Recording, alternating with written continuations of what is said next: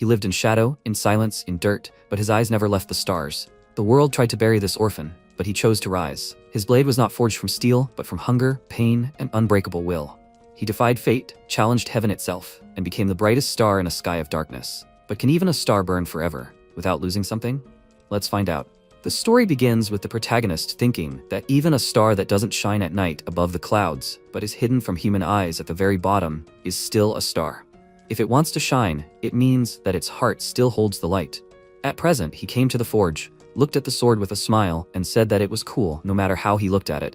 He turned around, because someone said that she knew he would come here. He turned to the red-haired girl who said that and called her Zamina. She told Vlad with a displeased look that he had given up this activity.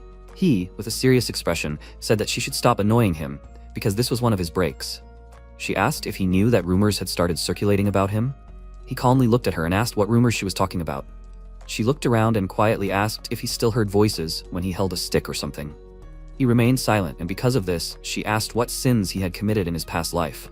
Who would have thought that lightning would strike him in the middle of the day, and black lightning at that? He should keep a low profile for a couple of days. They say that the new bishop is sensitive to signs and such.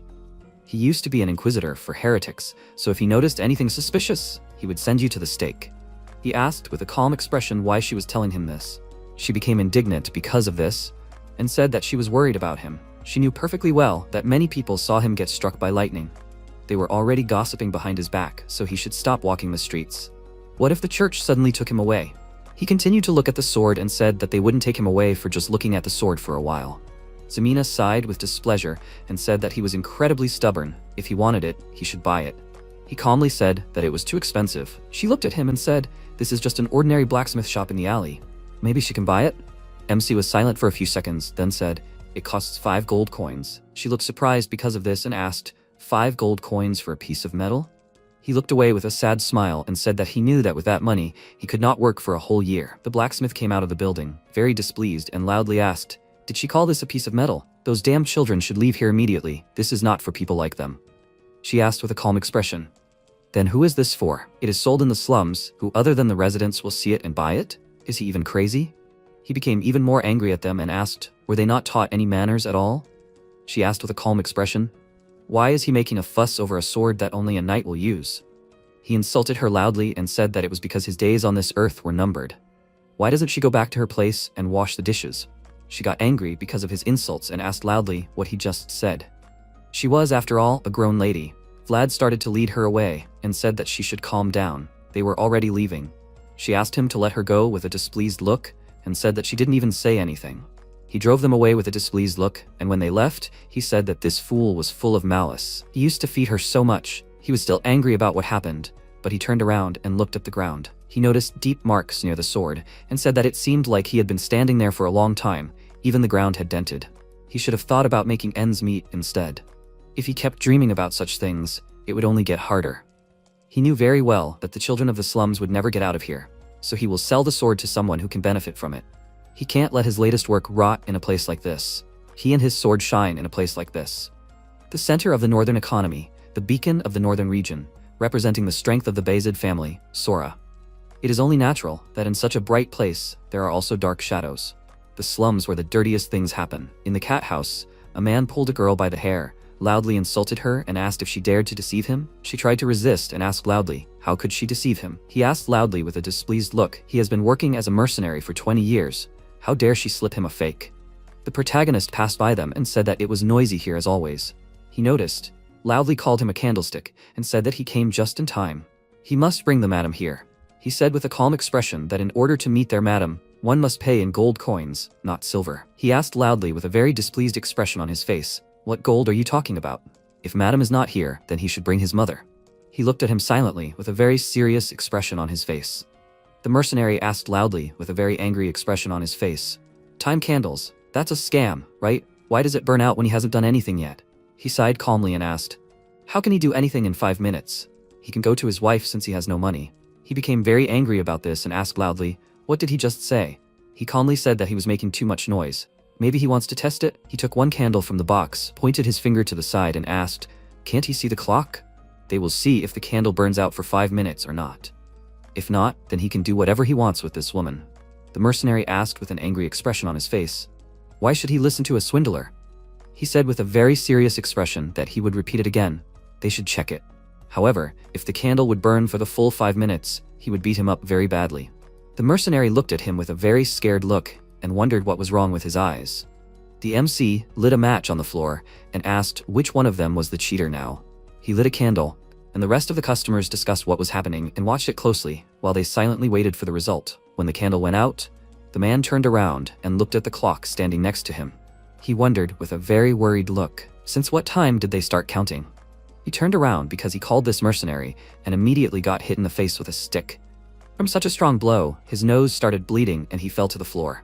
He told this freak with a serious expression on his face that it was exactly 5 minutes there. After that, he kicked him, and he fell to the floor in the next room. He went inside, closed the door behind him, and said with a serious expression that he was finished. The mercenary raised his hand with a frightened look and loudly asked him to wait. He did not listen to him, started hitting him with a stick, and said that he wanted to deceive them. What kind of mercenary is he, with such a big belly? Earlier, he asked him to bring his mother. He should be more tactful with people without the participation of mothers. The mercenary screamed loudly in pain after the blows, and he ordered him to shut up. After some time, Vlad said that it seemed that someone had damaged the candles. They were not 5 minutes. He does understand what he just said, right? He called Jorge, who was eating his breakfast, and said that someone had damaged the candles. He did not react to this in any special way and agreed with him. A girl came up to them and loudly asked who dared to ruin their precious candles. He looked at her and said that this needed to be found out. She loudly agreed and said that he must find the culprit. He pointed at himself with a confused look and asked how he would find the criminal.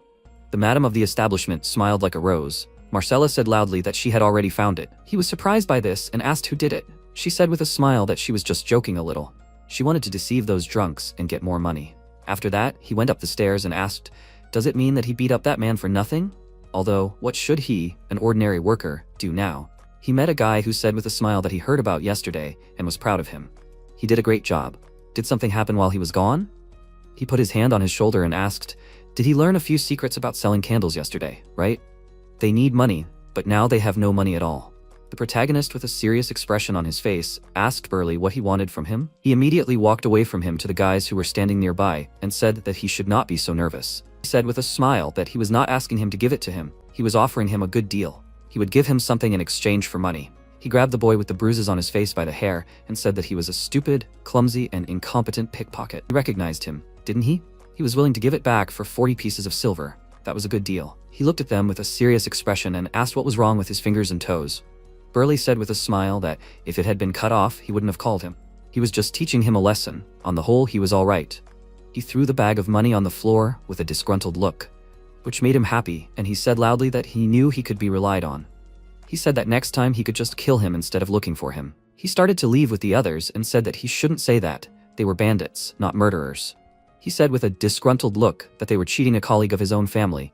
Burley continued to leave and said that he told them that it would work. After all, he was in charge of the stray children. He looked at the boy with a serious expression and called out to Ned. He asked him for forgiveness with a scared look and said that he was trying to be careful. MC, with a serious expression, was silent for a few seconds and asked if he had any broken bones. He refused, and then he said that in that case he should leave now before he did it. He agreed and thanked him for that. He walked away with a dissatisfied look and said that just like that, he was further away from the 5 gold coins again. After a while, the whale hunter from Captain Hoover's family showed his hand and said with a smile that he was lucky, however, because he did not lose his fingers. What happened to him was a lesson for everyone. By the way, he heard that they argued over the candles. Was that true? Vlad asked if he knew about it yet. He continued writing something in the book and said that rumors spread quickly, but no one seemed to believe it. Madam makes candles, but Marcella would not do that, right? He said with a serious expression that it seemed so to him too, and Jorge knew about it too. They would not do that. He said with a serious expression that, however, if they did it, then they must have a reason for it. There is a 90% chance that they need the money, and quite urgently. He must be careful. The organization might urgently need to get money only in one case. He immediately realized that he meant the war against the other organization. 5 heads who ruled the slums of Sor. Jorge, the pig butcher, the black bear, the dice player, the whale hunter, Captain Hoover, and the money bug, one-armed Jack. All the darkness of life, silently hidden in the shadows, would find him, as it did now. After some time, Jack entered the cat house with a crowd of people and asked with a serious look, "Where is its leader?" They looked at each other with a serious look, and the protagonist thought that accidents happen unexpectedly, and destruction is unnoticed. The money bug came here in person? So this is preparation for war? One of the crowd cried out loudly and asked, did he hear what the boss just said? Where is his boss now? He looked at him with a sullen look and said that he was a simple candle seller, so he did not know. He got angry because of this and began to insult him. He punched and broke the candle box and said loudly that if he didn't know, he should go and find it. This caused all the candles to fly in different directions. Everyone who saw this was very surprised and watched what was happening intently. He took a stick and started picking up the candles from the floor and said that all the expensive candles were broken. It seemed that there would be no more sales today. The guy got indignant about this and asked, does this impudent person not understand anything at all? He stopped next to him and said that he should put his feet up. He looked at him with a very displeased expression on his face and asked what he said. He looked at him with an angry look and said that he told him to put his feet up. He got angry about this, insulted him loudly, and swung his leg to hit. The MC looked at this with a serious expression on his face and thought that the fight was a microcosm of war. An appointed battlefield, planned circumstances, and complete determination. He hit him with a stick in the legs with a sharp movement, which made him lose his balance and start to fall. He immediately delivered another blow, which knocked out his teeth, and thought that this was the only way to be sure of victory. What happened was very surprising to everyone who was nearby and saw what happened. He stood over this guy, pointed the stick at him, and thought that the invariable rule of the alleys, the winner is on top and the loser is on the bottom. The other bandits got angry because of what happened and loudly asked how dare he do this in front of them. Jack raised his hand with a hook and said that they should stop. They listened to him, and he said that he liked him. He only has one arm, so he hoped that he would be understanding. Vlad looked at him with a calm expression on his face and said that he did not discriminate against cripples. He started laughing loudly because of this and called him crazy. He approached him and with a frightening smile said that they would talk in private later. Whose tramp did he take again? Judging by what he doesn't know, they died quickly. Georges came to them and attracted their attention by calling loudly to the money bug and asking what was going on here. He should have warned them about his arrival. Then, he would have fried some meat for him. He looked at him with a small smile and said that it seemed to him that they were not that close. He came closer and asked if, since they had guests, maybe they should go upstairs. Jack refused the meat with a smile and asked if he had any good alcohol. He said with a serious expression that Marcella did not disappoint in matters of hospitality. He also became serious and said that in that case, he would not mind trying. They left after him, and the protagonist sighed and said that he almost died. After some time, he collected all the broken candles in a box and asked how many he had broken. Jack came back, called him a rising star, and said that his boss had not refrained from complimenting him.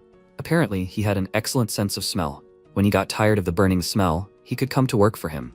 A guy like him could be useful. He said with a calm expression on his face that he liked it here too, because he was fed, paid, and given a place to sleep. He laughed out loud because of this and said that they could offer him that too. He threw him a gold coin and said what kind of broken candles they were. He caught the coin with a little surprise and said that it was too much. The money bug said with a smile that he should work for him and that he would give him as much money as he wanted. He left with the others and said loudly that it was very tasty here. Now they were leaving. MC looked at him and thought that he looked satisfied. Maybe they could come to an agreement? Zemina stood on the second floor, called his name and said that Jorge was calling him. After that, he sat down next to him. He gave him the dagger and said that he wanted to give it to him later. But circumstances forced him to do it now. He should always keep it with him. He looked at the worried people around him and thought that from the atmosphere in the room, he could tell that his conversation with Jack was a disaster. He said that he might not sell candles anymore. He asked, then what should he do? Collect money or patrol the area? He said with a serious look that they had received a tip that the one-armed Jack was attracting people from the outside.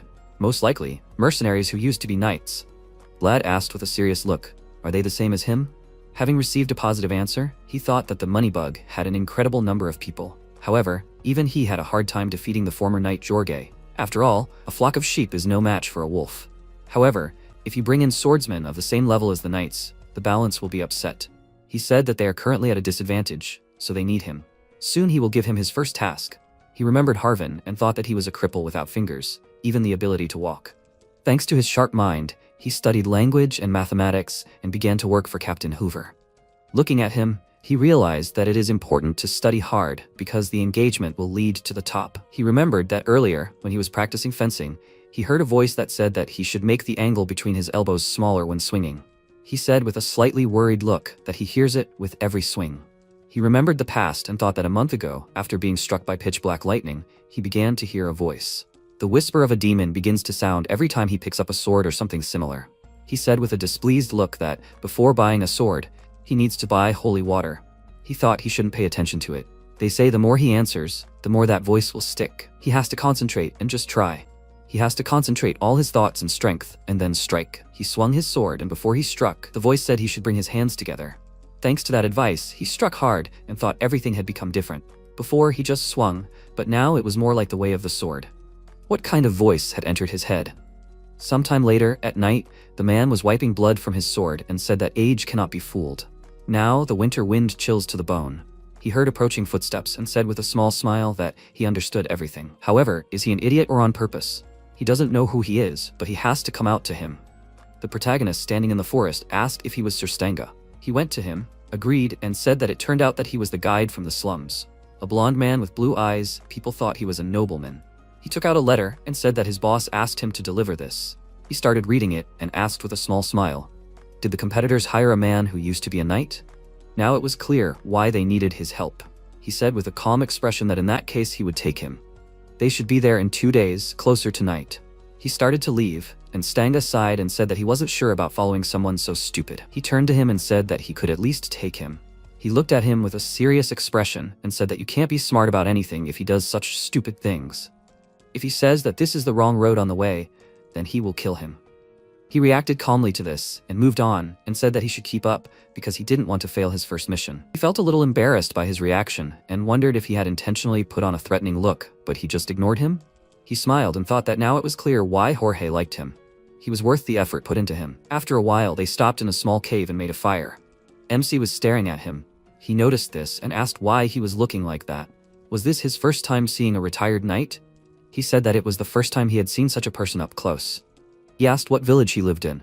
He didn't answer this question and asked, by the way, where was he from? Stanga said that he was from Dikia. He chuckled because of this and said that it was a real city. He got angry because of this and said that he shouldn't act like that because he could cut him in half. He took out the meat with a calm expression and said that he asked him not to say such terrible things. He had heard that knights' jokes were a threat. He was a little surprised when he saw fresh meat and asked if he would share with him. He said that he had not been given any more. Didn't he have any food with him? He took out some pieces of dried meat and said that he had some. Vlad started roasting the meat over the fire and he looked at it intently and thought that it smelled so delicious. He called him and asked if he wanted to know anything from him. He looked at him and asked why he suddenly asked that question. Stanga said with a small smile that for a piece of meat, he would answer one question. Such an opportunity does not present itself every day. He was eating his meat and asked how much meat he needed. If he wanted, he could just ask. He got angry because of this and said that he actually had honor. Knights get everything in exchange for something. He looked at him calmly and said that he was retired now. He said that even now he still adheres to this rule. He then calmly asked him his name and age, which he quickly answered, and after that he asked if he at least knew how to use aura. He smiled at this question and said that now it was clear that he was only innocent in appearance. Not all knights knew how to use aura, and using aura in real combat was completely different. The protagonist asked with a serious expression, so could he or not? He still didn't want to answer this question. Then he had an idea. He handed him all his meat and said that he could take it all. Stanga thought about it and said with a smile that a knight should only take what he could repay. He took out his sword from its sheath and said that there were times when he did what he wanted. However, for the past few days, he had only eaten jerky. He looked at what was happening very closely and wondered if he could really look at this. He stood up, held the sword in front of him, and looked at it with one eye. This caught his attention, and he asked why he closed his left eye. He did not answer this question. Began to concentrate and thought that he needed to generate peace from the depths of his soul. Energy began to appear around his sword, and he said that he should look closely. This is the essence of knights. He opened his eye, filled with energy against the background of the moon, and said that this is what is called an aura. After some time, they reached the city, and Stanga said that it was disgusting. He felt like a vagabond. MC said that it was good that they were dirty. After all, in this place it was better to look like a vagabond than a knight.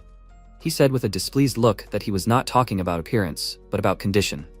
He has a knight's honor. Why should he go through this hole? He said with a calm look that he was told to secretly escort him, so you can't go through the main gate. They had to move on, and when they got there, he would prepare a bath for him. They moved on, and he looked around and said it was so quiet here it was even alarming. He walked ahead and said it was because it was night. They noticed something on the street, and he asked with a serious expression on his face, "Was it always like this?" He looked at it with a surprised expression on his face too, and said, "It wasn't." They looked at the many dead people lying on the ground, and Vlad said it looked like they had already fought.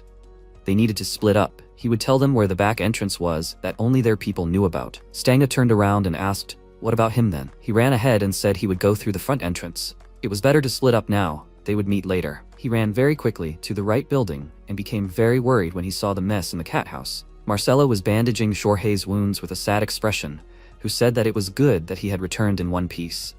The money bug had attacked them first. It was obvious that those with money were on a completely different level. He looked at them with a worried expression and asked if they were okay.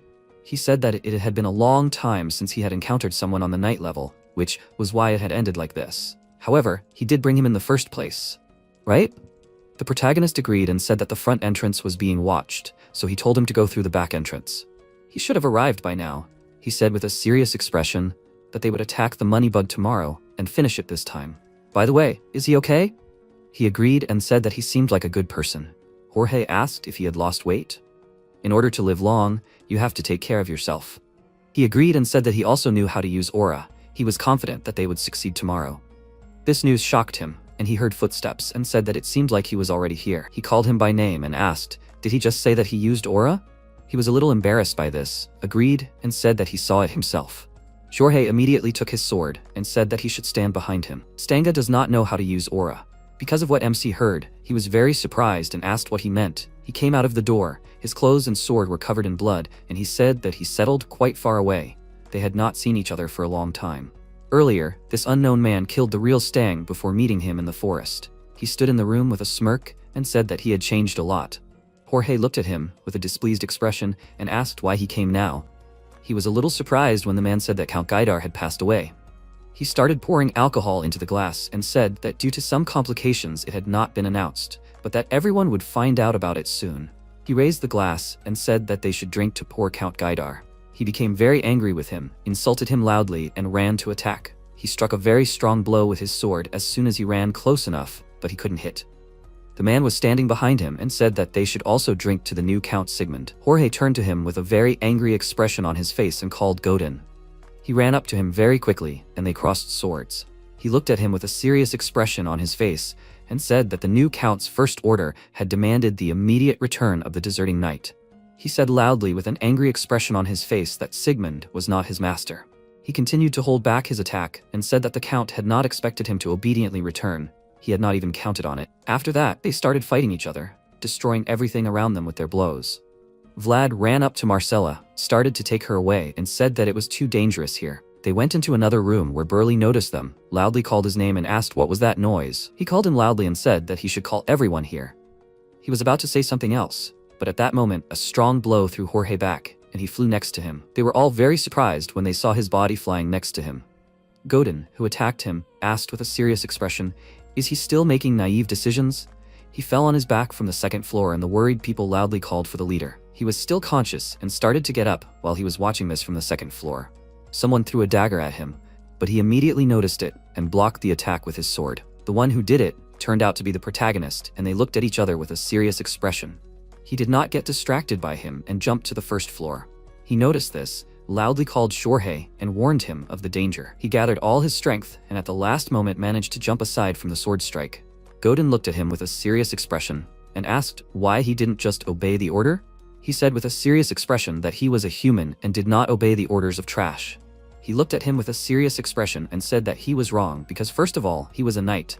He saw the guys who were holding swords next to him and said that the night was dragging on. He closed his eyes and said that now he wanted to rest. MC began to go down the stairs to them and became very worried when he saw that he began to use aura. He loudly asked him not to do it, but he didn't listen to him and released a very bright energy. He closed his eyes after that and asked with a surprised look, what was that anyway? He looked around and saw that everyone around him was very badly injured. He got very angry because of that and then looked to the other side and called out to Jorge. He fell silent when he saw something and remembered the past and thought that he was the first one to extend his hand to him while he was in the dirt of the alley. He was the first one to teach him and the strongest one he had ever seen. Quietly, the blue moonlight appeared and villainously smashed his world into pieces. He got very angry because of that and grabbed the sword from the floor and ran forward and tried to attack despite the voice asking him to stop. He missed his strike, and a little surprised Godin wondered how a street boy could know the way of the sword. He looked at him with a calm expression and said that it was impressive. Vlad ran towards him and loudly wished him death. He didn't have time to strike because he kicked him in the stomach very hard and threw him away. Because of this, he flew across the room and he looked at it from the side and thought that it was innate. He can't believe that he instinctively turned to parry the blow. He held his stomach after that strong blow, and the voice said that he had to breathe, he can't pass out now. He looked at him with a calm expression and thought that it was pointless to ruin his promising future. Even if he comes back with a sharper sword, he remembered the past when Jorge said that it was always nice to see such potential. He smiled because of this, called him and said that a knight takes only if he can give something in return. He looked up at him and asked what he meant. He threw him 2 pieces of meat and said that his name was not Stenga and that he was not 42 years old. He had taken too much from him, so he was returning it. However, he would take it. It was an acceptable price and his right as the winner. The protagonist looked at him with a serious expression on his face and said that he would kill him. Godin started to leave and said that in this state, he could not even ask for compensation for the pieces of meat. He became even more angry, called him loudly by name, and said that he would kill him. He must wait for this. After some time, Zemina helped him walk along the street of this city. His stomach hurt very much because of the last blow and he fell to his knees. Earlier, as he sat in the destroyed cat house, Marcella came up to him and told him that he should get up. Or did he want to die here? He did not answer her and continued to look down with a sad expression on his face. She slapped him hard across the face with her palm to bring him to his senses and said that he should pull himself together. Does he know the difference between the people living in the city center and the losers from the slums? The main difference is opportunities. They are able to get up even if they fell once, because they can afford it. He should look back and then he will see the result of this failure. They die if they fall once. This is their fate, so he should not miss the only opportunity. Currently, Zemina looked at him with a worried look and asked if he was okay, maybe they should go slower? He refused and said that she should go further because it was impossible for everything to end like this. A guy with a sword noticed them and said loudly that he found him. Jorge's favorite is here. MC held his aching stomach with one hand. The other grabbed her hand and said loudly that they need to run. They were running away from a crowd of armed guys and thought that their nest was destroyed. Even though they were just chicks, it was time for them to soar through the skies on their own. This group of guys lost them and asked where they had gone. Had they gone into another alley? They needed to check every nook and cranny. He wouldn't skimp. The guy whose teeth he had knocked out earlier said with an angry expression that he would make him pay for his shame. He said loudly that they should split up. He couldn't get far. They were hiding in a building, Zemina holding her breath out of fear, and he was holding the dagger Jorge had given him. He thought that if things continued like this, they wouldn't be able to escape. He called her by name and said that she should leave when things calmed down. She asked worriedly, what would happen to him? He said that they needed to get out of here somehow. They were close, so it was dangerous to move around together. She refused worriedly and said that she wanted to stay with him. He said that she had promised Marcella that she would only help him find a good place and then leave. She had to go back or to Harvin before dawn. She said with a displeased look that she had already said that she didn't want that. He said with a serious expression that she wasn't listening to him at all. Did it look like he could protect her? She was about to say something with a sad expression, but their attention was drawn to the fact that the one who lived there came up to them and asked who was there. She immediately picked up the knife that was lying on the floor, turned around, and they saw a man holding a lamp in his hand. The blacksmith looked at them with a displeased look and asked what they were doing there. She looked at him with a very tense expression and said loudly to the old man that he should stand still. He looked at them with a calm expression and asked what was wrong with them. They were the ones who broke into his house. She said loudly with a serious expression that she had told him not to move or she would hit him. They looked at each other in silence for a few seconds, and he said that he understood what situation they were in, so she could lower her weapon. Zemina thought about it for a few seconds and said loudly that he should give them the sword. The old man was surprised by this and asked what she said. She said loudly that she meant the sword that he had hanging. It was not safe outside the city now either. She was not joking. He should give it to them. Vlad looked at her with a serious expression, called her name, and said that she should put the knife down. She did not listen to him and loudly demanded that he bring the sword. The blacksmith looked at her and thought that this is what the slums are really like. The true nature of people who need to take something from others in order to survive. He was the same as them. It seemed that now it was her turn. He said with a serious expression that it was sad. He did not have time to finish because she squeezed the knife in her hand and screamed loudly. The main character was very worried about this. He reached out his hand to stop her and called her by name. The blacksmith closed his eyes with a calm expression on his face, and she unexpectedly cut off her hair. She started crying, held out the hair and said that it wasn't enough, but she would definitely repay him later. She begs him to give him this sword. The blacksmith looked at the hair lying on the ground, then looked at him and asked, "Are they going to leave?" He agreed with a serious expression on his face.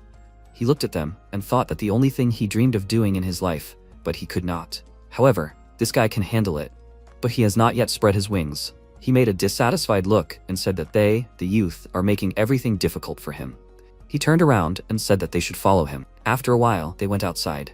The blacksmith was dragging a cart with garbage, and Zamina was helping him and said that it stinks very much here. He said that this was their only way.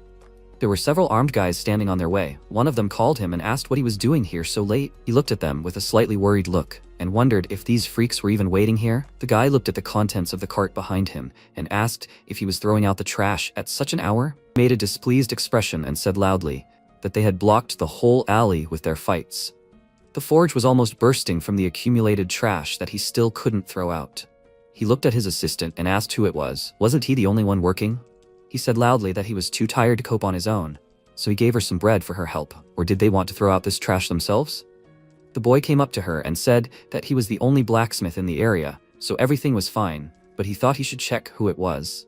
He lifted her hood with his sword and said with a serious expression that she shouldn't move unless she wanted him to cut something off. He cut Zamina's hood with a swing of his sword, and she made a face and said how hard it was to make a living. Because she had cut off her hair, he didn't recognize her and said that they could move on. The blacksmith looked at him and asked what they were even trying to find. He looked at him and said that they were looking for the blonde man Jorge was taking care of. They couldn't find him. He was still looking at him and asked if they could go. The boy said that he would have to make sure. He called one of his comrades and said that he should check the carriage. They were all very surprised by what they heard and began to worry. The guy said that, however, they should not do it here, they should move after him. The old man thought with a dissatisfied and worried look, "Do they need to go somewhere? They cannot go somewhere after him." They walked away together, with this guy. Walked away from the rest, he began to examine the contents of the cart and said that they had a lot of things. His attention was drawn to the stick that MC had practiced with earlier. She began to panic very much because of this, and he looked at her with a serious expression on his face silently. He squeezed his spear in his hand and said that he asked them not to be angry because this was his job. He stuck his spear into the garbage lying on the cart, which made them very worried. He deliberately missed and said that he heard that Harvin launched a ship and everyone went there. They think that he has some reason for this. He should just keep it in mind. He pulled out his spear and said that they can go on. They went further, and he said that this was for the 40 silver coins that his brother owed him. Vlad heard him, called him Otar, and thanked him for it. After some time, they reached the right place, and the blacksmith said that they had finally arrived. From here, the garbage falls outside the city. Zamina could hardly hold back her tears, said goodbye to him, and said that she hoped that everything would be fine with him. After that, they threw a pile of garbage along with him into this hole. The old man, with a slightly sad expression on his face, thought that the star he was holding in his hands was what the old man had created, putting his dreams into it, and it was paid for with the girl's tears. After some time, the main character went into a cave, made a fire, took the sword in his hands, and asked if anyone could hear him. The voice in his head agreed, and then he asked who he was. The voice answered that he did not know that. He said that he knew so much about swords, but did not even know who he was. It seems like it's for the best, they can help each other. He will help him get his memory back, and he should be his sword. He doesn't care even if he is the devil. He is only afraid of the fact that he is nothing. The voice agreed to this and said that he will tell him about his sword. After some time, in the military camp, the second son of the Bayezid family, Joseph put a chess piece on the map and said that it was too easy. A man named Jagger entered his room and told his master that he had just returned. He looked at his expression and said that something seemed to be bothering him. Is he worried about something? He said with a serious look that it was too easy. He came to his desk and said that the monster hunt was going smoothly. There were few victims. They were all mercenaries. He asked, aren't deserters considered missing? A steady result with no deserters. Everyone will doubt his ability to command. Father and vassals, that's understandable. And of course, Rudiger, his half-brother on his father's side. He thought that at this rate, it would be the end. If he didn't become the next count, then his half-brother would obviously. The Bayezid clan, famous for its army, had already left its mark on history.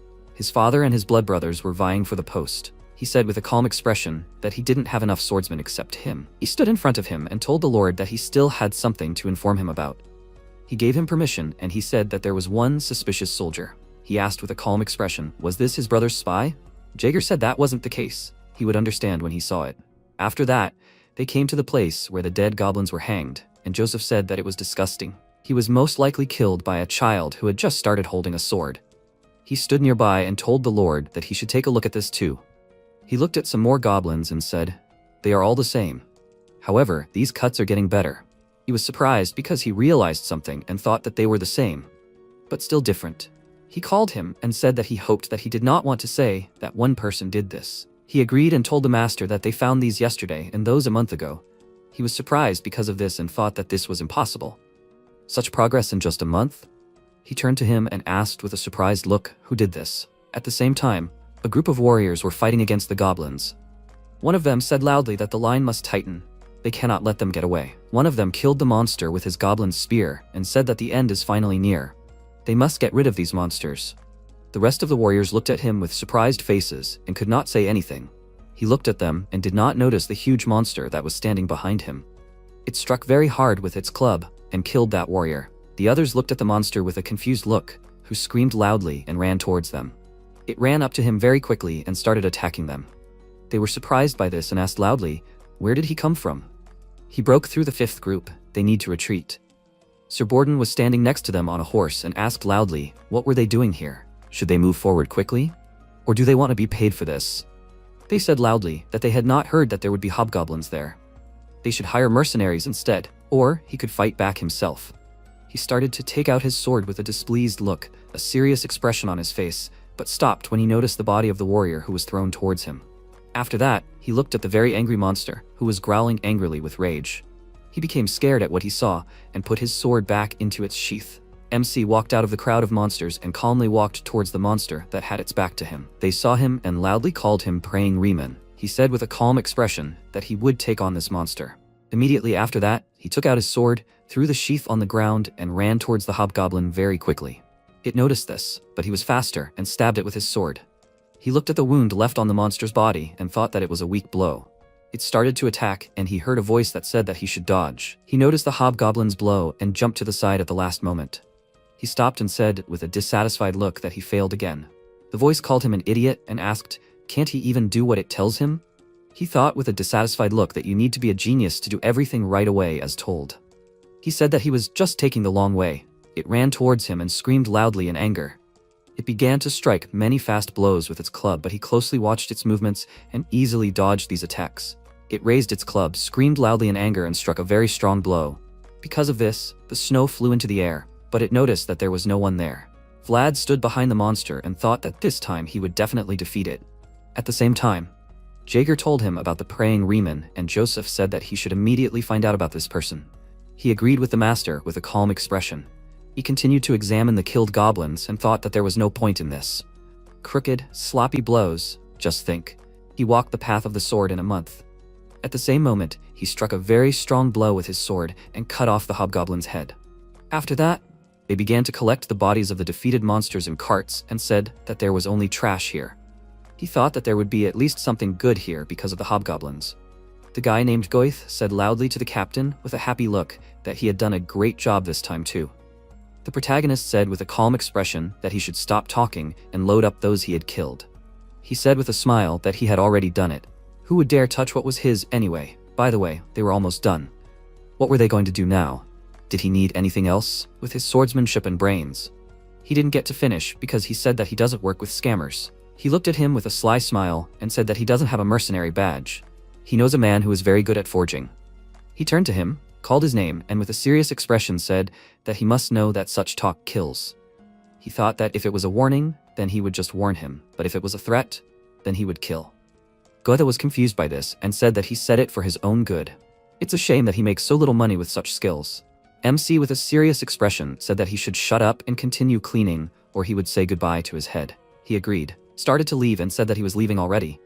He thought with a displeased look that sometimes something needs to be done with him.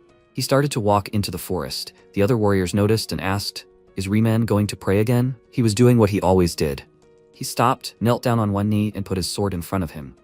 They looked at it from the side and said that it looked really cool. Maybe he really was a nobleman.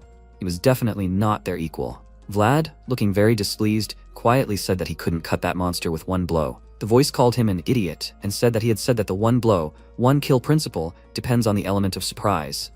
He quietly asked, what does that even mean? The voice said that when he takes up the sword, the enemy does this, and he must do otherwise.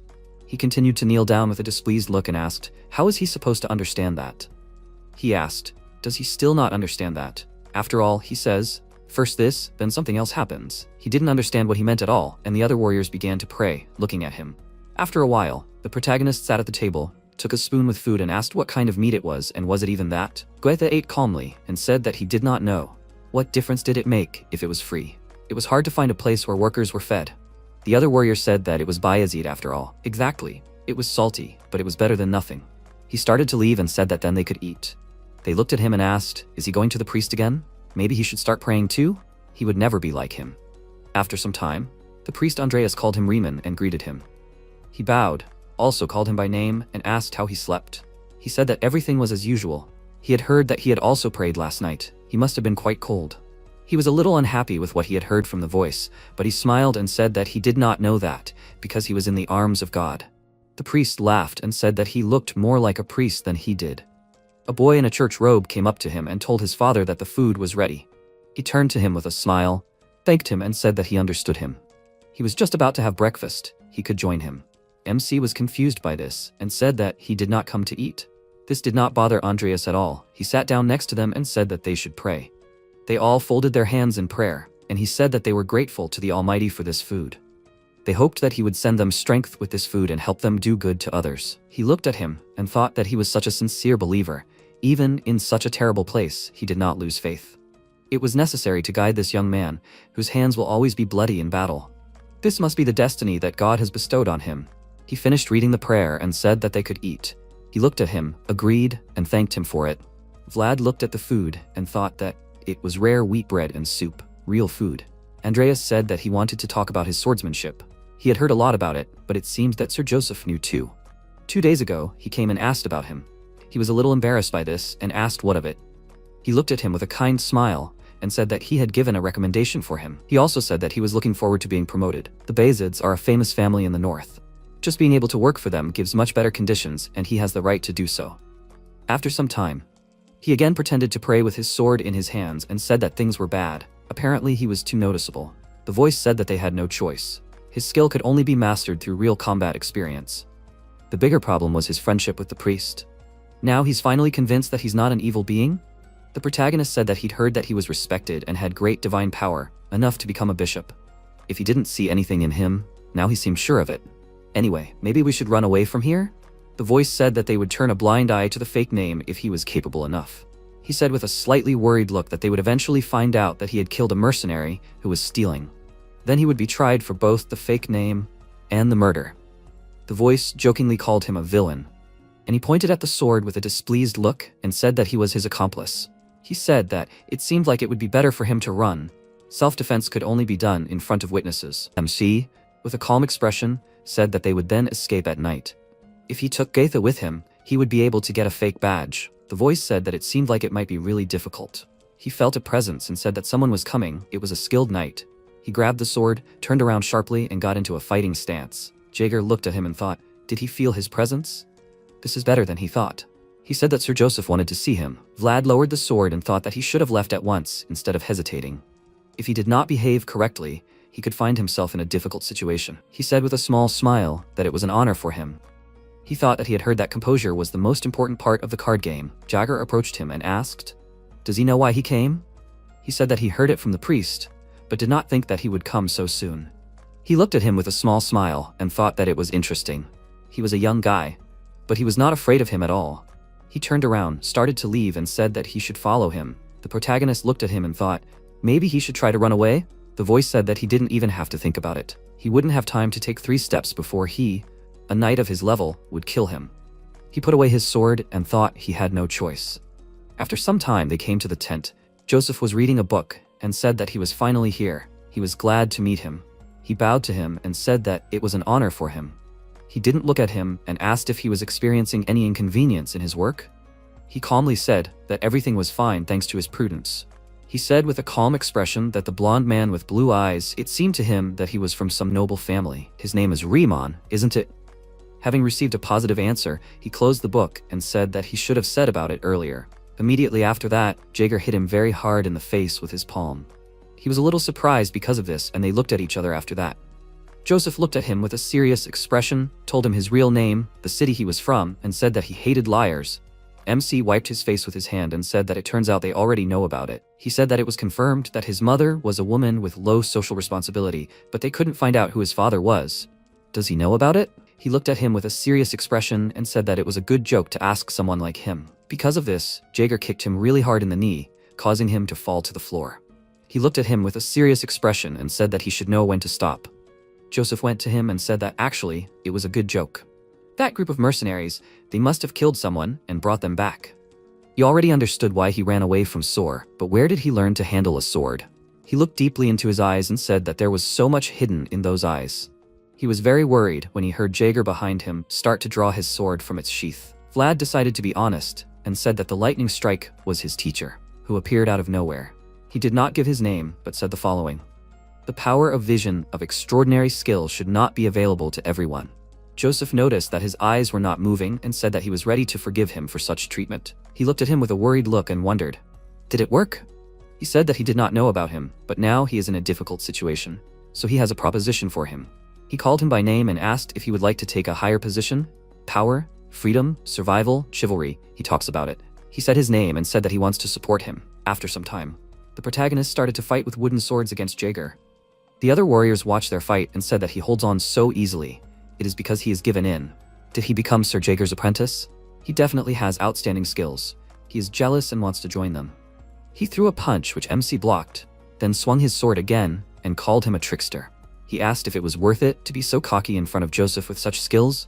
He should know his place. He blocked his attacks with difficulty and thought that they were of different levels. If he dodges, he immediately follows and his punches are difficult to block. He got an idea. He redirected his punch and threw a punch back which was blocked. The warriors looked at what was happening in amazement and said loudly that he had done well. He was very good. Jaeger easily held back his blow and said that it was good that at least he could do that. He looked at him tiredly and thought that it had failed again. He simply let him show himself. He said that in the morning and in the evening, they would continue such sparring twice a day.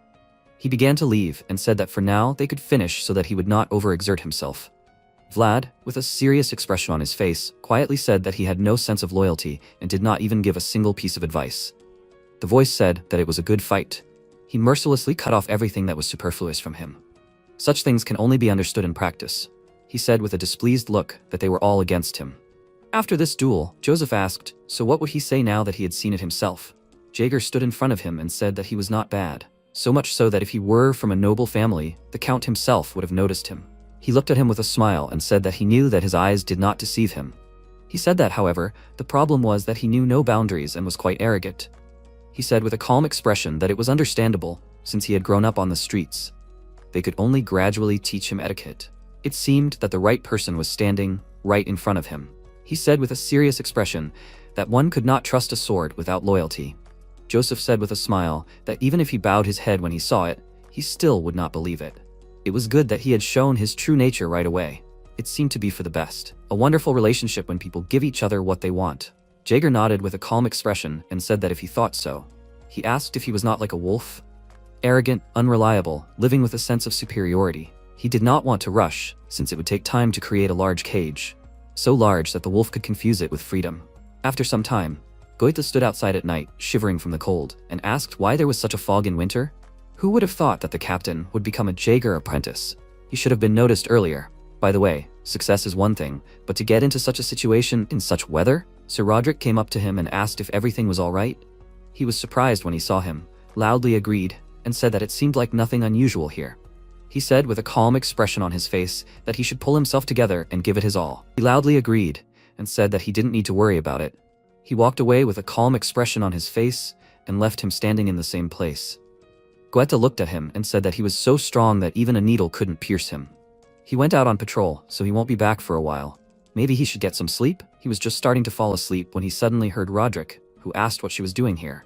He woke up immediately and with a frightened look wondered if he had left yet. He asked, "What do you mean? Is she looking for a child?" He listened to this and wondered who he was talking to. He turned around at the voice and wondered who he was talking to. Roderick was standing not far from him and told the woman that she was crazy. The woman was about to say that she was looking for her child, but did not finish. Goethe watched this from the side and wondered why she stopped. He began to slowly approach him and wondered where he went. The camp was on the other side. He noticed dark energy around Roderick, and looking closer, he saw a frightening and elongated face of the woman. After some time, Vlad was walking through the forest and said that his whole body hurts. Could he slow down a little? The voice called him a newbie and said that such an opportunity only happens once in a lifetime. Many are willing to pay for the opportunity to fight Jaeger, because he is a knight of such a high level. He remembered with a displeased look how he looked during sparring and said that it seemed like he just wanted to beat him. He said that thanks to this the quality of the fight increases. Anyway, it is important. He looked away with a slightly displeased look and said that it upset him. His attention was attracted by the fact that Goethe began to quietly call him. He noticed him and he, hiding behind a tree, called him and said that he should come to him for a minute. The protagonist looked at him and asked when he came back. It seemed that the team of fighters had not returned yet. He looked around warily and told the captain that he was planning to escape at night. He must not forget that he came here to find him. They should definitely meet up later and have fun. He looked at him with a serious expression and asked what the hell he was saying. Goethe with a worried look said that he asked to take his words seriously. He saw it with his own eyes. This forest they are taking over is cursed. Does he know that some soldiers have escaped? Although the pay is good here and the supplies are pretty good. In fact, they didn't escape. It was the forest that took them. They weren't deserters. They were missing. He remembered the woman's scary face and said that he had seen it himself. There are ghosts in the forest that kidnap people. MC didn't believe him, raised his hand to hit him, and said that he should know when to stop, even if he is talking nonsense. He raised his hands to defend himself and said loudly that it was all true. He swears. Even a knight went missing yesterday. He immediately lowered his hand and asked, "Is he talking about Sir Roderick?" He agreed and asked, "Did he check on the way back and does he know what was there?" Everyone who went missing had black hair. After a while, Goethe walked through the forest with the army following him and thought with a disgruntled expression that he should have just packed up and run without thinking about politeness. Jagger rode on a horse and asked if he could be trusted. Vlad walked next to him, refused and said that, however, he was not mad. He thought with a serious expression that Sir Joseph considered this an opportunity and not an ordinary show fighting monsters. If they found something unusual, it would be more useful. However, it worried him. He asked, "All the missing ones were black-haired, right?" He looked at him and said that there were 3 knights at this post, but they did not notice anything. He said with a calm expression that this meant that they were useless. He thought that, however, he cannot stay here either. If even Roderick was missing, someone more experienced should go. Goethe turned around, called him and said that the fighters had returned. They all stopped in front of them, bowed, and one of them said that he was Aaron, Sir Roderick's apprentice. Jagger looked at them and asked if they had checked the entire forest, but found nothing. He agreed with this and said that despite the fact that experienced mercenaries were walking ahead, they had not found a trace. He thought that it seemed like he needed to verify this personally. He waved his hand and said that they should split into groups of 3 and explore the area. They should disperse, but be within sight of each other. After some time, Goethe with a displeased expression said that this was not right. How could he do this to him? He was a swindler who enjoyed the respect of others. The protagonist was walking next to him and said that he should stop talking and continue searching because he would give him something. Jagger approached them and asked if they had found anything. He refused and then he called them useless. MC with a calm expression looked at him and said that he was from the city. He asked how they found the missing people in the alleys. He said with a calm expression that it was easy. You could catch someone and demand information. He looked at him with a displeased expression and said that he was really useless. He looked around and thought that the sun was setting, which meant the day would soon be over. Maybe it was time to return to camp? He looked to the side and asked if they had searched on the other side of the river. Goethe said that as far as he knew, he had not crossed the river. There was no such direction of attack. Jagger thought with a serious expression that they had not found anything in the forest so far. They would not be able to find Roderick and the unknown woman here. He said that they should gather all the mercenaries and then cross the river. He agreed and started whistling loudly. He stood on the river and said that the ice was quite thin. Vlad stood next to him and said that it was because winter was ending, but it was still possible to cross. He said that if they spread out, everything should work out. Warriors came to them and one of them asked, "Did they find him?" Goethe looked at them and said that they could not find anything. Jagger turned to them and said that they were expanding the search area to the territory beyond the river. Since they all agreed to this, after which the first group of warriors went across the river. Goethe sighed heavily and worriedly, which the protagonist noticed, turned around and asked what was wrong with him. He looked at the river with a very tense expression on his face and said that he had a bad feeling. He said calmly that it was natural, he was just afraid. He was indignant about it and said that of course he was afraid. He was not like him. People like him could survive only thanks to their instinct. However, now it was telling him not to cross the river. He looked at it with a calm expression on his face and said that he did not know much about instinct, but he knew one thing. If he ran away, he would die an unpleasant death. The only one who would run away from the scene? Even if it were him, he would kill himself. He should stop worrying and move on. He would only survive if he crossed the river. Goethe, looking frightened, began to slowly follow him and said that he was warning them not to do it. He called out to the captain in fear and asked, "The ice could crack, right?" He calmly agreed and said that if he kept talking, it would break and he would fall into the water. He fell to the floor and said that he could not go on. MC grabbed him by the collar of his clothes and said that he should go, only they were left. He looked down with a very scared expression on his face and started screaming loudly in fear. He was unhappy with his behavior and was about to say something about it, but immediately changed his mind when he noticed the same thing as him. Goethe looked under the ice with a very scared expression and said loudly that there were corpses in the river. The other warriors immediately stopped and looked there too. They started to panic and said loudly that the ice was breaking, they should cross the river faster. Unexpectedly for them, the dead began to float up from the bottom and break through the ice to the outside. The warriors found themselves surrounded, and one of them asked loudly, "What is this? What should they do now?" Jaeger looked at what was happening with a serious expression on his face and thought that it was a trap. A carefully prepared trap, as if they knew that they would come here. Night and darkness, this is no place for the living. At the same time, Andreas prayed in front of the cross and told the Lord that he was grateful for watching over them. He asked that he continue to show them the way with his light. Jin was a little embarrassed because he stopped praying. He started shaking, and he called for the Lord priest. He looked at the bowl with a surprised look, which began to be engulfed in dark energy. At the same time, a woman in a white dress came out to the river and asked where her child was. One of the living dead ran to the frightened Goethe, who was very scared, and loudly called for the captain. Vlad killed this monster with one blow of his sword, which was about to attack him. He immediately turned around, saw the next group of monsters and killed them all with quick blows. He watched this from the side with a very scared look, and he turned around and loudly told this idiot that he should get up and take his spear. He refused to do this, and he turned around with a displeased look and looked around. The voice said that he should stay calm. First he should think, and only then act. He saw how groups of monsters were getting out of the river, while the rest were surrounding the warriors, and thought that they would not be able to get to the others. I wonder if Sir Jaeger is okay? At the same time, with a calm look, he was killing crowds of monsters with smooth movements that were attacking him from all sides. The rest of the warriors could not win, and were screaming loudly in pain. He thought with a dissatisfied look that there was no end to them. They had planned this ambush well. He does not know who planned it, but he knows exactly who is behind it. He began to prepare to use his aura, and thought that he had no time to waste. Another crowd of monsters was running at him, but he activated his aura and killed these monsters very quickly with his energy. The rest of the warriors looked at him with a joyful look and said loudly that they should all come here. They have Sir Knight. He defeated the monsters with a serious expression on his face, called the main character's name loudly, and said that he must follow the agreement. He defeated another undead man, called his name loudly and asked what he should do. Jaeger continued to fight and said loudly that he must return to the camp and protect it at any cost. He must protect Sir Joseph, as he should. He did not dispute the order, agreed, started to run away and loudly called Goethe with him. He looked at him with a frightened look and loudly asked the captain to wait. He looked at him with a serious expression on his face and thought that he hoped that they would get to the camp safe and sound. He heard the sounds that the monsters made nearby and turned around abruptly.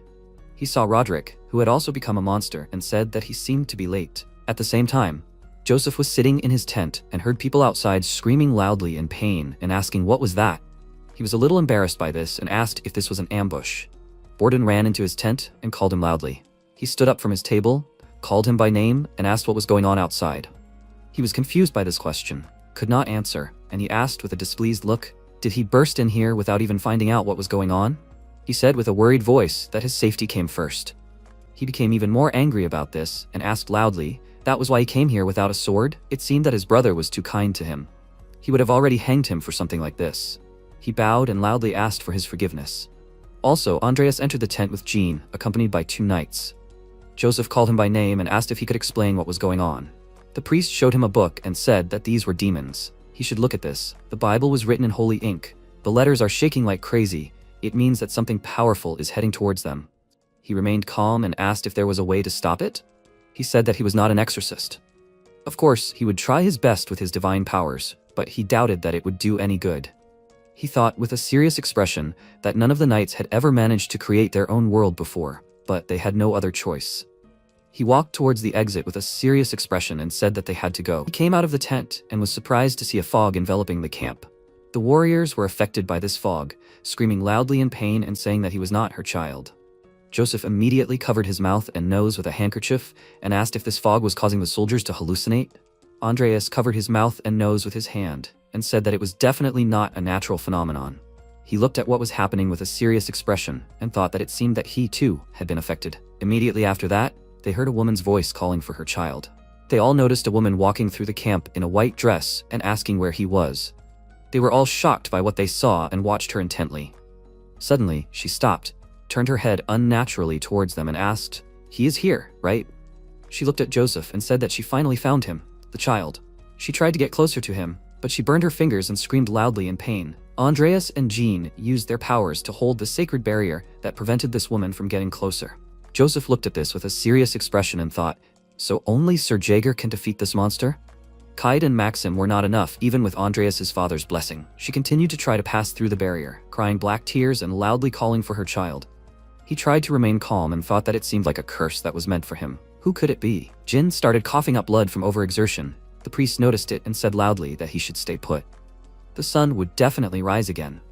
Because of what happened, the woman was able to put her hand through the barrier. He noticed it and wiped the blood from his face. He immediately started supporting the barrier again, and she screamed loudly in pain.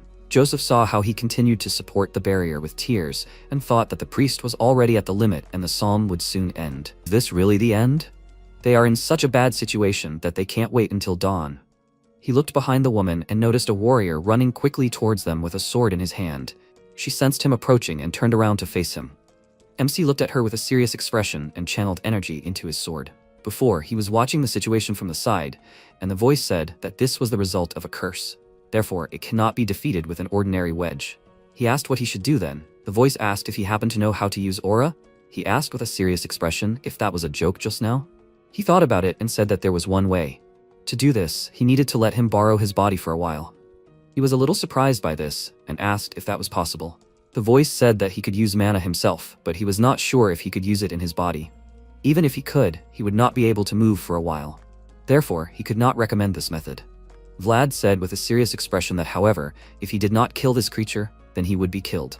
He stood up to his full height and decided to act on his plan. The voice asked, "Is he absolutely sure about this?" He said with a serious expression that he had made a promise to Joseph. It was his duty. He offered faith in exchange for loyalty. The voice said that he respected his decision. At the moment, he ran very quickly towards the woman, who looked at him with a frightening look and screamed intimidatingly. When he ran close enough, the voice said that it was time now. He should close his right eye. As soon as he did this, he found himself in an unknown space where there was a tornado with lightning and thought, "Is this the world of the voice?" At the same time, he took control of his body, directed the energy into the sword, and with a serious expression on his face, dealt a very strong blow to this monster. Everyone who was nearby and saw what happened was incredibly shocked. Right after this attack, the protagonist fell to his knees and screamed loudly in severe pain due to the use of aura. Joseph looked at him with a worried look and called out his name loudly. He fell to the ground and was shaking due to the intense pain. He looked at him, recalling that blow, and thought that just now, those were definitely traces of aura. He has no idea how he achieved this, but he is sure that he had to pay for it. The woman remained alive after this attack, began to crawl towards him while he was exhausted, and called out for her child. Joseph ran towards him with a slightly worried look and loudly said that they should not stop praying. He helped him to his feet, called his name loudly, and told him that he should hold on to him. She continued calling out for her child and grabbed his leg. Because of this, he fell to the ground and with a tense expression thought that he hated this fragile body of his. Can't he even cope with this? Borden ran up to him, grabbed him by the clothes, and said loudly that he was asking for forgiveness for his insolence. Immediately after that, he threw them both back with a sharp wave of his hands. The woman continued to stretch her hand towards him and screamed loudly in offense. They both fell next to the priest, and Joseph said that for the first time he was glad that he was on his side. In response to this, he thanked him loudly. MC regained his strength a little, picked up the sword, stood up, called the priest, and said that he was asking him to bless his sword. He needed to relieve this woman from suffering. Andreas looked at him with a serious expression and said that he understood. He took it, ran his hand over the blade, leaving his blood on the sword, and said that he blessed his sword. He took it back and thanked him for it. After that, he approached the woman and stopped in front of her. She continued to cry all this time and asked him to help find her child.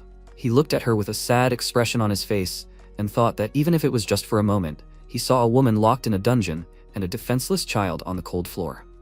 In this vision, he saw her trying to reach for the child and loudly begging for him to come back. He thought that this woman could only beg while her child was dying in front of her eyes. This is a terrifying sight for a mother. Vlad, with a serious and sad expression on his face, swung his sword and said, "Rest in peace." He pierced her with his sword, because of which in the end she came to her senses, and before dying asked, "Where is her child?" At the same time, in another place, a man in a dark robe was sitting and concentrating energy over a small chest with a smile. Unexpectedly for him, this energy disappeared, and he thought that he no longer felt its presence. Was she killed? But who did it? Among them, only one knight can use aura. Jaeger found him emitting a strong aura and said that so he was the rat who was manipulating those dolls. After some time, Jaeger with a calm expression asked, "So it was him? Is he the one who controlled the dead in the darkness?" He held the man by the hair and said that he thought so. He held a chest in his other hand and said that it also seemed like that woman was looking for this. He looked at it and said that it looked like a child's coffin. He should give this to the priest. They will investigate everything when they return to Varna. It seems that their expedition ended in failure. Jaeger stood next to him and said that he had no excuses. He said that it was a complete failure, but for some reason he felt relieved. He asked how that guy was feeling. He said with a small smile that he seemed to have found the right person. The one who would become his sword. It shines brighter than the others. After some time, the protagonist woke up with a confused look and asked, "Did he sleep for 3 days?" The voice agreed and said, "That's why he should be more careful next time." He didn't know the side effects would be so strong. He said that he was glad though, because he thought they would pack up and leave right away. The voice said that they must have been waiting for him to recover. Joseph seemed to be very worried about him. He didn't respond to this and walked out of the infirmary. He looked around and said that the camp was empty. So, it's no wonder that everyone ran away after so much trouble.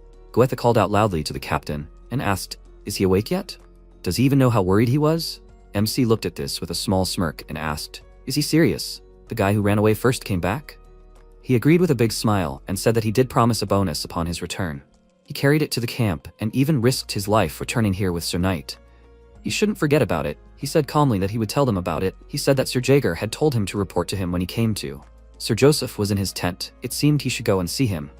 He started to leave, agreed, and wished him a good shift. Goethe waved his hand at him and asked loudly, he wouldn't forget to tell about him, would he? Vlad sighed discontentedly because of this and said that he was incredibly clingy. When he came to the tent, Joseph poured himself some wine and asked, he could drink alcohol, right? He agreed and said that he once worked in a cat house, but he never drank such expensive wine. He said with a small smile that it was a drink for aristocrats. First of all, he would like to thank him, because he could have just run away. He asked calmly, they had an agreement, didn't they? He agreed and said that he promised to swear faith, not loyalty. He thought that even though it was a verbal agreement, he had fulfilled the terms. He could not afford to lose such a man. He needed to make him his subordinate. He put a glass of wine on the table and said that it was now his turn to fulfill the terms of the agreement. He needed to reward him for his actions. He wanted to formally invite him to the Bayezid family. After some time, they reached the Bayezid district, Varna. Jaeger approached him and told the master that he had sent all the mercenaries. Joseph said that this was excellent. They would stay here for a day or two. He needed to report on the results of the expedition. He looked back and saw the protagonist actively looking around. He approached him and asked if this was his first time in Varna. He looked at him and said that he was appearing everywhere for the first time. He called him a country bumpkin, with a calm expression. Joseph looked at him and said that he could take a day off and walk around the city if he wanted. He bowed to him and thanked him for it. Jaeger, with a serious expression, said that he should not get lost. He should return to the city council building by dinner. He agreed, but when he left, he looked at him with a displeased look. The voice said that it seemed that they were both crazy about him. MC, with a displeased look, said that they would strangle him someday from great love. Without taking this into account, since they were well paid for the expedition, he should go eat something tasty. I wonder what this city is famous for. He stopped because Jin took his hand and called him by name. He turned to him and asked how he could help. He said with a kind smile that the priest would like to invite him if he was free. He looked at him and asked, does the priest want to see him? After that, they came to the church. He was surprised by the size and said that even the church in Suara is not that big. He said with a smile that although the capital of Bayezid Sutram, the religious center, is in this city, he can wait inside. The priest will come soon. Vlad went inside and was even more surprised when he saw the interior. He thought that he had just thought about it. They called him praying Riemann, but in fact he never prayed. Why did he feel guilty about it now? Andreas called him by his real name and said that he was sorry for making him wait. He said with a small smile that everything was fine. He was grateful to him for inviting him. He laughed and said that it was not worth thanking. He handed him a small object and said that he should take it. It was his personal card. Sir Joseph most likely prepared this for him too, but usually it is given out in the church, since the blessing of the Lord is given everywhere. The protagonist was very surprised by this and read that the priest was his guarantor. He patted him on the shoulder with a smile and said that he should not be shy and come to them in difficult times. From that moment on, he was his guarantor. He knelt down and thought that a kid from the gateway like him, who did not even have a birth certificate, was able to get a guarantor and write his name in this huge world. From that day on, he was no longer a slum dweller, but Vlad from Sor. After some time, they all went on a journey, and Joseph said that the county of Bayezid consists of 12 small and 3 large cities. The logistics center, Sor, the religious center, Varna, and the capital, Sutram. When they entered the building, Jagger with a serious expression said that they were now guests of Sir Joseph. They must keep in mind that any foolish action will affect his reputation. They should not run around here like hillbillies. It is better to sit quietly. MC looked at him and agreed with him. He said that the servants would bring refreshments. He was about to say something else, but changed his mind and said that they should wait and not eat anything. If they eat like barbarians, it will only create a reason for bad rumors about them. He was about to say something about this, but he said that he should shut up and not eat anything. They entered the room, and Goethe, with a surprised expression on his face, asked, "Is this really a foster home?" The Bayezid family is simply incredible. He, with a calm expression on his face, said that he knew about it. Their attention was drawn to a man named Rutiger Bayezid, who said that he had never met them before. He wanted to laze around here quietly. He approached them and with a serious expression on his face asked, "Who are they?" Vlad looked at him with a very worried expression and thought that he looked familiar, but his aura was on a completely different level, as if he could cut a person in half with just one look. Goethe bowed, said his name, and said that they had accompanied Mr. Joseph on an expedition. The man said that he understood him. After that, he turned around and he said his name with a serious expression. He looked at him with a calm expression and said that he had never heard of him. He thought that his eyes were full of rage and he was not hiding it at all. Is he self-confident, even in front of him? It seems that Joseph has gotten his hands on a very useful guy. He likes him. He took out some peanuts and asked if they wanted to eat. He said with a serious expression that they were told not to eat anything here. Goethe was very surprised by this and thought, is he completely crazy? How can he refuse high-ranking people like that? Rudiger looked at him with a dissatisfied and confused look and asked, is that so? As a result, his first act in the Bayezid house was to refuse the peanuts that the Count's eldest son offered him. He ate the peanuts himself and said that it was very tasty. At the same time, Count Peter asked, he said, his name is Vlad, right? Joseph agreed with him, and he said that they did not have anyone special except Jaeger, whom his mother brought. If he could raise him to be as good a knight as everyone else in their family, he would reward him. He bowed and thanked him. He looked at him with a serious expression and said that he understood that the sword was not his strong point, but he should not forget that he was a Bayezid. He agreed with this, and his father calmly asked, was he feeling better already? He agreed again, and he said that he could go. He advised his father to rest and began to leave his office. Peter looked at him and said that he needed to give him some medicine. His advisor Ragmus asked he would definitely be happy, and Mrs. Oksana too. He agreed and said that she was very caring towards her son. By the way, what did he think of his report? He said that it should be taken seriously. Strange things happen all the time. He was clearly displeased and said that it was necessary to find out who was behind this. How dare they do such things on his land? He said that, however, there was a report from Varn, a really interesting combination of the risen dead and curses. They believe that this is the work of either a great dark magician or a weaker couple. Peter, with a serious expression, said that if there were more of them, it could be a whole group or an organization. He agreed and said that it was possible. He started to get up from his chair and said that in any case, it did not change anything because the House of Bayezid must remain unshakable. They were ready to do whatever it took to get rid of those who dared to stand in their way. He hopes that they will find them soon, those who threatened his son and created chaos on his land. Joseph entered the room and said that the report took longer than he expected. How long did they wait for him? They turned to him and he said loudly that it was not so at all. He looked at him and asked, his name is Goethe, right? He loudly agreed with it, and he said that they will talk about his reward tomorrow. The servants will show him his bedroom. He can go and rest. He said with a slightly confused look that in that case he will go. When he left that room, he sat down on a chair and asked, now can they talk? He saved his life and decided to dedicate his sword to him. Is that right? The protagonist agreed, and then he said that he would dedicate his sword to him, but in contradiction he wants to be free. It is necessary to clarify this. What exactly does he want to do with his freedom? If he says, then he will think about whether he can give it to him. He asked with a serious expression, the knight who resembled the blue moonlight, Godin of Gaidar, do they know him? Joseph looked at him and thought he was just a useful guy, but he had such an unusual story. He asked, so the unknown person who destroyed his cat house was this person? He thought with a serious expression that he would never forget him. He killed his savior, destroyed the world he lived in. He agreed with him and thought that, however, he can't help but admire him. He said with a serious expression that there was nothing he could do to help him. This man was beyond his influence. MC thought that he expected something like this. After all, he was just the son of a count. However, he was still grateful that he told him the truth.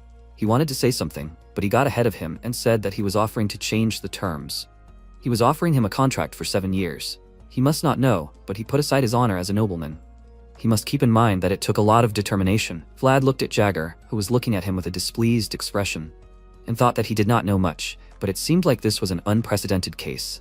Joseph said that he promised him a wonderful future for saving him. During these 7 years, he would clothe him, feed him, train him, and raise him to be a knight who would be able to do anything, no matter how far he went. In turn, he would be loyal to him and would only do what he said and allowed. Of course, he would not be allowed to do anything related to Godin. However, he allowed him to deal with matters related to the slums of Sor and could help with that. He had heard that Zemina was now indebted to someone. What could one achieve with just a sword in one's hands? After all, a sword is not the only sharp weapon. He had his own weapon. What would he do? After some time, he looked out the window and said that he was aiming for greatness. Jagger stood next to him and asked why he was so determined to achieve great things. He could find as many useful people as he wanted. He said that he could, and they all had potential. Whether it would work out, however, was another matter entirely. He asked with a serious expression if he expected him to live up to their expectations. Joseph said that he absolutely did. He had clearly seen it with his own eyes. Jagger said that he was not only unpredictable, but also extremely unruly. He would be difficult to handle. He turned to him and asked, "He did have it, didn't he? 7 years, that's a long time. That's enough time to tie him up, appease him, and tame him." He said with a calm expression that he would do his best then. He said with a serious expression that the more difficult it was to deal with him, the better the result would be. He looked out the window and said that he thought he was just a useful wolf cub. However, it turned out that he was actually a wolf chasing the moon. After some time, Jagger said that this was now his personal room for one. Vlad looked at it and said that it looked great. The floor was clean, and there was even a bed, just like a palace. He said that he seemed to have forgotten that he was from the slums.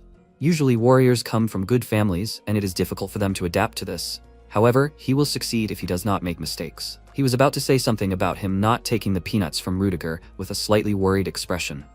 He said with a calm expression that he always listened to him carefully anyway. After he has eaten, he must come to the training grounds. They will fight twice a day, in the morning and in the evening, just like during the expedition.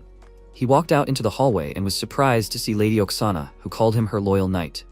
Jagger turned around, called her name, and said that she was Lord Joseph's mother. He should greet her respectfully according to the rules of etiquette, as he had been taught. They both bowed and he greeted her. She stopped in front of them and said, "Good morning." Was this him they were talking about? He agreed and said that Lord Joseph had personally invited him. The protagonist and she looked at each other for a few seconds, and he began to feel embarrassed and looked down. She thanked him and asked if he had saved her son, right? He said with an embarrassed expression that he had just been doing his duty.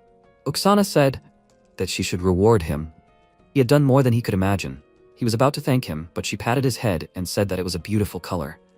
It suits his blue eyes very well. He has very broad shoulders for being so thin. He needs to gain weight. It will look better. She will send him clothes soon. He continued to be embarrassed and thanked her hesitantly. She left and said that he could continue then. Jagger bowed and wished her a good day. Was he always like this?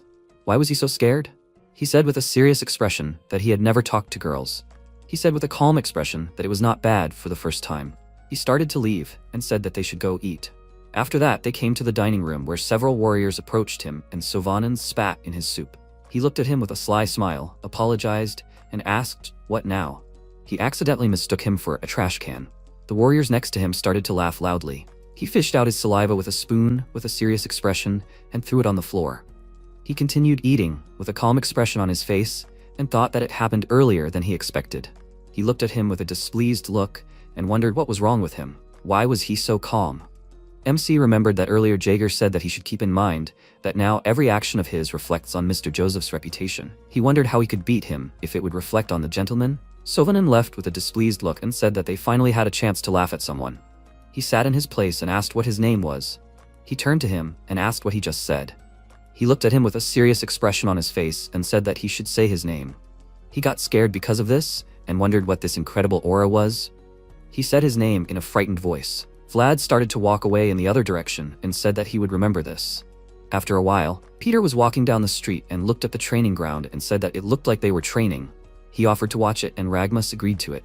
He noticed Vlad standing there and asked, "Is that him?" He had heard that it was the blonde guy. He looked cute. His advisor looked the other way and told the leader that he should look there. He turned around and he said that there was someone watching. It was Jaeger. The first time was always restless. He said with a calm expression that he offered to see what he was capable of. After that, he started fighting one of the warriors with wooden swords, and they struck each other incredibly quickly. The protagonist gained the advantage, and Peter said that his opponent was much taller than him. He was quite slimy. However, there was something about him, and it was commendable. Although he was clumsy, he tried his best to use what he had learned. He thought he had better remember that everyone started with this, the placement of the feet. If he deceives the opponent with his shoulders and gaze, he can control his movements. He dodged his opponent's blow very quickly and made a sharp blow with his sword. He grabbed the place where he was hit and thought that however he was definitely aiming to the left. He grabbed him by the hair, called him a supporter of Sovanin, and asked if he liked laughing in the dining room. He can laugh a little more. He started punching him hard in the face, which surprised everyone around. Ragmus looked at this and asked, "They are training. But is it normal for him to hit him like that?" Peter left with a calm expression and said that it was okay. To become a knight, you need a strong spirit. He seems to like it. He looked at Jaeger, who was watching what was happening with a slightly satisfied look, and thought that this seemed true. MC continued to hit the guy, and Sovanin loudly said that he should stop. He once again loudly asked him to stop and asked if he considered him an empty space. He finally let go of the unconscious guy, looked at him with a scary look and said that he was asking for forgiveness for getting carried away. He looked at him with a scared look and wondered what kind of look he had. After that, he came up to him and said with a smirk that they should tell him that he was sorry. He just couldn't come to his senses because he got carried away. He should let him apologize to him in advance too, because it won't end there. He'll call him if the soup is bland to spit in. Sovanin looked at him with a displeased look and thought that this freak was really crazy. Mr. Joseph brought a mad dog from the slums. After some time, Goethe asked the captain if he had heard that he had beaten up the other vassals. Was it true? There was a rumor among the servants. Vlad asked with a calm expression how he was doing. Was the job within his capabilities? He agreed and asked, does he think he is an ordinary groom? He is the groom of the great Count Bayezid. Wait, they are not talking about that now. He heard that he was beating up a group of people all over the estate, and that is a crime. He asked with a calm expression on his face, why is he acting like this is news? Has he forgotten that he has always been a criminal? He was the one who felt sorry for them. Of course, he did not just beat them up because they themselves suggested it. He asked why he thought this was normal. The protagonist said that no one talks to him unnecessarily anymore. It is more convenient and better this way. A guy came up to them, greeted them with a confused voice and said that he was Portly Canner. He turned to him and with a calm expression on his face asked what business he came for. He tried to say something, but he continued to eat and said that he should sit down or leave, and not just stand there. He was happy about this and asked if he could really sit with them. He sat down next to him and said that he was grateful for the offer to sit. He looked a little confused and thought that he meant to leave. Portly looked a little sad and said that he always ate alone, in the toilet or something. MC, with a calm expression, said that he was eating a precious sausage. He pointed to the sausage in his hand and asked if it was delicious. Wasn't it? Those sausages were supplied by his father. The Canner family supplied all the meat here. They had been in the cattle business for generations. He offered to give his share of the food and asked if he wanted more. He looked at him incredulously and asked what was going on. They came to a room where there was a lot of meat, and he said that his father had sent it for him to eat. However, he couldn't eat that much on his own. He thought that all the vassals here were the children of the great families. He forgot that they were the kind of people he would never talk to while living in the slums. It would be nice to make at least one useful acquaintance here, right? He called him by name with a smile and asked if he wanted to eat with them. Portly was happy about it and asked if they really didn't mind. Vlad agreed and said that it seemed like they would get along. He thought that he wasn't doing this for the sausages. After a while, Jaeger walked down the corridor and thought that serving Master Joseph and educating people wasn't that easy. He only had a chance to catch his breath when Cade and Maxim were resting. A man named Gregory came up to him, called him over and asked where he was going in such a hurry. He looked at him with a calm expression on his face and called him by name. He laughed and said that his displeasure was too obvious. He said calmly that, as he could see, he was a bit busy at the moment. He waved his hand and said with a smile that he was not surprised. He must be very busy, doing all of Master Joseph's tasks all by himself. Jaeger asked if he had something he wanted to say. He said that a man like him should be raising an apprentice. To be honest, he didn't think it was too late. He looked at him with a calm expression and asked if perhaps he should concentrate on his apprentice. Gregory said with a smile that his dear Portly was already quite an adult. He needed to lose some weight. He asked what he wanted to say. He said with a slightly confused look that his new apprentice seemed quite good to him, manly and strong in spirit. He looked at him with a displeased look and said that he had already said that he was busy. What did he need? He said with a slightly worried look that it was not quite right for a knight to interfere in his apprentice's affairs. It was awkward.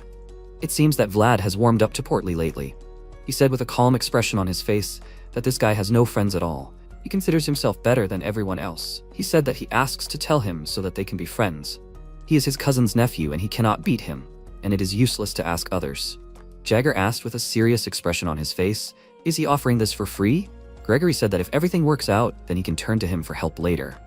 He turned away with a displeased look and said that he does not listen to him.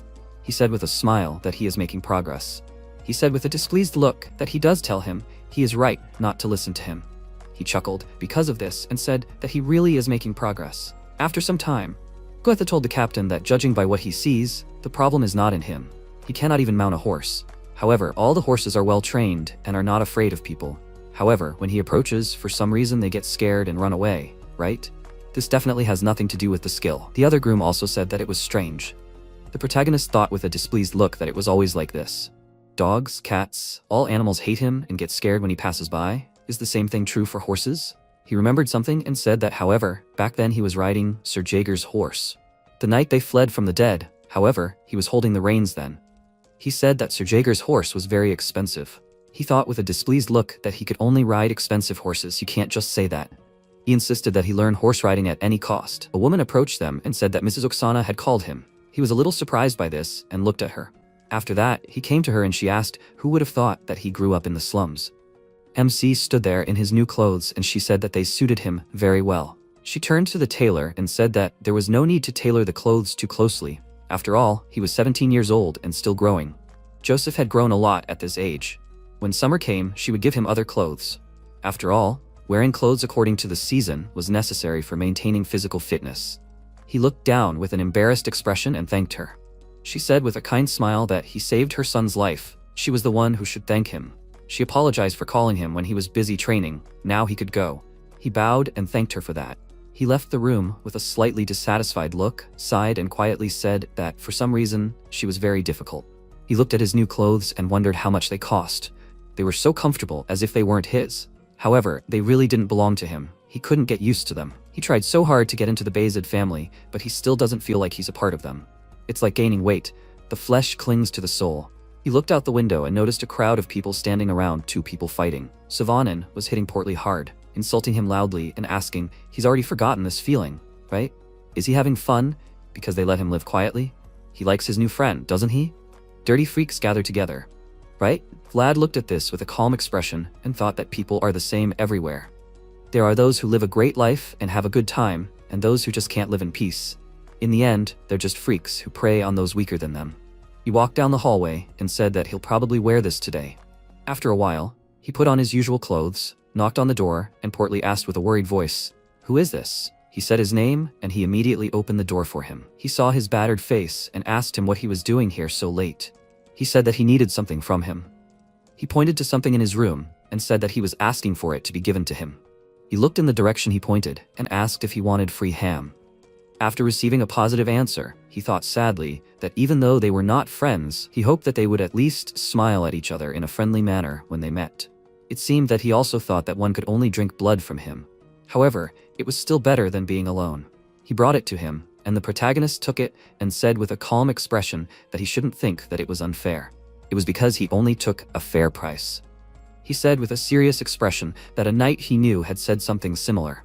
He went outside, where he was met by a crowd of guys, and thought that the knight only took what was rightfully his. He looked at them with a calm expression and said that it was 14 against 1. Even in the slums it hadn't come to that. Savanen with an angry expression said that he should shut his mouth. They would see how long he could last. MC motioned for them to come to him and said that he should come to him then, quickly. He had come all this way for him. Didn't they do the same? This made him even more angry, and he loudly ordered the guys behind him to attack him.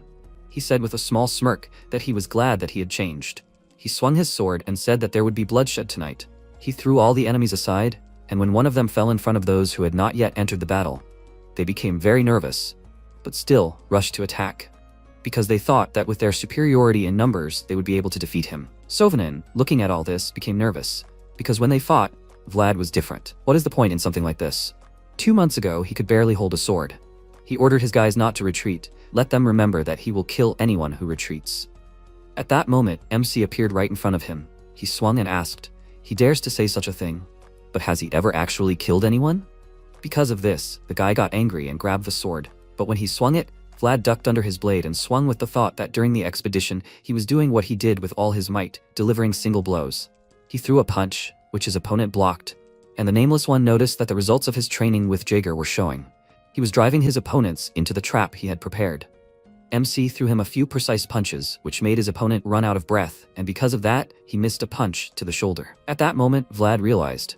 This was his gap, his space, his flow. At the moment when his opponent lunged forward, he jumped and hit him under the knee, which made him immediately fall to the ground and start crying for his sore leg, and a second later, he saw a boy above him and his sword, heading straight for his eye. He became very nervous, and MC thrust his sword with all his might, and a loud scream was heard. All the other vassals froze, not understanding what was happening. Vlad took pity on Sovanen, thrusting his sword into the ground next to his head, and the poor guy burst into tears and trembled with fear. Finally, MC told him to never look him in the eye again, and not to mess with Fatty, and the guy nodded. At that moment he realized that he seriously tried to kill him.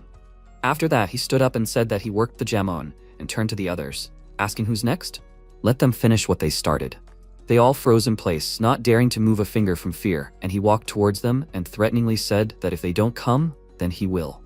They all irritated with fear, and then in a panic they started to run, but Vlad did not let him leave, and started beating them. Meanwhile, Count Bayezid watched all this from the window and thought it was great. Soon the monthly meeting of the knights was held. Although it was not intentional, but on one side stood those who supported Rudiger, and opposite them were those who supported Joseph and remained neutral. The captain of the knightly order, Anatolis, informed them that they had changed the duty schedule to prepare for the absence of Rudiger and the knights who would soon be leaving on a mission. The next item on the agenda was the distribution of sacred objects sent by the church. Count Bayezid, who was also present at the meeting, kept a close eye on the situation around him. The atmosphere had changed dramatically. Those supporting Rudiger were embittered, as if ready to tear everyone apart. On the contrary, their side was Joseph. They were calm. He smiled faintly and thought that he should still be happy. After all, the knights on Joseph's side had been depressed all this time. Jagger looked up at him and somehow saw a smile under his mustache, very surprised, because such a thing was alien to the Count. Finally, the meeting ended and everyone began to disperse. One of the knights passing by Jagger clicked his tongue in displeasure and said that he had brought a mad dog that did not even know who it was allowed to bite and who it was not. This is what it means. Biography matters. The knight only smirked at them in response, which made them make dissatisfied faces, but decided not to quarrel and leave. After all, he was his student. Gregory approached Jagger and laughed, noticing that they were all burning with anger. He did not understand what he meant, and he, confident that he knew everything, asked why he was pretending to be innocent. Everything had long been obvious. He heard that his student had staged a mass beating. Even the drill instructor said that he could not cope with him because he was unconventional. Jagger, although he did not know anything, kept an impassive face, and then the knight hit himself on the chest with his fist, thanking him. As he promised, he could always turn to him for help, regardless of the seriousness of the request. Jagger left, waving goodbye and telling him he would keep that in mind, then grinning and thinking how proud he was of him. No wonder, who taught him after all? It was the least he could do. When he came to meet the young master, he saw a chest and a dummy of equipment. Joseph said his father had sent it to Vlad as a gift. Jagger was surprised that the Count himself had sent it, and Borden thoughtfully remarked that it was too nice for a mere vassal. Jagger saw that the armor was made of orc leather, specifically gray orc, and Joseph confirmed it. Gray orcs were only found in the north, and armor made from gray orcs signified a northern warrior. The young master smiled and said that his father must have liked him very much. He believed Vlad had proven himself worth the investment. After all, he had earned his father's approval in just a month. The knight agreed with him. At least no apprentice could defeat him. Joseph said that he had heard about it too. Rumors traveled fast. He showed them the letter and said that they couldn't sit idle either. This was their next step. Jagger read the message and remarked that it was a rather unusual invitation. His master asked if he could respond to it, and he confirmed it, saying that it just so happened that he had been holding back and cleaning up after him lately. Then Joseph said that everything was decided. They were leaving for Durmar. A new day had dawned. It was time to leave. While Vlad and Joseph were riding in the carriage, they whiled away their time talking. Joseph told him that Durmar was famous for its lemons. This city should be thanked, because in the north you can hardly find fruit, and this is one of the passages to the central region, which is also important for the northerners. MC wondered, is this why Sir Jagger went? He confirmed it. After all, a crisis is an opportunity, especially if this crisis is not his. The Heinel family is currently in dispute. An invitation from the rightful heir is, in general, a cry for help. Vlad was puzzled by all this, and he admitted that the world of aristocrats is quite complicated. After all, this is a battle for the lands of Durmar, between members of the same family. because fighting with your relatives is a long-standing tradition of aristocrats. The rightful heir of the Heinel family is Alicia. Her uncle, Endre Heinel, claims that she is illegitimate. If she is gone, he is sure that he will be the next Baron of Durmar. Alicia was the only child of the previous Baron, but her inherent limitations as a woman weakened her position. In the end, she was left with no choice but to prove her innocence through an honor duel organized by the church. They don't have a very close relationship, she's more than a second cousin by blood, but it's certainly enough to be considered relatives. He said that they would use this chance to make Heinel stay in their debt. His father approved of the idea. MC glanced at Jaeger riding a horse next to the carriage and was impressed. He was a knight who was invited by the heiress to protect her portion. Noticing his gaze, he asked with displeasure why he was looking at him so arrogantly.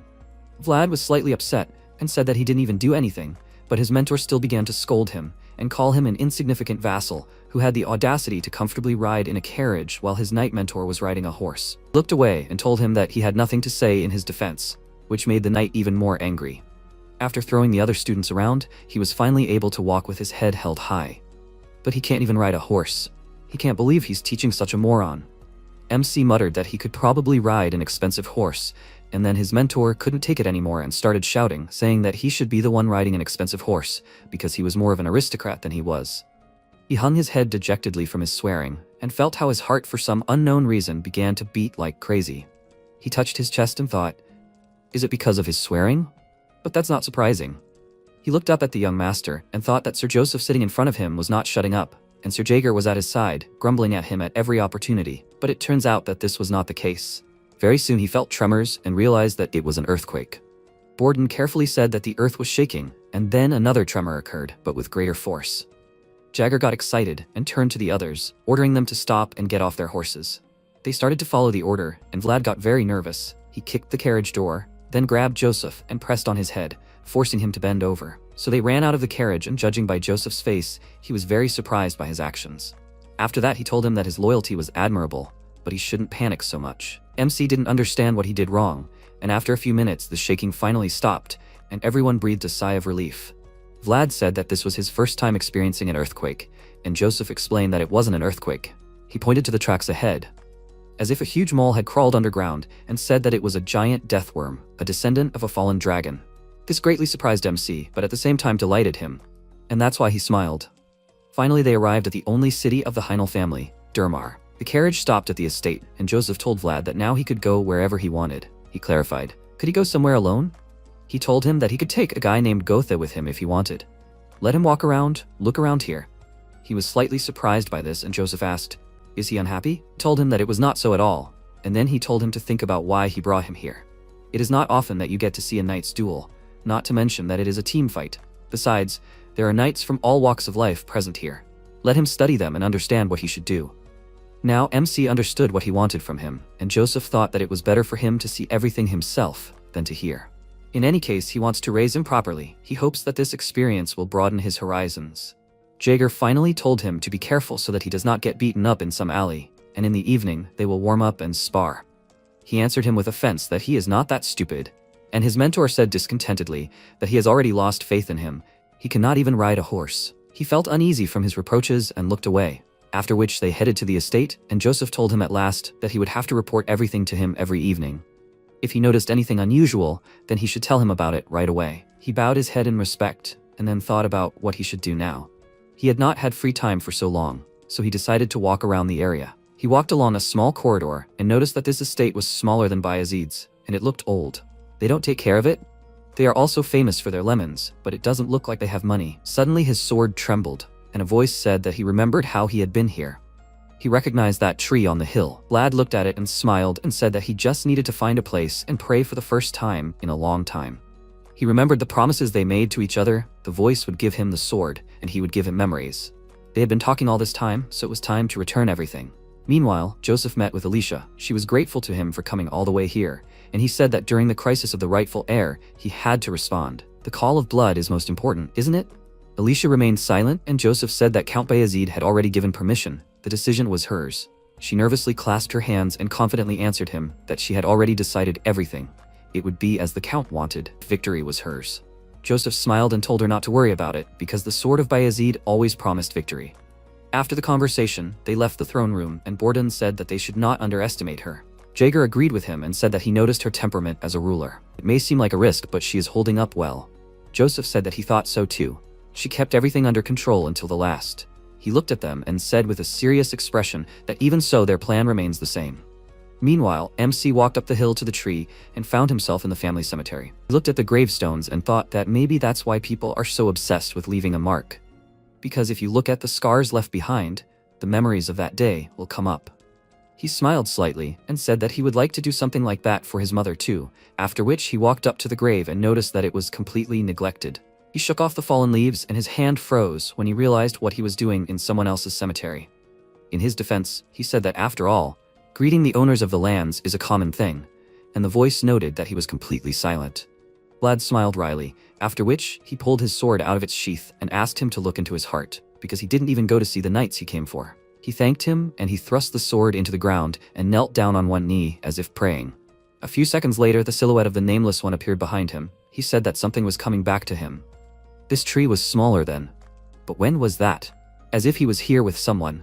He fell silent, feeling something. It seemed to him that this creature was watching them. It recognized him. MC did not understand who he was talking about, and the Nameless One asked permission to borrow his body for a while, and he agreed. He closed his eyes and let it in, which caused a blue glow, and then he opened one eye and saw everything that the Nameless One saw, and was very surprised. The tree in front of him was not dry, but full of life and greenery, and at the top sat a spirit, a white snake. The snake did not take its eyes off him, and he became nervous, and in his thoughts he noted that lately he had been seeing so many strange things. He said that it seemed to be looking at him.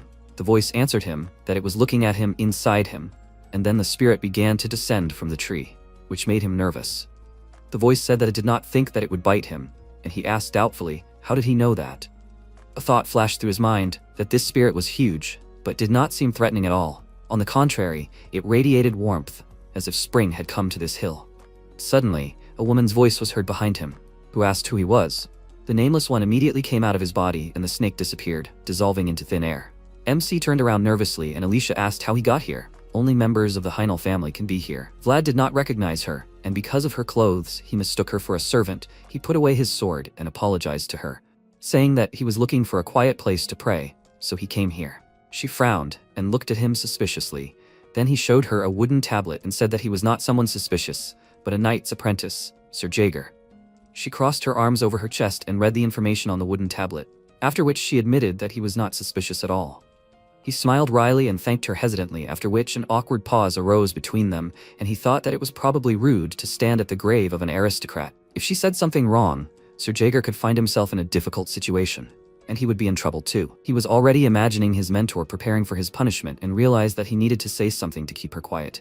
He offered to help her and asked, she was a servant, right? She came to tend to the grave? She was surprised, but did not tell anything about her situation, and he said that he had cleaned up a bit before she arrived. A lot of leaves had already fallen. She turned to the grave with doubt, and he said that he thought it was normal to greet the landowners. She remained silent, and then he, taking the tools and bucket that she had dragged, said that he would wash everything, but he wanted to ask her for a favor. Could they forget about today's meeting? If Jaeger found out about this, he would be very angry with him.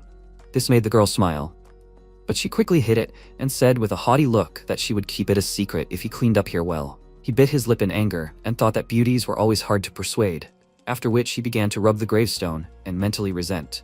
Looking at him, Alicia almost laughed and then began to watch the wind carry away the fallen leaves. Time passed. MC finally began the task that was assigned to him, namely to watch the knights. Looking at their fight, he thought with his mouth wide open in amazement that it was amazing. Now he knows what a duel between knights looks like. The voice noted that Sir Colin had pretty good strength. If he gets to him, he can grind his bones. Vlad frowned and thought that he was very strong. No wonder they call him the dirty boar of Middle-earth. He said that Sir Pablo seemed more impressive to him. He agreed with him. He had excellent technique with a shield, and he was also agile enough to parry most attacks.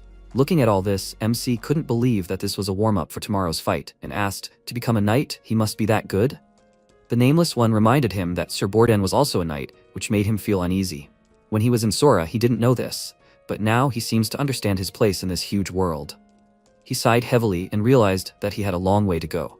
The day of the duel came. Vlad tightened the straps on the mentor's armor, and he asked him to tighten it tighter. While he was busy with his armor, he looked at Endra and thought, is he trying to take the place of the head from his niece? Jaeger told him to watch carefully. It's not every day that he gets to witness a knight's duel. He also doesn't know what happened yesterday, but he shouldn't worry about that. Realizing that he found out about everything, MC was surprised and asked why he was reacting like that. It was all written on his face.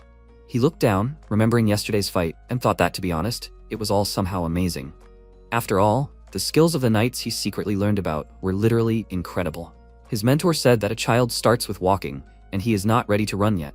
The higher the goal, the longer the path he needs to go.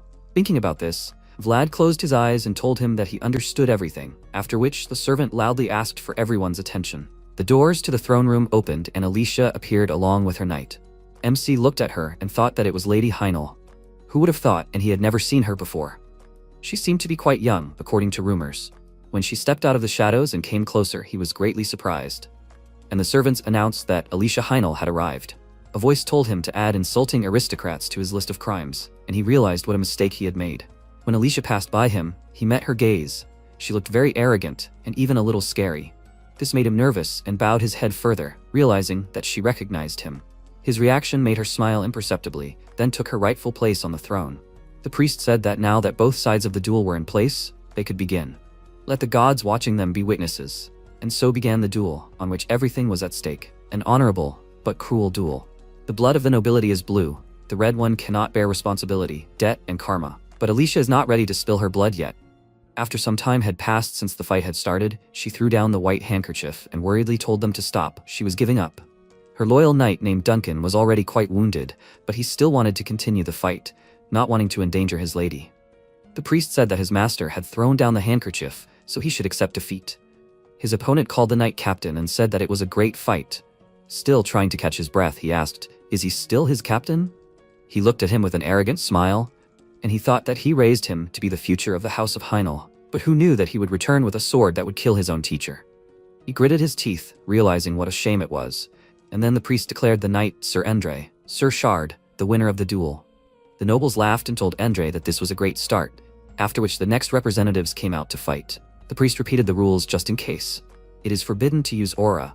The fight ends when either their master or the representative himself surrenders, or in the case of a serious wound that will not allow the duel to continue. Before the fight began, Jaeger looked at his student and pointed to his eye, mentally telling him to look closely. He has not yet learned to walk, but is trying to run. He concentrated on his movements, and Jaeger, taking out his sword, began today's lesson, and the teaching material is a wild boar from the central region. Colin struck with his sword with all his might, and he recoiled to the side, dodging the blow, and then this wild boar screamed loudly and attacked again. But unfortunately, he did not hit the agile knight. He looked at him angrily and thought that he was one step ahead. He would definitely win. He swung again, struck with his sword, and thought that he was a little faster and a little stronger. But no matter how hard he tried, Jaeger easily dodged each of his blows, taking small steps to the sides and jumping. From the outside, it seemed that Colin was driving him into a corner, and that made the aristocrats happy. But Pablo saw that it was not so at all. Didn't they notice how at some point the fight took an unexpected turn? He was sure that the owner of the sword himself felt it now. And he was right. Colin began to get nervous, because he still couldn't reach his opponent. Jaeger decided to make fun of him and said "Ole," which provoked this wild boar, and he pounced on him in a rage, shouting all sorts of curses. When he raised his sword to strike again, Jaeger did not dodge and took out his weapon, directing it towards the enemy's blade. At that moment, the Nameless One excitedly advised Vlad to watch carefully. He should see this. He concentrated on the movements of his mentor, and at the same moment he struck his sword upwards, which repelled the enemy's weapon, and this made him nervous. When he met his calm gaze, he became worried and angry at the same time, and then he pounced on him. A voice told him to look more closely. He made the opponent miss by dodging the attacks. This is what he calls a counterattack technique. MC admired it greatly and thought that this was a technique that deflects the opponent's attack and quickly counters using his own attack.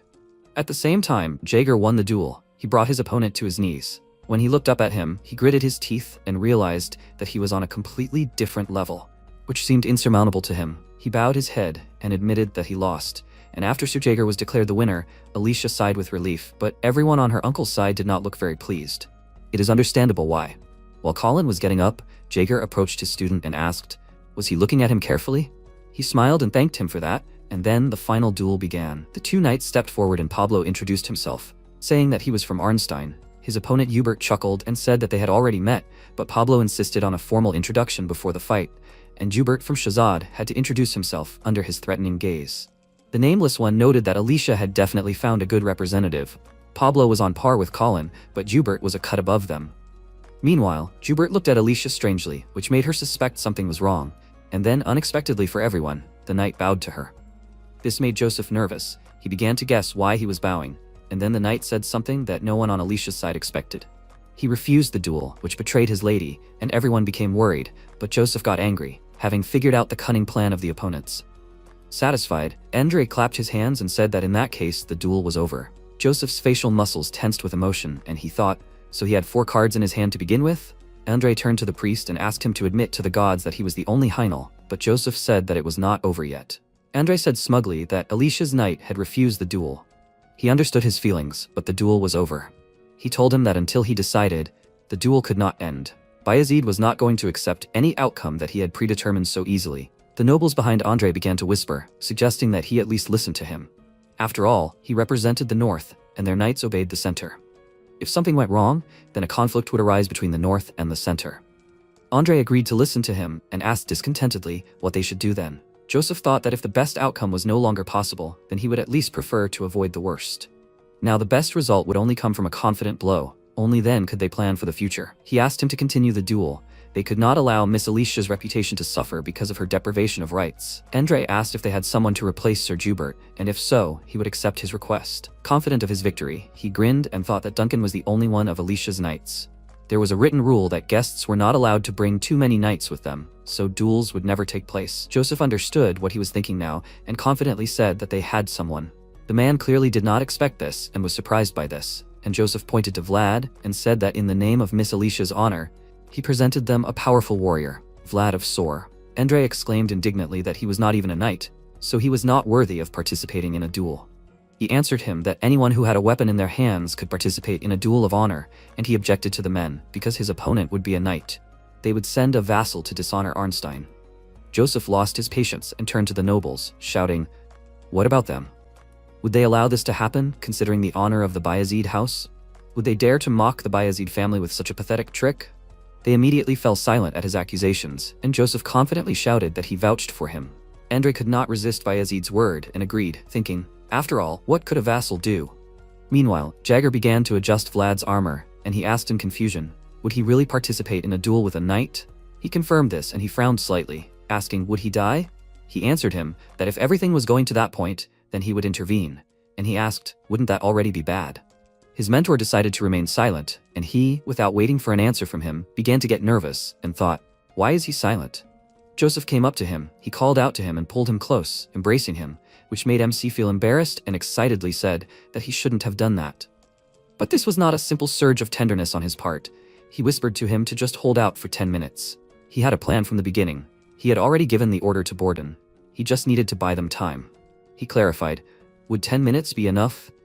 He told him that the more the better, and he said that he understood everything. He would try to hold out for this time. After that, the young master let him go and told him to be careful, and he resolutely stepped forward. Stopping in front of Alicia, he bowed to her and she nodded briefly. Although she was nervous, she did not show it. After that, Vlad turned to his opponent Pablo and took out his sword, introducing himself to him. This angered the knight. He threw the shield aside and said that he was not worthy of hearing his name. The moment an unworthy brat like him showed up here, this duel stopped being a duel of honor. MC hated that word worthy so much. Why do people always grab pretty and shiny things? He may have come from an unworthy place, but he was not going to give up that easily. He confidently gripped the sword and asked how he was inferior to him. What made him so different from him? The knight was speechless for a second at his words, and then said that the standards of the Bayezid family had fallen greatly. Vlad gave him a displeased look, and Pablo, taking out his sword, allowed him to ignore the rules of the duel and fight with all his might. He gave him an arrogant look and said that he would nip this in the bud. MC focused, preparing for the fight. Today, he was worthy of shining. Without a second thought, he made a sharp lunge forward, and his sword immediately collided with the enemy's blade. Noticing how his sword was shaking, Pablo frowned, and then swung his weapon, parrying his blow. Because of this, Vlad had to step back, but he ran towards the enemy again. Because for the first time in his life, he raised his sword not for himself, but for someone else. The Nameless One advised him to aim to the left, where he was hiding behind his shield. Habit is a terrible thing. He followed his advice, and an exchange of blows began between them. The aristocrats noted that this guy was quite difficult, as well as how fast he was, and Andre watched all this with displeasure. When Pablo blocked the boy's blow again, he realized that he was natural. There was a rage in him like a hungry wolf. MC decided to take a little rest and catch his breath, and the knight said that he had a great spirit, but he was not up to it yet. Right after that, Vlad felt a sharp pressure from the enemy. He hit his sword from top to bottom and frowned. Now MC was on one knee and barely holding his sword, helping himself with his other hand. Gritting his teeth, he thought that he was being hit with stones. Pablo decided not to stand on ceremony with him anymore and raised his sword over his head, asking, "Is he done with his tricks?" He swung his sword from top to bottom, delivering a blow, which Vlad blocked again. He continued to stand on one knee and defend himself, and then the voice advised him not to block, but to attack. He needed to try to somehow parry his blows. He wanted to do at least something, but the enemy's blade was faster, and he had to block the blow again. But this time, his arms and sword couldn't take it anymore. He was thrown to the side and hit his back and head hard on the wall, causing him to cry out in pain and fall to one knee. While he was trying to recover from the blow, Pablo came up to him and said that it was impressive, but it was still far from over. He could still resist him. He raised his sword over one and said that it was a pity that they met here. Let him go later. MC gritted his teeth, feeling the impending defeat, and even the Nameless One believed in his loss and said that he tried hard. But Vlad wasn't going to lose so easily. When the opponent's sword was very close, he swung his weapon and parried the blow, causing a loud clang of steel. Jaeger, who was about to go to help his student, froze in surprise, and the others opened their mouths in shock, not believing their eyes. Pablo frowned and, remembering Sir Jaeger's movements, wondered if he had used a counterattack. He gave the boy time to get up, and surprised voices were heard from all sides. They all didn't understand how some vassal could parry the knight's sword. Endre took it as a simple coincidence and advised the others to look at his condition. He couldn't even lift his sword. But Pablo thought otherwise. It couldn't be a coincidence. He had personally encountered this sword, and even he had a hard time accepting it. After catching his breath, MC muttered something quietly, and Pablo looked at him, wondering if he had gone crazy. He continued to talk, and he, looking into his empty eyes, realized that he was mired in memories. Now Vlad remembered how he stood in front of the forge and looked at the sword until his feet sank into the ground. He was a boy who didn't deserve all this, but always wanted to shine. He wanted to be capable. He hoped that he would get the opportunity. He dreamed of becoming worthy and going to a shining place far beyond the slums. He gritted his teeth and confidently said that he wanted to be there too. And then Pablo was surprised and thought that this flower was almost blooming. A beautiful flower that no one had seen before. After that, their swords clashed again in battle, and a loud clang echoed throughout the room, and all the nobles froze. Vlad's hands were bleeding, but he still continued to confidently hold the sword, and Jaeger was surprised. He did not expect that he would repeat the movements he had recently shown him. He demonstrated it to him only to understand the importance of the basics, but he can't believe that he can already use it. Meanwhile, his student rushed into battle with fury, and Pablo parried his blow. He noted that the blade of the sword had lost its sharpness. Instead, it was filled with an unwavering will. He looked at the boy's face and thought it was so funny. Now he wonders what the will is directed at. The moment MC got closer to him, he noticed that his sword was vibrating and making a strange sound, and he was surprised. The sword was crying? That couldn't be it. It was shining. His sword began to sparkle, and then Pablo decided to fulfill his knightly duty and confidently struck. He continued to attack, and in his mind he told the boy to continue blocking and holding on, so that his world was about to bloom. His sword clanged along Vlad's blade, causing sparks to appear, and the nobles, noticing something, were very surprised. Vlad's sword began to emit a white flame, an aura, and everyone realized what had just happened. Pablo excitedly turned to his squire and ordered him to bring him his shield immediately, and the awkward boy immediately ran up to him. The knight grabbed the shield, then struck it with his sword and told MC his name, saying that he was a worthy boy who deserved to know it. So let him tell his name. Before saying his name, he thought, he is a boy born in an unworthy place, but he made his way through his past to where everything shines brightly. And finally, having found himself in this shining place, he proved himself worthy. His eyes, fixed on this shine, sparkled blue, and he shouted his name, and at the same time an aura flared up around him, because of which everyone present had to cover their eyes from the bright light. Pablo in response used his aura and ordered him to come to him, after which MC with a furious cry rushed into battle, and their swords, decorated with the flames of the aura, clashed. In the end, Vlad emerged from the fight as a loser. Putting him on his knee, Pablo said with a smile that he did well, but he could no longer hear his words since he lost consciousness. Andre exclaimed in displeasure that it was an aura, and using it during a duel is forbidden, so he is disqualified. Pablo looked at him with displeasure and thought that he was too pathetic. Even though there was a beautiful flower in front of him, he was only thinking about the fruits that his defeat would bring. He noticed Joseph and Sir Jaeger walking towards him. They both thanked him for doing his duty as a knight, and he told them that he just did what he had to do. It was an honor for him. Joseph turned to the priest and asked, "Was that an aura?" He excitedly confirmed it, and the young master asked, Then, between the rules of the sacred duel and the code of the Swordmaster, which is more important? As soon as he mentioned the code of the Swordmaster, the priest let out an excited sigh. And then Joseph said that there is a code associated with this prestigious title, Swordmaster, which only one person in history has possessed. The code of the Swordmaster is honor and duty, and it is related to royalty. After that, he turned to Andre and said that the code and the rules are interconnected. So which is higher, honor or duty? No one can choose one. He thinks that today's incident should be lent to the Holy See and Crown. Until they make a decision, they should postpone determining the outcome of the duel. The code states that everything young and tender in this world has the right to blossom with dignity.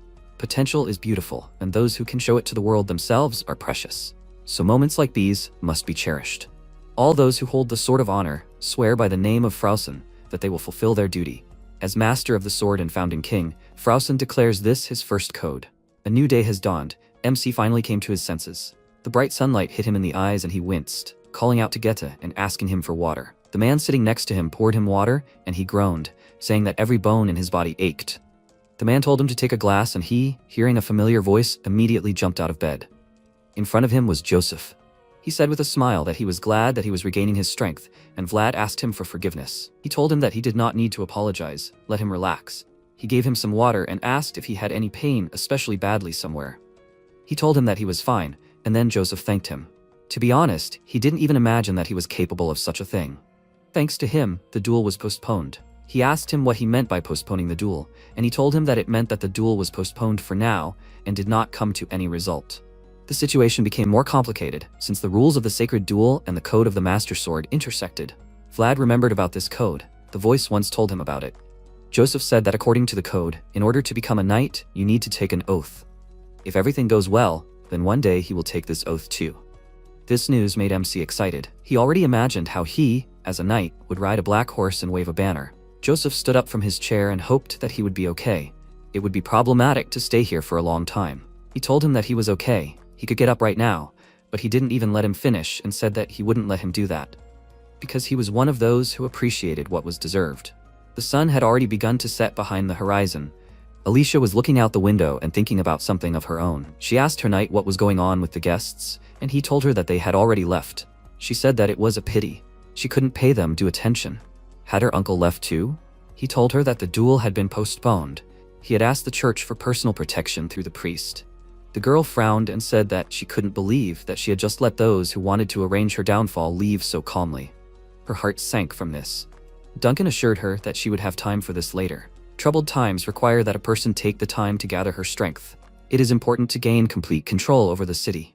She became sad and said that it was her duty, after which she asked how the lemon harvest was going. When she learned that everything was not going very well, she noticed that the yield continued to fall and asked for advice. Maybe they should start planting more barley? He suggested that she wait a little. One cannot just decide to change the production structure. She agreed with him. He was right. It was indeed a difficult decision to make like this. She sighed heavily and thought that after the court issue was resolved, she had one more case to deal with. When she opened her eyes, something interesting caught her attention, and she turned to Duncan, asking, "Most knights can ride, right?" He confirmed this, adding that one cannot call oneself a knight if one cannot ride. It is as important as a sword. She smiled and said that it seemed that the gods had not given him everything. He did not understand what she was talking about and went to the window. Seeing Vlad under the balcony, who was trying to saddle a horse, he said that he understood Sir Jaeger's pain. In the end, the horse did not want some boy to sit on it, and MC fell to the ground, painfully hitting his tailbone. While he winced in pain, his mentor said that he had said that he could do everything on expensive horses. He answered him that the horse should probably be even more expensive, which made the knight angry and immediately taught him a lesson, telling him to think first and then speak. He screamed in pain and, clutching the back of his head, said that he had definitely managed to mount the horse last time, but Goethe had ridden it. The guy confirmed this. He was definitely riding. Jagger frowned and thought that this was serious. He thought it would work if he taught him himself. He looked at the horse that Goethe was currently calming down and thought, is it really that? But even his horse was running away from him, as if there was something scary in front of him. He looked at his student and announced the end of classes for today, and he asked if they would train tomorrow. When he said that they would skip tomorrow's training too, Vlad was disappointed and asked when he would be able to ride. Jaeger said that they would put it off for now, and he noted with displeasure that he had heard this many times before. Jaeger asked if this was a problem for him. He confirmed it, and he sighed heavily, saying that there was no quick solution. They would think about it when they returned to Sturma, but for now he had things to do. He left, and Goda looked suspiciously at MC and asked why the horses hated him more and more. He asked in response, what if it doesn't work with expensive horses either? Then the guy suggested that he ride a cow. They are definitely dumber than horses. Vlad didn't like his mockery and asked, was he making fun of one? Let him think first and then speak. Goethe advised him to pay attention to himself, otherwise he would continue to ride in a carriage. He was sure Sir Jaeger would like it. He took the horse by the reins and said with a grin that he would take this famous gentleman to the stable. It seemed that the horse laughed at him too, and he wondered what the problem could be. The voice asked, maybe the problem was that he was moving too fast? Animals are more sensitive to this. He needed to learn to control his speed of movement. This is one of the ways to control the psychic world. If he learned to use mana freely, he would be able to control the speed of movement. He thought about his words and said that he couldn't even use it consciously yet, and his aura itself was weak. The voice said that it was natural. Using it in real battles required training and skill. Let him remember Jaeger's words. He had better not run until he learned to walk. He sighed heavily and took his words into account, then remembered that they would be returning to Sturma after tomorrow's farewell ceremony, and looked at the tree, wondering if he should go there one last time. Meanwhile, Joubert walked down the corridor, thinking that he had failed the task, but he was sure his lord would understand once he heard him out. You can't blame the sea for the waves. After all, it was an unforeseen situation. But the more he thought about it, the more he laughed. And some vassal did this? As he took a few more steps forward, the light reflected from someone else's blade fell on his eyes, and he, without much surprise, looked down at the sword at his neck and told Jaeger that he had greeted him so aggressively. But he didn't have to go that far. He replied that he thought it was worth it, and asked if he had waited long for him. You have nothing better to do? He replied that he had a day off today, and the knight asked if that was a waste of a day off. He replied with displeasure that he had to work extra hours on the weekend, and Joubert said that he understood that he was displeased, but he had no choice. The knight mockingly said that it was such a coincidence, and he didn't really have a choice either. Then Joubert activated his aura, touched his sword, and pulled him aside, saying that they were doing the same job. He should at least understand him. Jaeger's aura flared up in response too, and Joubert asked what he could do. If the master told him to bark, then he would bark. When he didn't answer, the knight chuckled and then raised his hands and said that he thought that was enough of a warning. Others called him swordsman. But that's not really true. He is a dog who only bites when his master tells him to. If he is done barking, then let him enjoy his weekend. The slightest bloodshed would mean a declaration of war on the Shahzad family. Before he could finish speaking, the man's fist hit him in the face, causing him to lose his footing and fall to the floor. After that, Jaeger said that his master was a good man, so he could bite him a little. Joubert wiped his mouth and asked if that was enough, but it was not at all. Jaeger punched him in the gut, causing him to let out a painful sigh, then fell to his knees and started coughing. The knight said that since they were from the same industry, he was sure he would understand. Joubert smiled nervously and said that in fact, it should be enough. The knight told them that he hoped that they would meet again, because once was not enough for him to pay for mocking his master. Recovering from his blow, the knight rose to his feet and said that sooner or later they would meet. The empire was falling apart. Now people do not unite by their own will. Holding the place where he hit, he walked past him and waved goodbye. Because of his words, Jaeger thought, soon there will come a time when the sword will be needed most. Meanwhile, MC climbed the hill and approached the tree. He looked at it and said to the nameless one that it was as if it were his old friend. Let him try to talk to it. The voice said that to be honest, he cannot believe that the snake recognized him. He himself was surprised by this.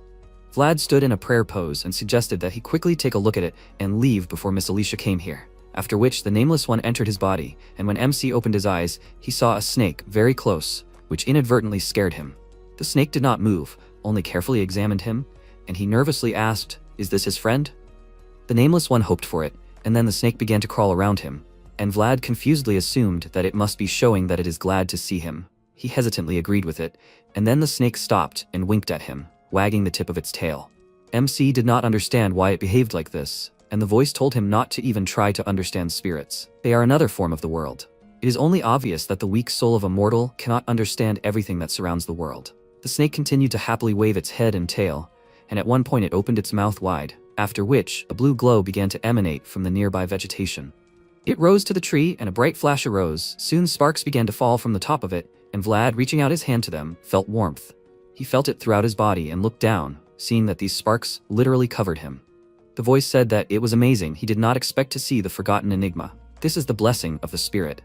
The white snake smiled at him one last time, after which they said goodbye. It was time to leave. Everyone went out to say goodbye to Bayezid.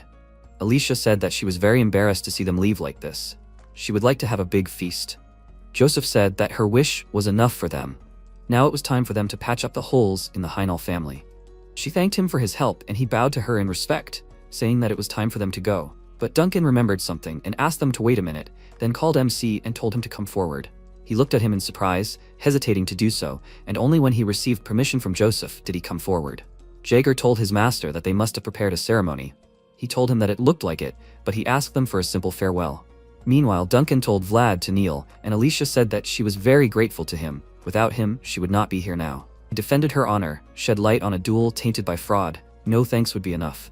She handed him her handkerchief and said that therefore, although he was not a knight, she would like to entrust her name to him. A man who turned out to be nobler than a knight. Joseph knew where she was going with this. She was a smart woman. She wants to cement her relationship with Bayezid with a prospect like Vlad. She is expressing gratitude and receiving benefits at the same time. MC meanwhile looked at the handkerchief, not knowing what to do, and thought that it was definitely very valuable. Should he just accept it? He remembered Jaeger's words when he scolded him for not taking Rudiger's peanuts. If a nobleman gives him something, then he should accept it. It's simple politeness. Realizing that he can't stand another scolding from him, he took the handkerchief from her hands and thanked her for those words. Everyone present let out a surprised sigh.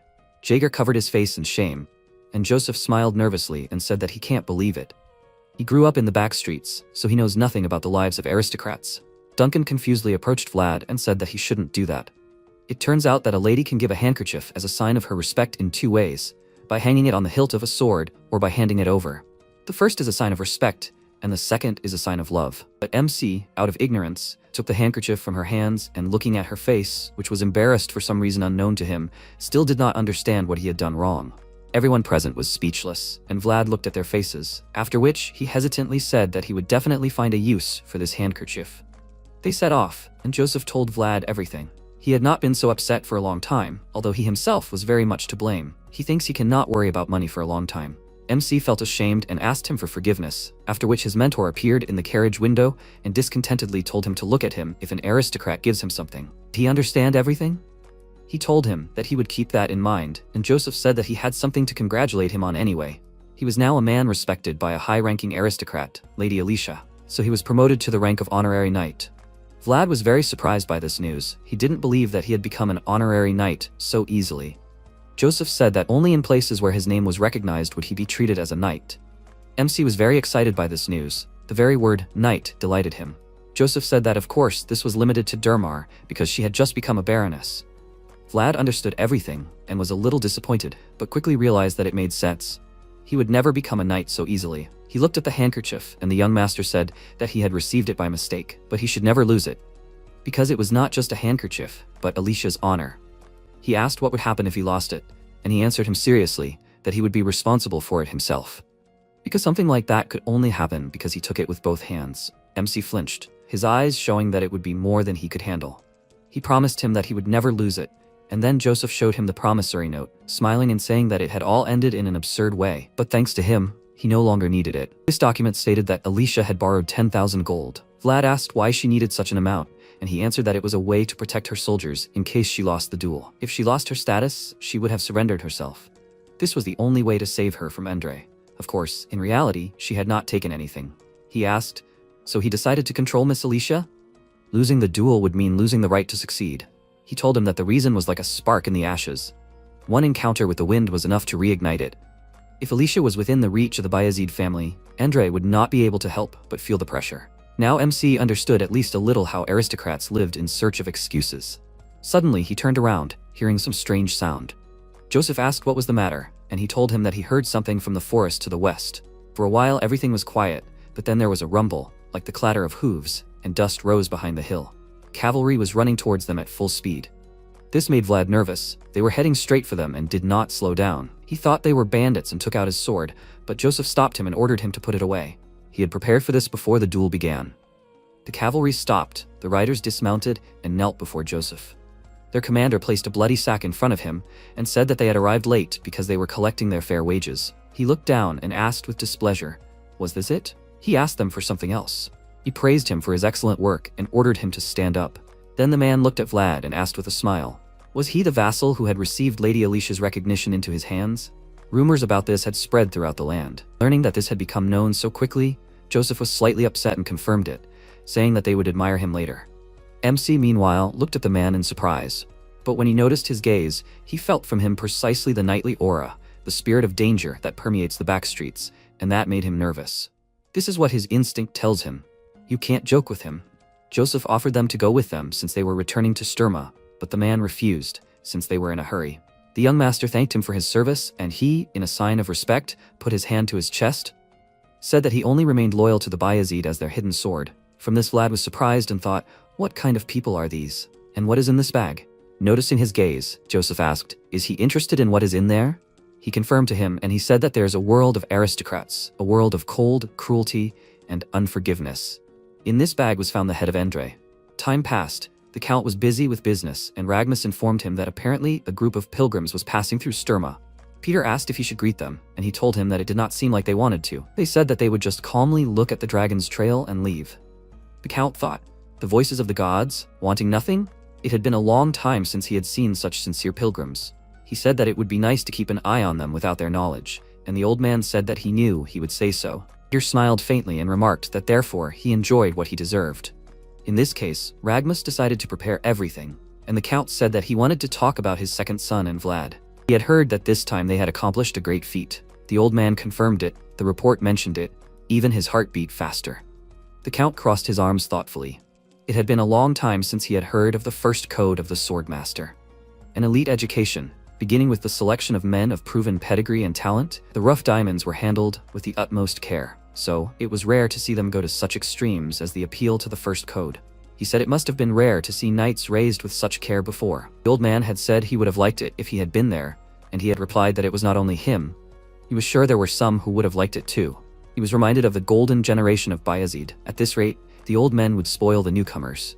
Ragmus had said he was sure young Master Joseph would like it, and Peter had thought he was gasping for air so much that he had thought he had given up. But he had crawled through the mud and brought back something shiny. He had a lot to think about, because in the end, he had to choose only one of his sons. Time passed, and conversations about Vlad began in the dining room among the vassals. Rumors of what had happened in Durmar had already reached them, but they did not believe that this homeless street vagabond was able to create an inner world and use an aura. Sovanen and his friends would have joined in the ridicule now, but after that fight, they decided to say more and say a word against him. The door to the dining room opened. MC walked inside thinking that he was simply dying of hunger. How much time had passed? A month? As soon as he entered, the conversations immediately stopped, and he thoughtfully looked at the vassals. Whether they were from noble families or not, whether there was a big difference in their status or not, it did not matter anymore. Because the childish fights in the back alleys ended with the appearance of the only person who had ended up in another world. Having put more sausages on himself, Vlad began to eat. But feeling many glances on himself, he said that it was hard for him to eat like this. Portly said that it would probably be like this for some time. Everyone knows about everything that happened in Durmar. He licked his fingers and noted that rumors travel fast, after which the guy asked what he was going to do on vacation. Judging by MC's reaction, he didn't know about vacation at all. And then Portly told him that they get 2 vacations a year. All the students are already going on vacation this week. Vlad thoughtfully rubbed his chin and asked, is he leaving too then? After all, he is not from a noble family, so he has nowhere to go. Portly saw this as an opportunity, and happily invited him to go to his house. His father said that he wanted to formally invite him. In fact, he had never had a friend before. He asked, so he doesn't have such a long track record? He enthusiastically said that they have a very hospitable house, and they can also provide him with unlimited access to baked meat. Noticing that Vlad was thinking, he decided to dispel all his doubts, saying that he heard that he was looking for a horse. He told him what his family does. They can find him a horse. MC immediately looked at him with interest, and he said that he recalled hearing about several horses with a better pedigree than Sir Jagger's horse. His eyes lit up with anticipation, and he confidently said that he would make sure that he was given a vacation at any cost. It was time for training. Vlad parried another blow from his mentor and clenched his teeth. Noticing this, he advised him to concentrate and delivered another blow, which he blocked, causing his arm to be pulled to the side. Then MC pointed the tip of his sword at him, which angered his mentor, and he hit him in the back without holding back, and he immediately lost his balance and fell. Jagger said that he definitely didn't tell him to try to do something that can't happen. Does he think he became something special after the duel with the knight? Has he become a trifle to him and can no longer be listened to? Vlad realized what his mistake was, and when he turned around, he was faced with a menacing gaze from the knight and became nervous. He immediately stood up and put his hands behind his back, asking him for forgiveness, and he told him not to come if he thought he was being forced to train, and not to look for him if he thought he could handle it himself. They were done for today. He could go. He nodded and walked out of the arena, upset. Watching him go, Jaeger thought that what he had achieved so far was admirable, but it was a grain of sand on the beach. Nothing more than something impermanent that could be washed away by a big wave at any moment. It was very unreliable. After training, MC headed to his room and a voice told him that he was right. He needed to start from the basics. He would have been angry with him too. He answered him, upset, that he just wanted to try it again, and then the voice said that not all knights could use aura. But that doesn't mean that knights who can't use aura are inferior. Aura is just the embodiment of the potential of growth abilities. He can't forget that he picked up a sword not long ago. Great flowers only bloom on a solid foundation. He wasn't the type of person who wouldn't get angry at him even if he deserved it. Let him think about his mentor's words again. He sighed heavily and agreed. He was used to disdain and ridicule, but he saw disappointment in his eyes back then. Because of this, he became even more upset and thought that this look hurt more than a blow from a wooden sword. The voice reminded him that he hadn't even talked about taking a vacation, and he became flustered when he thought about it. But because of his oversight, he decided to forget about it. After all, what's the point of going on vacation under these circumstances? He thinks that today he will have to swing his sword until he can't think of anything else. Instead of going to his room, he went outside the estate to a small forest where he could practice swinging his sword alone. He raised the weapon above his head and then slashed down with all his might, leaving a mark on the ground. He wiped away the sweat, caught his breath, and a voice said that that was enough for today. He had reached his limit.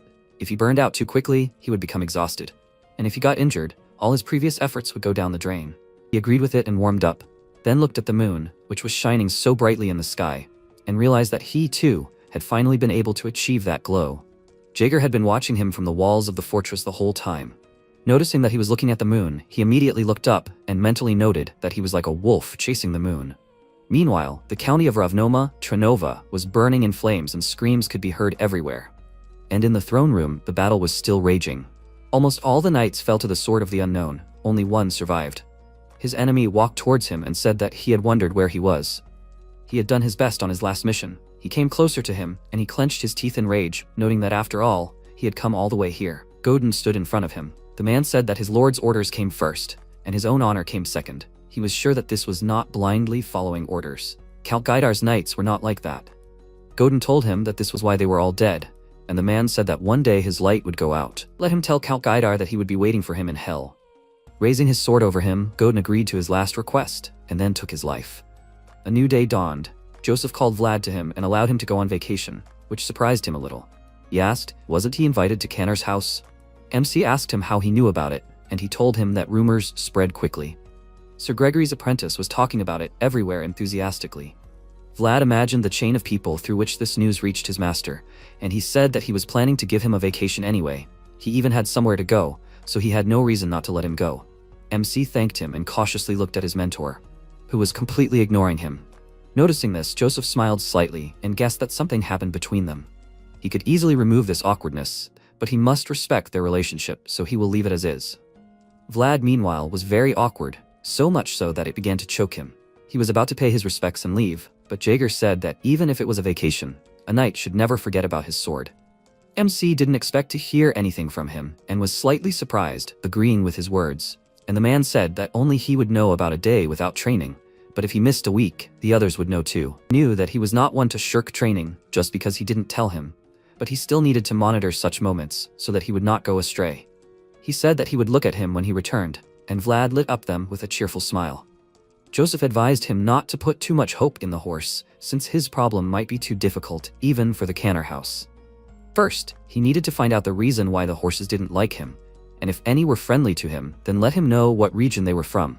He allowed him to leave, and reminded him that they would see each other in a week. But before he left, he told him not to bring him any gifts. MC smiled nervously and said that he understood everything, then thought, does this mean that he needs a gift?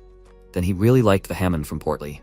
After he left, Joseph thought about the Kanner house, and Jaeger said that if all goes well, they can become friends. He told him that it is possible, they both stand out very much. The knight asked, don't they need it? His master thought for a second, then said that he is not the type to ask if someone has something he needs, but he is not going to give it to him. Before leaving for vacation, Vlad somehow ended up in Lady Oksana's room. While the servants tried on the cloak on him, he wondered what he was doing here again. Lady Oksana smiled and said that it was a very beautiful color. It goes well with the leather armor. He is very sturdy, so whatever he wears suits him. He looked down in embarrassment and thanked her, and she asked if he was going on holiday to Canner House. When you are invited to someone's house, you have to look your best. It is politeness so that his parents are not criticized. He was surprised by her words, and she came up to him and put her hands on his shoulders, telling him not to let her be criticized. Realizing that she took him for her son, he was surprised. Looking at her gentle smile, he lowered his head and told her that he understood everything. She promised him that after the holiday, she would hire him a tutor. One mistake, as he took the handkerchief from the lady's hands with his hand, was enough. He smiled awkwardly and asked her forgiveness for it, and she said that his status as a knight made him an honorable and noble man, so he should behave accordingly. She waved her hand to the servant. She brought a basket of lemons to them, and the lady told him to take this with him. Joseph had brought this. It was impolite to come to visit empty-handed after all. He bowed to her and thanked her for her thoughtfulness, after which she smiled and told him to have a good rest and come back. As he left the room, he noticed his reflection in the window glass and remembered what he used to be like. It made him feel out of place, as if he was wearing clothes that didn't suit him. He also remembered his childhood friend, who should be in the monastery now. He wondered how she was doing, and walked forward down the corridor, thinking that he was sure that she, like him, was wearing clothes that didn't suit her. Meanwhile, even in the monastery, rumors began to spread about a famous vassal of the Bayezid house who was emitting an aura in Durmar. While the nuns were chatting about this, Zemina was scrubbing the floor with a brush, and when she heard them talking about a blonde man with blue eyes, her wounded and calloused hand froze. One of the nuns said that he might even be from a noble family. He released an aura at such a young age, he might even become a knight of the north. Zemina thought that it must be someone else, because Vlad couldn't have succeeded so quickly. She would have been happy if he was just alive and well. Noticing that she had stopped, the nuns ordered her to keep working with displeasure. How dare she slack off when she hadn't helped them at all? She would have to work here all her life. Let her finish quickly and wash the dishes if she didn't want the abbess to scold her. They started to mock her, saying that she had nowhere to go, so it wouldn't hurt to get used to manual labor in advance. They left and finally told her to finish everything by dinner. And she, continuing to wash the floor, smirked and said that she seemed to have learned everything well, back in Rose's smile. Her gaze dimmed as she remembered how she had gotten here. Marcella had brought her here with the other girls, but the abbess did not want to let them in so easily. After all, this was a place close to God. They could not accept girls working in a dirty place. Marcella assured them that this was absolutely not true. Bishop himself looked after them. But even so, they could not accept them into the monastery so suddenly, and she exclaimed indignantly, "Why not? She constantly donated so much money to this place. It was enough to feed them all for 10 years and still have some left." The abbess wanted to object, but fell silent, still deciding to accept them. Zemina asked Marcella if she would go with them, but she said that they would go inside first. The girls went to the nuns, after which the abbess raised her hand, stopping Marcella and forbade her to go with them. She said that she had not expected this and asked her to take care of the children. They were good workers. Suddenly, the screams of bandits who were chasing them were heard from the forest. Noticing them, she excitedly ordered the girls to quickly go inside, and then the man grabbed her by the hair and her hand, saying that he finally caught her. Nuns, frightened, began to push the children inside, and Zemina, seeing what they were doing to Marcella, with tears in her eyes, screamed her name and extended her hand to her. The man dragged her by the hair behind him, and Zemina moved further and further away from her, unable to help her, and so she found herself locked in this monastery. Because of these memories, she burst into tears and she began to miss Vlad. In the meantime, he arrived at the Canner estate and looked around, surprisedly thinking, they are not aristocrats, but they have influence in Sturma? Why is their estate so huge? The butler and a couple of servants met Portly, and he, with joy, spreading his arms to the side, ran up to him and hugged him, saying that he missed him so much. The old man smiled and said that it was so nice to see him after so long. Taking his hands, Portly asked where his father was, and he told him that he had gone to meet guests who had arrived on an unexpected visit. He looked at Vlad and offered him to look at the pride of their family, the farm, if he did not mind. He was not at all against it, and the butler thanked him. But first MC wanted to look at the horse, and added that he had high expectations for this. The butler agreed and said that the head of the family would show him the best horses, but it would not hurt him to see the rest as well. After that, he walked him to the pasture, but as soon as he approached the horses, they got very scared and started to run. Vlad decided to try his luck with the bulls, but they also ran away, as did the sheep. In the end, all the animals in the pasture simply ran away. Because of this, he was very upset. Not only the horses were afraid of him, but also the riding bulls. But why the sheep too? The butler said that the situation was quite serious. Had he tried going to church? He told him that he was not cursed. The priest Andreas vouched for him. The old man asked him for forgiveness, and he, looking at the horses, thought, what was the point of using aura? He couldn't even ride a horse. He sighed and asked upset, while everyone looked cool on horseback, he would walk behind, in the dust. Portly wanted to support him and advised him to look at the horses on the farm. For fighting, riding, work, whatever he wanted, he would show him any. Couldn't there be a suitable horse here? MC answered him hesitantly that there had to be at least one, and Portly said that they had a wonderful horse that he had never seen before. It had the best pedigree of all the horses that his father had. He would persuade him to show it to him. He still had not managed to cheer up his friend and patted him on the shoulder, offering him to go for a walk tomorrow, but first they would have dinner and rest. Evening came, it was time for a delicious dinner. Portly led his guest to the kitchen, where the cooks were busy preparing meat. He was surprised by such a sight and noted that his family was clearly not modest. He smiled sheepishly and scratched the back of his head, and then the head of the family himself, Orson Kanner, appeared in the kitchen. He greeted Vlad with a wide smile and asked him for forgiveness for not being able to personally receive such a dear guest. He greeted him respectfully in return and introduced himself to him, and the man said that he knew him. Rumors were flying all over Sturma. He patted him on the back and welcomed him to his home, and thought that this guy had awakened the Swordmaster code for the first time in a long time. He was the new star, the pride of Sturma, and his son had made such a great friend. He suggested that they go inside and chat while dinner was being prepared. As a host, he is very happy to welcome important guests. MC remembered that they had guests and wondered if they would be joining them. When the man mentioned that they were all Bayezid, he was slightly surprised and began to wonder who this mysterious guest was. They walked into the main hall, and Vlad's eyes widened in surprise. Rudiger was sitting by the fireplace, flanked by his knights. He told Vlad that they had not seen each other for a long time and asked how he was doing. He and Portly greeted him respectfully, and he said that he did not expect to see him here. Rudiger said that he was not sure that he would want to dine with him tonight, but he had heard that the food prepared was too good to refuse. MC felt uneasy and wondered why he had insisted on not eating the peanuts and glanced at his knights, who were looking at him with disdain. He thought that he seemed to have won him over. But that's no wonder. They hate him because he didn't accept Rudiger's kindness. And about his subordinates, he beat up every single one of their disciples, so it's bad. If they threaten him, he's finished. He agreed to have dinner with him tonight, since he was also looking forward to it, and Rudiger asked, "Is that so?" Meeting his calm and confident gaze, he smiled slightly and said that he heard that he was on vacation. Does he have free time tomorrow? He invited him to go somewhere with him, and the next day they set off. Everyone was riding horses. Only he was sitting in the carriage and looking at the man riding next to him with a bored expression. A beastman named Dorothea, a mage in Rudiger's group, noticed his gaze and asked with displeasure, why was he looking at her? He had never seen anyone like her? He said nonchalantly that there was a first time for everything, and she agreed with him, since it would be weirder if he saw. She heard that he was from the slums of Sor. How did he become a vassal of Bayezid? He asked back, what was the big deal? Compared to being a beastman mage Rudiger, his question made her angry, but she didn't show it and asked, did he really use aura? How could he not ride a horse when he could emit aura? Even his friend rides a horse. He told her boredly that life showed that anything can happen, and she said that it still seemed doubtful. He was already tired of this grumbling and looked away, thinking that he was here only because he came on an unplanned vacation, and suddenly they decided to go hawk hunting. Dorothea asked, was he even listening to her? Because of this question, she began to irritate him even more, and he asked, are all beastmen so talkative? She called it racial discrimination, and then he asked, are all mages so talkative? She said that it was occupational discrimination, and Rudiger, overhearing their conversation, told her to stop bothering him. It was already difficult for him to persuade him. She responded by saying that every time he looked at her, he had such a suffering look. He laughed and told her that everyone would be like that if she started pestering him like that.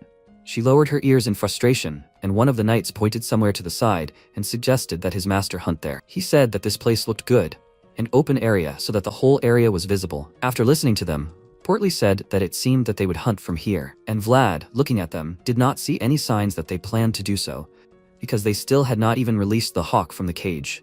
One of the knights pointed to a crowd of people walking nearby, and Rudiger said that they were lucky. He couldn't believe that he would see pilgrims here. He ordered his men to raise a flag and warn them of their intentions, so that they would not think that they were in danger.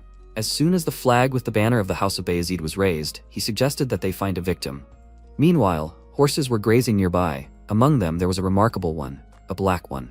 It stood on a hill and carefully watched the situation around, and when some strange sound was heard, it looked down from the cliff. There was a giant death worm. It turned out that the pilgrims were walking below, and Rudiger's detachment was following them from above.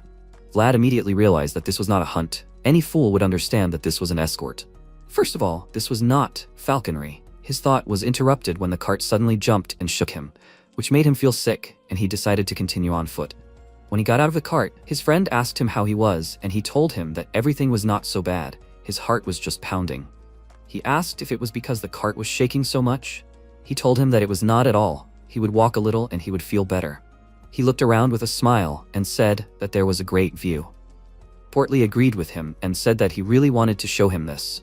The meadows stretch all the way to Varn. Sometimes monsters appear, but this year, thanks to Master Joseph, there is no need to worry about it. He explained that it is due to the hunt, in which he also participated last winter. MC smiled and said that he also contributed to this landscape then. A cloud of dust appeared on the horizon. He was interested in it, and then a loud clatter was heard.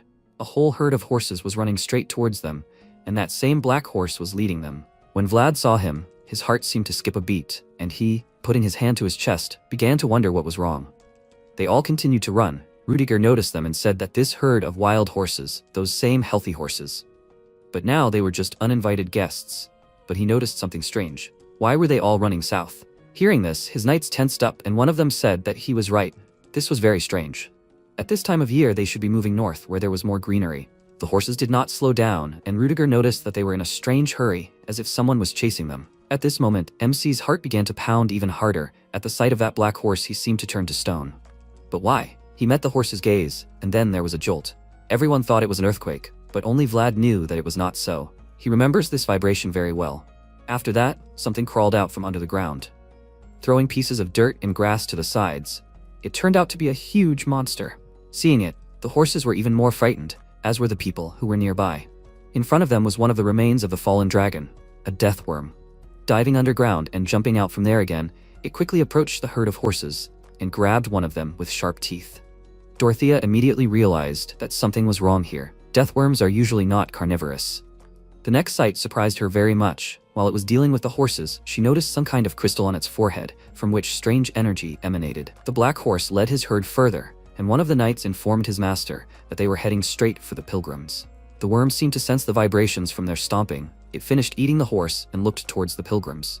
Meanwhile, they began to run in panic, and the knights realized that the monster would now pursue them. Rudiger turned to Dorothea and asked what the death worm reacts to. She answered him in a panic that death worms have no eyes or ears. They are guided solely by vibrations of the earth. He ordered her to pull herself together immediately and come up with a plan to take this monster away. His scream brought her to her senses, and he called out to Vlad, ordering him to take Dorothea to a higher place and protect her. And when they found a way to distract the death worms, then let them give them a signal. He excitedly answered him that he understood everything, after which Rudiger raised his sword and ordered everyone to listen to him carefully. It doesn't matter if the situation they're facing makes sense. All that matters is that they have to be in their places and do what they have to do. It's their job as the count to protect the pilgrims. After saying that, he rushed towards the defenseless people and the knights ran after him. Rudiger thought that none of this made any sense at all, and that the situation was developing in a strange way. So there was something supernatural behind all of this. It was as if a fire had flared up inside him. His sword was on fire, and he was heading towards his opponent in a rage because he couldn't stand that they dared to do something like this on Bayezid territory. Meanwhile, MC had climbed higher, and Dorothea had panicked and poured her paint bottles onto the ground and was looking for something to vibrate, but she couldn't remember what color it was. Vlad didn't understand what it meant, and the voice said that it was some kind of divine secret. It was created by the Trinity, by adding divinity and aura. He was slightly surprised and realized why she was the Rudiger mage. While they were watching her, a bright pillar of flame suddenly flared up from the pilgrim's side, and they immediately turned around, excitedly asking what was that. The worm was enveloped in flames, and Portly exclaimed that this was the power of Master Rudiger. Seeing his fiery aura, MC was surprised. It was amazing for him. He was on a completely different level. The voice said that this was not enough. He was not ready. Despite the huge flame, the worm still managed to survive, and Rudiger gritted his teeth, thinking, "Is this the strongest of dragons?" The monster let out a piercing roar. Its mouth opened right above him, and he, hitting the horse on the sides, led it away before the worm dived underground would take them with it. It disappeared underground, and the knights asked Rudiger if he was okay, and he ordered them to stay vigilant. This worm will not be able to escape so easily. The voice noted that the situation was getting complicated. No matter how good a warrior he was not able to do anything against an underground enemy. Rudiger raised his sword and ordered his men to find it. It must be somewhere nearby. He turned around, wondering where this monster was, and then the knight anxiously pointed his finger towards the pilgrims. The death worm was heading towards them, leaving a trail behind him. Rudiger immediately rushed after it, and Vlad, seeing that the situation was getting complicated, called out to Dorothea and told her to hurry. But when he saw that she was drawing with her tail on a piece of paper, he looked at her strangely and asked, "Does she think now is a good time to play?" She exclaimed embarrassedly that she was not playing at all. It was a unique method of the beastman. If he had not bothered her, she would have everything ready by now. The symbol she drew lit up, and she handed the piece of paper to Portly to take to Rudiger.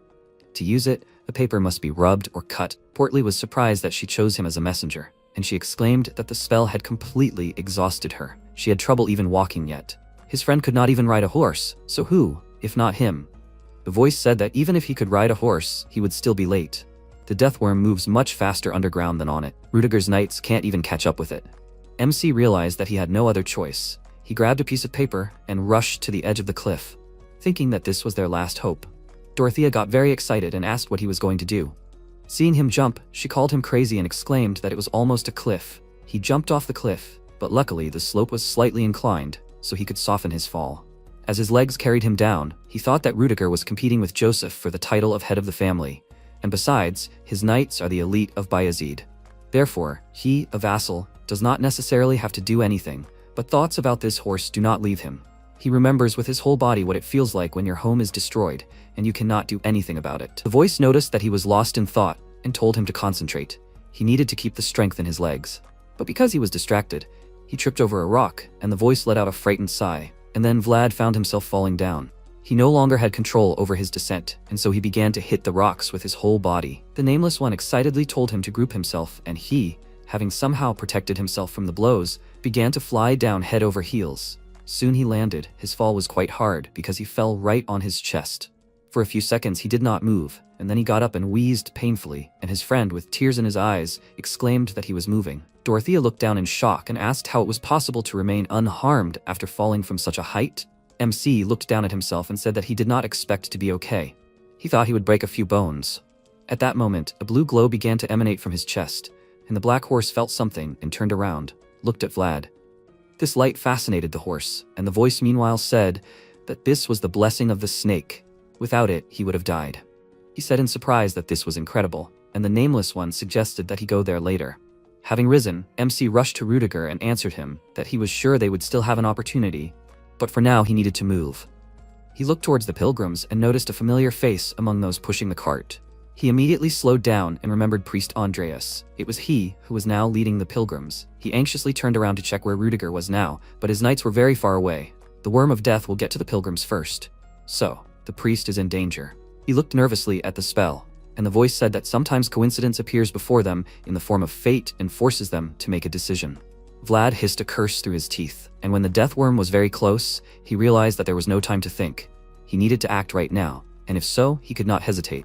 He threw a piece of paper, pulled out his sword, and cut the spell, activating it. A glowing circle immediately appeared above his head, and magical writing began to circle nearby. The writing lay on his blade, and he, pointing the tip down, shouted to the worm that he was here.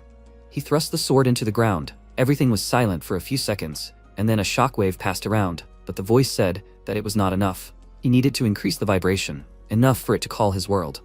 He closed one eye and concentrated, after which all the sounds around faded for a while.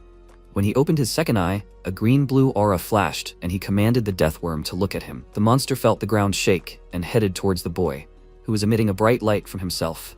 He gritted his teeth, putting in more effort, and then the deathworm crawled out of the ground with a loud roar, and Rudiger and his subordinates became very nervous. MC confidently looked at his opponent, then grabbed the sword with both hands and prepared to fight. The deathworm growled fearsomely and then charged straight at him, but he parried the blow, causing his legs to slide backwards. The voice ordered him not to even think about continuing the fight and to retreat. His world is not deep enough to face this monster yet. The fact that he is holding it back is enough. He glanced at the squad approaching them and answered him that he knows this, but they are not here yet. Meanwhile, the deathworm rose higher and then opened its mouth wide and headed towards him. Vlad clenched his teeth, preparing to attack, and then the monster hit the ground with its head, but miraculously did not take him with it. He rolled on the ground in time, and seeing that the monster was going underground, he became very nervous. Quickly getting up, he began to carefully examine the area, preparing for a sudden attack from all sides. He turned around, already worried that it was heading towards the pilgrims, but the tremors that appeared under his feet said otherwise. The ground shook even more strongly, and then began to crack, and the Nameless One ordered him to dodge. But it was too late. The worm crawled out of the ground, and MC fell into its mouth. The worm's mouth closed, and Rudiger screamed Vlad's name in horror.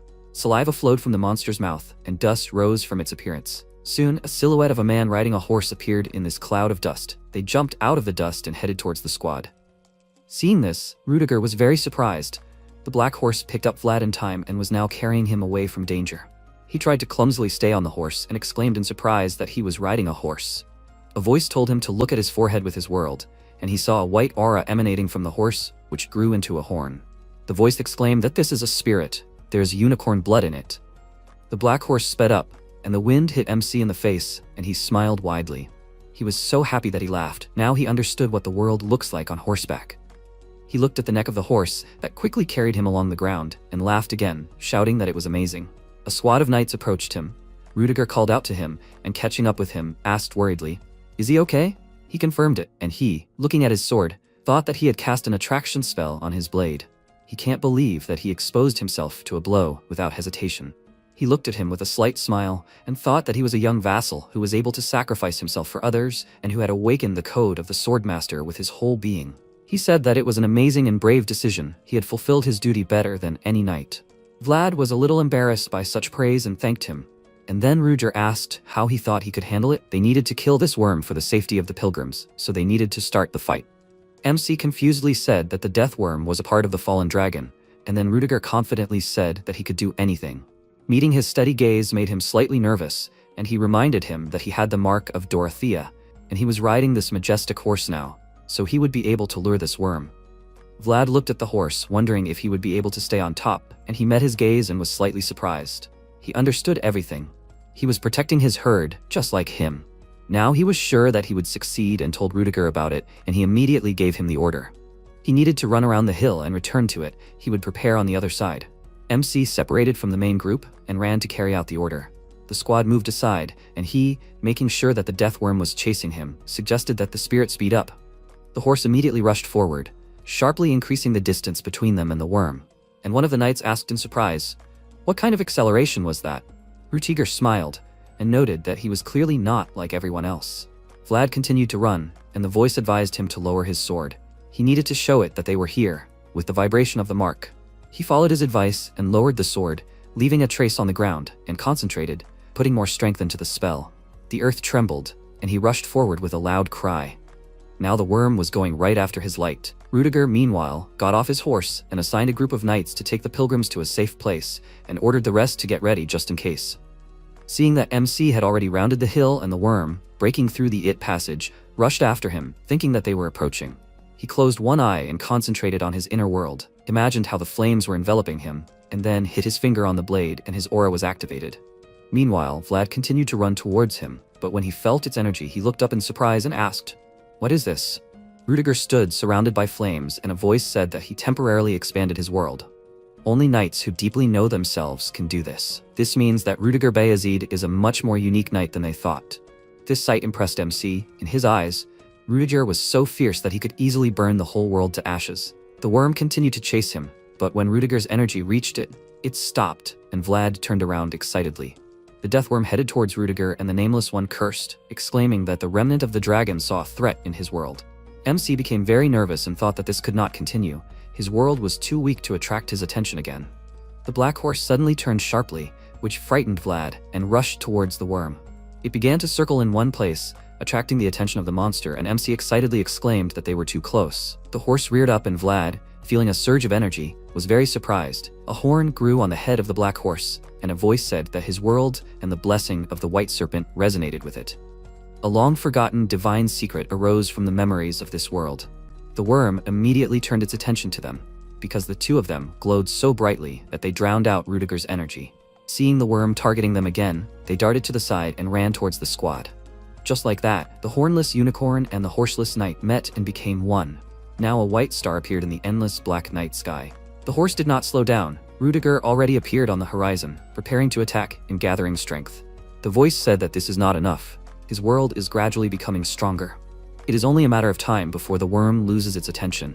Feeling bad, MC gritted his teeth. He had already reached his limit and could not squeeze out more aura. Noticing that he was not coping, several knights joined him and told him not to give up. They all activated their aura, increasing the glow that attracted the worm, and the voice said that this is enough. One of the knights called out to Vlad and told him to continue in the same spirit and run past Master Rudiger. He agreed. They were quickly approaching Rudiger, and when they were very close, he excitedly called out to him, and he opened his eyes. The knights ran past him, and he praised them for their excellent work. And now it was his turn. The ground beneath his feet caught fire, and he told the worm that this was Bayezid territory, a land where his kind had no right to wreak havoc. He stood in a fighting stance, and a fiery hurricane arose above him. Then he swung his sword and told the worm to disappear, and a stream of flames headed for it. His blow was so strong that the flames engulfed the worm's entire body and even went much further. The pilgrims, Dorothea and Portly, were surprised by this sight, but the Rudiger knights smiled. MC looked at the flames blazing ahead in shock and thought, so this is the world of a knight, and with the ability to know himself, the true world? Such a sight is light years away from common sense. Watching the knight's world was like watching a mountain soar into infinity. Can Godin do that too? And Sir Jaeger and Sir Pablo? So he can do that too? The voice confirmed it. If his world was so unshakable, then nothing in the world could shake it. The worm burned away, leaving only ashes, and Vlad approached the resting Rudiger. He asked if he was okay, and he, looking clearly exhausted, said that he had done well. MC looked at it and asked if the meadows would burn like that. He told him that the grass was wet, so no, they would burn for a while and then everything would go out. Besides, he wanted a refreshing glass of beer. He tried to get up, but his legs trembled and he fell to the ground again, sighing heavily. The voice said that it seemed that he had paid the price for temporarily expanding his world. Rudiger smiled and extended his hand to Vlad, asking if he would help him up. He told him that he would rather sit down as well, and fell down next to him. Rudiger looked at his extended hand, feeling uneasy, having refused him again. He smirked and remarked that he was an excellent horseman, although there were rumors to the contrary. He told him that as far as he could see, it was not him. They both looked at the black horse, and Rudiger remarked that he was special. MC smiled and said that he knew it, and then suddenly someone hit him on the back of the head. The knights crowded around them, and the one who hit him said with delight that it was very cool, good enough for the one who had struck down their students. He praised him for his excellent work, and finally said that they would meet again. Vlad rubbed his bruised head with displeasure and thanked him hesitantly, and then an old voice called out to him. Priest Andreas approached him along with the pilgrims. He immediately jumped up from his seat and bowed his head in a respectful gesture before him, saying that he was glad that he was okay. The old man smiled and said that now everything was clear to him. He knew that he had seen this light before. He remembered how he had struck down that woman and exclaimed that it was the light that pierced the impenetrable darkness. He took his hand and knelt before him, begging him for their salvation, from which MC was very surprised and confused, not knowing how to react to this. Priest Andreas smiled and turned to his lord, asking him to look at the boy who had received his own will and was acting solely according to it. Let him hold the boy who protected his world and bless him with his pity and compassion. The rest of the pilgrims knelt down and joined in the prayer. And so today, countless hearts became one light and the boy's world became bigger. After some time at the Bayezid family palace, the Count of the Bayezid family asked if he was 100% sure that this was true. Ragmus said that he was sure. Dorothea sent this message through the crystal ball. He got angry and said, while clenching his fist with the note that he sent them just in case, was this dark magic again? He noticed that some seemed to have settled in the north. The Count of the Bayezid family thought that this was the weakness of the empire, so the old cursed creatures were gradually showing up outside. Ragmus asked, at least they had good news, right? He said that it was true. Lately, there have been more and more people hearing about this guy. The Count of the Bayezid family thought that he participated in last year's winter monster hunt and also the honor duel at Heinel. Now he is also involved in the pilgrim incident. If it weren't for him, the Bayezid family might have been disgraced. This is truly admirable. Afterwards, he said that he wanted to see Joseph. He asked if he really wanted to give him permission. The Count of the Bayezid family said with a smile that the worthy should enjoy what they deserve. After a while, in a night clearing where the caravan had set up camp, people gathered around the fires, and only Vlad sat at a distance and sharpened his sword. The protagonist thought that this sword had also been through a lot. Rudiger asked why he was sitting here alone pitifully. The protagonist looked at him and asked where Fatty was now. He noticed, sitting down next to the fire, that Dorothea had taken him with her. She asked him to do something. Rudiger asked, "Where is Andreas now?" MC said that he was praying with the pilgrims. He exhaled and asked, "So everyone is busy? Doesn't he want to make some drinks?" Vlad noted that he was polishing his sword now. Rudiger noted that he was refusing again. He didn't take the peanuts from him. He didn't take his hand when he asked him to help him up. Come to think of it, he refuses him every time he extends his hand. Did Joseph ask him to do this? The protagonist's face changed, and he said, taking the bottle of drink, that it was not so at all. After the protagonist noted that it was whiskey, he said with a smile that it was a drink of aristocrats. MC thought with a smile, taking a sip from the bottle. After all, they were brothers. They may be different in character, but they had the same tastes. Rudiger noticed the blade and noted that he should inspect his sword upon his return. Vlad noted that he had been to the family blacksmith a few days ago. He said that the hilt of the sword needed to be changed. He asked why change the excellent hilt. The protagonist said that he said the connection was unreliable. The hilt of the sword should only be changed if he could not find the one who made the sword. Rudiger noted, taking a sip from the bottle, that the sword was planted, like its owner. The protagonist said that was why he refused. He didn't want to lose everything that the sword symbolized. He looked at it and said that the sword needed to be fixed anyway. It was already worn out. The MC said that he agreed with that, so he had to find the person who forged the sword. Rudiger asked, where is he now? Vlad thought about it and then said that he was in Sora. He noted that it was natural. He was always shouting that he was Vlad of Sora. Rudiger thought with a smile that Sora usually represented shine, and he was Vlad of Sora. It was a fitting nickname for him, because today he was shining brighter than anyone, so that was the reason why his brother was running around. He stood up and asked, will he fix the sword soon, right? If he hoped desperately, sooner or later someone would let him know where the right person was. The protagonist looked at him, puzzled. After which Rudiger said, putting his hand on his shoulder, that he wanted to say that he would do well, having lived until now. He did not need to sit by the fire for long. Tomorrow they would go straight to Sturma. The protagonist looked at him and thought that he was right. One day he would definitely be able to fix this sword, because he had somewhere to return with it. At this time, Noir was closely watching MC from a height. The animal seemed to sense his powerful aura. Sometime later in the estate, Oksana was doing embroidery and asked, is it enough? Does it look like the emblem of the Heinel family? The maid said with a smile that the countess did very well. It is identical to the one in the book. She asked, does that mean she needs to move on to the next emblem? She opened the necessary page in the book. Oksana said with a smile, closing her eyes, that she did not need to show it. She clearly remembers this emblem. By the way, she is doing this for the first time. As a child, she had only watched her mother do it. The maid asked with a smile, but that made it even more valuable, didn't it? She said, looking at the needle in her fingers, that it was true. After all, it was a forgotten tradition. However, the knights of today are so reverently brought up that they are worthy of raising this banner. They are worthy of the banner that belongs only to them and to no one else. The next morning, the caravan set off. The knight said in surprise that it was a wonderful sight. He had never seen anything like it before. He could not believe that people and horses could gallop together harmoniously. Rudiger noted that he was right. It was a rare sight. This may be the first and last time this happens. He thought that most likely, after such a short acquaintance, they were more special to each other than anyone else. The protagonist thought, looking at Noir, that he knew it was time for them to part ways now, because he has a purpose, and he has a duty to his herd. Noir stopped grandly at the top of the hill. They looked into each other's eyes. The protagonist thought that they could only be together for so long. MC said that he was saying goodbye to him. Andreas said that he did not need to be considered because of this goodbye. Vlad said with a smile that he just said so. He said with a laugh that it is difficult for people to be sincere. Their life is just a cycle of greetings and farewells. Farewells give tears, and greetings give smiles. It was a delightful meeting even from his point of view. I wonder when they will meet again? After all, the depth of a connection is not determined by the time spent together alone. The protagonist thought with a smile that he was right. One day they will meet again. It will definitely happen. Sometime later, in the palace of the Bayezid family, the Count of the Bayezid family said sadly that he was informed of the fall of the Ravnoma family. Ragmas said that it was so. They received urgent news about this. He thought that there had been strange activity in the West all this time. Who would have thought that it would end like this? The Count of the Bayezid family asked if Count Gaddar was really that strong. He said that it seemed that the Western houses had formed an alliance with Gaidar at their head. It seemed that even Ravnoma, the ruler of the West, had lost due to a lack of men. He asked why the imperial family had not done anything. Ragmas said that they knew nothing about the affairs of the capital. The Count of the Bayezid family stood up and said that he understood. He thought that the North had its own unique strength, greater than any other region. They were freed from the influence of the imperial family and the authorities of the central part of the country, thanks to the impenetrable wall they had built.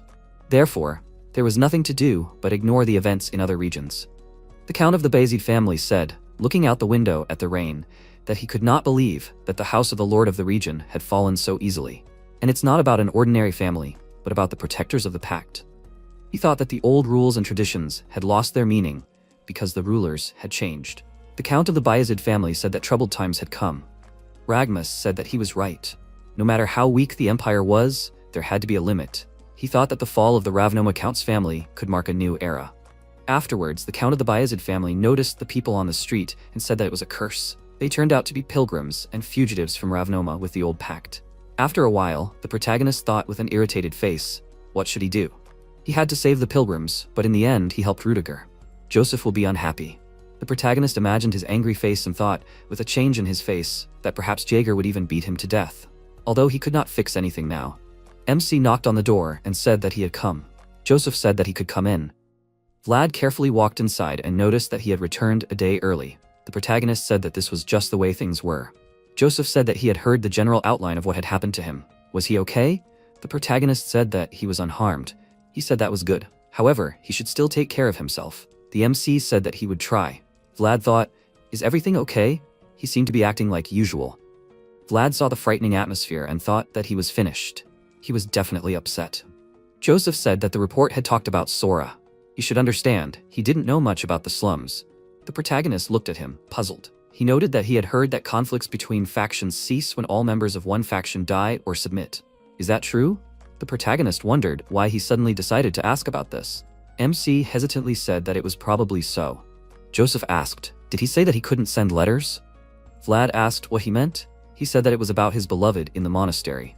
The protagonist's face changed, and he said that they were just friends. Joseph said that it didn't matter, he didn't know about it until now. He was talking about the fact that he couldn't send letters to Sora for fear that someone might get hurt there. He wanted to be considerate, but solving the problem took time and effort. The man named One-Armed Jack was also useful in his own way. The protagonist thought that maybe that was true. After all, this swindler had many connections among the powerful people of Sora thanks to his huge capital. He noted that, however, he had tried hard to prove his worth. He had tried so hard for him, so he, in turn, should repay him accordingly. MC looked at him, puzzled. Joseph said that it was a banner that represented someone's honor. In his grandfather's time, knights walked with such banners. He thought that this was something he would never have, so he appointed a knight to carry it. And Vlad happily took the banner with both hands. Joseph said that he deserved to carry his own banner, and the Bayezid family would guarantee it. From this day on, he would have the full support of the Bayezid family. The man who received the recognition of Lady Alicia, and the vassal of the Bayezid family, Vlad. He should proudly hold his head high under his own banner. He should take this and go to his homeland. He can go and destroy the people who prevent him from finding true freedom and returning back. The protagonist barely held back his emotions from crying. The protagonist had an unadorned sword given to him by a girl and an old man, a name confirmed by a priest, a handkerchief with the name of a noble lady, and even a banner with family crests. All this gave the boy a foundation, and he deserved it all. MC got down on one knee and said with tears in his eyes that he would fulfill the order of my lord. After some time in the hall, the Count of the Bayezid family asked, so this is it? Andreas said that it really is the proof of the pact. Inside is a fragment of a dragon, the first dragon of perfection, defeated by the founding king. He said that he was sorry to say this, but the family of the Count of Ravnoma was the only one in the West capable of protecting this pact. He said that he understood this. He would provide them with his knights. He would help them carry the proof of the pact, in the safety that only he could ensure. He politely asked to be their guests while preparations were underway. The priest thanked the Count. The pilgrims picked up the proof of the pact and began to carry it out of the hall. The Count of the Bayezid family thought about it, and then Ragmus said that he had nothing to worry about. They had no choice anyway. He said, standing up, that he knew it. From the Western point of view, the only house equal to them, capable of protecting the pact, was the ruler of the North, Steel Lord, Timur Baranov. The Count of the Bayezid family thought that he knew that there was nothing to be done about it, but it did not make him feel any better. Then he remarked that he had not seen such a banner for a long time. Ragmus asked what he was talking about. Then he said, looking out the window, that now he understood. He had not seen such a thing for a long time either. The Count of the Bayezid family said that he needed to rest a little before leaving. Ragmus remarked that he was probably very eager to leave as soon as possible. He thought it was true. He would have been impatient too in his place. A knight who is his own master. He must go home and do his duty. After a while, in the dark corners of the city, people in the establishment, Cat House shouted, when will she come out? They want her to play with them, although it is up to the one with more money to decide. They called her name loudly. Marcella was putting her makeup on, looking at her reflection in the mirror. The old lady said that they were looking at her with perverted eyes. She should go out if she was ready. She should work harder to pay off her debt. She calmly continued to put her makeup on her face. The madam of the cat house said, grabbing her chin with her hand, that she wondered how long she would walk around with such a self-confident face. They had plenty of time, and she would be here even if her body began to rot. Marcella smiled and said, calling her madame, that she wished her a long life. The old lady thought that she was a fool.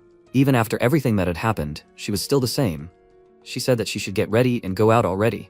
She thought, posing in front of the mirror, that she had risen quite well for someone who worked in a cat house. Marcella said with a smile that it was still wonderful. She thought that at least she was choosing her fate. although not everything suited her. The people shouted admiringly that they had been waiting for her. Marcella thought that this was the way to a solution. The madam of the cat house said that they had been waiting for a long time. They needed to show their gold coins who wanted to be with her. They shouted furiously, offering more and more gold coins. Some decided to join forces to offer more gold, although they were not sure if this was allowed. The old lady looked at the girl and thought that this was delightful. This withering flower would surely make good golden honey, and she would gradually take it for herself. The man shouted that he was offering 4 gold coins. She noted with a smile that finally a decent price. The people asked irritably, did he really have that many gold coins? They thought that 5 gold coins was already too much. One could live on that amount for a whole month. Suddenly, an unknown voice said that he was offering 100 gold coins. They all froze in shock, and then turned to look at him. The old lady's face changed and asked if she had misheard. He repeated, going up the stairs, that he was willing to pay 100 gold coins. Marcella thought in horror that she knew that sound. That was the sound that had brought destruction to her home. That was the reason she was here. A stranger in a cloak and hiding his face with a hood appeared before the crowd of people. The madam of the cat house asked if he had said 100 gold coins for sure. The protagonist came closer, while the people thought in shock. Who was he? He had an oppressive aura. The protagonist approached the bartender's counter and asked if he could make an order. The old lady thought that he was wearing expensive clothes. Even if he didn't have 100 gold coins with him, he could definitely pay 10 gold coins. The madam of the cat house wanted to offer him a menu, but MC stopped her with a hand gesture. Vlad said he didn't need it. Even after he left that place, he always missed that place. The protagonist said he would have fried sausages and black pudding, as well as hash browns and white bread. The protagonist took off his hood and said that it was Georges' usual order. Marcella covered her face with her hands, barely holding back her tears. MC thought, remembering the past, that this gold is not from a dirty cat house. It is the color of how Jorge brought him home, and how Marcella washed him as a child. This is the color of what the boy had gained then. Vlad said, turning to Marcella, that he had returned. The protagonist thought it was shining gold. She cried, looking at his face. Then Marcella whispered, her face changing, that he should run away from here as soon as possible. The henchmen of the one-armed Jack are here. The madam of the cat house was watching them and thought, do they really know each other? Apparently, everything is very serious. She needed to put an end to this before anything happened. She gave a special hand signal to her minions. People got up from the table and came closer, standing behind him. Marcella was shaking with fear. The protagonist calmly noted that he needed to settle the bill before paying. The old lady asked what bill they were talking about. To her surprise, MC said it was about the one-armed Jack.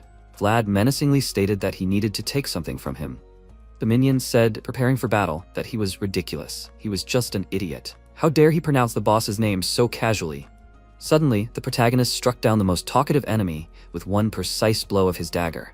His body fell to the floor with a crash, and the others froze in shock. Then the cat house madam screamed in horror. The protagonist said threateningly that she needed to be quieter. She should shut up and wait where she was, because these scum wouldn't be enough. He would need something from her too. The old lady trembled in fear, looking at his furious gaze. Then the henchmen shouted, grabbing their swords, how dare he do such a thing? Who the hell is he? Who sent him here? MC prepared for battle and declared that he was here because of Jorge. He is Jorge's last blade. They asked in confusion, what is he talking about? Then they shouted that they remembered the blonde with blue eyes. This scum is Vlad. They began to discuss among themselves, how is this possible? Hasn't he died a long time ago? Although what difference does it make now? They can get a reward for him now. The boss will pay handsomely for this. If he has survived until now, he is unlikely to just give up now. However, he is looking for his own death. The protagonist stepped forward, that it was time for them to stop chatting and already approach him. How was it then to kill him? They looked at him in fear and thought, what is this? Is it really him? He is like a bloodthirsty wolf, the protagonist noted, rushing forward and crushing the opponent, that if they were to stand still, he would come himself. Afterwards, the enemy screamed furiously, intending to hit him from behind, and MC reacted lightning fast, crushing him.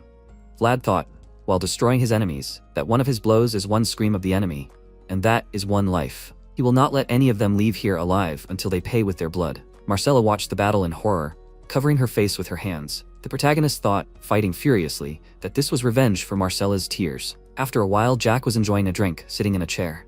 He thought that after Jorge disappeared, the slums of Suara practically became his. He plans to become even stronger. He wouldn't stop there, so he stole without hesitation. He walked over the corpses of his enemies, climbing higher and higher. However, only at the end did he realize that life in the slums was mainly ruled by aristocrats. Jack took a sip and said that he cursed such a life. He thought that before he stubbornly believed that everything could only be obtained by winning. However, now here he was, despite the defeat. Jorge was the winner and died. One day, the same thing would happen to him. A few words from someone higher in status would decide his fate. Jack said that he hated this life. At that moment, a subordinate opened the door and shouted that they were in trouble. Jack asked why he was making noise. He shouted that they were surrounded. He asked who did it and where exactly. They shouted in panic that the entire slums were surrounded. They were surrounded by soldiers from all sides. They were serious. There were many soldiers even in the backyard. They were the guards of Sora. They began to argue loudly. Why would they do this? They had paid for months in advance. They had no idea what was going on. Maybe they were just patrolling? Although there were too many of them for a regular patrol. Jack chuckled and thought that he had known this day would come soon. But why today? Although this was even better, he thought with an evil smile that after all, when everything was collapsing before his eyes, it was better than worrying from ignorance. After a while, the protagonist defeated his enemies, rage emanating from him, and his eyes sparkled in the darkness. After that, the soldier reported that they had been informed that the guards had carried out the order. Borden asked, were all the alleys blocked? The mayor of Sora said with excitement, which was natural. They did everything in their power. He asked, then why did he let this happen? He was talking about what the Count found out. He said that he did not deserve forgiveness. One-Armed Jack was a talented man. That's why he did it. Borden coughed, hinting to him that he should keep quiet. The mayor thought, who is this? How can some knight be so aware of the situation in the Sora slums? He said with a smile that he was glad that they were here. Now the criminal organization would be destroyed. His face changed and he thought that he was no better than them. How can some slum boss run such an organization? He runs it, justifying himself with his position as mayor. And it is obvious that it is about big money. As you can see, those who eat meat, those who take bribes also stand out. This immediately catches the eye. The mayor worriedly asked, who will go inside? Borden said that the Bayezid family specially sent a knight here, and he is already here, right there. At that moment, the protagonist came out of the room, and the mayor asked in surprise, was he there alone? Would nothing happen to him?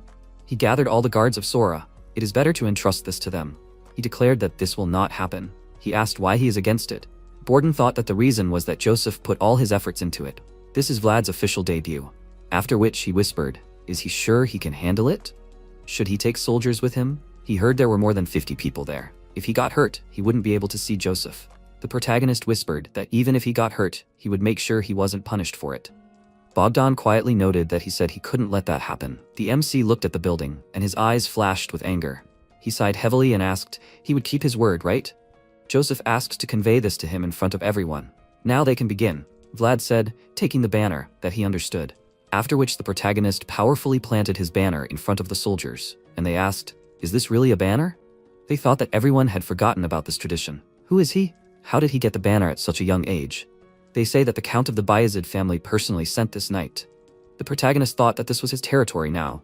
Under the honorable names that recognized him, he would rule, even over their lives. Borden shouted that this was an appeal to the scum of the slums. One-Armed Jack especially should hear. He had broken the rules and law of the Bayezid family and taken people's lives. Therefore, he, Count Peter, the head of the Bayezid family, the rightful owner of Sora, would no longer tolerate his sins and sent a proxy. All the rights he possessed were guaranteed by him and the Church of Faith. One-Armed Jack and his henchmen must immediately open the door and let his proxy in. The soldiers shouted the name Bayezid. The henchmen looked at them tensely. They shouted that God save the messenger. He must kill One-Armed Jack. Then Borden noted that now he had the right and the people. He could act without hesitation. Vlad said, grabbing the hilt of his sword with his hand, that he was grateful to him. He asked him to be careful there. The protagonist said that of course he would be careful. A voice came from the sword, saying that it was probably getting ready. He had to expand his field of vision. It could come from anywhere. This fight would be completely different from all the ones he had been in so far. One of the basics of the fight was to take the initiative. Simply put, he needed to start unusually. The protagonist used his abilities and thought that if he hadn't brought Godin back then, would Georges be alive today? Or if the One-Armed Jack hadn't threatened Georges, maybe he wouldn't have had to call Godin. He was haunted by many thoughts about how the situations could have turned out in the past. In the end, one thing came out. He had to kill the One-Armed Jack. MC struck a powerful blow with his sword. A bright light appeared, blinding the henchmen in the building. They screamed in pain, and Vlad thought that Jack's world was devouring him, so he had to put an end to it here and now. Cut off this chaotic connection and start moving forward. The protagonist declared, looking at his opponents, that he is Vlad of Sora, the authorized confidant and the rightful avenger. He is here to end the feud. After which the protagonist loudly addressed the One-Armed Jack, raising his sword above his head. The MC shouted that he was back.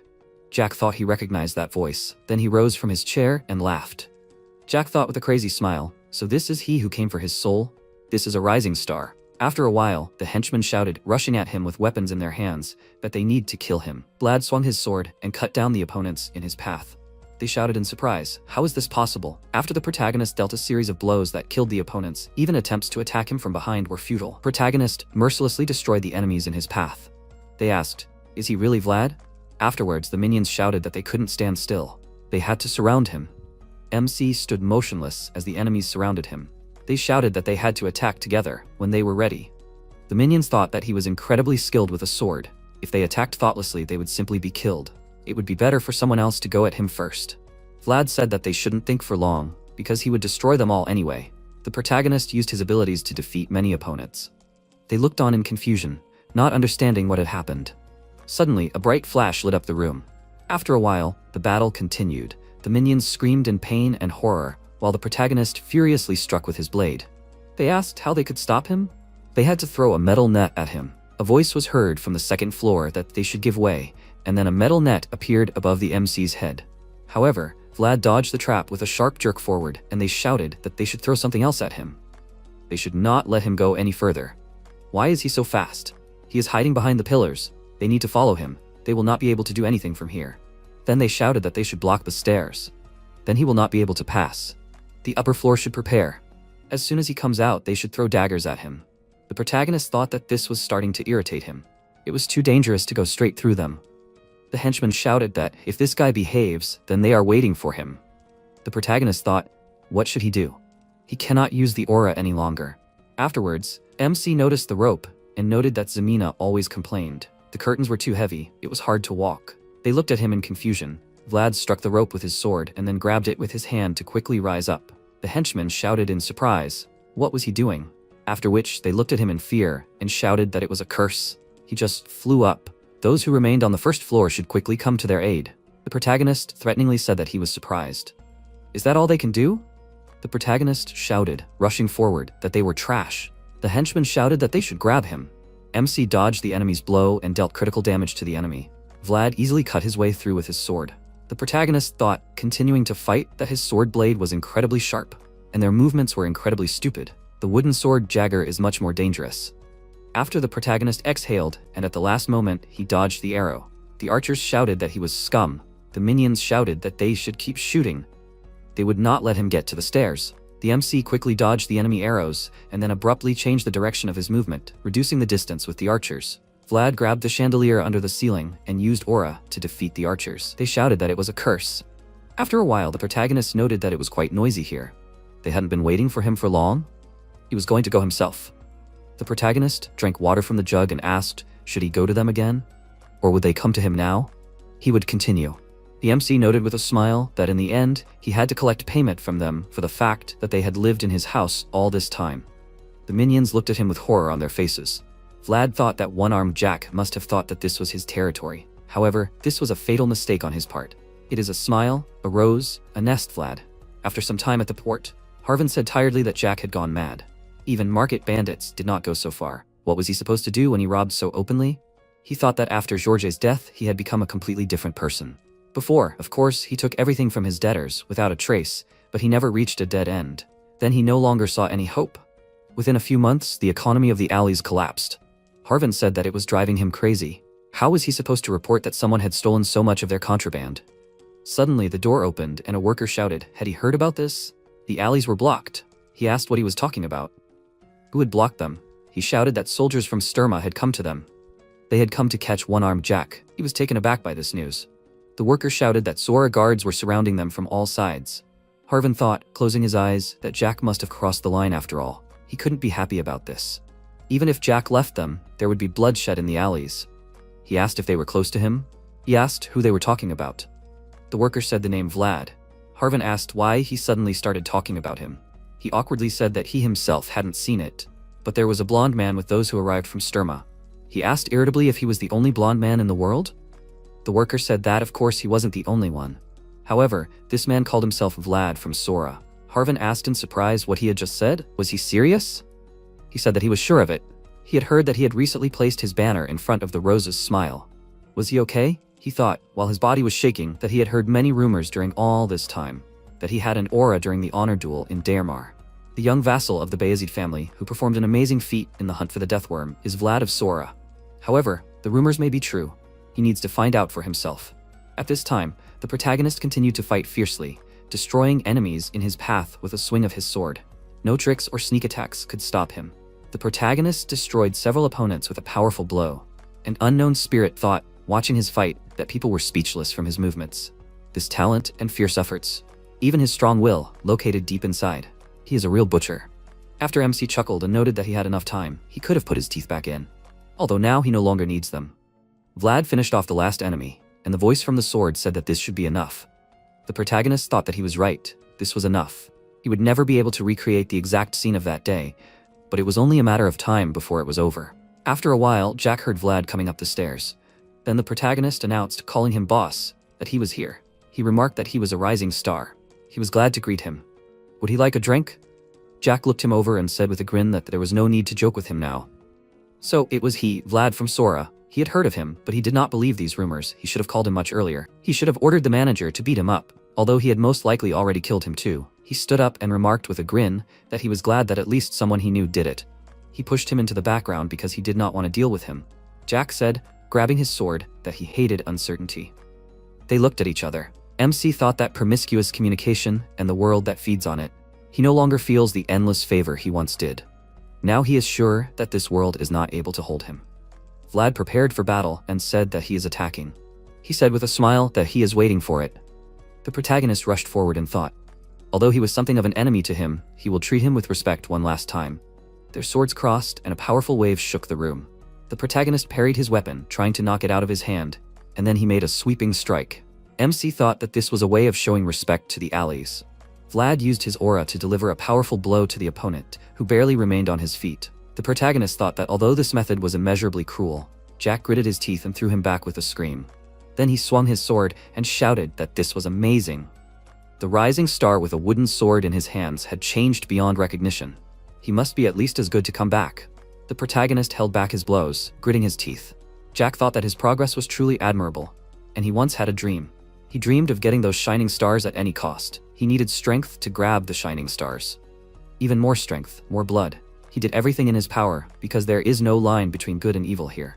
In this way, he reached the top of the slums. However, why couldn't he get any closer to the stars? Although they had lost their shine, because they were covered in blood and greed, they were still the same stars. At that moment, he seemed to feel the shine coming from MC, and he thought, what was that? To grab the shining, you need to become worthy of shining yourself. Vlad dealt a critical hit to him and prepared to deliver the finishing blow with his sword, glaring at him furiously. After which, Jack gritted his teeth in pain. He grinned and said with a laugh that this is great. He hopes Jorge sees them. The protagonist got angry and shouted, swinging his sword, that he should shut up. The protagonist thought after his blow to the enemy that he does not deserve forgiveness. He is involved in the murder of Jorge, and he took the destroyed smile of the rose. He is a scum who betrayed Marcella. He deserves only a miserable death. Jack defended himself from the blows, while MC dealt him a series of blows with his sword. Then he rushed forward and shouted with a laugh that today is a wonderful day. They should open all the kegs of booze and have a party. He climbed higher than he could. Vlad shouted furiously, preparing to strike, that he told him to shut up. Suddenly, they were thrown away from each other after the blow, and then they rushed at each other again with an attack. The protagonist dealt a mortal wound to his enemy. Jack thought, smiling, that it would be better this way. Instead of being crushed by the huge world like Jorge, it would be better to have him crushed by the young world trying to rise above. The protagonist asked if he had any last words. He stated, trying to pat his head with his hand, that he had done well. He needed to rest before leaving.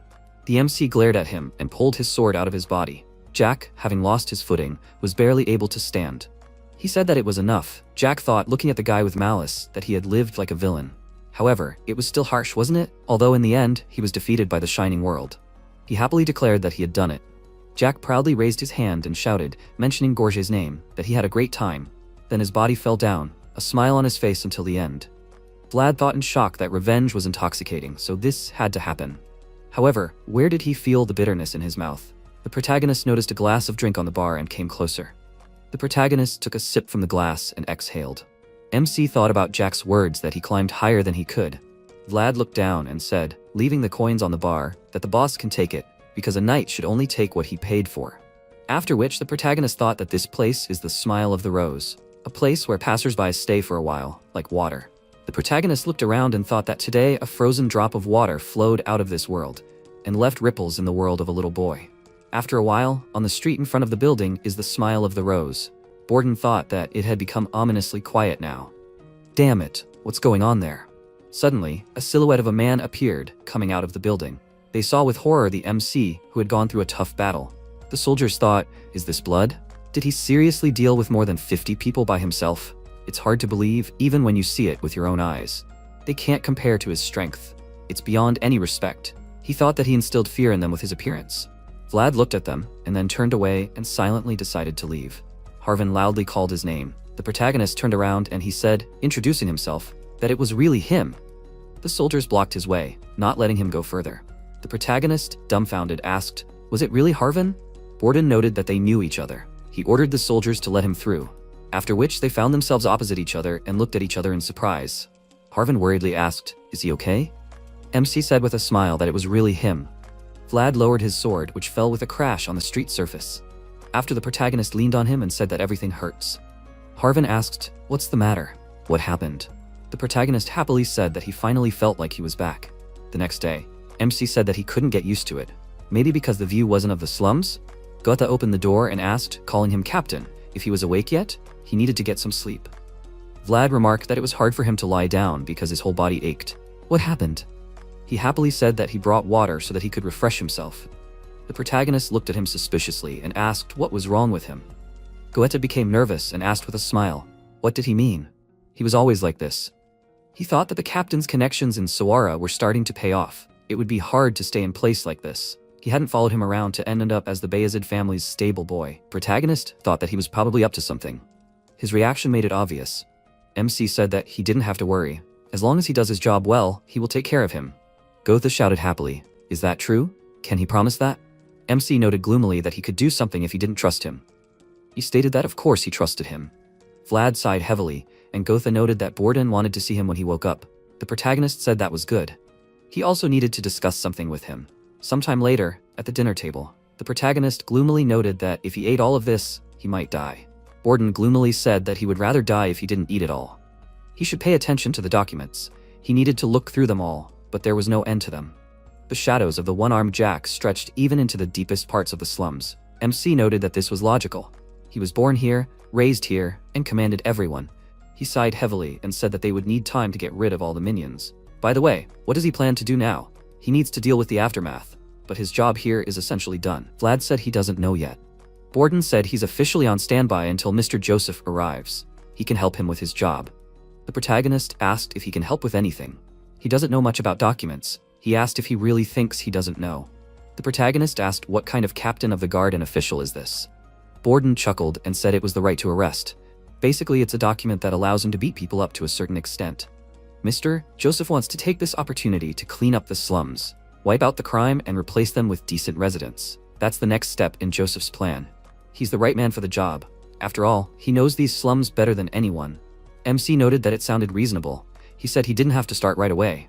For now, he could rest and meet up with old friends. He can bring his beloved too. Vlad said with displeasure that he said they were just friends. Borden noted that he had requested a visit to the monastery. He thought they would give their permission right away, but they were asked to wait a few days. As soon as there was any news, he would let him know. The protagonist said, thanking him, that he understood everything. The protagonist thought that Borden was more attentive than he expected. He didn't even have to ask him about it. He remembered something else. MC asked him, turning to him, are the remaining henchmen of the one-armed Jack in prison? He said that's right. They arrested everyone, they were everywhere. Vlad asked, can he get there? Borden asked why he needed to visit the prison. Vlad said, looking at him seriously, that he needed to find out something. If they weren't there, he would search all the slums if necessary. Sometime later in prison, the guard reported that Jack's henchmen were in the far part of the prison. The protagonist thanked him for the information. The prisoners whispered, who is this? Is it really him? This is Shorshay's dagger. This can't be. So he is a confidant of the Bayezid family? Although why would he come here? So he came to find all the attackers at the place, Smile of the Rose, to take revenge on them? The protagonist looked at them furiously, and the prisoners looked back in horror. They decided to run away from him in fear. MC carefully examined Jack's henchman and said that this is where he is. It is so dark here that he can be seen squatting. Vlad said with a smile, turning to Otar, that he should give him 40 silver coins and then he will release him from prison. Otar looked at him in surprise. Protagonist happily noted that he can pay off his debt in parts, and the first one to address him, who did not lose his light even behind the mountains of garbage. After some time in the monastery, the nuns shouted in admiration, watching through the window, that he was already here. He was wonderful and so handsome, blonde with blue eyes. He was definitely a vassal of the Bayezid family. Didn't they say that a knight would arrive today? Had he already become a knight? Perhaps there were various rumors going around. Otherwise, why would the teacher accompany him? And they needed to pay attention to the people following him.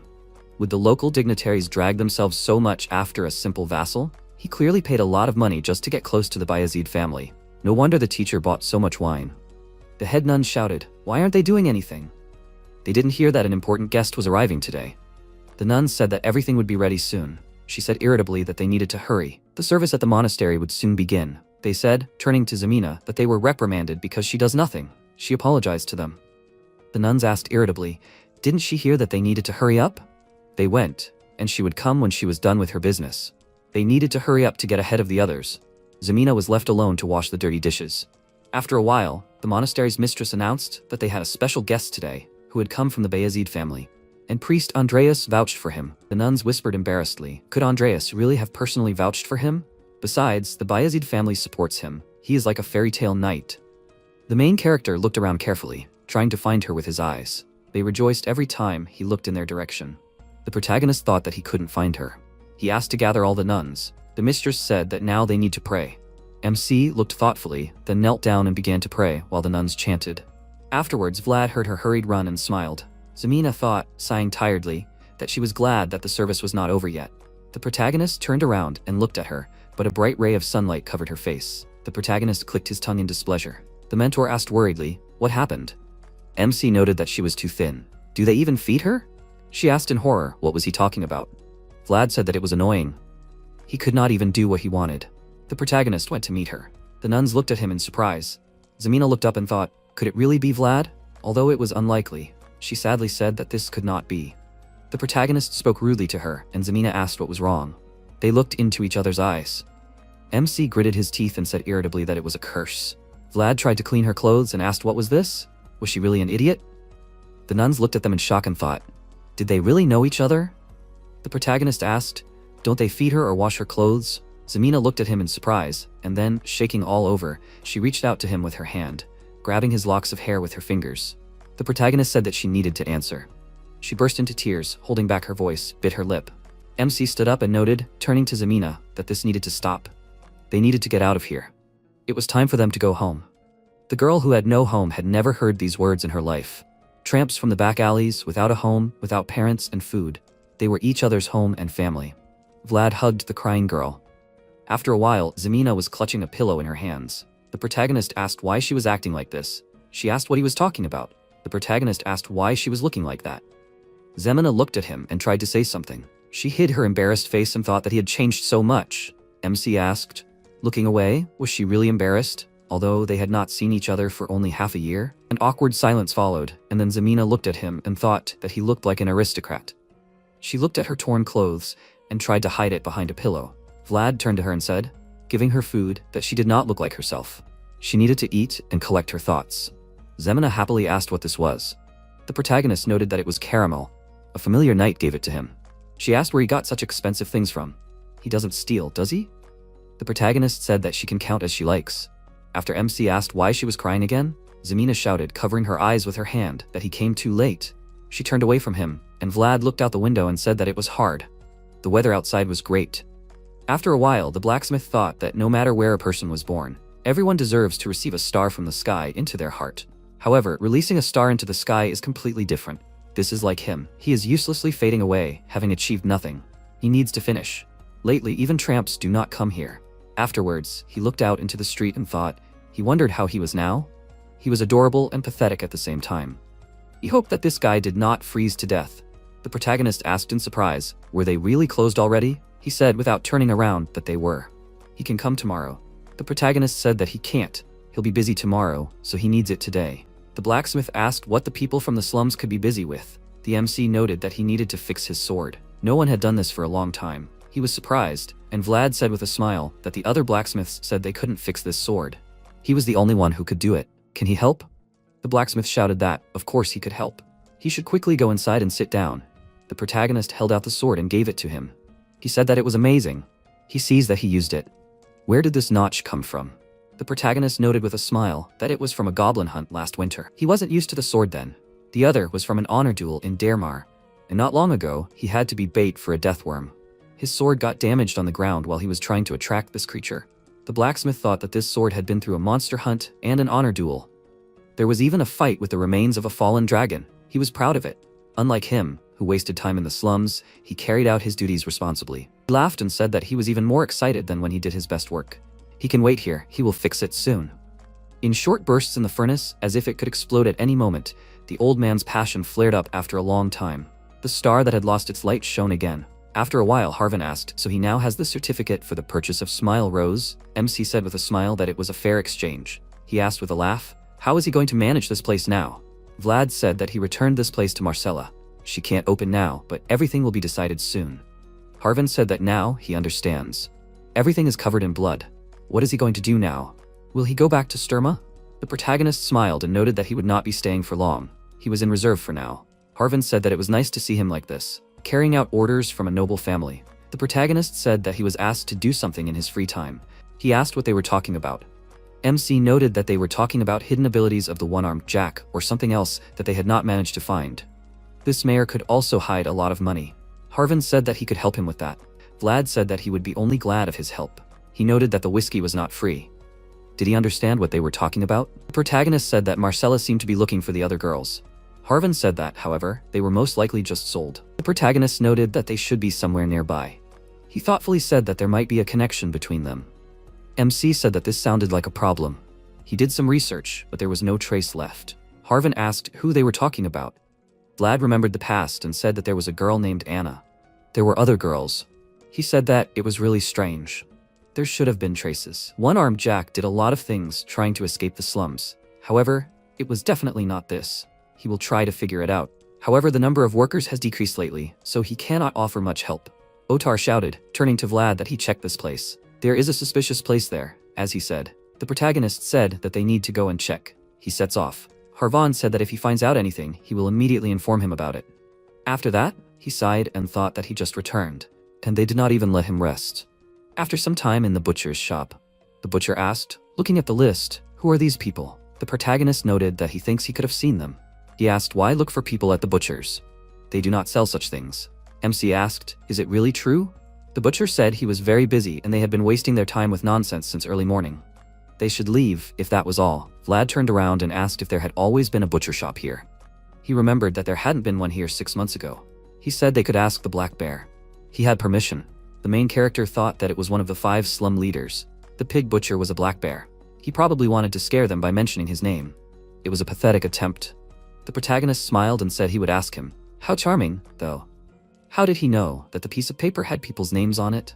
When you show a slum man a note, he gets angry at first. After all, learning to read isn't that easy. He probably didn't know how things worked here because he was an outsider, right? He sells people, right? The butcher decided to hit him with a sharp movement. MC dodged deftly and jumped back. He asked angrily, who were they? Where did they come from?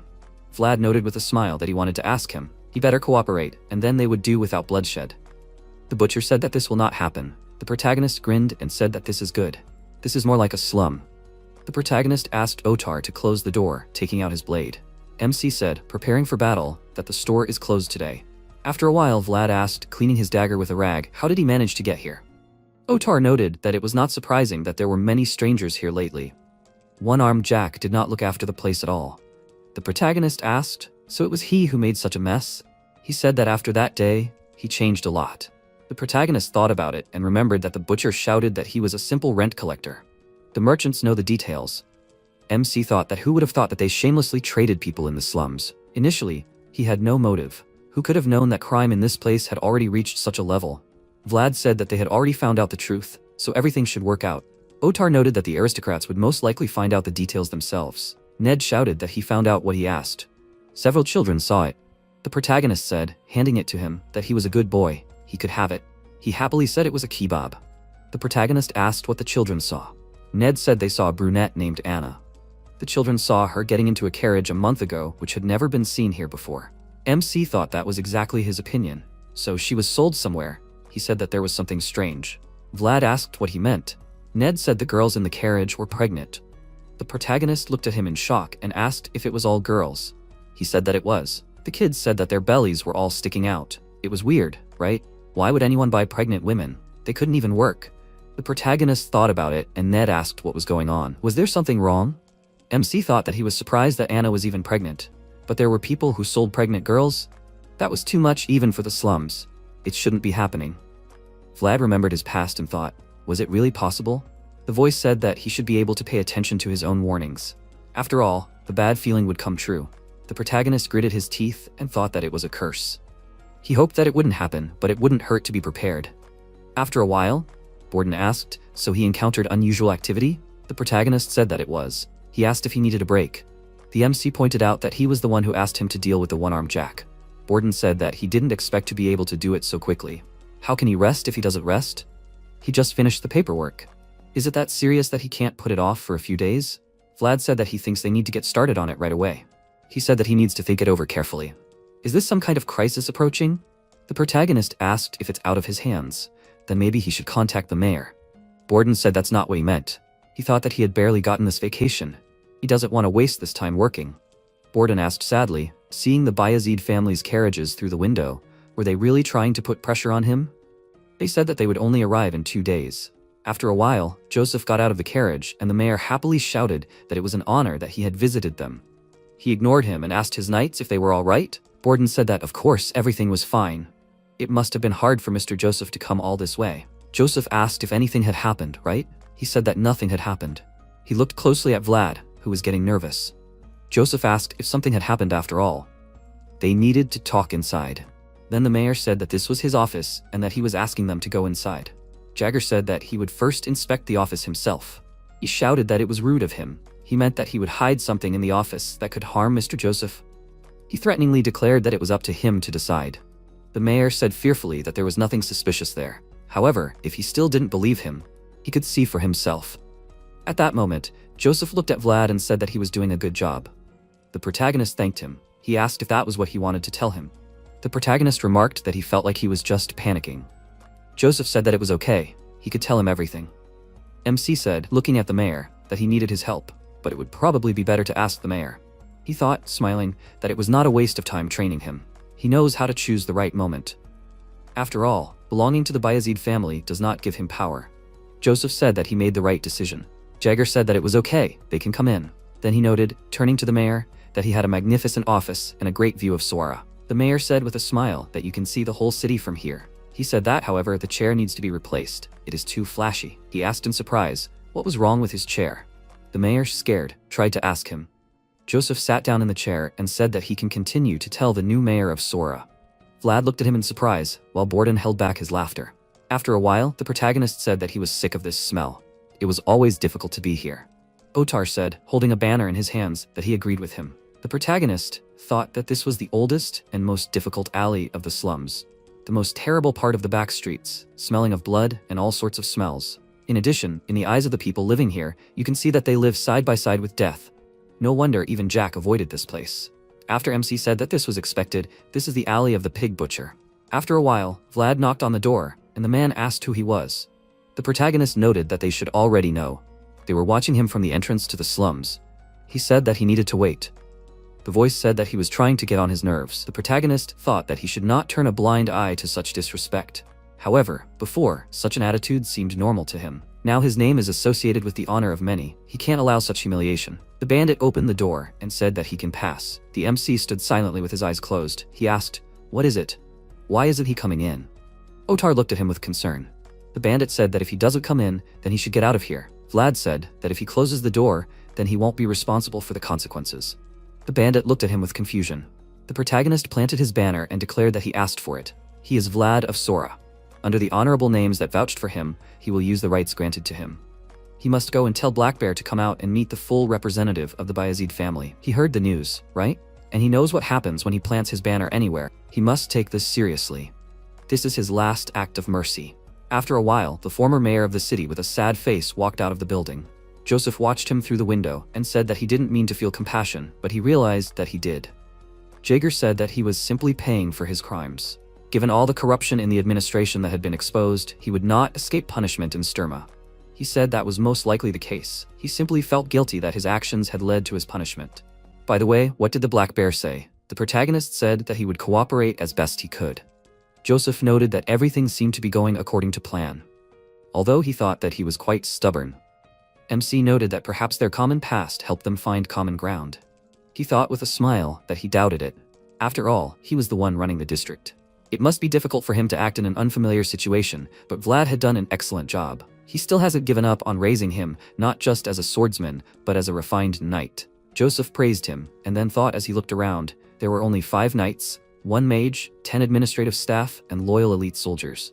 And 1 apprentice, his vassals, bound to him by the same fate. If he became the next head of the Bayezid family, they would also be ranked higher. And if he lost the fight for the position of head of the family, then they would lose along with him. For everyone here, Sora was the cornerstone. He announced that from now on, he would work to ensure the smooth management of Sora. He would try his best, but for the time being, he would have to focus on other things. Joseph thought that he was not yet ready to face the darkness that permeated every corner of Sora, but it was impossible to be prepared for everything.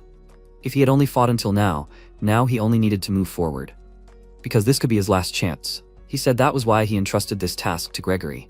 He needed to choose people to conduct the investigation. Gregory said that he thanked him for entrusting him with such an important matter. Joseph thought that this was a knight who maintained neutrality even at home, so he would not be blinded by their brotherly conflict and ruin anything. Although this was not exactly his person, he was the best for this task. He noted that due to the nature of the mission, they would often have to track someone down, so he wanted to work together with Cade, who was excellent at tracking. And he was also counting on Vlad, a rising star. Sometime later, in the barony of Afuthman, Moshium, the parents looked worriedly at their sick child, while thunder rumbled outside the window. The father of the family asked, would this really save him? The dark sorceress said with a smile that it was natural. He clenched his fist and said that then he would rely on her. He would pay as much as it took if it saved his son. She said that he did not have to worry so much. God could not oversee everything. The dark sorceress used her powers and said that this was why people like her existed. After a while, Gregory noticed that the weather was terrible. The protagonist said that it was true. They almost made it. He said that not everything in life goes according to plan. Gregory asked, taking out a flask, a little won't hurt, right? It's pretty chilly today. Doesn't he want a drink?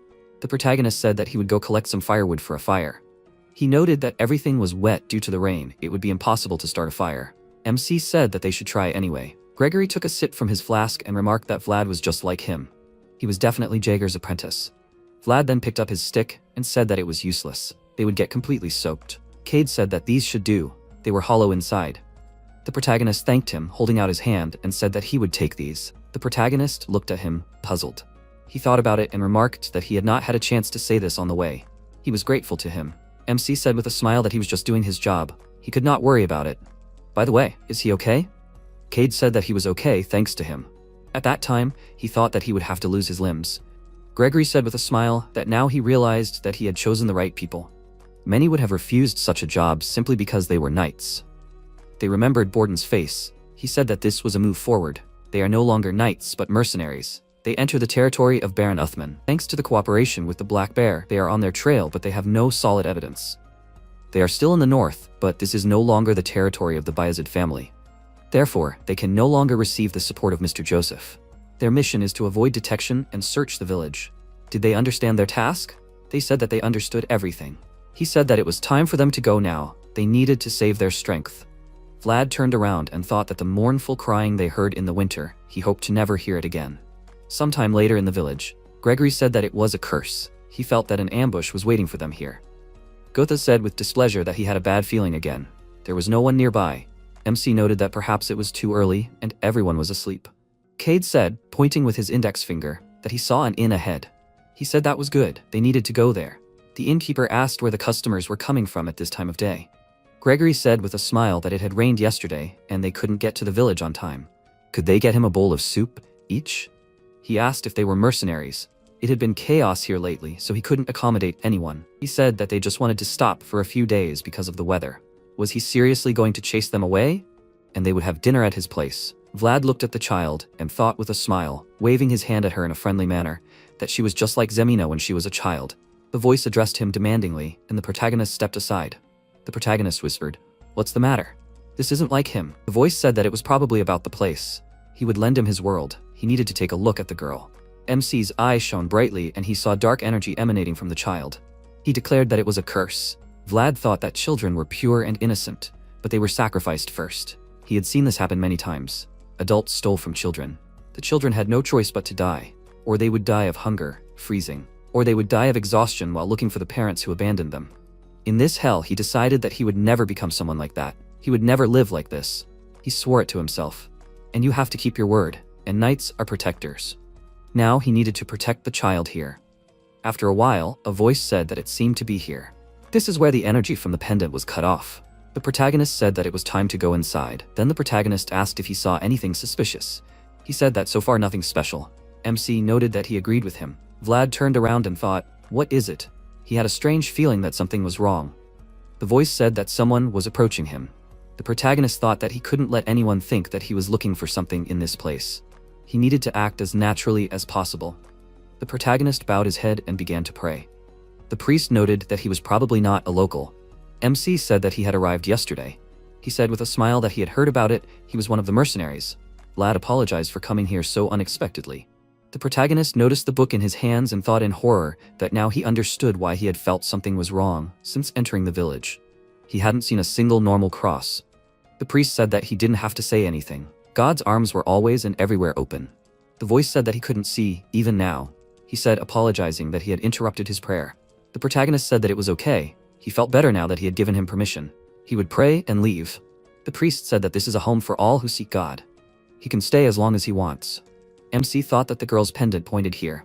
There is definitely something strange about this village. He smiles, but he does not trust him.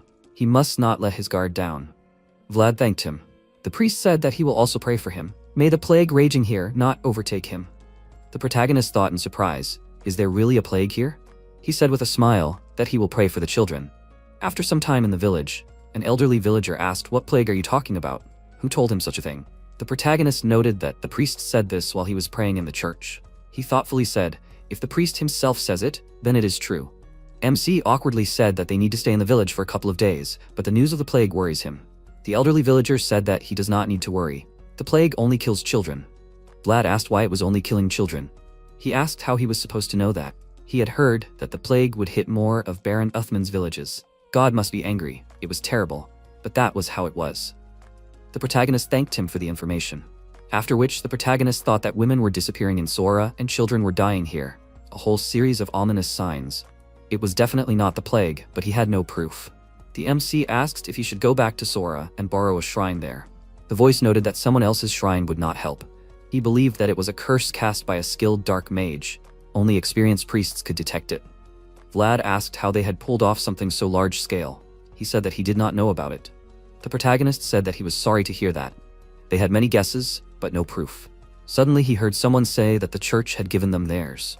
The children said that the priest gave them to all their friends.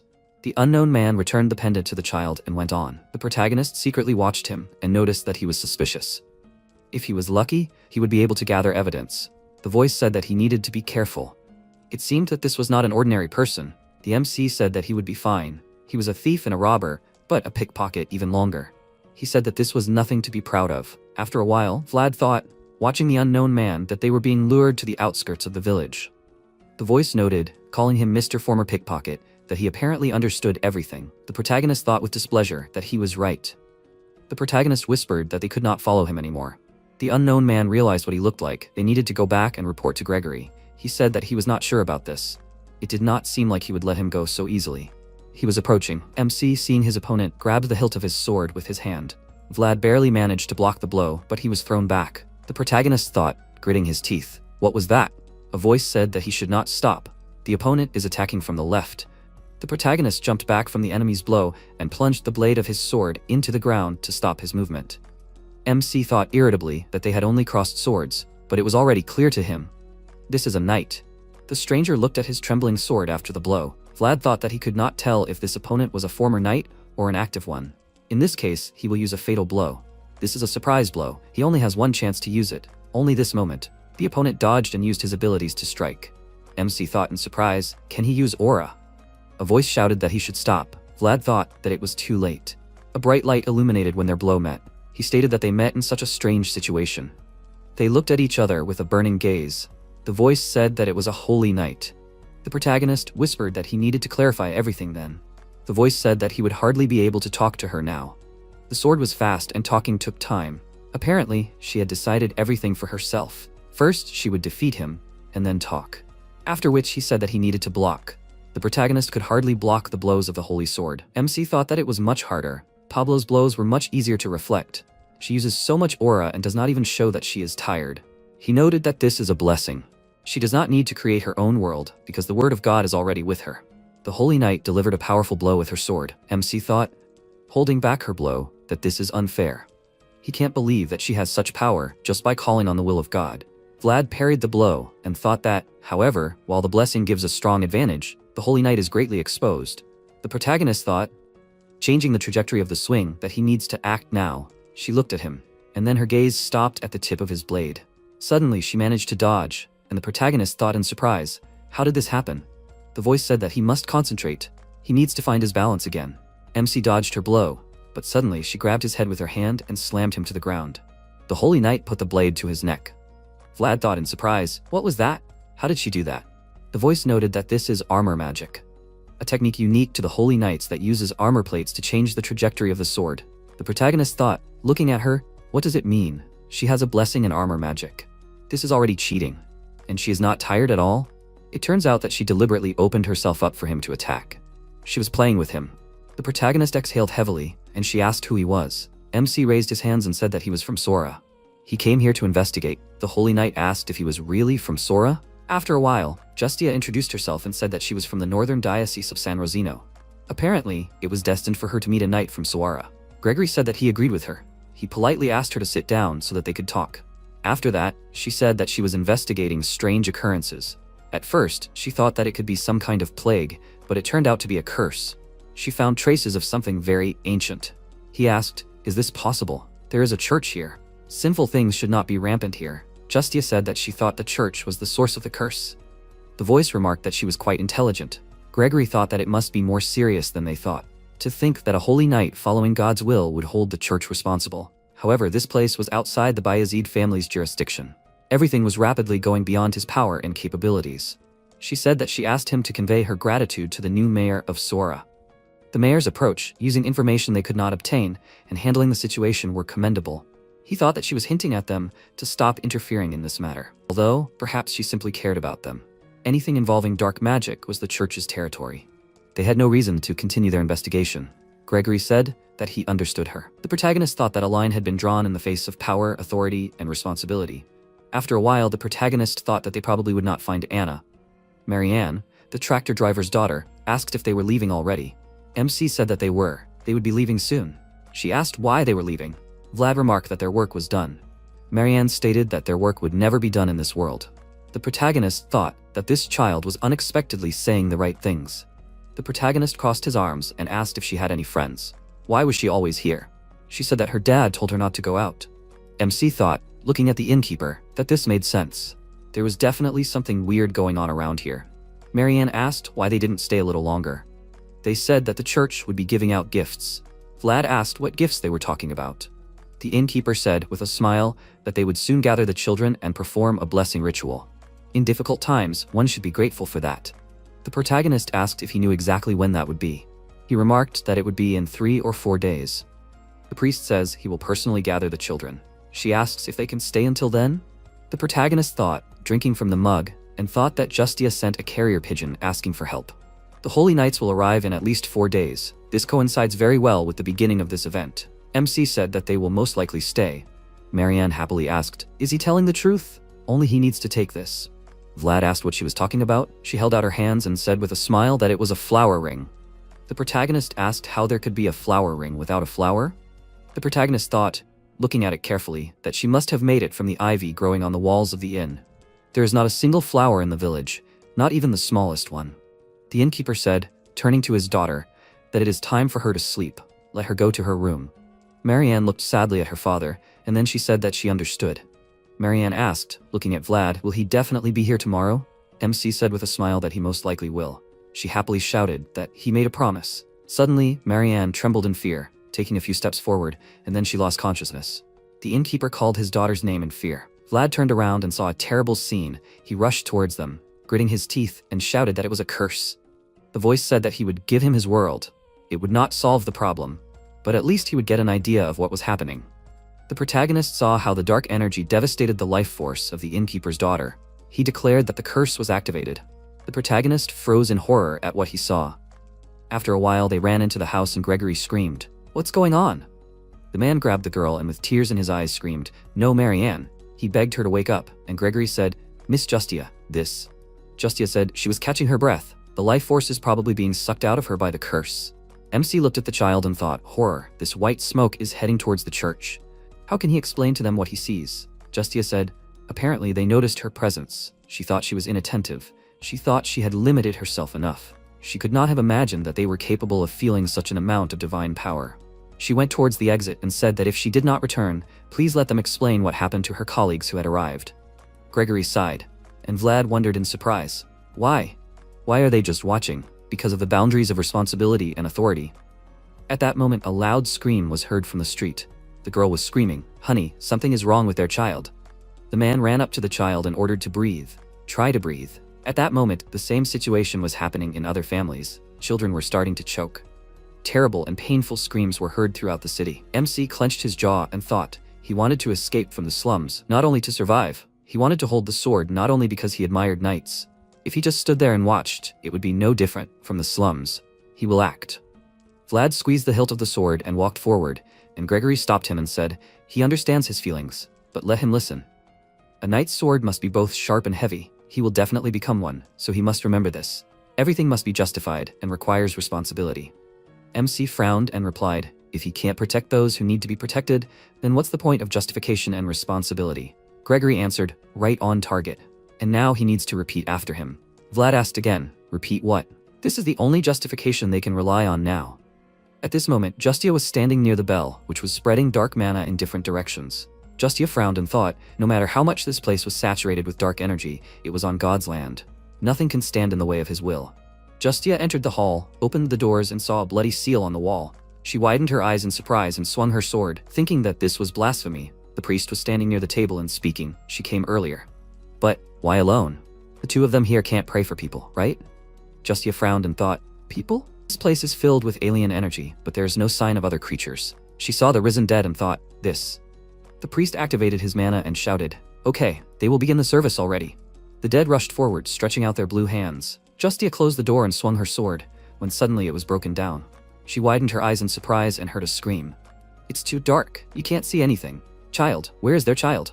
Please, let them find the child. Justia screamed in irritation. How could he? Doesn't he fear God?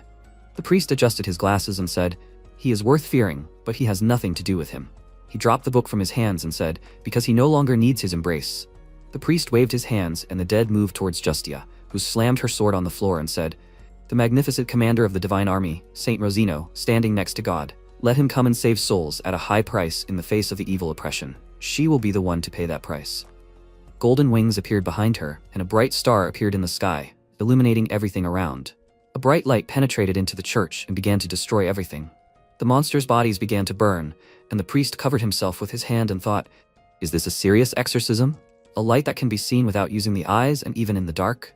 He said, emitting such a light without any preparatory ritual, and she is impressive. He stretched out his hand to the side and released a dark stream, from which a sword appeared. The priest said, no matter how bright the torch is, it has a limit alone. Does this spell have a serious backlash? A miracle that occurs at the cost of someone's lifespan. She knows this better than anyone, right? And after this magnificent light ends, only an even deeper darkness will remain. After a while, the bodies of the dead stopped burning, and Justia carefully looked ahead. Suddenly more dead started appearing from the side, and Justia thought there were still so many of them. How many victims were there? The priest came up to her and said, okay, it's time for the darkness to fall. Justia was kneeling and breathing heavily. She whispered, the magnificent commander of the divine army, Saint Rosino, standing next to God. The priest grinned and said, she's trying in vain. Justia said, let the church crush all enemies. Suddenly, an image of Frausen appeared above her, clutching a sword in his hands. The priest said in fear, this. Justia's eyes flashed and thought, at the very least she'll crush him, even at the cost of her own life. The huge cart was burning with a bright flame when suddenly the MC shouted loudly, get out of the way. Justia rushed forward and Gregory ordered to push the cart. It headed towards the priest, who said how funny. He swung his dark sword and Vlad pushed himself off the ground and swung his sword. He said he crossed the line when he tackled the kids. What a horrible idiot. The priest blocked his attack and MC frowned in annoyance. A huge phantom body appeared behind Vlad and the priest said, "Oh God, he only just recognized it." They had met before. MC swung his sword and ordered him to stop talking nonsense. Let him die already. Gregory ran up to Justia and screamed in fear. "Miss Justia, is she okay?" She spoke heavily, "Sir." "Gregory, he does realize it is dangerous for him to be here, right?" Gregory closed his eyes and replied, "They had no choice. The kids are dying." He looked around and asked, "But what is going on here?" Justia replied, "We need to climb the bell tower. That is the source of the curse." Gregory frowned and replied, "Okay," he thought, "they don't have time to clear the way. They need to split up even if it means risk."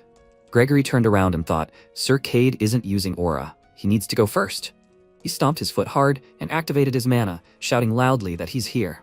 He pushed off the floor and ran towards MC, who was currently fighting the priest. He grabbed the man and pulled him back, which surprised MC. Gregory turned around and shouted, "Talent! Miss Justia said there's something on the bell tower. He doesn't know what, but it needs to be destroyed." MC was surprised and shouted, "Yes, sir."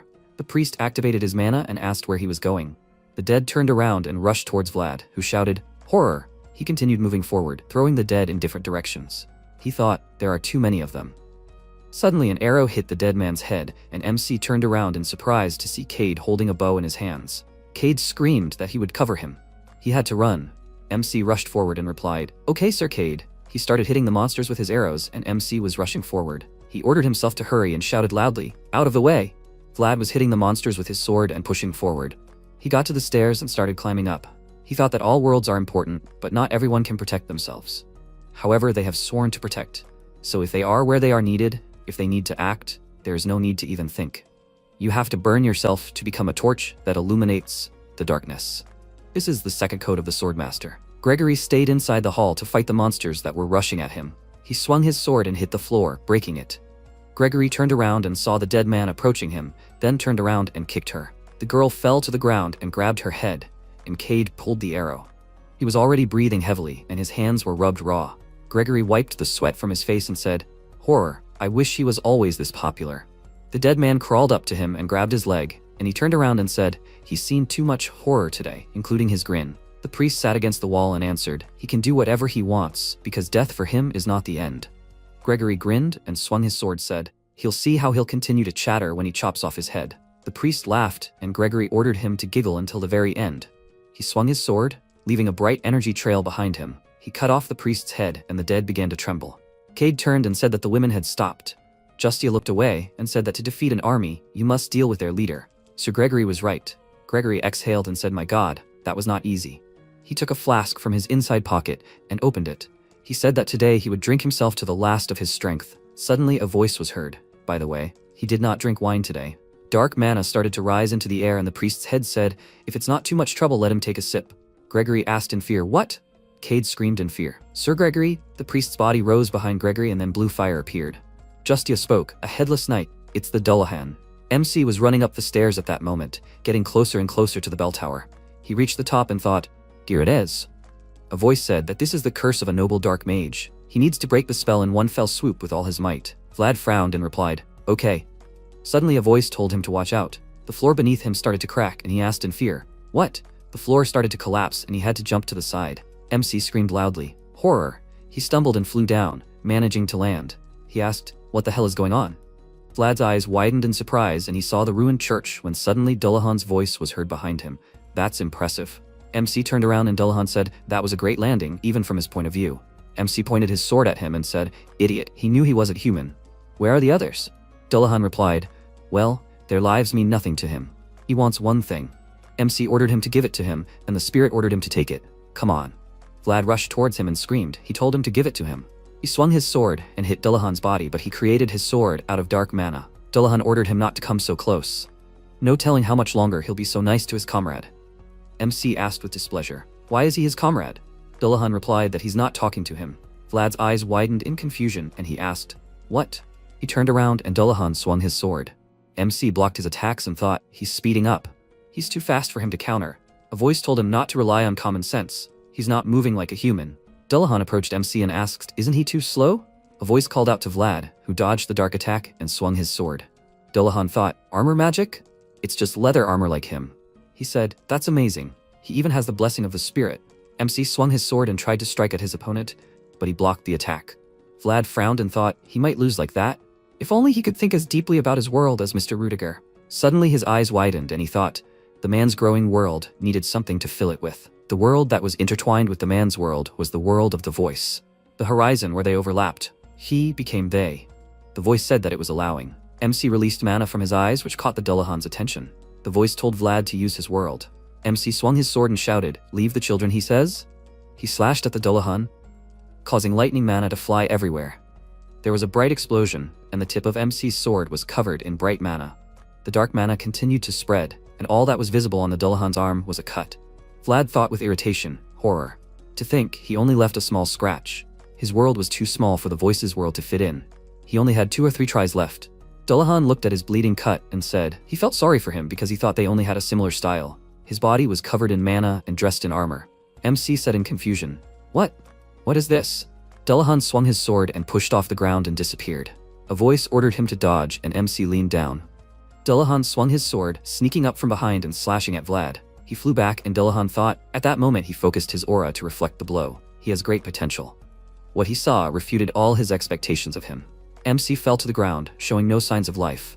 Dullahan walked towards him and thought, unpredictable potential. He needs to destroy him. He walked up to Vlad and grabbed the hilt of the sword with both hands to make it easier to deliver the decisive blow. He said he needed to be more restrained. The Dullahan brought the sword to Vlad's body, when suddenly he froze in surprise. MC grabbed the tip of the sword with his hand, which was approaching his chest. A voice asked, did he not hear? He needs to leave the children alone. Suddenly, lightning struck the Dullahan's body, who screamed loudly in pain. MC does not know who he is, he only knows that he has to do something. The memories of his existence are long lost and only a debt scratched into his soul remains. The only reason for his existence was duty. The voice asked why the elders do not leave? The Dullahan tried to come to his senses, and Vlad pushed off the ground and rushed towards him. The Dullahan thought fearfully, what? MC quickly struck him and threw him back. The Dullahan landed and screamed loudly, and Vlad was already ready for the next blow. He approached the Dullahan and grabbed him by the head, slamming him into the ground. The voice said, how dare he make a mess with such pathetic skills? The Dullahan asked fearfully, who is he? The voice replied that he had no words to call someone who uses children's blood to live, so he must die. The Dullahan teleported behind MC and thought, this is crazy. Is he scared? Vlad covered himself in mana, and the Dullahan decided that he should be scared. A wild beast with its fierce fangs is approaching. It is coming to devour him. MC, covered in bright mana, pushed off the ground and made the Dullahan think that he disappeared. Many lightnings started to strike the ground, and the Dullahan looked around fearfully and thought, where is he? To the left or to the right? The voice asked, is he talking so much because he is too slow? The Dullahan turned around and screamed loudly, swinging his sword. Vlad moved behind him, and Dullahan released his dark mana towards him, screaming loudly. The voice said, his kind dares to mock the potential that he so cherishes? Dullahan thought, an immortal body that does not feel pain. What is this? What is this sharp pain tormenting his soul? MC delivered many sharp blows and jumped to the side. Dullahan fell on a pile of stones and coughed. He thought, how is this even possible?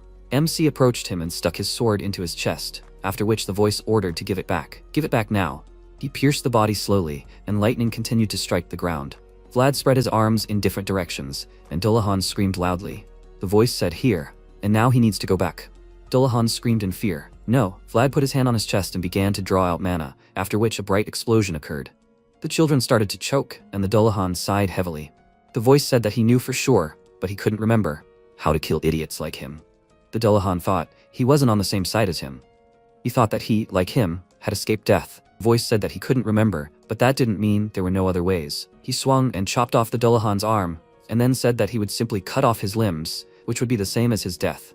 The Dullahan tried to roll over, lying on the ground, and screamed loudly. Vlad chopped off his legs, and the voice said that his arm remained. Suddenly, the Dullahan raised his hand and started screaming, Lamashtu! Lamashtu! MC looked at him confused, when suddenly a funnel of dark magic appeared around the Dullahan. The Dullahan screamed, he's here! Dark hands began to crawl out of the ground, and the voice asked, is this? The Dullahan asked, Lamashtu. Long energy hands reached out to him and grabbed his head, and then his whole body. MC frowned and thought, his immortality is coming back. Dullahan screamed loudly, no! Lamashtu! Lamashtu! His body was tied by energy hands, and he evaporated. Vlad looked closely at the dark trace on the ground and thought, Lamashtu. The voice does not remember this name at all, but he has some kind of premonition. What kind of creature is this? God, it seems to have overdone it with his body, but it still grows at an amazing speed. The voice is proud that he was able to hold out until now. He needs to ask him for forgiveness when he comes to his senses. Vlad fell to the ground face down, as his body was already exhausted. After a while, the sun illuminated MC's body through the destroyed church. At this moment, in the barony of Uthman Moshiam Lamashtu, sat on the throne and thought, while that soul shone, her traces were merciless. He used the magic that used to be everywhere. Traces of the past are showing. It is clear, the time has come to act. The hour has come when cracks have appeared. The era of chaos she has been waiting for all this time. Lamashtu ordered the knights to take whatever they like from what lies before her. These are Baronatman's knights, so they will surely be pleased. He has already paid in full. However, his only son has escaped death. Moshian holds a secret. They will remain in these lands for now. The knights bowed, and their bodies were covered in bright mana. They spoke. They will follow their will, Lamashtu. After a while, MC woke up and asked, did he sleep for 3 days again? Gotha replied, yes, he should be glad that the battle is over. When he found him, he was more like a sack. Does he know what he went through to drag him here? Vlad looked at him with displeasure and asked, are the knights okay? Gotha replied that the captain was in the worst condition. He didn't need to worry about the others, let him rest. He would go and report that he had woken up. If anything, let him call him. MC replied, okay, thank you. He was left alone in the room and said that he was glad that everyone was alive. The voice replied, yes, that was the most important thing. It seemed that Justia's barrier was strong enough to hold out until the end. She is truly strong. Vlad spoke, exactly. It felt somehow unusual for him to talk to him without a sword in his hands. The voice said that it was all because the horizons of their worlds had united. Even if it was for a moment, their worlds had formed a connection. Now he could mentally communicate with him. Vlad asked in surprise and thought, is that so? The voice answered, yes. MC smiled and said, he doesn't need to whisper and make sure no one is watching. No need to pretend to pray anymore. The voice answered, yes. Vlad narrowed his eyes and thought, by the way, he never told him. This is only their secret, but he saved everyone. Not only him and the knights, but the children as well. He put his hand on his heart and thanked the voice. The voice remained silent in response, and Vlad scratched his face, slightly puzzled. The voice said that he did a great job too. Vlad smiled hearing these words and looked out the window. After a while, the knight ordered to stop and not to come closer. Vlad told him that he was from Sor. Miss Justia should know him. The knight looked closely at MC, and then walked forward and turned around and ordered to wait here. Vlad looked around and thought he was glad that the holy knights had arrived, even though they were late. The villagers could finally breathe a sigh of relief. The knight came out of the building and said he could come in. MC thanked him and went inside. He stopped at the entrance, and his eyes widened in surprise when he saw corpses lying on the floor. Vlad thought there was such chaos around that he didn't even notice there were so many victims. Justia was holding a book in her hands and asked, Vlad, what is he doing here? MC asked, Miss Justia, can he look around? She replied that Sir Gregory had already identified the missing women. MC replied that he was on personal business. Justia looked at him and replied, there might be some remnants of the curse here. He should come to her later for a blessing. Vlad said, he understood. He thanked her. MC crouched down and lifted the cloth that was covering the corpse. Suddenly his attention was drawn to the hair sticking out from under the cloth. He lifted the cloth and sighed loudly. Vlad thought he hoped he wouldn't find her here. He remembered telling her that she had a black eye and should rest for a couple of days. Anna smiled and replied, it's nothing. Nothing is broken. She handed MC an egg and said, thank you. Vlad fixed his hair and replied that he was just doing what he had to. She needed to take it and rub her eye. Anna smiled and said, it was a bribe. Next time she would count on him too. Currently, Vlad was looking at her face and saying, life is such a disgusting thing. Doesn't she think so? He wiped Anna's cheek with his palm and told her not to take risks in the next life. He asked her to be born into a good family and to be loved. He asked her to forgive him for not being there. Anna had a ring on her hand that resembled a daisy. After a while, Justia stirred the sugar in her cup of tea and asked, so he was sucked into a black hole that suddenly appeared? MC replied, yes. Justia asked him to tell her more. Vlad took the cup Justia handed him. He said that was all. He was too busy fighting. He was having a hard time keeping up with his punches. Justia looked at him thoughtfully, and the voice said that Vlad had done a great job. It sounded plausible because he had mixed the truth and lies flawlessly. MC took a sip from his mug and thought he was working with a lady of the night. After all, his tongue fed him. So he knew how to be convincing. Justia looked down and thought that the marks left behind were a disaster, because they showed how powerless the resistance was. But in the end, she still couldn't understand anything important. At that moment, Vlad said, he thought he shouted a name later. Justia asked, what name? MC grabbed his head and answered, he didn't remember. He was in and out of consciousness then. Justia grabbed an apple and quickly started peeling it. She asked, will he remember if he eats? Vlad said thoughtfully, well, he thought it was something like llama. Lamashu? Justia looked at him and asked, Lamashtu? MC said, yes. That's it, he thought he said that. Justia held out the apple with shaking hands and said, okay, thanks for your cooperation. MC looked closely at the apple, and Justia rose from her chair and said, Saint Rosino will not forget how he fought, and now he can rest.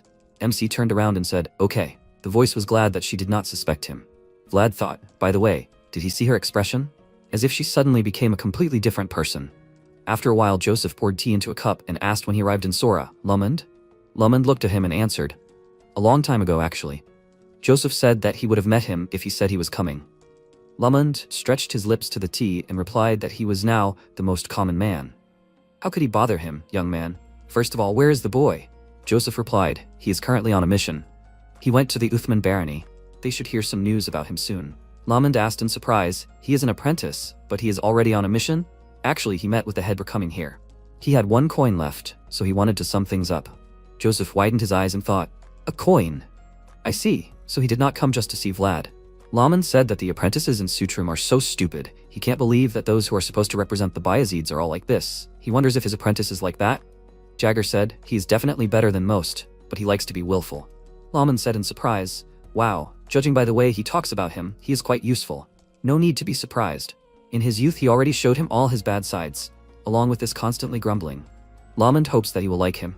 If he is like Sovanin, who behaves like this because he is under the wing of his parents, then he will get it from him, even if he is a good student. Joseph answered, he has no parents.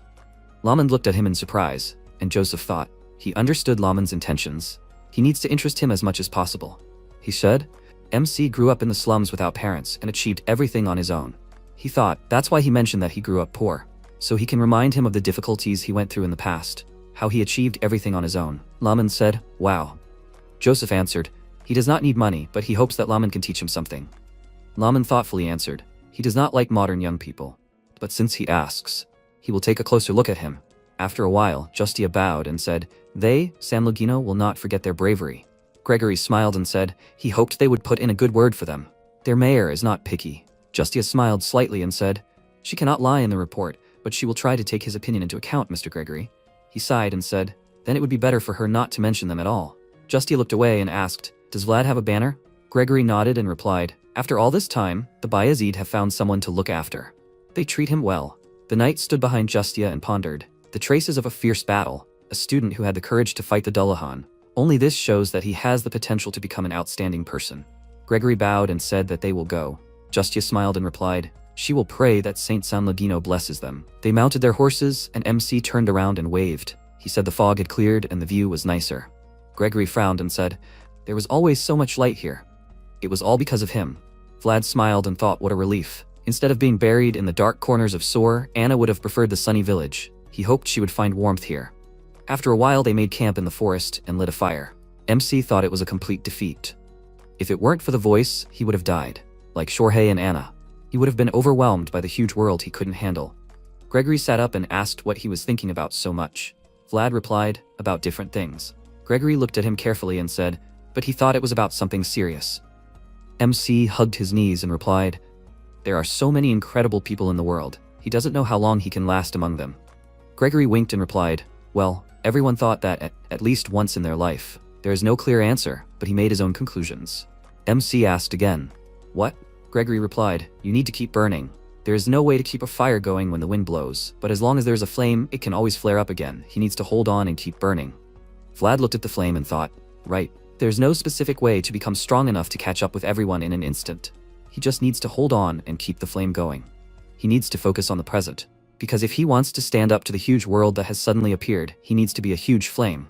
At that moment, Noir stood behind him on the hill with shining eyes and watched him. After a while, Joseph folded his hands together and said, this is excellent work.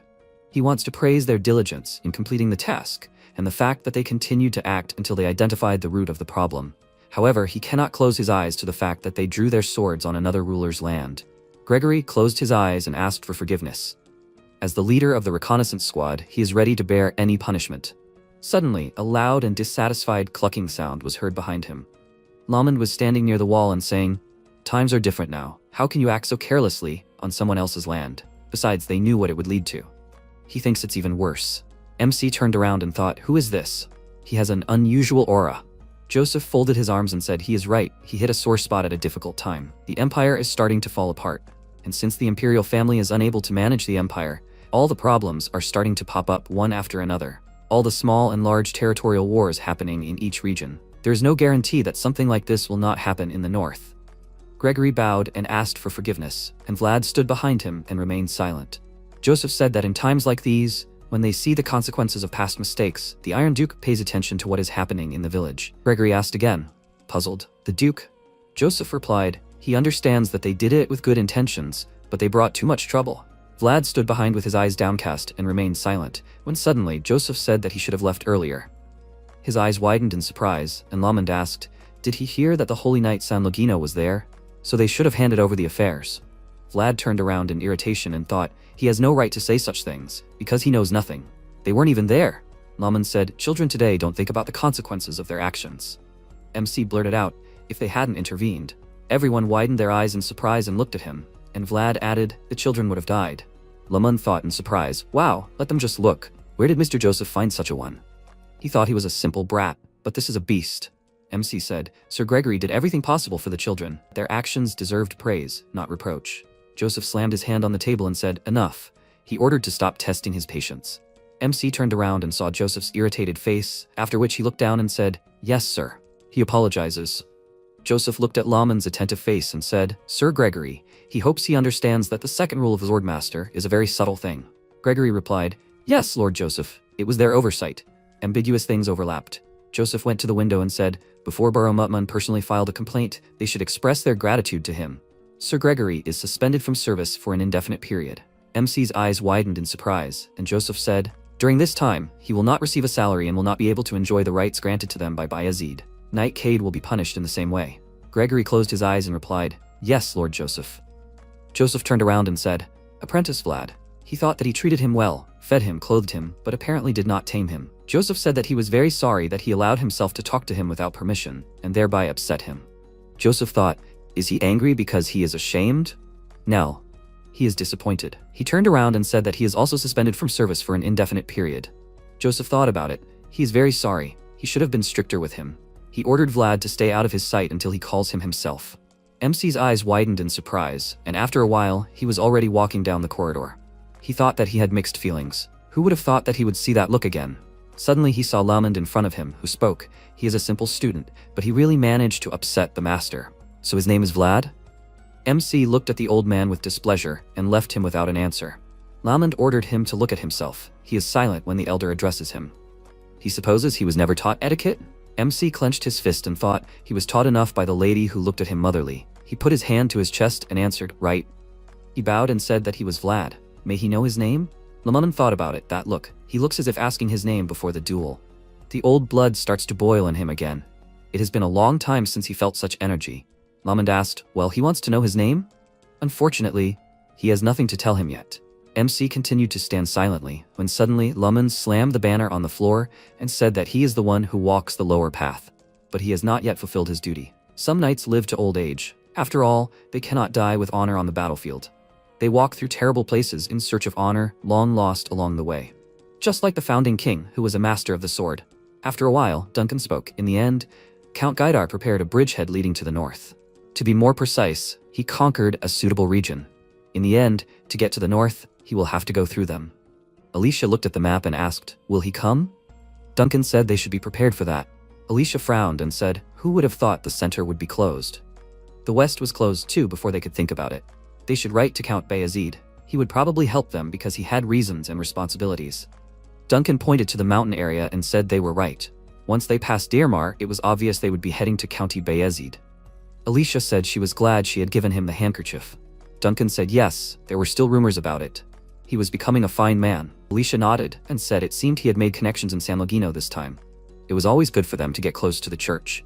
Duncan put his hand to his lips and said God, she was so proud of him. Alicia cleared her throat and said a little sheepishly, after all, she had invested in him. Duncan said he couldn't help but agree that it was the right decision. Thanks to her attention to his actions, their spy network had become stronger. Soon, they would start saying that Dirmar was famous not for lemons, but for spies. Alicia became embarrassed again and turned away and said, since their spy network had become stronger, they needed to increase their reconnaissance radius. If they could detect suspicious activity in advance, they would buy themselves some time. Alicia went to the window and said she hoped they would just pass by. Duncan looked at her carefully and thought, the world was changing rapidly. So rapidly that even he could see what was coming. But these weren't bad changes, like the flowers blooming after the boy left, that could bring hope and comfort. After a while, MC was sitting in the forge and talking irritably. Old codger. He would have hit him right there if he could. The blacksmith asked, really? But what was he doing with the sword? He fixed this not so long ago, and now it's already damaged again? Vlad replied, a guy without a head is not an easy opponent. The blacksmith asked again, in what sense? MC answered, how can I explain it to him? The more he studies the world, the more unseen creatures he fights. Apparently, this is his destiny. The blacksmith wondered if it was time for him to change his sword then? MC asked, what? The blacksmith replied, this one was barely better than the crudely forged swords of mercenaries. He was lucky that he could cut monsters with it. It was made of ordinary iron, and it was forged by an ordinary blacksmith. Vlad asked, what is he talking about? The blacksmith frowned and said, using an inappropriate weapon. He will break this someday. Some time ago, a man asked him to make a sword that could cut ghosts. The blacksmith looked at him puzzled and asked again, cut who? Currently, he said that some mercenary asked him about it last winter. He thought he was talking nonsense, but the man mentioned his name. He said something about Vlad of Sor slashing ghosts. MC said he knew who it was. They met while goblin hunting. He wanted to find out where his sword came from. The blacksmith looked at him and replied, I see. He was so young, so he couldn't use aura, so he asked him what was so special about this sword. He felt better hearing those words. It meant he was still alive. It was truly amazing how he had achieved so much with such a sword. Vlad asked again, in what sense? The blacksmith didn't answer. He thought he would grow up facing many challenges along the way, but this sword would always remain the same. If the sword broke, it wouldn't just break that. He hoped that his sword would not be a burden to him, and the sword itself would not want it. The old man turned around and said that he was not asking him to change it immediately, but he needed to think about it. Vlad asked, does he take special orders? The blacksmith replied, this was his last job. He needed to find another blacksmith. MC looked down sadly, and the old man thought, sometimes it seemed to him that he had grown up so quickly, but sometimes he acted like a child. Young people are often afraid to change things, but for old people like him, this is becoming the norm. The blacksmith asked, does he want to pick up the sword today? MC replied he had no urgent business. He remembered and said, no, he might need it soon. The blacksmith ran his hand over the tip of the sword and said, okay. Then he will sharpen the blade. He began to sharpen the tip of the sword and carefully watched every tilt. After a while, Vlad looked at his reflection in the tip of the sword and said, wow, it's like new. The blade seems to have become even sharper. Thank you. He will count on him from now on. The blacksmith told him discontentedly not to go too often. He asked to let the old man rest. MC said that next time he will bring him good meat. The old man sighed and said that meat alone is not tasty to eat. Vlad smiled and said, okay, then he will bring liquor too. The blacksmith waved his hand and said, okay. He will wait for him with impatience. He told him to take care of himself. MC left the forge and started to leave, and then turned around and waved. Suddenly the old man started coughing heavily, clutching his face. He said that he needed to rest, he had no strength left at all. The blacksmith looked at Vlad and thought, he is walking so confidently. Now he can easily get out of this quagmire. He walked inside his forge and said, yeah, that was to be expected. He closed the door behind him, and MC at that moment continued walking down the street. Suddenly, a dark silhouette appeared behind him, peeking out from around the corner. The man in the robe followed him, hiding behind every convenient ledge of the houses. Lamond peeked out from around the corner and thought with a smirk on his face, he has a good sense. MC ended up behind him, and he thought that this was a worthy reason to get the Bayezid armor. Vlad asked why he was following him. Lamond answered, what was he talking about? They were just on the way. Vlad said he had been following him since he left the city council building. The old man asked, right? MC frowned in displeasure and said he had a feeling that he wanted to anger him from the very first meeting. The old man thought, oh yeah, what energy, and he knows how to control himself so that anger is not even noticeable, and he is capable of more than he thought. Then why him? Lamond looked at him puzzled, and then thought, terrible kid.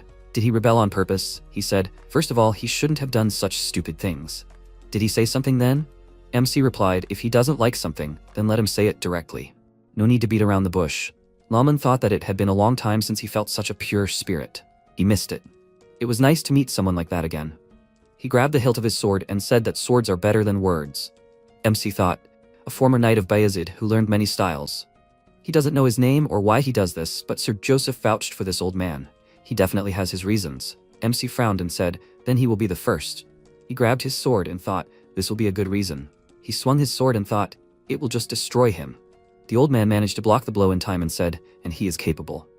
Vlad clenched his jaw in displeasure and swung again, and so their battle began. He quickly pushed Lamond back, delivering accurate blows. MC thought He was blocking all his attacks with the tip of the sword. This is not a coincidence. He figured out all his moves after they exchanged a couple of blows. He understood it by feeling. This old man had fought with countless swords. Lamond asked, "Is that all?" Vlad answered, "Of course not." The old man looked at him in surprise, and MC sent mana along the sword and said that he had just begun. Lamond thought in surprise, even in troubled times, only a few could use aura at such a young age. This is madness. Vlad rushed towards Lamond and, holding his hand on the ground, swung his sword. He quickly delivered blows to the old man, who skillfully blocked the attacks. Lamond said that he liked his passion. MC threw him aside and was about to strike again. He thought that he wouldn't let go. Maybe his technique is not so good and he doesn't have much experience. But he should be stronger, he is younger. Their swords clashed again, and Lamond began to slide along the ground and said with a smirk, "Time is so cruel." Vlad said irritably, "They will see how much longer he can smile." The old man closed his eyes and replied, "That is a good strategy, but he chose the wrong opponent." His hands began to shake and he asked, "Not bad, huh?" "This is a physical enhancement." MC thought about it. He became stronger. The old man activated his mana and said, "It is too early to be surprised. If he adapts, he will be able to use it too." He grabbed the tip of the sword, and MC thought, "This is crazy. He is holding a sword filled with aura with his bare hands?" He grabbed his sword. Suddenly, MC let go of his sword and grabbed the blade that was in a sheath on his belt. He swung the blade and tried to strike Lamond. The old man chuckled and thought, "He is a smart idiot. It was wise to throw the sword. You can't run into something like this during normal training. Such impudence is only typical of the owner of a beast's heart." Lamond let go of the sword and clenched his fist and shouted, "You brat." He tried to strike Vlad, who widened his eyes in surprise. His body flew back and somersaulted and landed on the rubble. Lamond said in fear, "Horror." He became serious and didn't even notice. He rushed towards MC and shouted, "Is he okay? Has he passed out? The defense is weak." The old man remembered Joseph's words, that he really appreciated him as an opportunity. He must not harm him. Lamond sighed and asked, "What will he tell him?" MC was lying on the rubble and thinking, "Gregory said that everything is fine as long as the flames burn." He got up and quickly rushed towards the old man, which surprised him. And the boys still hadn't given up. Vlad hit the old man's head with his forehead and said, "This is cheating." Suddenly he fell to the ground, and Lamond grabbed his head and said, he could have been in big trouble. But he is definitely talented. He passed. After a while, Ragmas said, "Sir Lamond is in Sora. He seems to have interested Vlad." Peter looked at the piece of paper and said, "I see." Ragmas said, "That's good." Lamond was the knight of the previous leader. Even he has trouble communicating with him. When he saw what kind of students they had, he sighed and left. He feels uneasy about it. I wonder if he can say that some pride has returned to them, or if they can only sigh because that is the only thing that can get his attention. Ragmas sighed and said, "Times are changing. Sir Lamond, this is living proof of troubled times." He grew up to be a knight. Although he started students, he would not be interested in students who grew up in safety. Peter said, "No matter how much times change, some things remain the same." His sigh did not mean just a complaint or dissatisfaction. It left him with a great impression that San Logino sent him armor. Ragmas said that their recognition made it even more special. Peter thoughtfully said that it should be sent to Sora. He closed his eyes and thought, "Fortunately, this is not lost yet. The old traditions of Bayezid are still observed, and all thanks to one student." After a while, Vlad held his head and said, "Horror, old man. His head still hurts. He has never seen anything like this. He can't believe that he directed the aura to his body and not to the sword." The voice said that there's a lot to learn from him. Talents come in different forms. Vlad said, "Well, apparently people respect him for his strength and skill." Suddenly his door was kicked open and Zemina walked into the room. She said he was awake. She thought he was talking in his sleep. MC grumpily told her to knock before entering. Seriously. Zemina asked, "Does it look like she has free hands?" MC asked, "Why is she washing his clothes? He could have done it himself." Zemina smiled and said, "Sir, it's a service provided by their tavern. They have to do it. He is a guest in the room on the 4th floor, the most expensive." Vlad thought, guest? That sounded serious. He said thoughtfully that he had no money to pay. Zemina put the clothes on the table and said, "It's free. Because his living here helps them." Now Smile Rose has become a tavern, and a lot of idiots come here who don't know. MC asked, "Is he enough?" Zemina answered, "Marcella said that his name has enough weight. After all, he is covered by the mayor of Suara and the second son of Bayezid. He is a full-fledged knight." MC answered, "Not yet. She doesn't need to say that to anyone." Zemina took out a handkerchief and said, "But from what she saw, he is a knight." "Lady Alicia's knight?" MC said in fear. "Well, something happened." Zemina turned around and said, "She is glad that she cut her hair and helped him get the sword. He has achieved a lot." Vlad frowned and said, "He is very grateful." Suddenly Zemina walked out of the room and slammed the door. Vlad ruffled his hair and said, he would always be grateful for that. Valuable people shine wherever they are. A dark horse raced across the field and knights followed behind, and people would always covet them. When he handed over the position of leader, he went to look for the guy, remembering what happened. The men threw a lasso towards the horse, which evaded it, but he was stopped by those who dreamed of getting him. The man shouted in irritation, "What an ambush! After him, they must not lose him." The tough guy who had ridden him back then wasn't there. He must go through this himself. The man stood on the hill and said that they must catch him. After a while, the old man said he already apologized. He will give him something, so let him not be angry, okay? MC said that some things cannot be bought with money. He really liked it. Lamond replied, he knows. This armor is only given to promising students. When he received it, he walked around with it in his arms for a few days. Vlad asked, did he know but still ruined it? The old man remained silent in response, and then suggested going somewhere. MC asked, where? Lamond replied, he needs to show the young master how useful he is. If he just hangs around, he will start to feel like he is causing trouble. MC chewed his food and thought, that sounded pretty convincing. The voice replied, yes. Joseph was very hospitable to the old man. MC asked, and how can he show his usefulness? Lamond pointed at himself and replied, he wants him to do something. Then they will report. Vlad asked, surprised, what? The old man rubbed his beard and asked, does he like horses? After a while, many carts were driving through the field.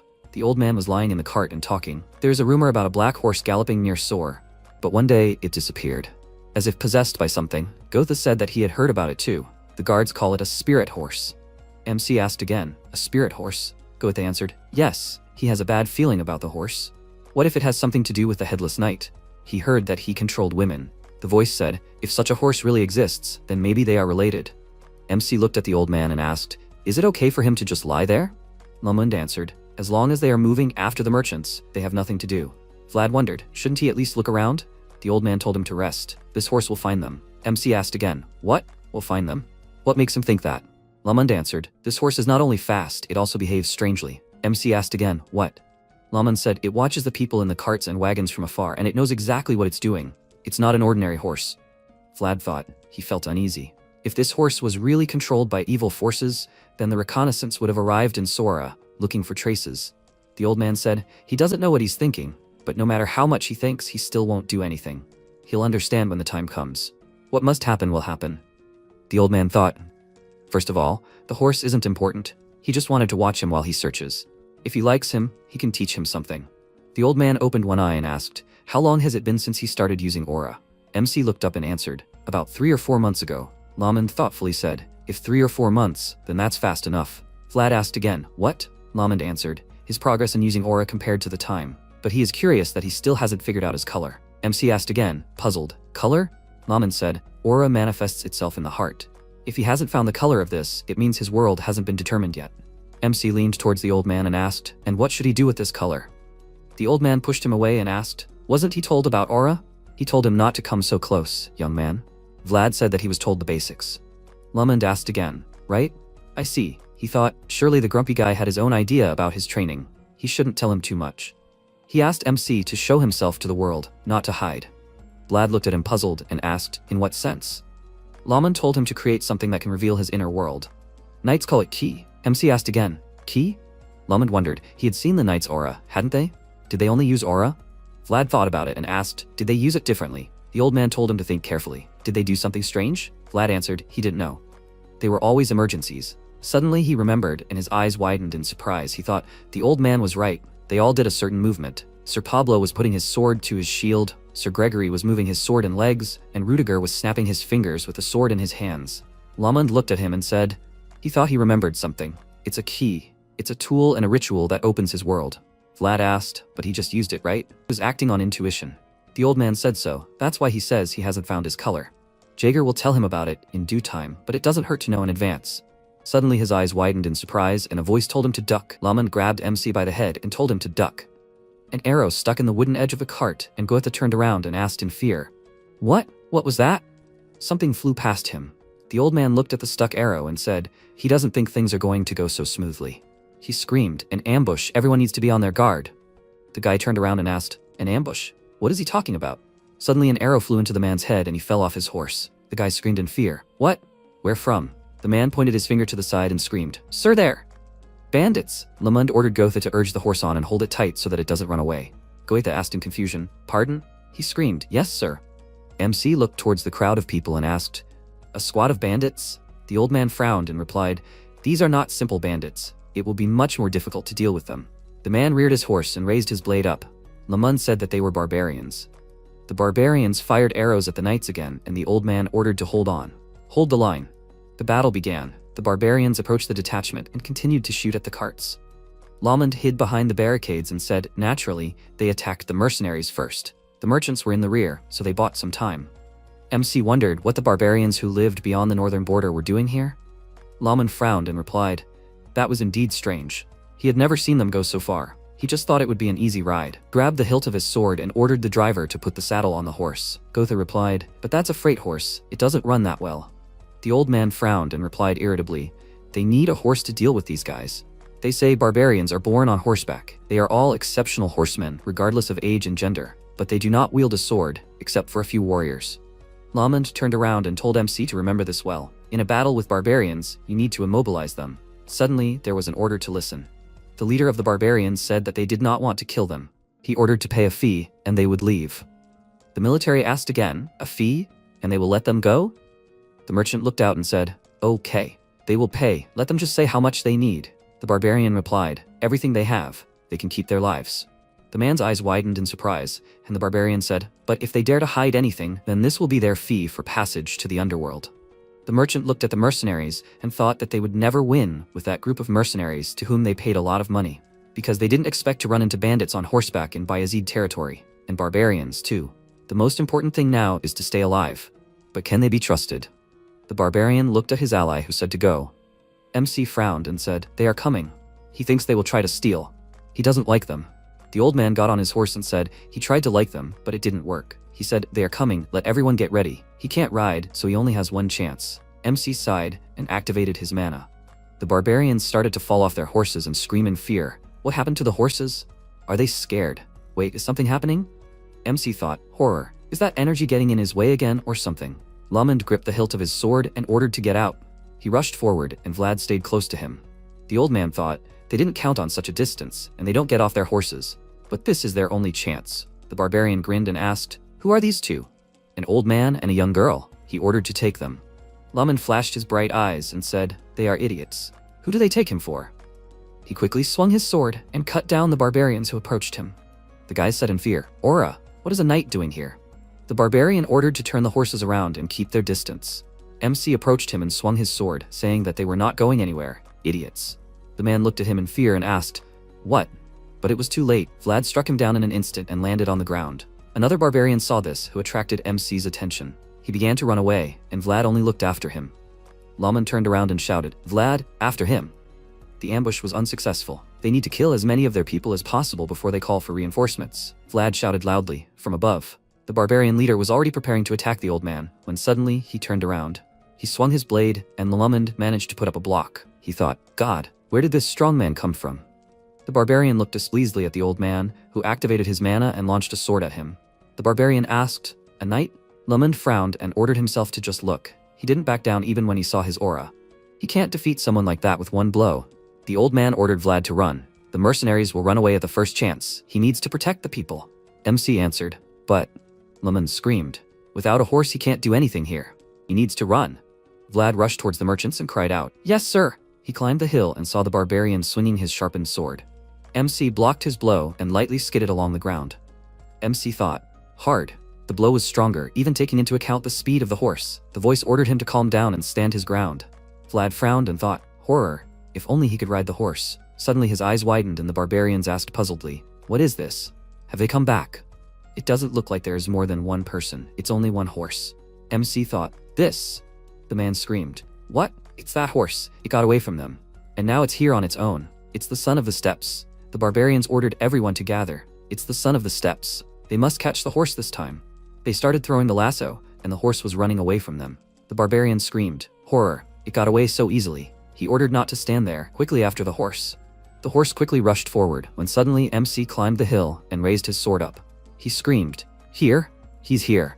The horse saw him and felt his mana, so it quickly turned towards MC. Vlad ran towards him, and the barbarian rushed after him and screamed, he won't get away. He swung his sword, and MC pushed off the ground and jumped off the cliff, calculating the distance to the horse. He landed on the back of the black horse and grabbed its mane. The barbarian screamed in irritation, this is impossible. Son of the steppes, possessor of divine blood. Does it allow a person not from the steppes to ride on its back? MC laughed happily and thought, this is it. This is the feeling. It means he doesn't have to hold back anymore. He stretched his hand to the sky and thought, now he can run as long as his heart desires. The barbarians pointed their blades towards Vlad and ordered, follow him. We can't give the son of the steppes to this imperial boy. MC raced across the field, riding a graceful and mysterious horse. Their eyes shone a similar color and combined, striking the barbarians. The man's eyes widened in surprise and said that strong mana emanated from MC's sword as he swung it. The man cried out in displeasure, horror.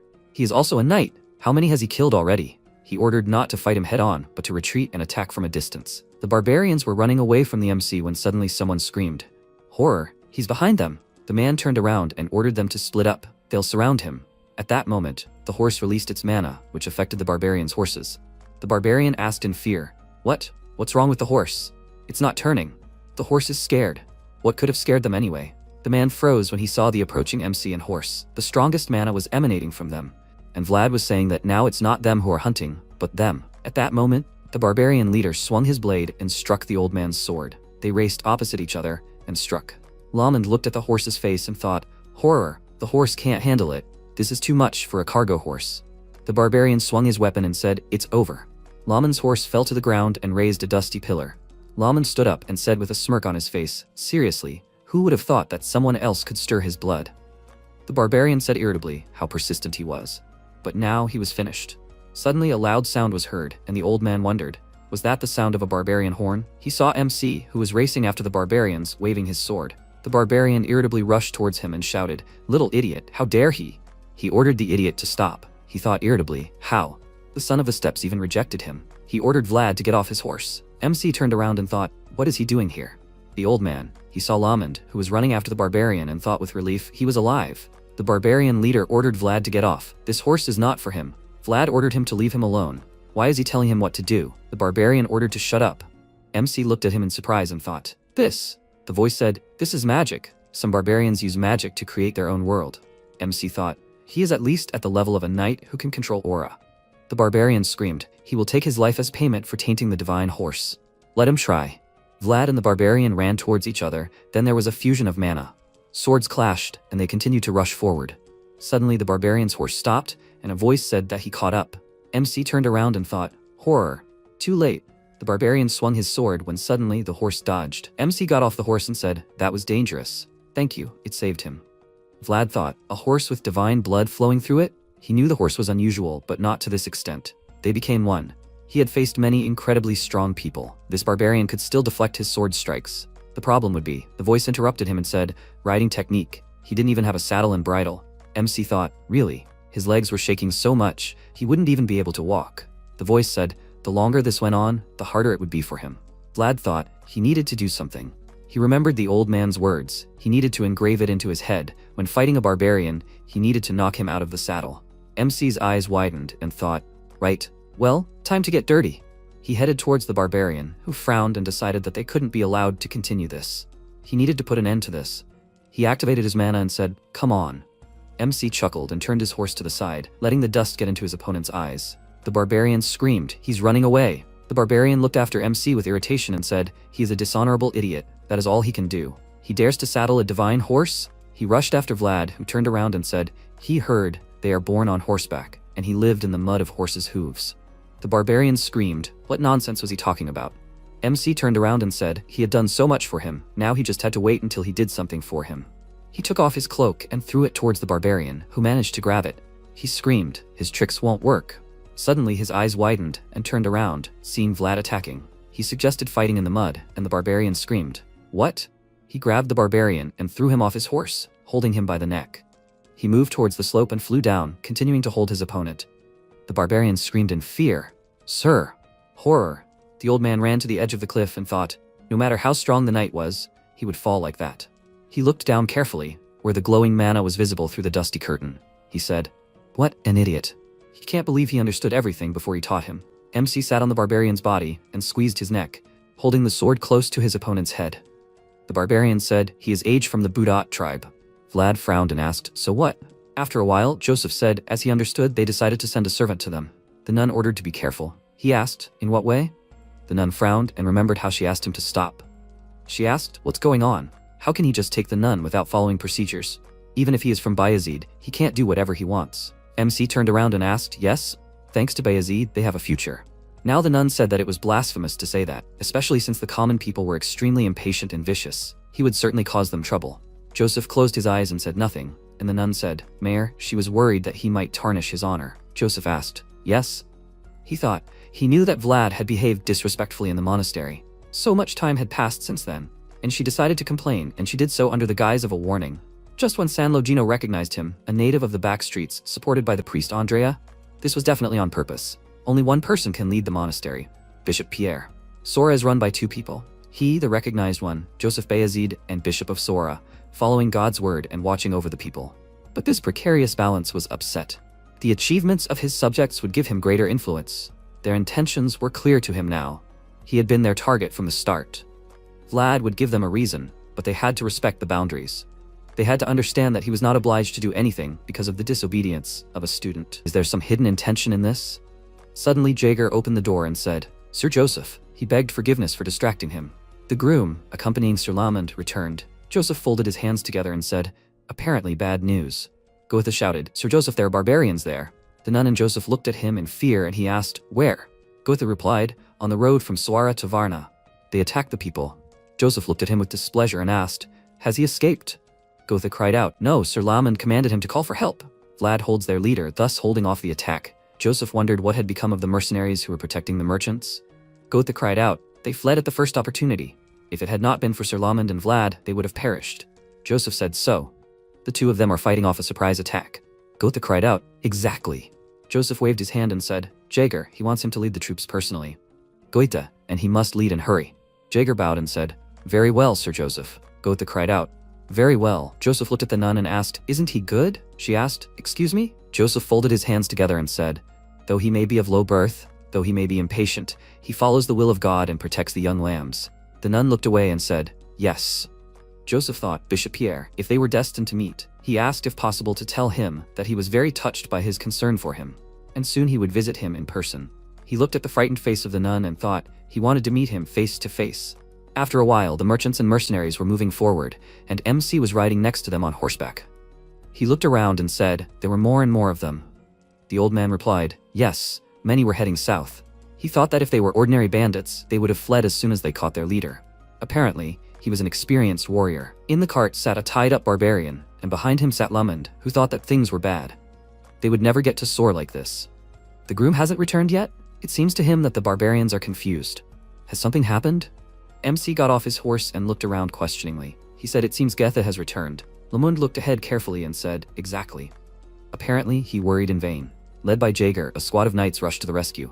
The merchants shouted joyfully, these are troops from Sor! They are saved! The barbarian frowned in irritation and thought, horror, and they are fast. Old man, he thinks wisely. If they had not left the cargo, everything would have been different. Lamond smiled and answered, that is the advantage of old age. And now reinforcements have arrived, and it is his turn to ask questions. Why are they here? Why did they go so far? The barbarian answered that they just needed a son of the steppes. The old man asked, maybe they went for a horse. But why rob? The barbarian answered, because they also need something to eat. Lamond answered, well, that is logical. The barbarian said, now they have no need to go south anymore. They did not expect a son of the steppes to choose a boy from the empire. Suddenly Jaeger's voice was heard, who said, time is cruel, teacher. Who would have thought that he couldn't handle a couple of barbarians? Lamond asked discontentedly, what did he say? If he had a war horse, they would have been out of Varna long ago. Jaeger said in any case, he was glad he was okay. He would take them to Sora. Lamond asked, what to do with them? They had their own problems. Jaeger replied, they were already restless. It was better to avoid the barbarians. He would persuade them to leave. Bright mana began to emanate from Jaeger's dark bandage, which surprised the barbarian leader. Jaeger said, like a civilized man, the barbarians were scared and thought, this is a completely different level of the world. If he wanted, he could kill them all. The barbarian turned around and ordered to leave, everyone to leave. The barbarians began to talk, but the barbarian shouted, idiots! Don't they understand? Stop talking, they need to leave. The men began to think, what should they do? If they leave the chieftain here, but they are at Sor and it is unknown if they have any more troops. Besides, there is one more night here, and the old man and the boy were enough for them. The man frowned and suggested going back. He does not think that they will harm him, because they do not need enmity with them either. They thought about it and decided to do as he said. Jaeger shouted after them that they would meet again. The old man said, well, yes, civilized. Jaeger turned around and said, but in the end, everything worked out. The merchants screamed. They left. The barbarians retreated. Thank you, Sir Knight.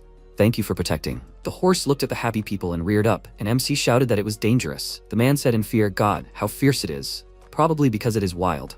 The boy suggested staying away. MC stroked the horse and asked, what's wrong with him? Let him calm down. Jaeger asked, whose horse is this? Vlad asked again, this one? He met the horse when he was fighting the death worm. He somehow found it. Jaeger asked, wow, is this the same wild horse? MC answered, yes. Jaeger said, it is bigger than the other horses. You can tell it is unusual. MC cleared his throat and said that he needs to make a saddle for him when he returns. Jaeger nodded and said, apparently he has found his horse now. After a while, near the gate, he turned around and asked, what is it? It is not moving? MC touched the horse and said that it is not moving. He asked, what is it? Jaeger said, I see. The horse did not like it when traders approached it. The rider is hated by other horses, and the horse hates people. Seriously, he will never understand him. He met his own kind. After a while, MC made a fire and sat down on the ground next to the horse, sighing heavily. The next morning, the old man turned around and saw a disgruntled Vlad who said that the horse was so straight. Lumond asked if it helped. MC answered a little. Apparently the barbarians were right after all. He thought about it, that it liked the color red. Wild horses gallop to where the rose vines grow, because they have nothing to do in the frosty steppes. Rose vines open in response to hot energy. It is a signal of survival. He held out a bouquet of roses and said, but it seems that this is not enough. Lamond answered, the horse knows what he likes, so MC will easily find a solution. Vlad thought about it and asked, apparently the more red the better? Lamond answered, maybe. MC said, and the larger the better. The old man answered, definitely. Vlad said, and even better if it moves. Suddenly he looked up, where Zemina was passing. Lamond said, wow, she is worthy of being called a rose. Does he mind? It doesn't look like they are close? MC replied that she has been nagging since childhood. Their relationship is beyond love and hate. After a while, Zemina ordered MC to disappear, and he replied that he hasn't said anything yet. She asked not to disturb her, she was working. Vlad said that he only needed a minute and asked her to listen to him. Zemina frowned and said then to talk to Lady Alicia. She was busy. Vlad said that he needed her help. Zemina turned around and screamed. She said she was busy. Can't he see? She saw a bouquet of roses in front of her and asked what it was. MC told her to take it and help him. Zemina replied with displeasure. She said let him talk to Lady Alicia. MC replied no, only Lady Zemina can help with this. She looked slightly embarrassed and then asked what was wrong. Vlad asked if she was hot. Why did she blush? Zemina ordered him to shut up. After a while, Joseph was walking through the dungeon accompanied by Jaeger. He stopped near the bars and said that he was Joseph Bayezid, the mayor of Sor, age of the Budat tribe. He needed to ask him something. The barbarian frowned and said, who would have thought that the mayor would come in person? What an honor. Joseph looked at him and said, he hoped that he had come here for a reason. He thought he had seen many who tried to pretend to be cool, but only a few really succeeded. He was just like that. Joseph said, at first it seemed to him that this was some kind of traditional ritual of the tribe. They are forbidden to catch wild horses. I wonder. They are not allowed to touch other people's worlds so that they can shine in their own way. That is why wild horses shine only when they stay in the steppes. Apparently they value principles. Joseph looked closely at the silent barbarian and said, to break the principle, to come to the lands of the Iron Duke, taking risks. Why all this? The barbarian stood up and replied that he had been thinking about it while he was sitting. Perhaps it was best that way. He was responsible for the future of the Budat tribe. He could only break the laws of the tribe to catch the son of the steppes, because they needed the fastest animal known. He began to shout loudly, people, what have you done? Jagger pulled out his sword and pointed it at the barbarian. Joseph asked what he was talking about. The barbarian replied, what have they done to drive the dragon into such a frenzy? Joseph's eyes widened, and he wondered, had the dragon been furious all this time? The barbarian shouted, what did they do with the dragon parts? Joseph was silent and thought, the dragon parts. The evidence of the Oath of the West was handed over to the Iron Duke. Is this somehow connected? The barbarian ordered to bring here the blonde man who defeated him. The mayor asked, why? The barbarian answered, because he was the only one who was able to catch the fastest dragon, the son of the steppes. Apparently, the son of the steppes chose him for a reason. Joseph replied that he would think about this request. The barbarian ordered them to hurry. He thought they understood everything themselves. The remains of the fallen dragon inherited the blood of the most ideal dragon. They lived and still did not know that they were dragons. But something changed. As soon as they realize this, everything will go beyond their possessions.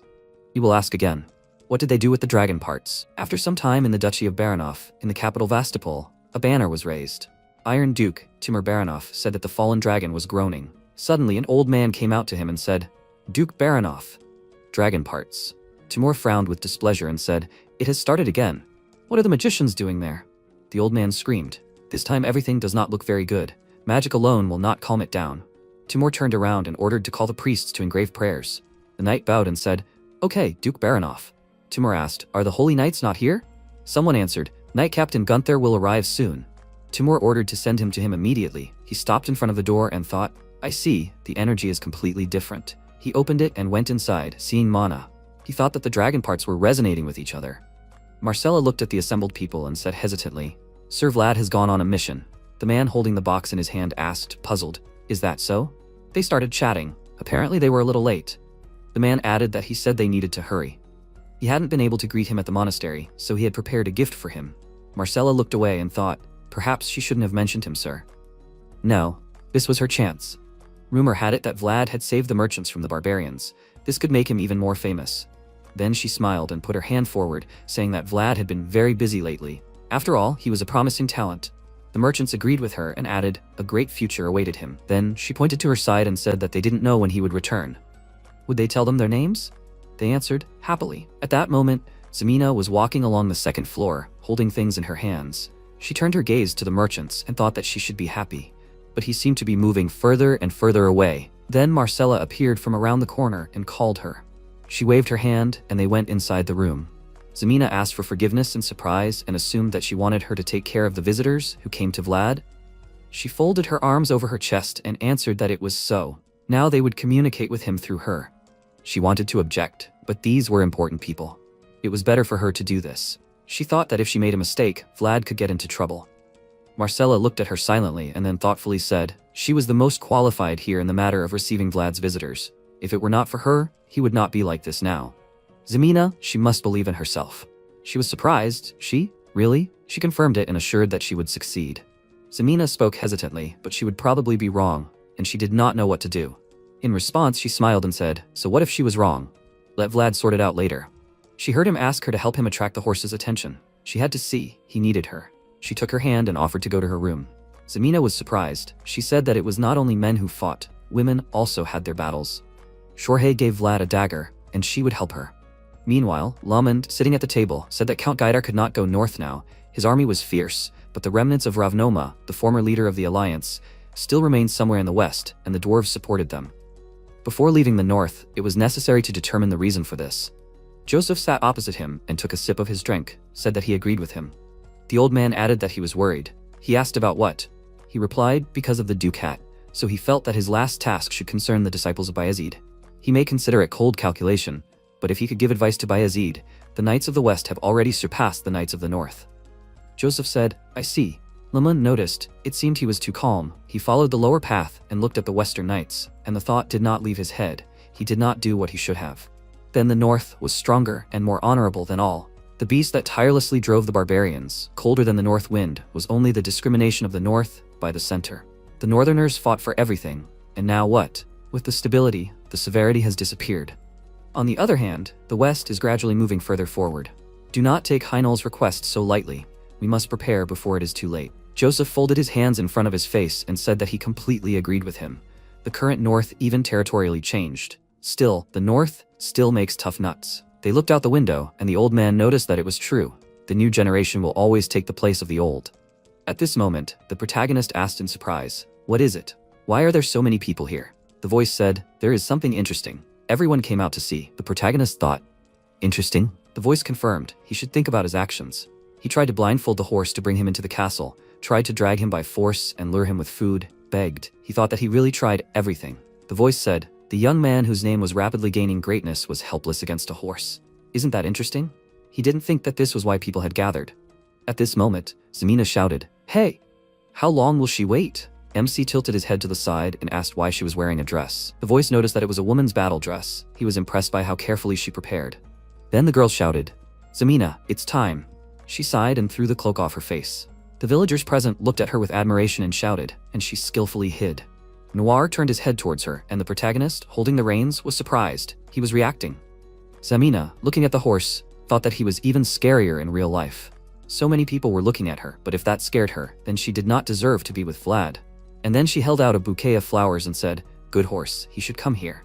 The next second, Noir walked forward. The villagers shouted, they are coming. Did it work? They shouted in surprise that they were really coming forward. Excellent. They must be luring him. Vlad, looking at the horse, thought he has special preferences. Then they stopped near Zemina. Their eyes crossed, and she extended her hand, stroking the animal on the muzzle. At that moment, Harvin, standing in the crowd, shouted, "Lady Zamina, this is the Crimson Lady, the Rose of Sora." The protagonist turned around and smiled when he saw him, and the others started shouting, "Lady Zamina, the Crimson Lady." One of the girls said, "Lady Precious Rose. Madam, when did she prepare everything?" Marcella told them to watch carefully. They wouldn't see something like this, even if they had all the money in the world. The girl asked in surprise, "What?" And she asked in response, "Have they ever seen slum dwellers attract so much attention? When have slum dwellers been greeted with such applause?" And today it happened, and Sora is looking at these two. Meanwhile, Rudiger stopped near the bodies and said, "Total annihilation." Dorothea, who was standing next to him, noticed that they died instantly. There were more than 50 of them. He agreed with her. It all happened so fast that they probably didn't even realize they were dying. Joseph's report was correct. Dorothea agreed. They understood everything. The Swordmaster tore the most perfect creature to shreds. It fell to the ground, and its blood spread throughout the world, and so the descendants of the fallen dragon appeared. Some lost their wings, some their scales, some their eyes. They split up and forgot about their origin. And one, for unknown reasons, realized that he was a dragon. Rutiger agreed with her, one of the dragons, who had the most perfect paw. They stopped, seeing a huge footprint in the snow. Life is an endless choice. No one can decide for a person, so sometimes you have to act on your own. And in that moment of awareness, you have to realize who you are. Shortly before this, Sigmund looked down and said, "Decided to disobey the order, Jorge?" He looked up at him and replied that he was not his master. Sigmund said, "Execute everyone who remained after the dwarven military movement." He held a scroll in his hand and added that this order had the seal of his uncle, Count Gaidar. Jorge said to look carefully. They were just refugees. He replied, apparently he decided that they were the same. Jorge objected. The Count could not order such a thing. He replied, doubting decisions means disloyalty. Did he betray the oath of loyalty he gave under the banner of Gaidar? He replied that he was a man and he could not carry out such a reckless order. He said, "I understand," and then looked at the others and asked, "And they?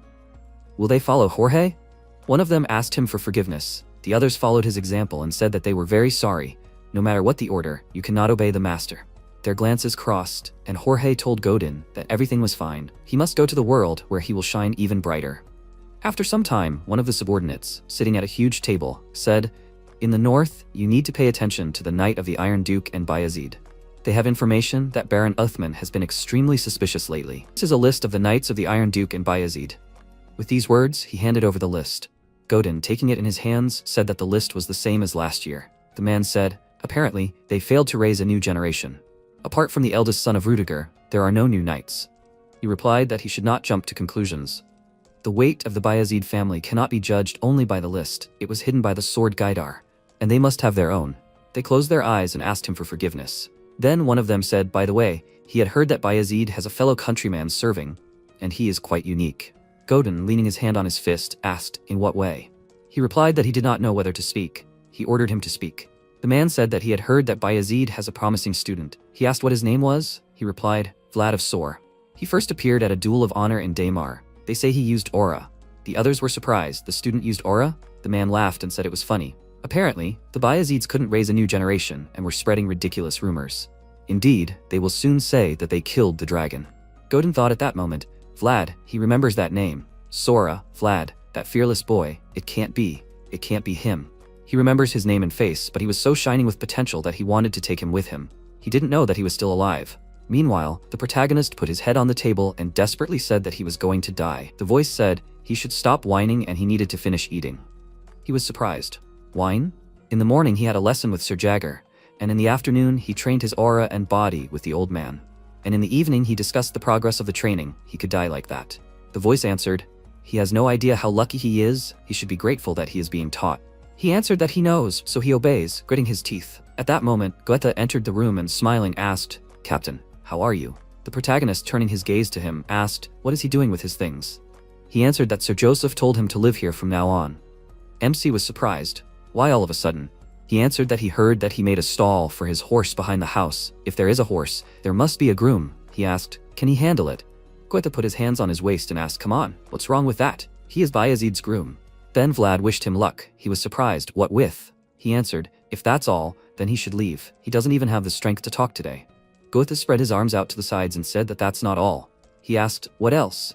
He replied that Sir Joseph had asked him to return. The protagonist, standing up on his chair, asked why, and he asked in response, are there any options? Probably he decided to remove the punishment. After some time, the protagonist desperately thought, Goethe, he believed it.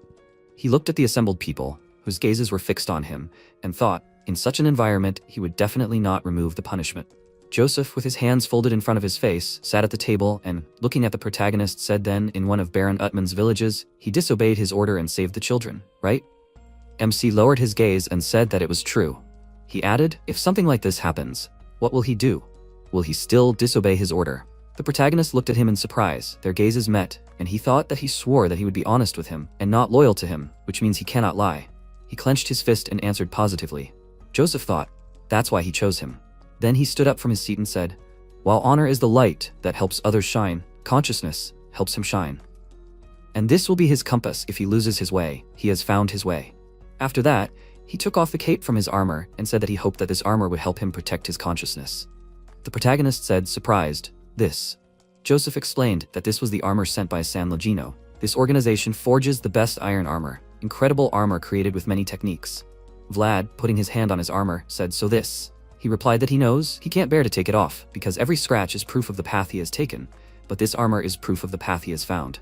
MC was surprised, and he told him to come and look. He put his hand on the inscription on the armor, which read, Vlad, protector of children.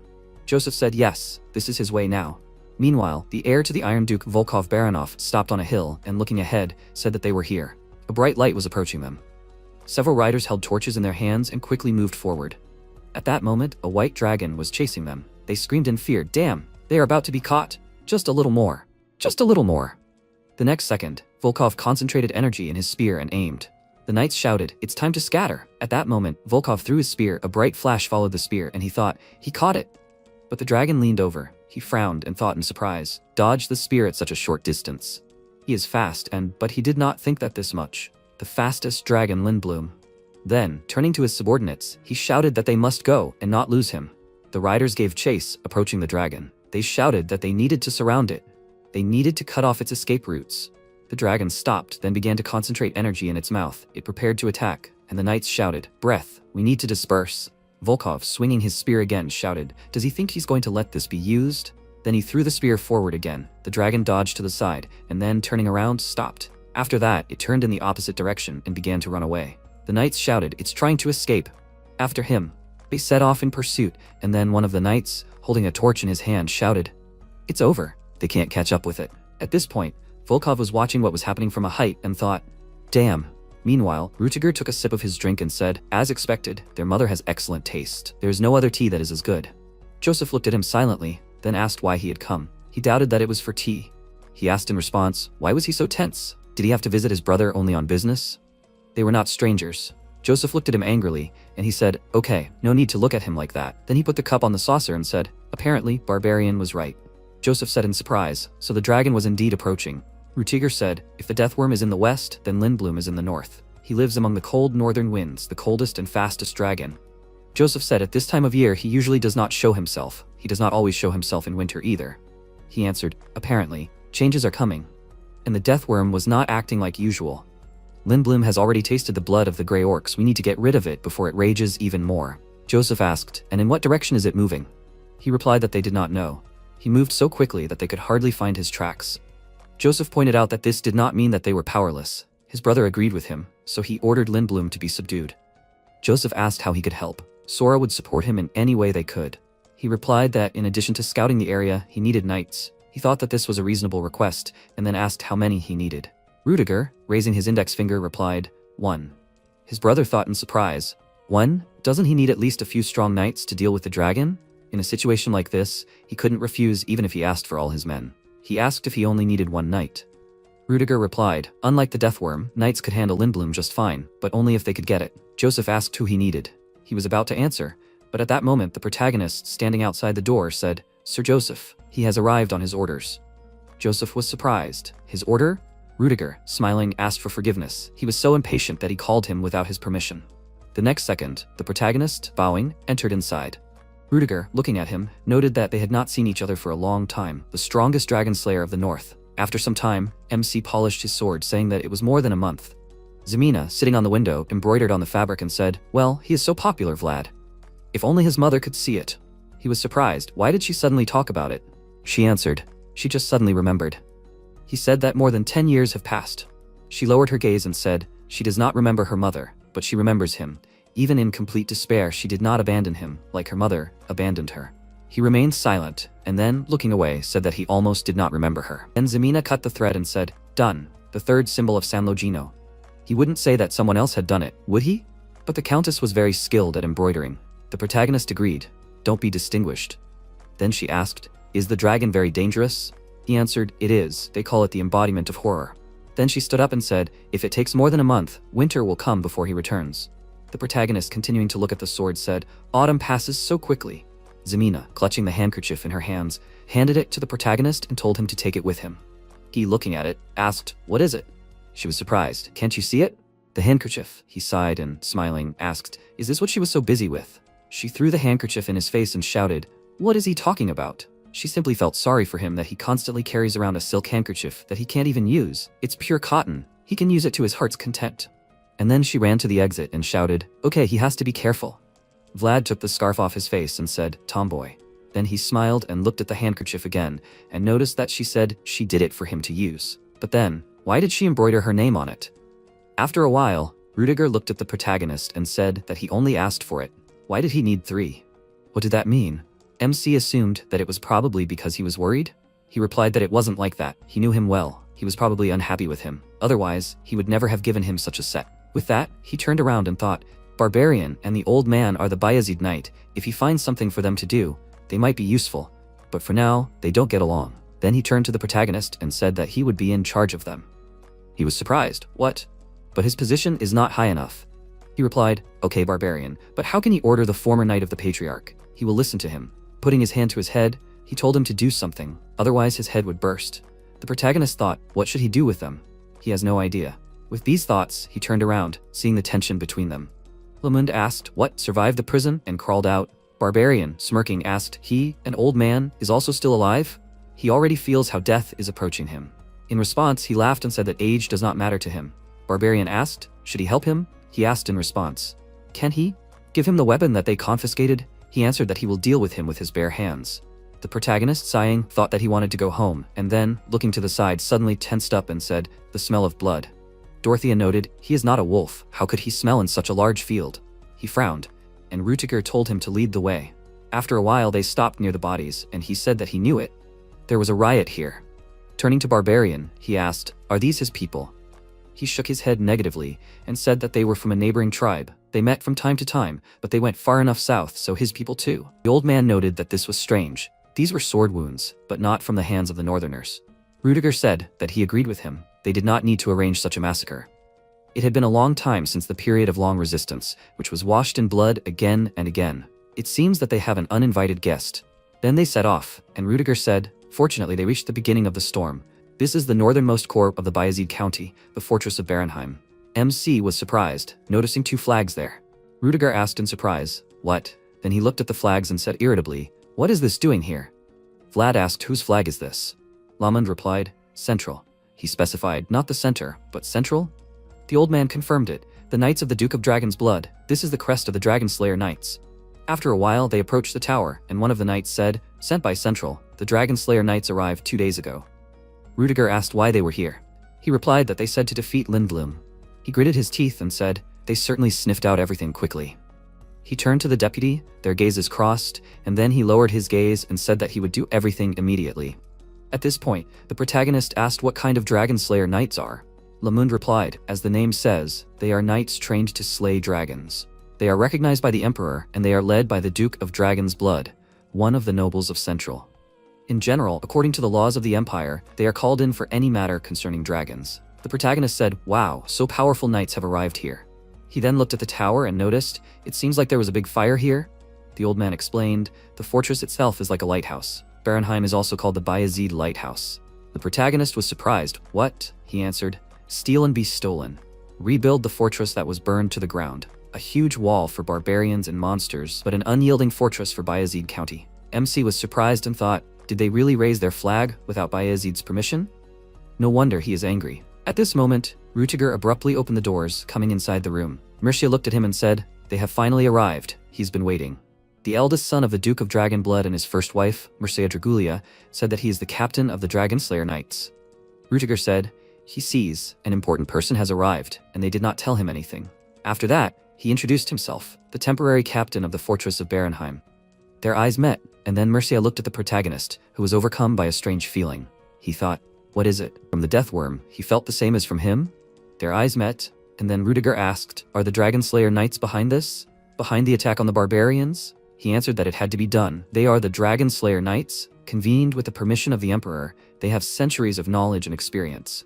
Lindblum is the fastest among the remnants of the fallen dragon. They cannot catch up with him, so they will have to attract attention, and the corpses of the barbarians will serve as bait. At this moment, barbarians shouted, damn imperial idiots! They are disgusting. He ran forward. But at that moment, Laman grabbed his arm and twisted it, threw it to the ground. He shouted in irritation, out of the way, old man. He replied, one more word and he would wring his neck. Leaning slightly, he whispered. He understood his displeasure, but in reason there is strength. He must calm down. If he acts brave, he will die for nothing. Mercia said, it seems that the son of Bayezid raised an ill-mannered dog and cat. Why did they not tame them? These lowborn forget their place. Rudiger said that they are still where they belong. After that, he walked forward and added, it is time for him to take his place, Captain Mercia. His knights reached for their weapons, and then Rutiger released his terrifying aura. The knights trembled in fear, retreating in different directions, letting him go ahead. He climbed up the stairs, leveled with Mercia, looking at him seriously. He asked who gave them permission to raise their flag. He replied that he had made a request, but no one had responded, so he had it picked up. He asked, were they allowed to be here? Mercia replied, oh God, he didn't think it was worth answering. According to the Empire's law, the Dragon Slayer Knights had the right to use all the powers and capabilities of the Empire. At that moment, Rudiger walked forward, taking his place, forcing him to go down to the next step, and said, indeed, but this assumes that they would ask the owner for permission. He asked, does that mean they won't cooperate? Rudiger replied that that's not true. He wants to cooperate, however. He pointed his finger to the side and said that they needed to go through the necessary procedures. The next second, their flag began to lower. Mercia indignantly shouted, how dare they touch the central flag? Lomond walked forward and said irritably, the people of Central, so no one wants to be associated with them. No one will do anything. The owner of this place did not give permission. Rudiger, addressing Captain Mercia, asked that he ask them for permission to raise their flag outside of Bayezid lands. They should ask them to cooperate with them to kill the dragon. The first thing they would do would be to start over. Mercia stated that they would regret it. He replied that he was not sure that the nobility of Central knew about regret, but life was full of regrets, regardless of the decisions made. In that case, one should do the most necessary things first. After a while, the sorcerer, holding the orb on a pillow in his hands in front of him, said, Vlad, 17 years old, born in the slums of Sora in Bayezid County. Mirsha, sitting opposite, thoughtfully said, the slums of Sora. He thought, golden hair and blue eyes. He can feel his heart beating. He is definitely not mistaken. In his presence, everything happens differently. He then said that he was born too far away. The sorcerer noted that this was true, and he added that he was born too simple. Pointing his finger at the map, he thought he was not sure. But they say a good seed will grow anywhere. But could it be that nobles sow in places like this? Then he said he could not decide. He must find out more about him. The sorcerer said, let them know what he had done in the world, but they would not find out what he had done in Sora. He asked why. After all, they had the most spies in the north. He replied that all their eyes were closed in Sora about this. After the arrival of the new mayor, apparently he was able to establish complete control over the city. Mergea, putting a glass of wine to his lips, asked, but he had only been there for a short time? The sorcerer confirmed this, but he had been able to quickly strengthen his influence thanks to the recent cases of people disappearing. He thought that power was like a sword, strong and sharp, but flexible at the same time. Joseph, he had heard that he could not lift a sword, but he was the best judge of its quality. It seemed that Bayezid had quite capable sons. Both, but they are fighting for the same place. This can be used. Meanwhile, Lamun said that in his time, there were no secret plans. They accidentally found out who attacked the village. They ignored the methods used. But this is no different from the Dragon Slayer Knights who used barbarians as bait. Rudiger, standing at the head of the table, said they can't catch up with Lindblum, so they have no choice but to use traps. Dorothea pointed out, if they can't kill the dragon, then they can use it as an excuse to stay here. He thought that she was right. If they let the Dragon Slayer Knights prevent them from killing Lindblum, they could use it as an excuse to spread Central's influence to the north. He then folded his arms and asked, how long would it take to set a trap for Lindblum? Seal replied, there are no cattle farms nearby. The best option would be to involve the Portly family. One of the knights pointed out that it would take at least half a month. His comrade suggested, maybe they should capture a few barbarians? Another knight added, or kidnap the barbarians that the Dragon Slayer Knights defeated. Laman told them not to go crazy. Central defeated the barbarians who were not from the Ajay tribe, but are they sure they want to provoke someone who can barely contain his anger? Like it or not, the Northerners and barbarians have lived together for a long time. If they use them as bait, what will become of the peace between them? The whole North will be mired in the flames of war because of the dragon. Then the knight, lowering his gaze, asked for forgiveness. They were too short-sighted. The old man, sighing, said that the future was very dark. Rudiger thought that Sir Lamond was absolutely right. Whatever they choose, the consequences will be serious. Or maybe this is what Central needed. After all, they would gladly watch the North destroy itself. Then he thoughtfully said that he had heard that Vlad had a very fast horse. Lamond, waving his hand, said that he could not count on it. Everyone in Sora knew that this horse did not listen to anyone. He asked, "So stubborn?" The old man added, "Even worse." Rudiger looked at the map in front of him and thought, so this won't work either. He wanted to take a horse and try to kill Lindblum. He thought these guys were worthy of being called dragon slayers. It was annoying, but their hunting style was precise and clear. Damn, would they really have to play into Central's hands? If only they knew the location of the dragon. At that moment, a knight ran into the room and shouted, "Sir Rudiger." He asked, "What's the matter?" He shouted, "There are people at the gate. They are asking to open it." He put his hand on the bridge of his nose and asked, "Who's there again?" He answered, "Gauntlet of Iron." Rudiger's eyes widened in surprise, and he added, "These are the Knights of Steel, Lord Baronoff." Meanwhile, the dragon walked past the bodies, his eyes lit up with rage, and then he opened his mouth, screaming loudly. After a while, the protagonist waved his hand and said, "No need." Dorothea, stretching her tail towards him, said that he was not protected. This imprint would help him cope with the cold. He asked, but why was she only touching him? All the others were not protected either. She answered, because he would be there the longest. Ciel, smiling, agreed, "Yes, that's right. After all, he was the best repeller of Bayezid dragons. He should run as fast as he could, just like from the death worm." The next second, Dorothea swung her tail, leaving a mark on the protagonist's face. She raised her index finger and told him to remember. He should avoid his breath, because the seal could rub off. He answered, "Okay." Then she added, "She would mark the horse too." He answered, "Okay, she should be careful that he doesn't bite her." She sighed and asked, "It's not a dog, why would he bite her?" He answered, "Because he bites." He remembered that Goethe tried to put a saddle on him and he was bitten. At that moment, Lamond came up to him and asked if he was ready. He confirmed it, and the knight said, "Old man, the scouts have returned." The dragon swallowed the bait of the Dragon Slayer knights. The situation has become complicated. Ajay is trying to convince that the Northerners are not to blame for the destruction of the tribe, but the tension is still there. In any case, we must try to do everything possible.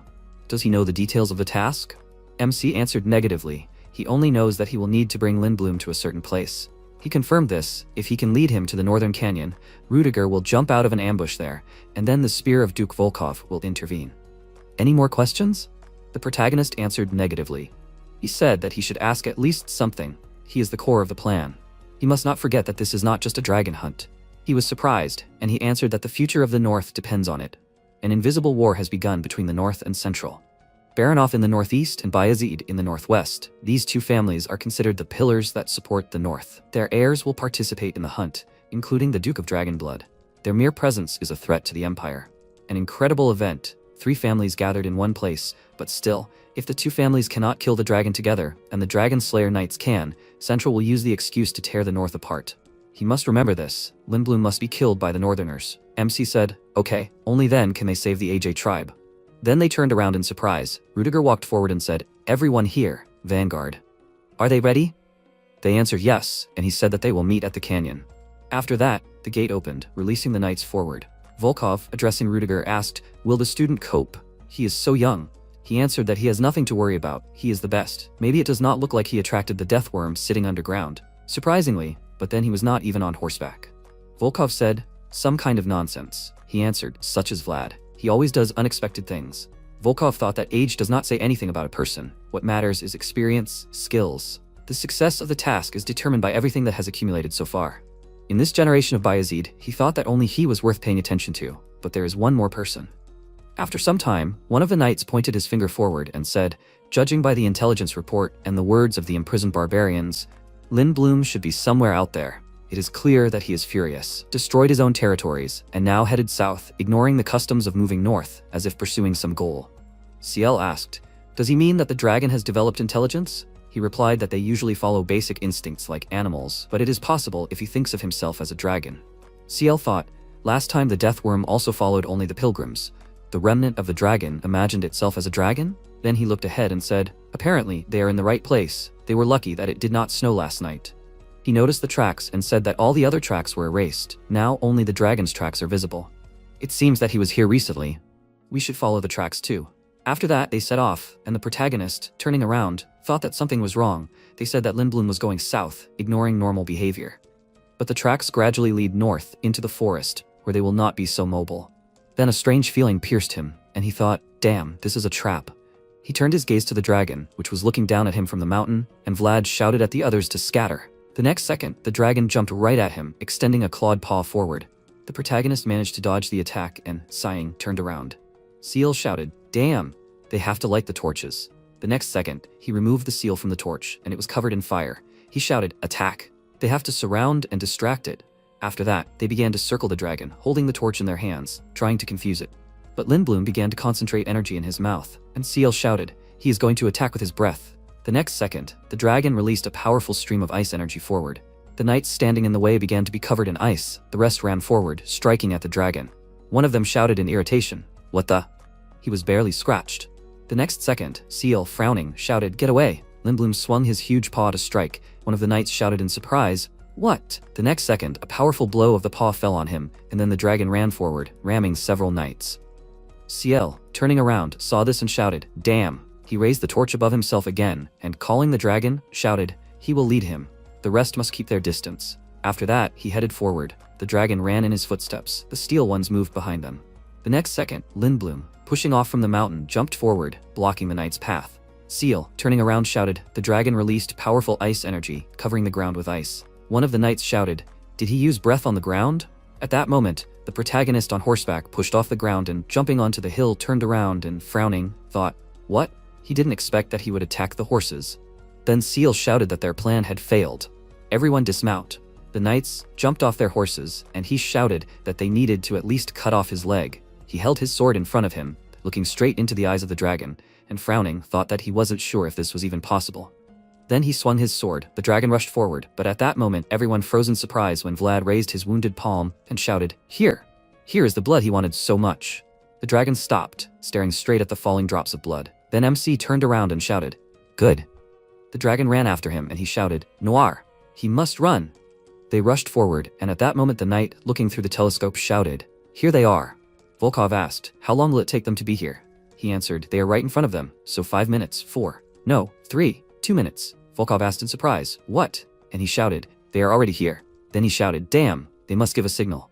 The next second, the archer shot, released an arrow into the air. The protagonist, moving forward, thought it was a signal. Soon they will be at the canyon, so Rudiger is here with his world. The next second, a crippling pain pierced his body. A voice, perplexed, shouted, Vlad, what happened? This. The protagonist thought, heart, something is squeezing his heart. The voice asked, a binding spell? He thought, a binding spell. But who did this? Then he noticed Mercea looking at him and said, bastard. At that moment, Rudiger, holding the sword in front of him, thought, why the hell did he stop? He looked at Vlad, who, shaking with his whole body, stood in place. The dragon moved his paw forward, and Rudiger thought, damn, Lindblom is retreating. Then he turned around and shouted, forward, knights, forward. Lomond ran forward and shouted, let's go. They must surround him. We must drive him to the canyon. They must not let him get away. Several groups of knights rushed towards the dragon. It continued to run away. Rudiger, turning around, shouted, Sir Volkov. He swung his spear and, throwing it forward, shouted that he would do it. The spear rushed forward, but the dragon was able to jump to the side, dodging the spear. One of the warriors shouted, did it work? Snow rose, blocking the view, but the next second, the dragon's head appeared from the curtain, which concentrated energy in its mouth. Lamund shouted, scatter. The next second, the dragon released powerful ice energy, rushing forward, right at the main character. The voice shouted, Vlad. He must come to his senses. He clenched his teeth and tried to answer something. At that moment, Lamund ran towards him and thought, if not the best, then he needed to choose the second. He jumped off his horse and, thrusting his sword into the ground, thought, this is the virtue of a retired knight. He said, when you get old, the cold wind penetrates to the bones. The others looked at him in surprise. He thought, this is an opportunity to protect the future. The voice continued to call the protagonist, and he thought that he was cold. The cold was enveloping him like a web. He could not move. He got out of the swamps of the slums, but he could not leave the snowfield. The voice shouted that he must pull himself together. Suddenly the protagonist thought, warm. What is this? The voice shouted that he must pull himself together. This is the world of the old knight. He saw the old man in front of him, and the voice continued to speak. The world he had been creating all his life had reached him. He must break the shackles. The next second, the protagonist reached for the hilt of his sword and with effort pulled it out of its sheath. After that, he swung his sword, making an attack in front of him. The space around him was covered with cracks. Drops of blood flowed from Mercia's eye. He grinned and thought, he's good. At this point, MC called Lamond, who covered himself with his hands and told him to continue. He had done his duty. Now it was his turn. Then the dragon used his breath again. The knights tried to hide, and the protagonist, running forward, shouted, "Forward, Noir!" The old man said, "Bastard." The protagonist continued to move forward. Rüdiger, watching from above, thought, he has an engraving so he can handle the cold, but it is still hard for him to move now. If he opens his world, it will swallow everyone. For this, I will not get very much?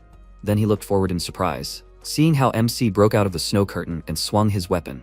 The voice told him to use all his strength. He screamed loudly as the dragon approached him. A bright flash illuminated the space, and he screamed, "Too hard skin." The voice noticed. It still worked. He injured him. After that, Vlad turned around, and the voice repeated that he must not stop. The protagonist again tried to strike the dragon with his sword. He was already breathing heavily when he struck another blow. A few drops of blood burst from the monster's body, and he thought, it works, so he can do it. And then, perplexed, he looked at the crack that had formed on his sword. He thought, a sword? The dragon's eyes were burning with rage. Pushing off the ground, he rushed to attack, and the protagonist held on to his sword with trembling hands. The next second, Lindblom, swinging his paw, attacked the protagonist. He ran forward. The voice asked, why is he hesitating? He must not stop attacking.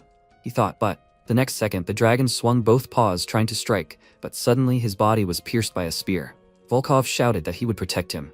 After that, he threw another spear. The dragon tried to dodge. He looked at the top of the cliff with anger, and then ran forward. One of the knights shouted, Lindblom is running towards the plains again. Rüdiger shouted, Vlad, forward. Only he can catch up with him. He sighed from the tension. The voice said, having reached the limit, stops its path. He needs to keep moving forward, and the sword needs to stop. They are not destined to be together forever. Let it do what it must. Vlad looked at the reflection of his sword, and then clenched his teeth and shouted, damn, forward, Noir. They quickly ran after the dragon. After a while, they caught up with their target, and the protagonist, swinging his weapon, attacked the monster. He attacked again and again while they moved forward. He shouted, he must stop. He said that he must stop. His sword was cracking more and more. He shouted, idiot. He struck again. The dragon paused for a moment, and his body was pierced by the spear again, wounding his leg. Volkov lowered his trembling hand and said that this is the last spear. He is counting on it. Vlad of Sor. At this moment, MC resolutely ran forward, frowning. He thought, this is the last blow. He remembered all the moments with his sword and thanked it for helping him achieve all this. He swung his sword, moving forward, and the dragon, not wanting to give up, concentrated energy in its mouth. The protagonist was reflected in its eyes. Then Vlad clenched his teeth and struck a powerful blow at the dragon. The others froze in anticipation, and he thought, goodbye. His sword broke. The sword had a deep, dark shine, because it was in the hands of a boy who wanted to shine. Even a sword from the slums can become a star. And the name that remained from this sword, the Dragon Slayer sword. After some time, the knights, having tied the dragon's paws, set off. The protagonist sat in the snow, his hands on his knees. Rüdiger, approaching him, noticed that he had done well. He asked, is the old man okay? He was surprised. The old man? He still hadn't told him his name? MC looked up at him and replied that he was saying that it was too early. Rüdiger sat down next to him and said, he thinks that he will tell him soon. Then he asked, is he broken? Vlad replied that he did everything he could. He agreed with him. He was a good man. He doesn't know if this will console him, but he will prepare a new sword for him. The protagonist frowned, looked at the reflection on the sword and asked if he could find another one like it. He replied, there are many sharp swords in the world, many shining and strong, but the sword that contained his world, he doesn't know. Even the emperor would have a hard time finding one. He shouldn't be upset. The connection between them wasn't broken because of this. His title would stay with him forever. The protagonist asked, title? He replied, he should be proud. In this generation of Bayezid, only he had a sword. This is a proof of the title of Dragon Slayer, Vlad of Sor. After some time, Joseph took the letter from Jaeger's hands and asked, from Daimar? He replied that it was, personally, from Baroness Heinel. Unfolding the letter, he asked, were there any successes in the west? He replied that Count Gaidar's army had not yet set out. Joseph, frowning, read the letter and then, looking at it, asked when Vlad would return. He replied that the last thing they heard was about his contribution to the victory over the dragon. They knew nothing more. He said thoughtfully, at least a month. Jaeger asked, did he need him? He replied that it was. He believed that they had little time. After completing the mission with the dragon, he thought they would return to Sturma? He answered, most likely. Joseph said, so he would head there. Jaeger put his hand to his chest and bowed, saying, everything would be ready immediately. After that, he headed for the exit, and Joseph, looking at his reflection in the window, thought, since Gaidar had set such rules, although he did not make any obvious threats, he was definitely up to something. Maybe it was just a coincidence. He didn't think that this encouraging moment would become a ray of hope, a solution to the problem. His mistake was the best he could do. After a while, two more Baronovs stood near two chests and said good job. Volkov said that Bayezid helped them a lot. Fortunately, one of the Northerners killed the dragon, so the dragon slayers had no reason to interfere. He asked, "Where is he?" He answered that Mercia left with the dragon slayers, and the Bayezid knights will watch them until the last. Timur said, "The white dragon is dead, the squad of dragon slayers left, there is no more reason to riot." He thought that this is temporary. The appearance of a new dragon who realized his potential is only a matter of time. The problem is that they are storing two fragments at the same time. They need to separate them. But who can be trusted with such an important task? Protecting the fragment, who can he trust with this? After a while, Lamond, lying in the carriage, asked, "Is he transporting a corpse?" MC replied that the wind was cold and Sturma was still far away. The old man chuckled. The Northerner was not afraid of the cold. The protagonist said he said that his bones were starting to ache. He remained silent and then said, "What a bastard." He did not think he would remember. Then he told him to untie him. The bleeding would stop soon. At that moment, Rudiger was standing on the wall looking at Mercia. He said that he thought that was it. He would not go with them. After all, he was an important guest in his land. His father would certainly be glad to see him. He replied that such an opportunity did not often arise. He did not know if they would let him live here in peace. Rudiger said, then he would not insist. It was awkward to send guests empty-handed, but Sir Volkov took the spear that was stuck in Lindblom's leg. Maybe he wanted to take the tail at least? He replied that he would simply accept his best wishes. Rudiger smiled and said, he thought it would be just an unnecessary burden for him. The journey was long. They would deal with the barbarians they had captured. He should leave the affairs of the north to the north, and he wished him a safe journey. He said, okay, and then asked if he could say goodbye to the Dragon Slayer one last time. He said only if it was quick, but he would not let him throw away anything else. Mercia asked, in what sense? He asked back, did he think he didn't know? At the moment when the protagonist's body was paralyzed, he thought, what was happening? Why did he stop? He looked at the reflection of his sword and saw Mercia's purposeful gaze directed at Vlad. He said that he should keep this in mind. There would be no second warning. He replied that he would take this into account. Then he walked forward, and closing his eyes, thought that this time he was too reckless. There was an opportunity to see his world, but there was no need to be upset because he saw the most important thing. After some time, the protagonist standing by the cart said, it seems that the things are packed. They did not forget anything? The old man took almost nothing. At that moment, Mercia approached him and said that he was good. It was impressive. He replied that if not for one thing, he would have done better. He said that he was glad to meet him. He believed that this was not mutual.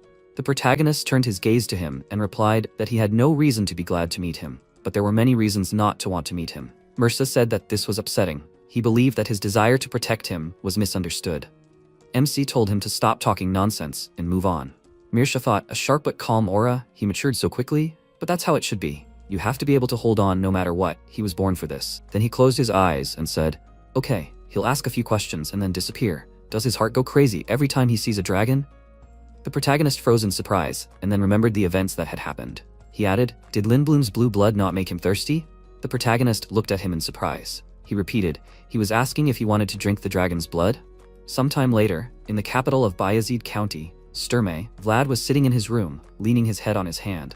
He lowered his gaze and played Mircia's question over and over in his head. Gritting his teeth, he thought what nonsense, but he felt his heart begin to pound at the sight of a dragon. And then some kind of resonance occurred near Lindblom. Who is he, and how does he know about him, what he himself does not know? The next second there was a knock at his door, and he said not to be disturbed. Rudiger looked into the room and said in surprise how rude. He fought a dragon with him. Did he forget? The protagonist abruptly stood up and apologized. Someone always comes to him to ask about the battle. Here he is.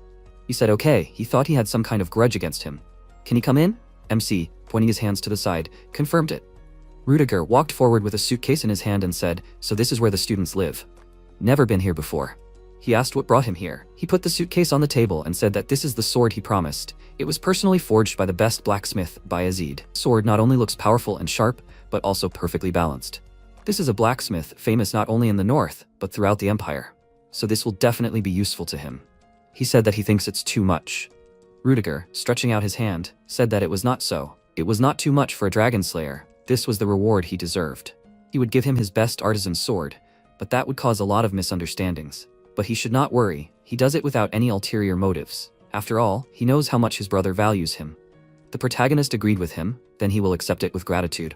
Rutiger said he hopes that Joseph has already arrived. Did he see him? He confirmed it. Briefly, it seems he is very busy. He agreed, all thanks to someone. Sometimes it seems that he is the disciple and not him.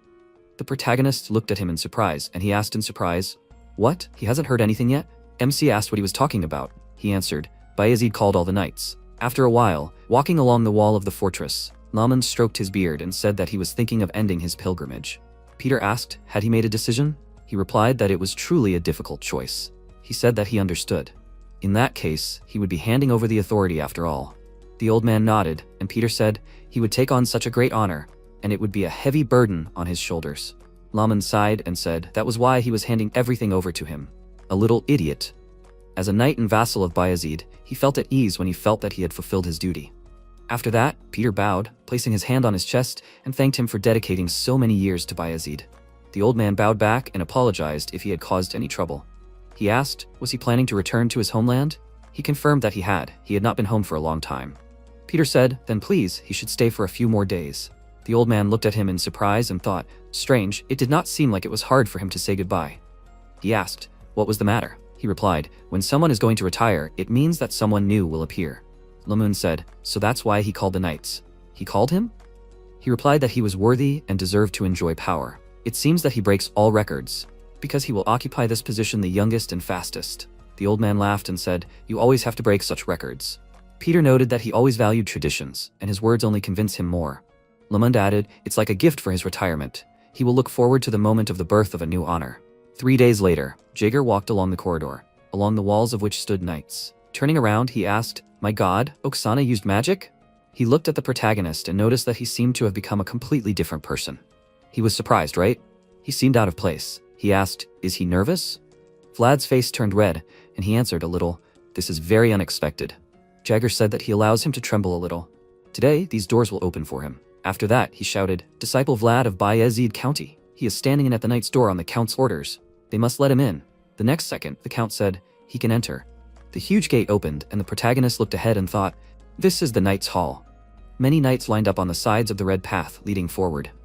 Joseph, looking after him, thought, because he cannot hold a sword, he is not allowed to stand in front of this door. He always thought that he would never cross this line in his life, but it seems that he became the sword that came to him.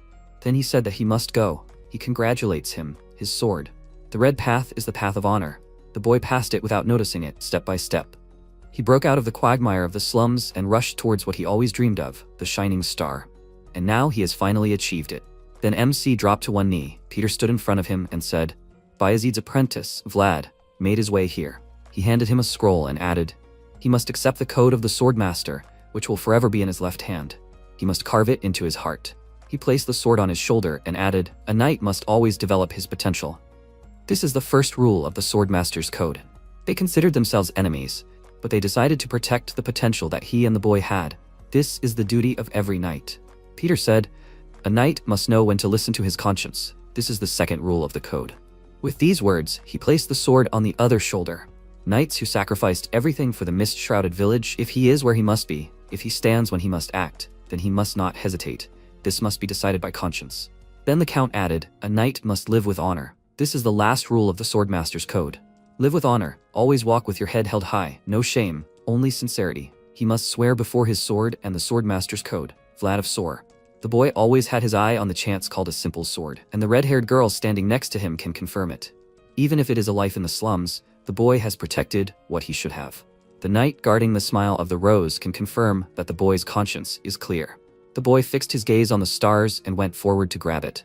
It was a code he did not even know, but he still defended it with all his might. The simple sword that fought by his side can confirm it. Then the protagonist said that he swears to uphold the code of the Swordmaster with all his might. The count added, he is the head of Bayezid, Peter Bayezid, orders, kneeling, he was a simple apprentice and will rise as a noble knight.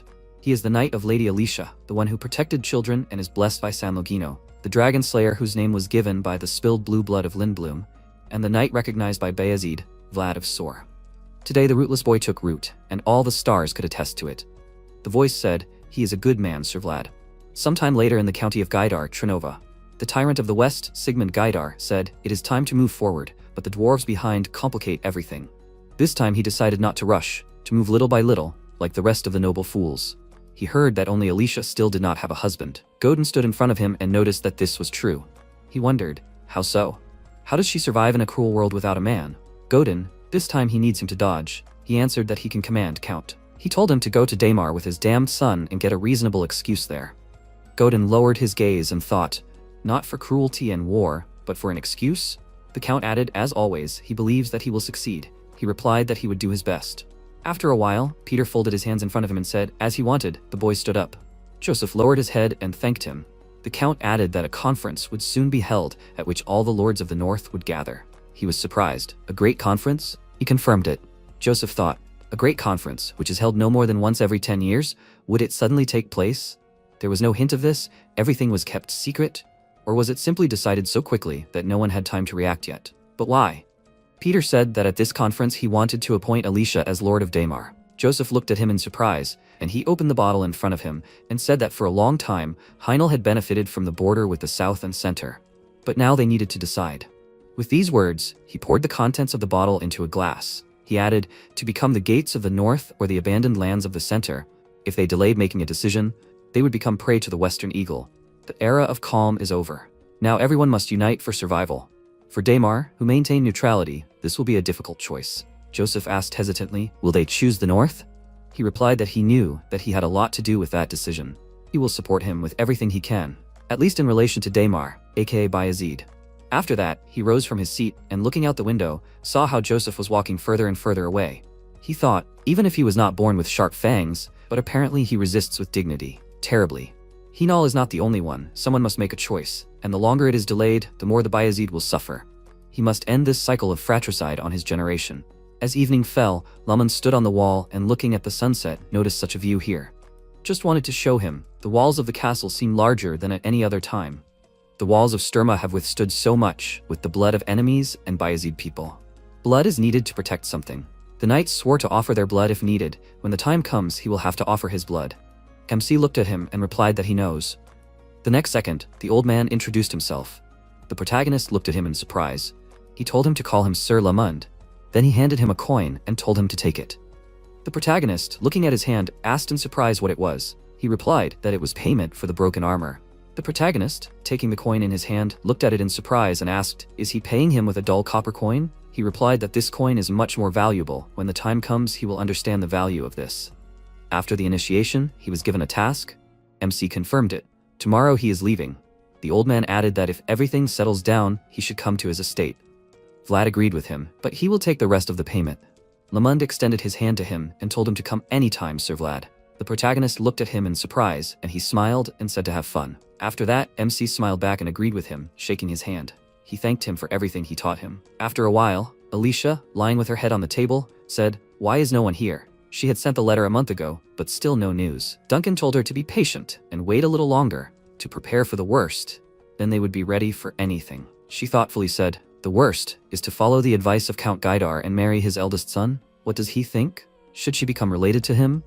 She stood up and folded her arms across her chest. He replied that he felt he was misunderstood. She clenched her fists and said that she was still shaking with anger after this proposal, which, by the way, looked like a one-sided notice. They do not respect them at all.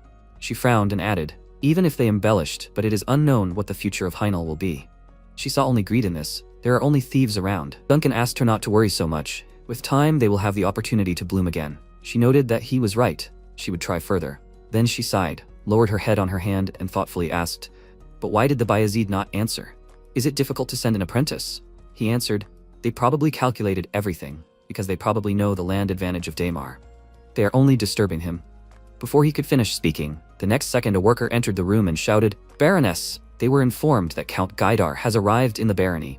Surprised, she asked, already? Duncan said he would try to reschedule their meeting for tomorrow to buy as much time as possible. Please, she must pull herself together. He thought that after all, a hungry eagle knows no mercy. Meanwhile, the heir to Count Gaidar, Istvan Gaidar, sitting on his horse, said, how backward. Godin, who was riding behind him, said that Daymar had always been like this. They prefer diplomatic resolution of conflicts and would rather take up farming than trade. He smiled and said, well, it was boring. He didn't have to do anything, did he? Godin said that he should at least introduce himself. He asked, so just introduce himself? He replied that he should pretend to be interested. He objected, but that was not true. He hated work. Godin said that he had to fulfill his duty as an heir. He asked why his father was making things so complicated. If you want, you can take it away. He had lived like this all his life. But they can't take it away from them? He replied that the North always protects its lands. They, the West, had gained everything by conquest and the North by protection. Count Gaidar was now the ruler and head of the Western Alliance. Naturally, she was more cautious, given that they were leaving the West for the first time. Istvan said, well, judging by the fact that he had tagged along, father was serious. Godin added that he had been told that she was beautiful. They said that she was incomparable even compared to the local noblewomen. Istvan, interested, asked, really? Now he had motivation. They continued on their way. Sometime later, in the capital of the Brigantes Empire, Mursa, kneeling before his father's throne, said, he has just arrived, father. The dragon-blooded Duke Sarnas Dragulia sat on the throne and said that he must report. He lowered his head and asked for forgiveness. The white dragon was slain by the northern knights. He asked, barbarians? They do not know their place. Mercia added that his journey was not in vain. In the north, he saw a boy, a young dragon, his eyes still closed. Had he been to the north? His father replied that he had been everywhere. He had spent his entire life scattering seeds across the continent. Seed is an opportunity. No one knows what will grow out of it. It was worth dedicating a lifetime to it. Did his heart resonate when he saw him? He confirmed it. Sarnas asked what colors he was. He replied that he had golden hair and blue eyes, like them. The colors that had been passed down from generation to generation in Dragulia. He lowered his gaze and said, I see. Judging by the fact that he had not summoned the dragon fragments, it seems that he had not yet opened his eyes, as he had said. It is not easy to spread seed. The same with waiting. And yet, people do it over and over again, just like him. He wants to meet him. After a while, Istvan was surprised. It seems that the rumors were just rumors. He looked at Alicia and said, an incredible beauty is in front of him. He bowed and added, nice to meet you, lady. He is Istvan of the Gaidar family. She said, welcome. Duncan, frowning angrily, thought that he knew the Western pioneers had impure intentions. How dare he call her lady when she is a baroness? Then Istvan looked away with a smirk, and the baroness thanked him for coming all this way, but he had to warn her about the visit. He said, about that. But she interrupted him and asked, wasn't it necessary to discuss the details of the proposal beforehand? She was a little disappointed in Gaidar's attitude towards her. He, smirking, thought, just look at her. He thought she was a harmless young lady, but so cold in words. At that moment, Godin lowered his gaze and said, as the Count said, the fateful relationship born at a meeting is priceless. She asked what nobleman would be in such a hurry to meet. He replied that their Count valued her very much, so much so that he had sent his son to her. Duncan, still angry, thought it would be better to remain silent. He needed to understand why they were being so rude. There had to be a reason for all this. Then Istvan, putting his hand to his chest, bowed and asked for forgiveness for not observing etiquette. Godin pointed at him and said that he was the heir of the Gaidar family. His presence superseded all procedures. In response, the Baroness remained silent, and he laughed and asked her not to be angry. They had come after hearing good news. She said that they would discuss the details later. First, they should rest in the prepared chambers. He put his hands forward, and she answered in the negative. He would prefer to walk with her. First, according to etiquette, one must greet one's parents. So now the situation is unfavorable. Patience is a useful trait for anyone, but even it has its limits. If someone remains patient when another crosses the line, then it is humiliation. Alicia clutched the hem of her dress in her hands and, shaking with anger, said, how dare they? He thought, it was so easy, so they got an excuse. The next second, one of the subordinates shouted, the Bayezid knights have arrived. The Baroness opened her eyes in surprise, and her subordinate shouted for them to let them in. The next second, the huge gate opened. A group of knights entered the room. Jaeger, putting his hand on his chest, said, it has been a long time since they met. Baroness Heinal, they, the knights of the Bayezid family, pay their respects to Lady Daymar. With these words, they all bowed. She said, welcome, the knights of the Bayezid family.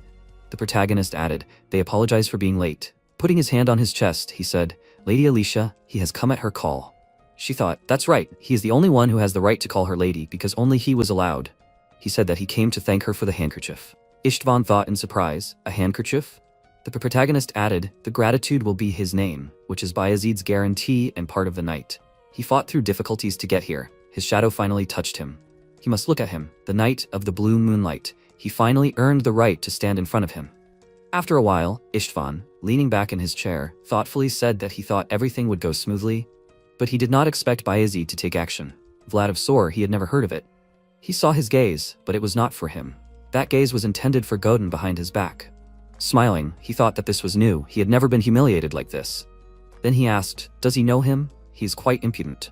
Godin replied, there was a short meeting, but he never thought that they would meet here. He thought that he pitied him then, not out of pity, but because of his capabilities. This made him support, although he caused him problems. He is delightful. He cannot believe that he was reported to. Istvan asked, and what will he do now? Father asked to find a reason to take power into his own hands. He was silent for a while, then answered, there is a way. The winners take all. This law works everywhere. Meanwhile, Alicia, sitting on the sofa at the table, said, Sir Joseph said that he will prove the unity of the alliance of the two families. Now Sir Jaeger has arrived here in person. She does not think that there is anything to prove. Jaeger handed over the letter and said that he sent it. Sir Vlad has her handkerchief, but Sir Joseph thinks that it will be difficult for her to refuse Gaidar just because of this. She remained silent, then asked, was there such an option? He replied that Sir Joseph was now trying for Daimar. She confirmed this. This was a possible solution. Grandmother was from the Oscar family, like Oksana, so their blood also flows in her. Duncan, looking at her, thought in surprise. What? Jaeger said, absolutely right. Bayezid gave them people because this blood flows in her. Alicia said that if the Countess became her godmother, she could easily refuse Gaidar, because if he wanted to marry her, he would have to ask the Countess's permission. She was afraid that she was only causing inconvenience to the Countess out of the ordinary. He said that Madame Oksana said that she would always be glad to see her. Duncan thought, if this was said with good intentions, then Bayezid thus wanted to justify interfering in Heinel's affairs. It turns out that Bayezid's intentions are not entirely pure, but there is no other way out. They foresaw everything, and specially arrived later. Joseph Bayezid is a truly terrible person. Daimar is already on his chessboard. Alicia asked, should she give an answer right now? Jaeger answered that it is not so. He understands that it is putting pressure on her. She looked down and thanked him. Duncan thought, it is a difficult choice between Gaidar, who came with an engagement proposal, and Bayezid, who used protection as bait. Lady Alicia does not trust anyone. Then she looked at the protagonist and noticed that they have not seen each other for a long time. Sir Vlad, how is he? Do you like the work entrusted to him? He answered that he will do everything possible for her, Lady Alicia. So he was ordered, and he himself wants the same. Duncan thought, no, there is one person she can trust, only him. He is ready to do what Lady Alicia needs unconditionally and without evil intent. She bowed, thanked him, and then smiling, added, he should show her her scarf. She thinks that it needs to be updated a little, since he wore it all the time. He said, of course. With that, he reached into his inside pocket. She thought about it. She supposed he kept it deep inside his armor. It was nice to know he valued it so much. Then he handed her 2 handkerchiefs and said, here. She looked at the handkerchief on top in surprise, and he took the top handkerchief in his hand and said, that's not the one. The next second, Alicia snatched the handkerchief from his hand. The voice said that he didn't even notice her hand. MC thought he couldn't. She looked at the item in her hands and said that it wasn't her handkerchief. He smiled awkwardly and said that a friend gave it to him. He uses it. She said, Zamina, she supposes it's a woman? He confirmed it. They grew up together.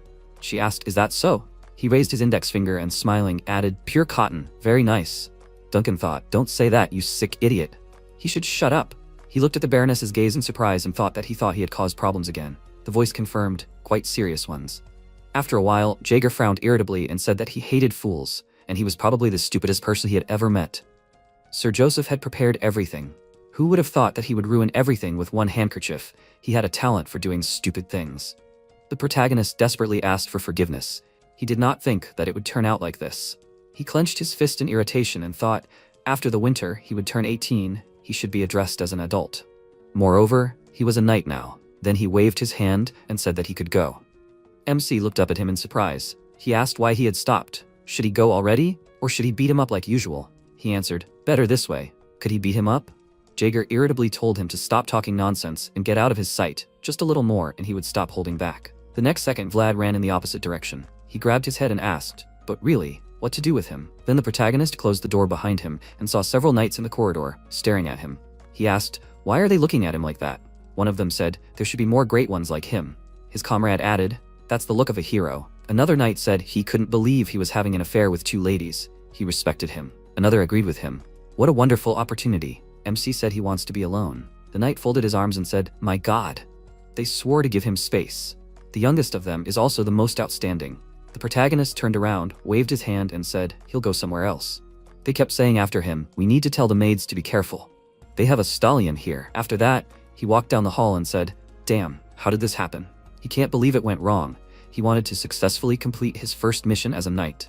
He can't believe it, and the other knights, instead of cheering him up, are just making fun of him. The voice said it was nice to see. They didn't think they were mocking him, they were just showing sympathy. The Rudiger knights recognized him as one of them. He lowered his gaze and said that he knew there had been similar things in the past. Gangsters or knights, people were the same everywhere. What could he do now? Everything was done, and he had nowhere to go. With that, he looked out the window and said that he hadn't prayed for a long time. Maybe he should go? Meanwhile, Alicia lowered her head in irritation and said that the longer she thought about it, the less sense it made. Apparently, he really is insensitive. How could he keep her handkerchief with another woman's handkerchief? Duncan raised his hand and objected, but he kept it clean. She said that was expected. He replied that it was not at all true, especially for his age. She frowned and asked why he was telling her that. He replied that during all this time he had been on many difficult missions, but the handkerchief still remained clean, which meant that he took special care of it. Even if he made a mistake out of ignorance, it shows that he had no evil intent. At least he is not like everyone else who raises a sword for her for the purpose of profit. She let go of her gaze and said that it was probably so. And then he looked out the window and told her to look there too. All his actions showed that Bayezid valued him for a reason. MC sat in a prayer pose near the only tree and she said, "He has not changed." And then she was surprised and asked who it was. Duncan, recognizing Istvan, turned around abruptly and shouted, "Is anyone outside? They must report to Sir Jaeger. It is urgent." After a while, the white snake moved its tail. The protagonist placed the cross against its nose. The snake mentally asked, "Does he remember anything?" The voice said, "Not really." The white snake thought that he had said that he remembered something when he saw Noir. The voice said that it seemed to be something related to spirits. He looked to the side and the voice said that someone was coming. Istvan looked at the grave and asked, "It turns out that there was a grave here?" He thinks that someone the protagonist knows is buried here? MC rose from his knees. He sternly clenched the weapon in his hand and clarified that one can only go here with the permission of the owner of the land. Istvan arrogantly asked, "Can the protagonist come?" But not he. Vlad answered that he was allowed. Istvan grinned and noticed that the protagonist finally looked at him. Then he thought he was invisible because MC was only looking at Godin. Vlad didn't answer, and Istvan added that the gentleman asked him to pass on. If the protagonist gives the Baroness the handkerchief, he will accept it as payment for the second piece. MC was stunned remembering the gentleman's bad attitude towards him. He instantly frowned with rage. Istvan tilted his head to the side and asked what the gentleman was talking about. Well, he wasn't really interested in their relationship. Istvan raised his hand and ordered him to give it to him. The protagonist calmly replied that Istvan should try to take it. Terrifyingly, he continued, if he could, of course. The West doesn't hide its intentions, because they believe that only the greedy can survive. The North interferes because it believes that one can only survive if one doesn't let anything be taken from oneself. Istvan noted that he didn't expect MC to give it to him, that's why he said so. What can one do? Istvan, smiling madly, quickly brought the tip of the weapon closer to Vlad's face. He clarified that he did not want to return empty-handed. Istvan angrily called the protagonist a northern freak. He challenged MC to a duel for Lady Alicia's handkerchief. Vlad sternly crossed his arms and asked him to repeat himself. He is a knight of Bayezid and a knight of Lady Alicia. If Istvan wants to challenge him to a duel, he should address him properly. The protagonist sternly called him a Western bandit. After a while, Godin clarified, MC destroyed the city's crime, drove away the Black Mage's guide, lured the Death Freak and killed Lindworm single-handedly. He put the sheet on the table and said that he believed Bayezid were in a hurry. Standards exist for a reason. They exaggerate. The probability is that even if things went this far, the protagonist would have grown up like this. Godin opened his eyes and thought that the one way of the sword and the display of probability. Vlad is definitely not at the level where you can become a dragon slayer in a year. But he is still surprised that MC learned to use aura, because even if you want to, you can't always learn something like that. What a pity, perhaps you should have tried harder to bring it. Godin noticed something. He turned his head to the side and noticed that it was a handkerchief. He looked at Istvan and added that he thought the assistant didn't take it. Istvan clenched his weapon in his hand and confirmed this, saying that as the master had said, the protagonist didn't obey. Godin clarified that he thought the assistant would take it away. Istvan bowed and said that he tried but was stopped.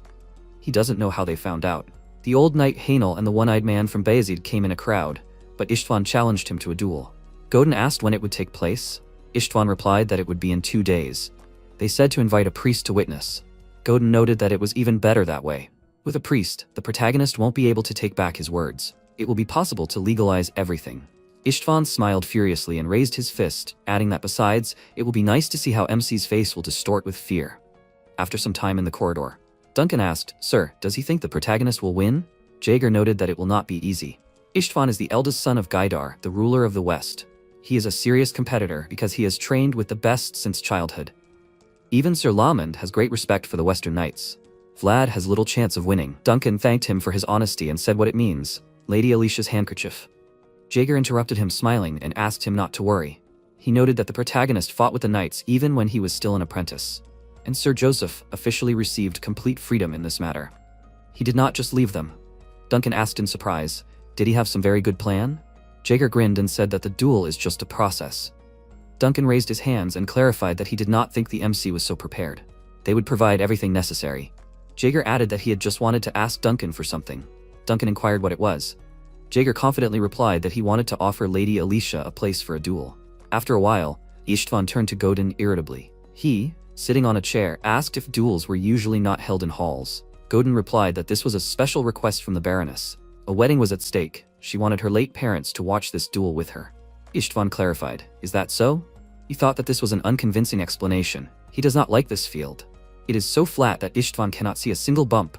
He asked if it had rained in the morning. Godin did not confirm this, and Istvan clarified, it had not rained, but the grass was still wet. Godin said that the battle would take place in the north, which they were unfamiliar with, so the comrades should accept it.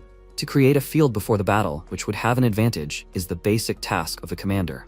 Jaeger turned his head to the side and turned his attention to the protagonist's opponents. He noticed that the Gaidar had a fierce aura. Jaeger would block it for a short time, during which time MC should even out his breathing.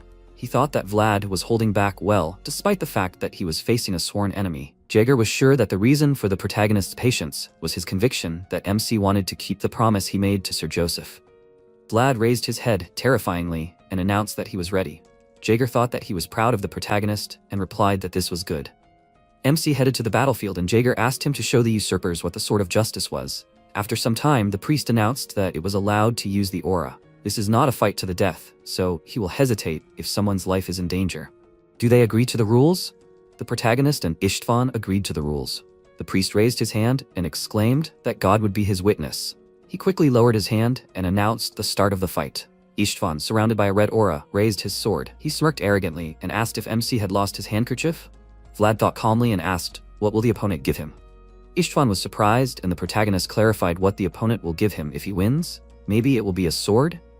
Istvan clenched his teeth in anger, and MC noted that he heard that in the West, they like to steal. He does not know how one can be proud of that. There are places where theft is routine, and there are places where death. The opponent stole because he wanted, and Vlad because he needed. The protagonist decisively raised his sword and stood in a fighting stance and asked, "Which of them is greedy?" Istvan wondered, "What kind of pose is this?" MC smirked and said that he hoped the enemy would like it. The knights quickly lowered their weapons, and Istvan was very surprised. Vlad noted that he had prepared this for the enemy. Godin, standing behind Istvan, wondered, "Do the Bayezid knights use two-handed swords? Did Istvan expect this?" The protagonist confidently ordered the enemy to approach. He will see how strong the heir of Gaidar is. Istvan, with a terrifying aura in his eyes, quickly raised his sword. He dealt a powerful blow to the ground, but MC managed to jump to the side. Vlad slid along the ground. Istvan raised his weapon and attacked, but the protagonist stopped his weapon with his sword. MC furiously ducked and threw the enemy's weapon aside. Istvan quickly jumped up and headed towards Vlad. They attack each other with great force.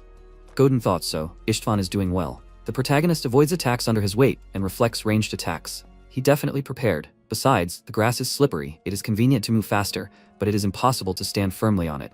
Who planned this fight so carefully? Istvan drew his sword along the ground with great force. He raised the weapon up, throwing pieces of earth aside. The opponents looked at each other angrily. Istvan furiously pointed the weapon towards MC and called him a damn freak. Vlad tensed up greatly and instantly bent his leg. He quickly stopped the enemy's attack with his sword. Istvan was very surprised when he looked at the sword that fell to the side. He clenched his teeth in irritation and thought that it was a curse. Istvan thought that the protagonist was a beginner who had just started learning fencing. How did the enemy manage to reflect his blows? Istvan tensed up greatly and quickly turned his head to the side. He swung his weapon, but Vlad jumped back. The protagonist quickly leaned to the side and Istvan raised his weapon with the intention of attacking. Istvan dealt a powerful blow to the ground and dark smoke spread around. MC calmly jumped to the side, raising his weapon. Istvan angrily ordered the protagonist to fight normally. How much longer will MC fight like this? Vlad, breathing heavily, replied that who knows.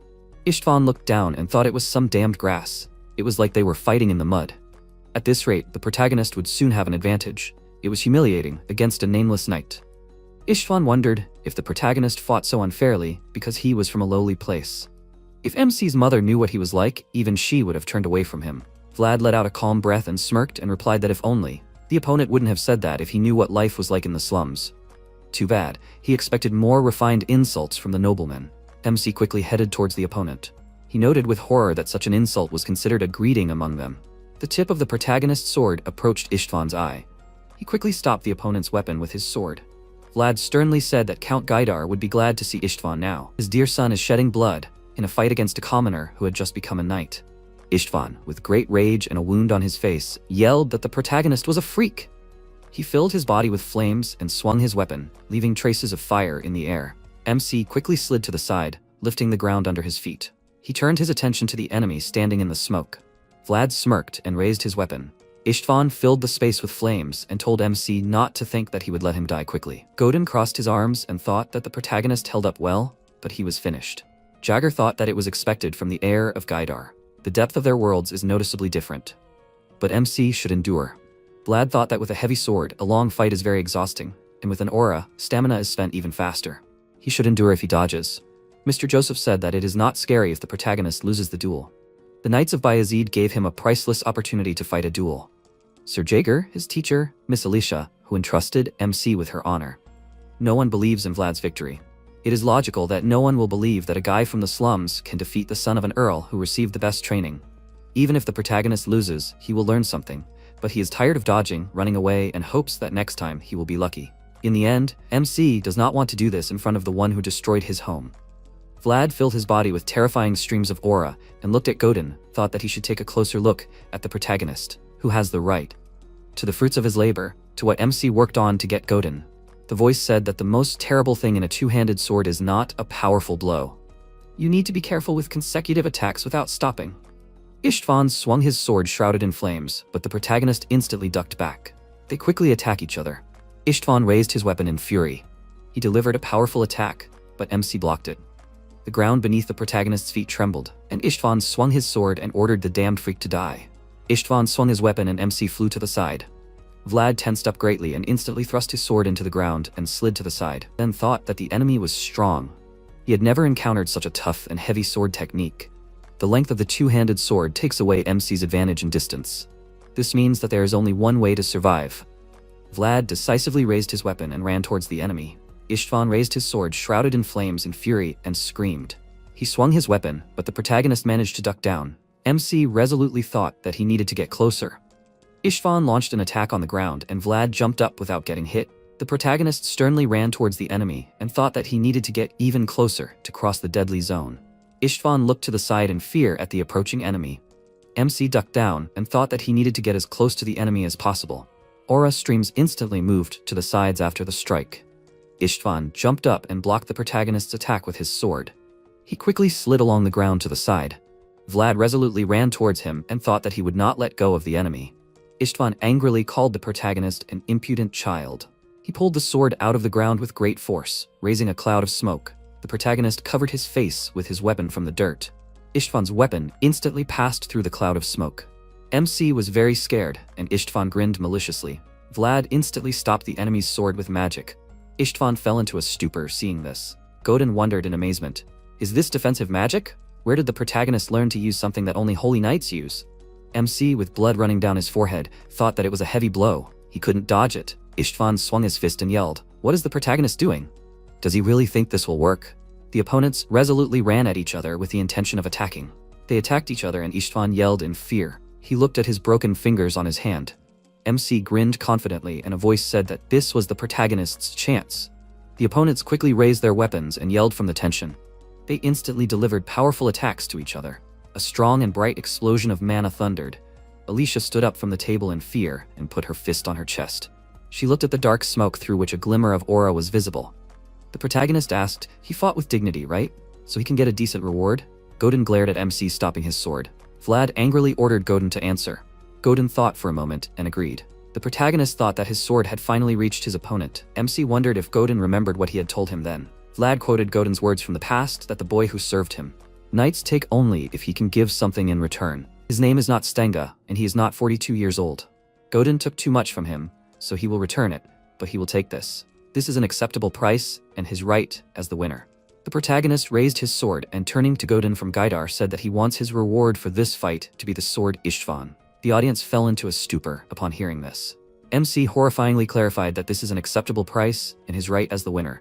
After some time, Borden handed over a note and turning to Joseph announced that it was urgent news from Dermar. Joseph calmly looked at the note. He thought that he had done his best, but for now it was too much for the protagonist. Joseph hoped that he could avoid the worst outcome. He thought for a moment and noticed that this was unexpected. Joseph turned his head to the side and asked if it was hard to fight Istvan. Borden was surprised and confirmed this by answering that of course. He was 25 years old. but few of the new knights of the West could match him. In some places, he was considered the strongest in the West.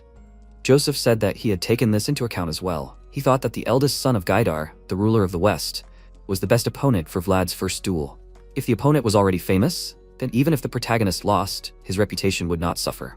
And if MC could corner Istvan at least once, his opinion would improve. If Vlad loses the handkerchief, Alicia will have no choice but to join forces with Bawazid. But Vlad never ceases to amaze him. Joseph clarified that regarding his request, and Borden instantly agreed. He hit his chest with his fist and exclaimed that everything will be for the best. Joseph asked him to forget all the orders, and Borden fell into a stupor. Joseph clarified that they would have to start planning from scratch. Borden asked in surprise what that meant. He sadly noted that they had been preparing for 10 days. Joseph said that the situation had changed. They had prepared for the worst, but they had not prepared for the best. He didn't even know whether to laugh or cry. Borden burst into tears of sadness. The knights of the West looked sternly at the grinning knights of the North. Godin, sitting on a chair, said that he hoped they would return the sword. Jaeger, sitting opposite him, replied that he didn't think there would be any problems with that. Godin asked, however, wouldn't that make things more difficult for them? Jaeger calmly replied that they would figure it out. Godin ominously said that taking the sword in a simple battle was beyond the pale. Jaeger clarified that it was not a simple battle. First, their side had done it on purpose, without thinking about the consequences. Godin thought for a moment and said that they should say whatever they wanted. Jaeger confidently replied that it was not up to him. Godin understood, right? Why did the protagonist take the sword? Godin said that he believed the negotiations were over, and Jaeger replied that they could go then. Godin stood up from his chair and placed his hand on the table. He horrifyingly noted that he believed they would eventually meet. Jaeger, with an ominous aura in his eyes, asked him to set up a meeting and clarified that he would personally meet him. Godin asked him to tell MC his farewell, and Jaeger replied that it would not be difficult. Godin turned around and headed for the exit. Jaeger, looking at his back, thought that the boy had gotten involved with a terrible person. After some time in the castle, Alicia, sitting at the table, asked she no longer had any reason to accept Joseph's proposal. Duncan confirmed this and said that her knight had refused the Gaidar's request for marriage. Alicia, holding a cup in her hand, lowered her head and said that it was good. Bayezid may have warm hugs, but she does not want to legitimize them. A knight like Vlad is not simple, is he? Duncan answered that he definitely was not. Alicia asked the knight how much stronger the protagonist would become. Duncan thoughtfully noted that MC was growing. He had the potential to become a representative of the new generation of the North. Alicia was very surprised and asked, was it really that much? Duncan noted that this was a very cautious assessment. The protagonist had amazing potential. Alicia put her cup on the table and said that it was not easy to lead alone. There was no guarantee that something like this would not happen again. Compared to the risk of becoming a target for several families, it was better to have a commoner knight cover her. She calmly leaned her cheek on her hand and looked out the window. Duncan was very surprised and turned to the lady. Alicia noted that this sounded like a good offer for Bayezid. Almost like a blood alliance. Duncan asked in surprise, wasn't it too early? There were knights who were not from the nobility. Alicia interrupted him and clarified that the knight had said that the protagonist had the potential to become a representative of the North. Need to get it before someone else does. It's better than marrying a fool, isn't it? Duncan tensely pressed the rag to his cheek and agreed with the lady. Alicia, looking out the window at Vlad, added that MC was behaving unusually. At the same time, the protagonist pours the liquid from the bottle onto the ground. The white snake opened its mouth with pleasure. MC noted that he sees she likes it. Offering whiskey was the right decision. The voice said that it is made from barley. He thought that the spirit of the earth would like it. The white snake quickly surrounded Vlad and lay down on the ground. It happily raised its head and disappeared. The protagonist, surrounded by light, raised his hand, and the voice said that the expensive alcohol justified its price in full. The blessing of the white snake, it's like an extra life. He pressed his hand to the snake's head and thanked it. Sometime later in the castle, Alicia asked, are they okay?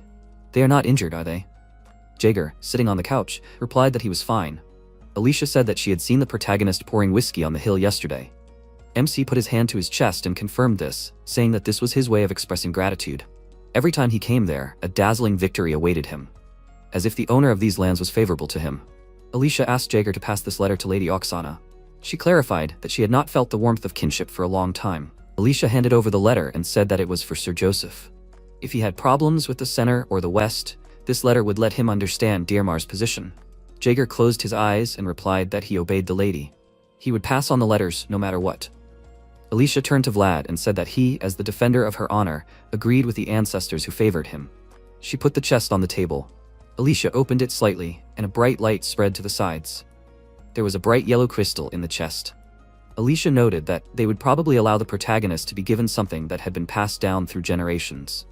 MC was very surprised, and the voice said that he had seen it before. It was Elven Amber. Alicia said that it was Elven Amber. Elves, they live in the eastern forests near the border of the Empire, and since they worship a different deity, their interaction with the Empire is limited. However, the first head of the family was on close terms with them. She heard that he received this stone from them. It is said that the amber was created from the resin of a very rare tree. Her father set it in the pommel of a sword, but she no longer had any use for the sword, so it lay idle. Alicia thought that this stone would go very well with Sir Vlad's sword. The protagonist was embarrassed to think that such a valuable item deserved something of equal value.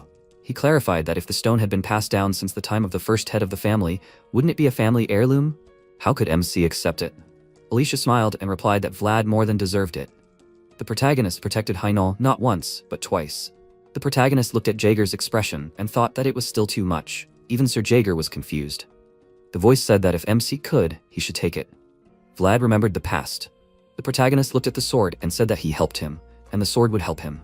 MC asked to give him the sword, and he, in turn, would help him regain his memories. Vlad came out of his memories and thought that this promise had connected them until now. He received the sword, and now he must help him regain his memories. Alicia extended the amber to the protagonist's hands. MC thought that a knight should take a fair price for his deeds. He lowered his head and thanked the lady. Alicia smiled, and Jaeger was still in a stupor. The voice thanked Vlad and said that it was probably not easy for the protagonist to accept him so suddenly. MC thought that in any case, everything will work out. But who knows? Perhaps this is the key to his memories. The voice remembered something and asked Vlad to now look at the amber through his world. The protagonist used the eyes of the voice and looked at the amber. A large tree is visible inside the amber. After some time, the knight smirked and noted that MC was ambitious. His comrades asked, "What can I say? This is not just ambition. Vlad has not long become a knight, and he is already aiming for the nobility. A man should always strive even higher."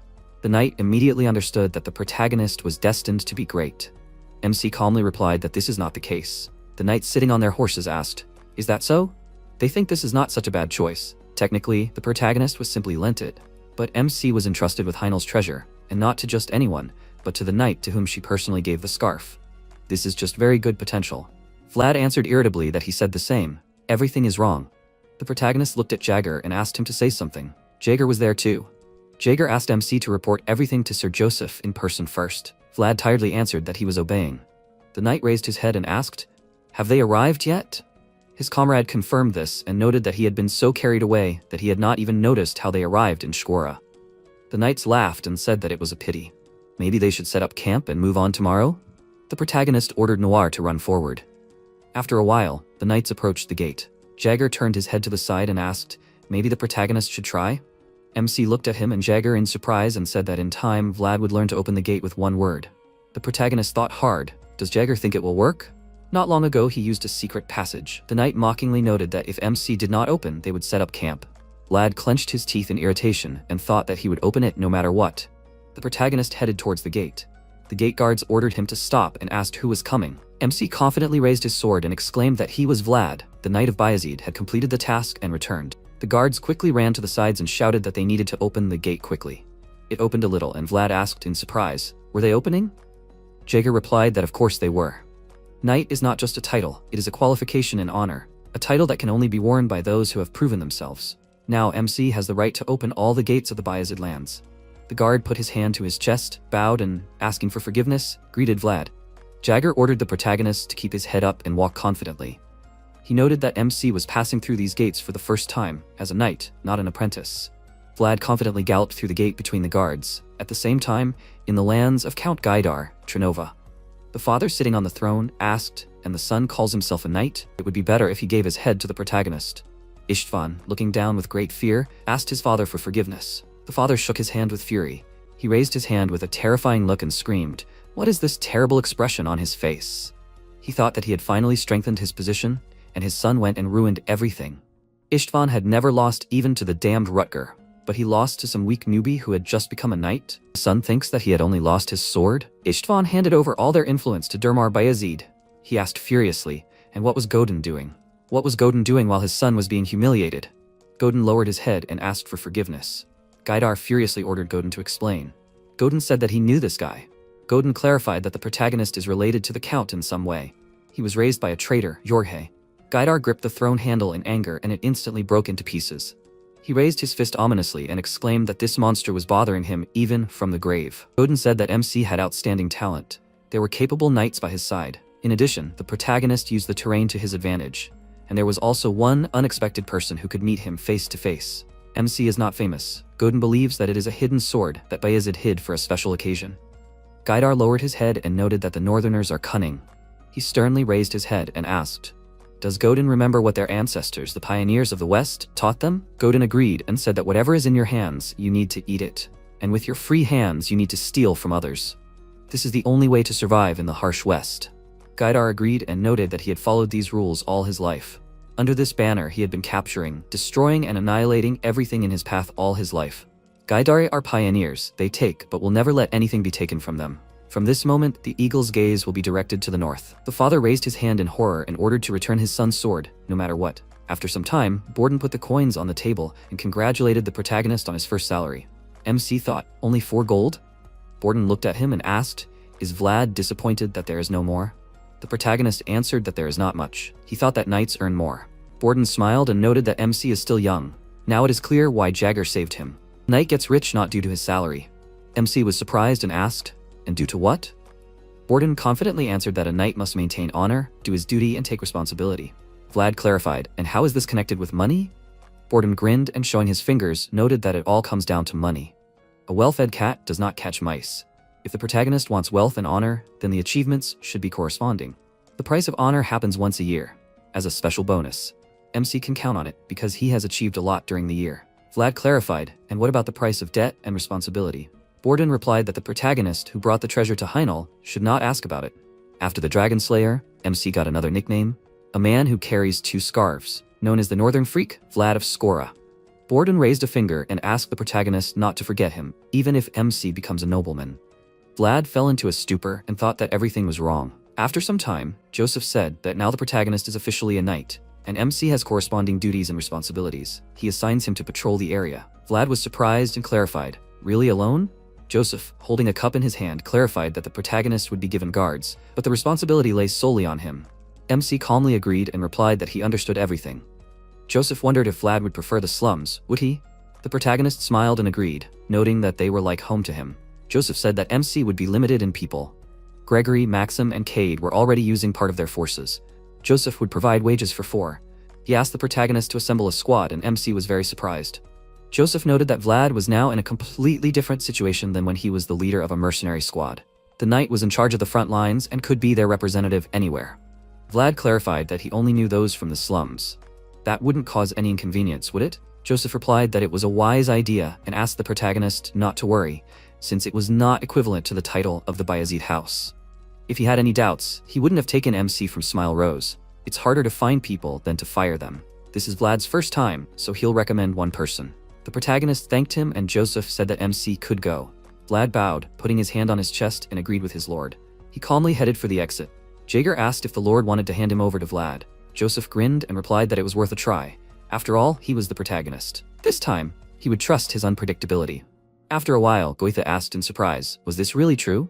He cried, pressed his fist to his chest and called out to Vlad, yelling that he would try. The protagonist irritably said that that was enough drama. He asked his comrade to behave as usual. Goitha, sobbing, said that it was good that he hadn't run away as a mercenary yet. He was finally rewarded for it. So much time cleaning horses, enduring beatings, all the weird stuff that MC had to go through. And after all this suffering, he became Vlad's personal assistant. Loyalty to the protagonist paid off. MC sternly asked, "What is Goitha talking about?" The comrade is not an assistant, he's just hired to help. Goitha, smiling, noted that who knows. MC also started out as a simple mercenary. Vlad agreed and asked the comrade to try. The protagonist smiled and thought that Goitha should be kept close to him. The comrade is very talkative and afraid of everything, but he does his job well. Marcella, smiling, asked to take him with her. The protagonist asked, "Who?" Marcella clarified that Otar. It would be a shame if he stayed with them and never fought. Otar became stronger because they feed him well. MC smiled and thought that Otar looked reliable, knew the slums well and was loyal. Vlad asked, "But will everything be okay? Wherever there is alcohol, there are fights." Marcella smiled and asked, "Who would dare?" The protagonist still hasn't figured out who he is. Rose's smile is the safest place in the slums. All the guests drink and eat peacefully. Things have gotten better thanks to this. MC knows why, right? Because Sir Vlad lived here. If MC wants to work with someone, he has to bring them here. They will provide protection, and the protagonist will have a base. MC, smiling calmly, lowered his head and agreed. Marcella noted that it was mutually beneficial. Vlad disagreed and said that that was not the point. What he likes most about chivalry is that he can protect people without even taking his sword out of its sheath. Marcella was very surprised to hear this, and Vlad added that this was what he valued most. Marcella smiled and said that apparently the protagonist realized who he was. MC looked sternly to the side and thought that the last place was for him. After some time among the ships, Harvin, happily holding the bottle in his hand, noted that good liquor is really completely different. Compared to Captain Q, which the boss makes, it's like completely different. The protagonist asked if the boss still makes this poison. The friend grinned and replied that it was his only joy in life, even though everyone has a hangover from it. This brings back memories. It was as if yesterday he was feeding and putting Zamina to bed. They say, don't wake the dark beast, but with the light when everything is different? MC asked with confusion what kind of strange things the friend was saying. Harvin lifted the glass of alcohol and asked what brought Vlad. The protagonist didn't come here to talk after all. MC asked if the friend was still studying the navigation map and constellations. Harvin brought the glass to his mouth and clarified. Vlad about that? He had abandoned everything long ago. Who needs a crippled navigator? Vlad was surprised and clarified that his friend had said that he wanted to go to sea. He wanted to escape from here and explore distant lands. Harvin looked down and replied that people don't always hold on to their dreams. You can try as much as you want, but still achieve nothing. You need to know your place in the world. For him, an orphan from the slums, this is quite enough. The protagonist sternly asked, does his friend really think so? Harvin sadly lowered his head and said nothing. MC turned to his friend and clarified. Harvin knows that? Birds that sit in a cage for too long forget how to fly. Harvin raised his head in amazement. Vlad stood up from his chair and said that now he understands. The protagonist terrifyingly squeezed the hilt of the sword in his hand and clarified that this damned place was devouring his dreams. They are to blame for this. MC instantly filled the sword with aura and the friend called out to Vlad in fear.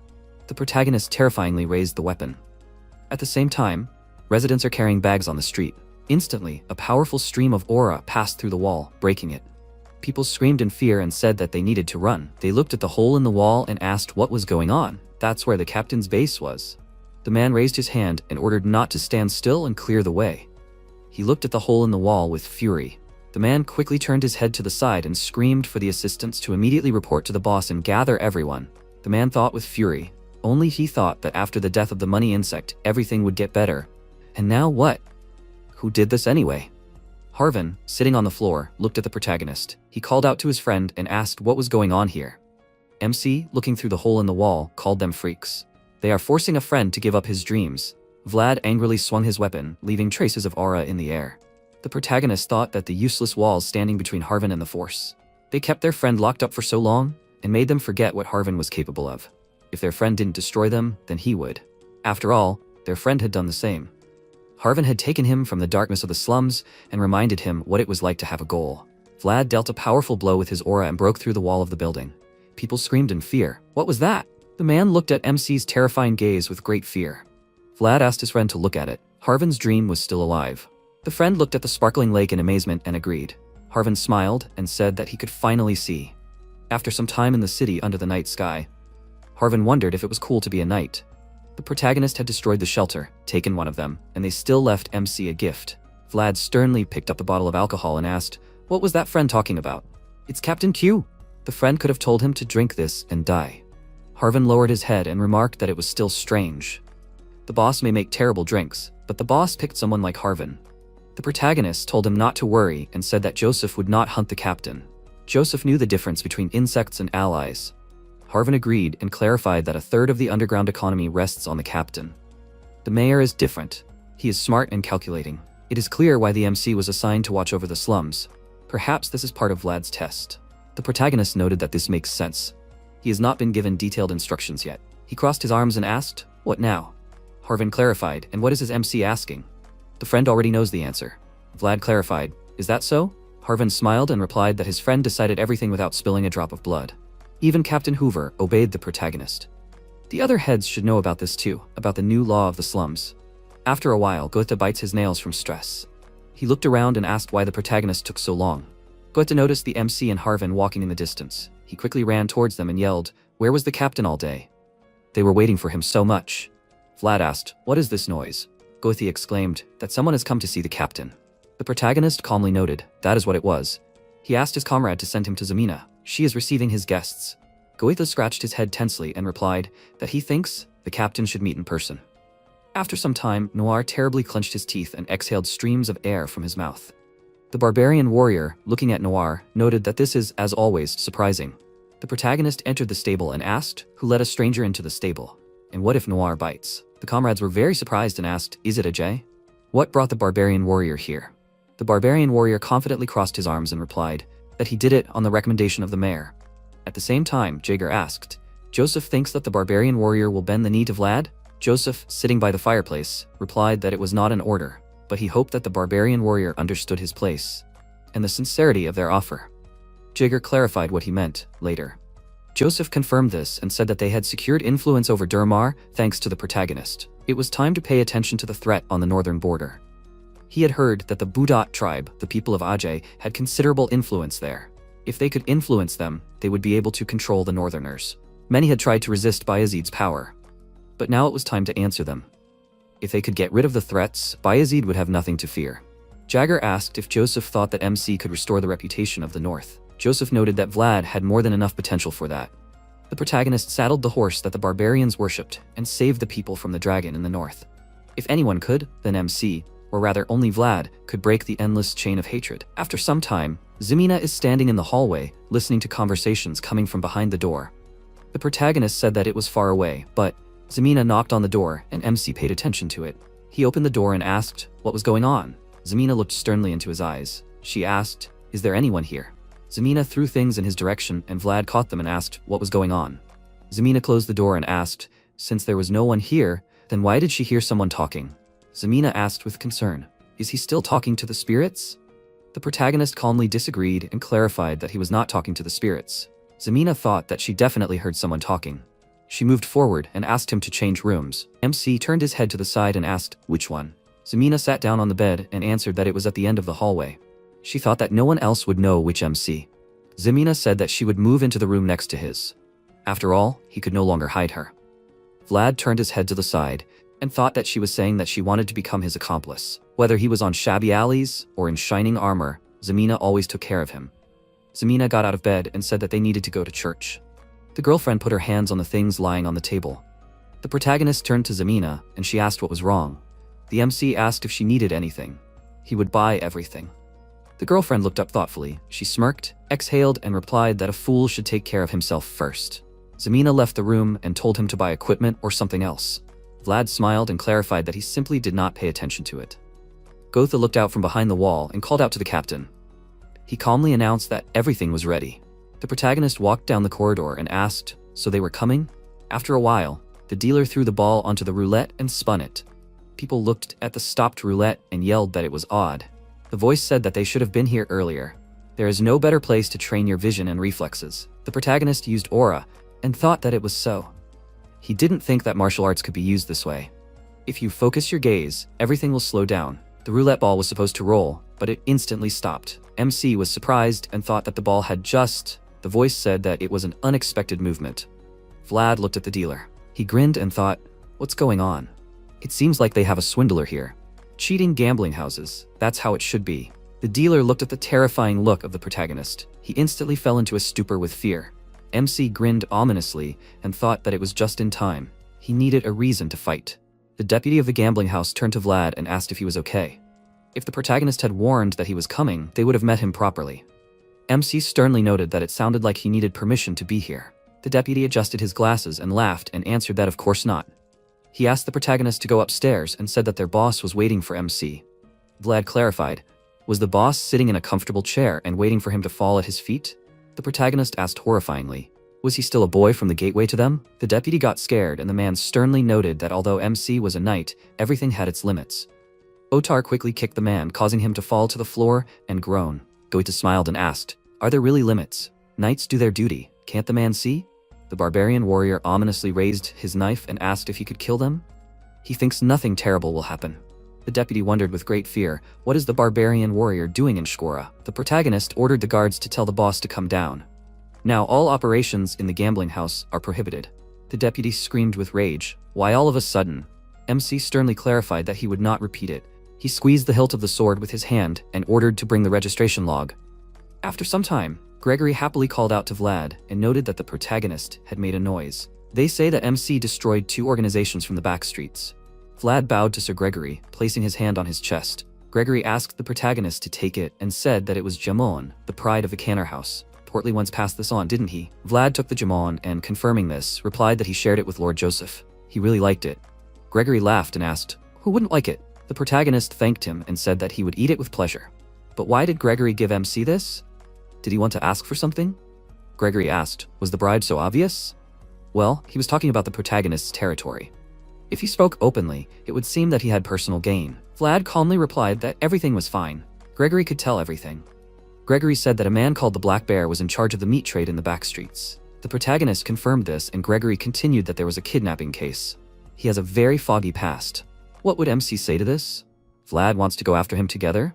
The protagonist was surprised and thought that this is what Gregory meant by personal gain. He wants order in the back streets, and Gregory wants to expand Portly's influence in the meat industry.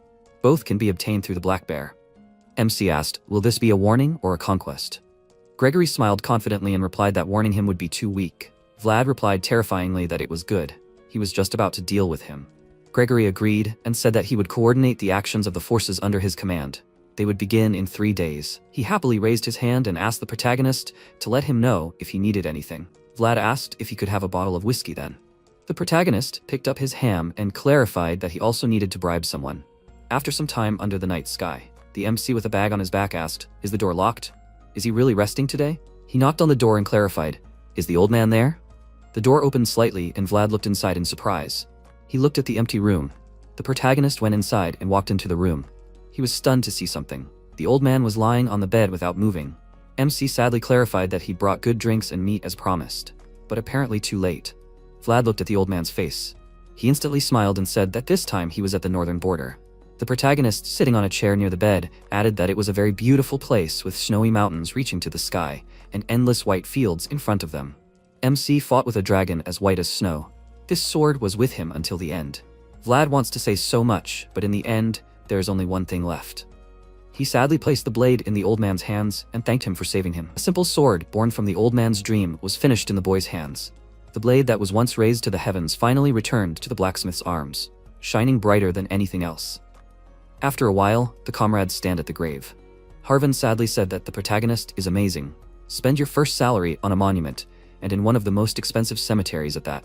MC replied that he just wanted to help the blacksmith get out of the back alleys at least now. Someone once called him the best blacksmith in Shuara. The old man is the only one who could forge a sword that can cut a ghost and pierce a dragon, but no one knows his name. Harvin clarified that he asked everyone, but no one knows. Vlad asked, what is the point of a name anyway? As far as he remembers, that's enough. After some time, the comrades walk down the street. The protagonist turns his head to the side and looks at the children and asks what's wrong with them. Harvin asks with whom. He notices the hungry people in rags. MC notes that they're always like that lately. If they want to beg, let them come up, but they always watch from afar. Harvin asks, does his friend really not understand? He smirks, lowers his head and exhales, saying that it seems the protagonist has forgotten. They used to look like that too. It's colder this winter than last. MC is surprised, and his friend adds that many will freeze to death. Vlad sadly lowers his head and says that a blanket might be enough for them. Harvin turns to his friend and notices that the protagonist has 1 gold coin left. MC clarifies that he wasn't going to put anything aside anyway. They'll be able to buy blankets for themselves and their friends with it. Vlad asked his friend to tell them to pray for the old man. Harvin looked at the gold coin with a smile and said that 1 prayer for a blanket was fair. Zemina rubbed her eyes with her hand and said that she would talk to Madam. It was easier to bear the cold with a full stomach. The protagonist smiled and thought that was right. They would change everything little by little. The sword was buried with the old blacksmith, and the star he forged would shine over the back streets, even if under a different name and in a different form. After a while, MC stepped in a pool of blood. The knights resolutely walked down the dark street. Gregory looked at the bones lying on the ground and noted that everything was worse than he had been told. When it got warmer, the plague would spread to every corner of the back streets. He was going to close the area, but more drastic measures would have to be taken. The protagonist asked him not to worry. He opened his eyes and noted that the Black Bear would find an excuse for them to destroy it. Gregory was very surprised and said that he was the protagonist from the very beginning. MC smirked and interrupted him, clarifying that one cannot work with the back alleys recklessly. Gregory smiled and agreed, saying that he liked Vlad's straightforwardness. The protagonist raised his head and announced that they were getting started. MC confidently yelled that he was Vlad of Shkora, and he had come to arrest the violator of the city's peace, the Black Bear. Vlad quickly picked up the list and listed murder, fraud, human trafficking, deceiving the righteous rulers of this city. The protagonist furiously ordered the black bear to come out immediately and accept his punishment. Gregory noted that they would probably resist, everything as MC expected. The black bear had given them a reason. They would be armed and ready. They knew that if they were caught, they would be executed. Vlad turned to Otar and the barbarian warrior and announced that they would lead. Barbarian warrior asked, "And how is it this time? Just scare them like in a gambling house? Apparently, they can warm up here." MC sternly asked, "What is the comrade up to?" "They sell pregnant women and their unborn children as consumables for black magic." Barbarian warrior got very angry when he heard this. They looked into each other's eyes and barbarian warrior asked, "Is this true?" Instantly, a stream of powerful aura pushed the people aside. They screamed in fear. Barbarian warrior looked at the opponents and said that killing them would not be enough. The opponents screamed with great fear. Where in Shkora did Barbarian warrior come from? Barbarian warrior noticed that he was not an ordinary one, but from the Budat tribe. He quickly rushed into battle. The opponents raised their weapons and ordered to take him. Barbarian warrior swung his weapon terrifyingly. He instantly cut the opponents and blood gushed out to the sides. The opponents surrounded him and raised their spears, calling him a monster. Otar ran to help with lightning speed. He jumped up and landed on the ground, killing the opponents. Otar pulled the axe out of the corpse. The barbarian warrior turned his head to the side and looked at his comrade. He remarked that it was not bad. The opponents raised their weapons and shouted, "Why are they standing there? There are only 2 of them." He ordered his comrades to surround them and attack at once. A stream of aura quickly flew to the side and instantly cut the opponent's sword. They looked at the sparkling aura with fear. Vlad said with a terrifying look that from that moment on, anyone who stands will be killed. The opponents fell into a stupor looking at him. The protagonist, surrounded by aura, ordered them to kneel. After some time, the opponents are sitting on their knees with their hands tied in front of the soldiers. Gregory clarified that, roughly speaking, they figured it out. They will leave the rest to the soldiers. The protagonist calmly agreed with him. MC headed towards the door. He opened it slightly and his comrades looked inside. Vlad was stunned by what was happening. The priest put his hand on the black bear's head. He greeted the protagonist by removing his hand from the black bear's head. MC sternly asked who he was. The priest answered, smiling, that he had come from the church on the bishop's orders. Vlad said that he had come on the mayor's orders. That man, the black bear, was definitely a criminal. The priest disagreed and noted that there were no more criminals here. His sins had been forgiven in the name of the Lord. The priest grinned ominously and showed the list and clarified that by sacred forgiveness. God is everywhere, but this light does not shine for everyone equally. It descends first on those who are above and gives more to those who already have a lot. This is how those below saw the church and God. The protagonist asked for forgiveness and asked, "Does that mean the black bear is now innocent?" The priest confirmed this, smiling, and said that the bishop had ordered it himself. Gregory was stunned and thought, Bishop Pierre personally ordered it? How can this be? Why would he help a man from the back streets? Vlad thought with a terrifying look. The priest thinks that sheet can erase all the tears of the many women who died in this church. The black bear said that he is now innocent. He smirked and mockingly added that God forgave him. Isn't that enough? The protagonist asked in amazement. Did he really forgive him? The priest confirmed this and noted that any sin can be atoned for by sincere faith. The black bear, smiling, clarified that the priest said so, but they just came for no reason. MC wondered how this could happen. The women that the black bear sold trembled with fear and died in the darkness. How can the black bear, who brought death to these women and children, still smile? This is completely wrong.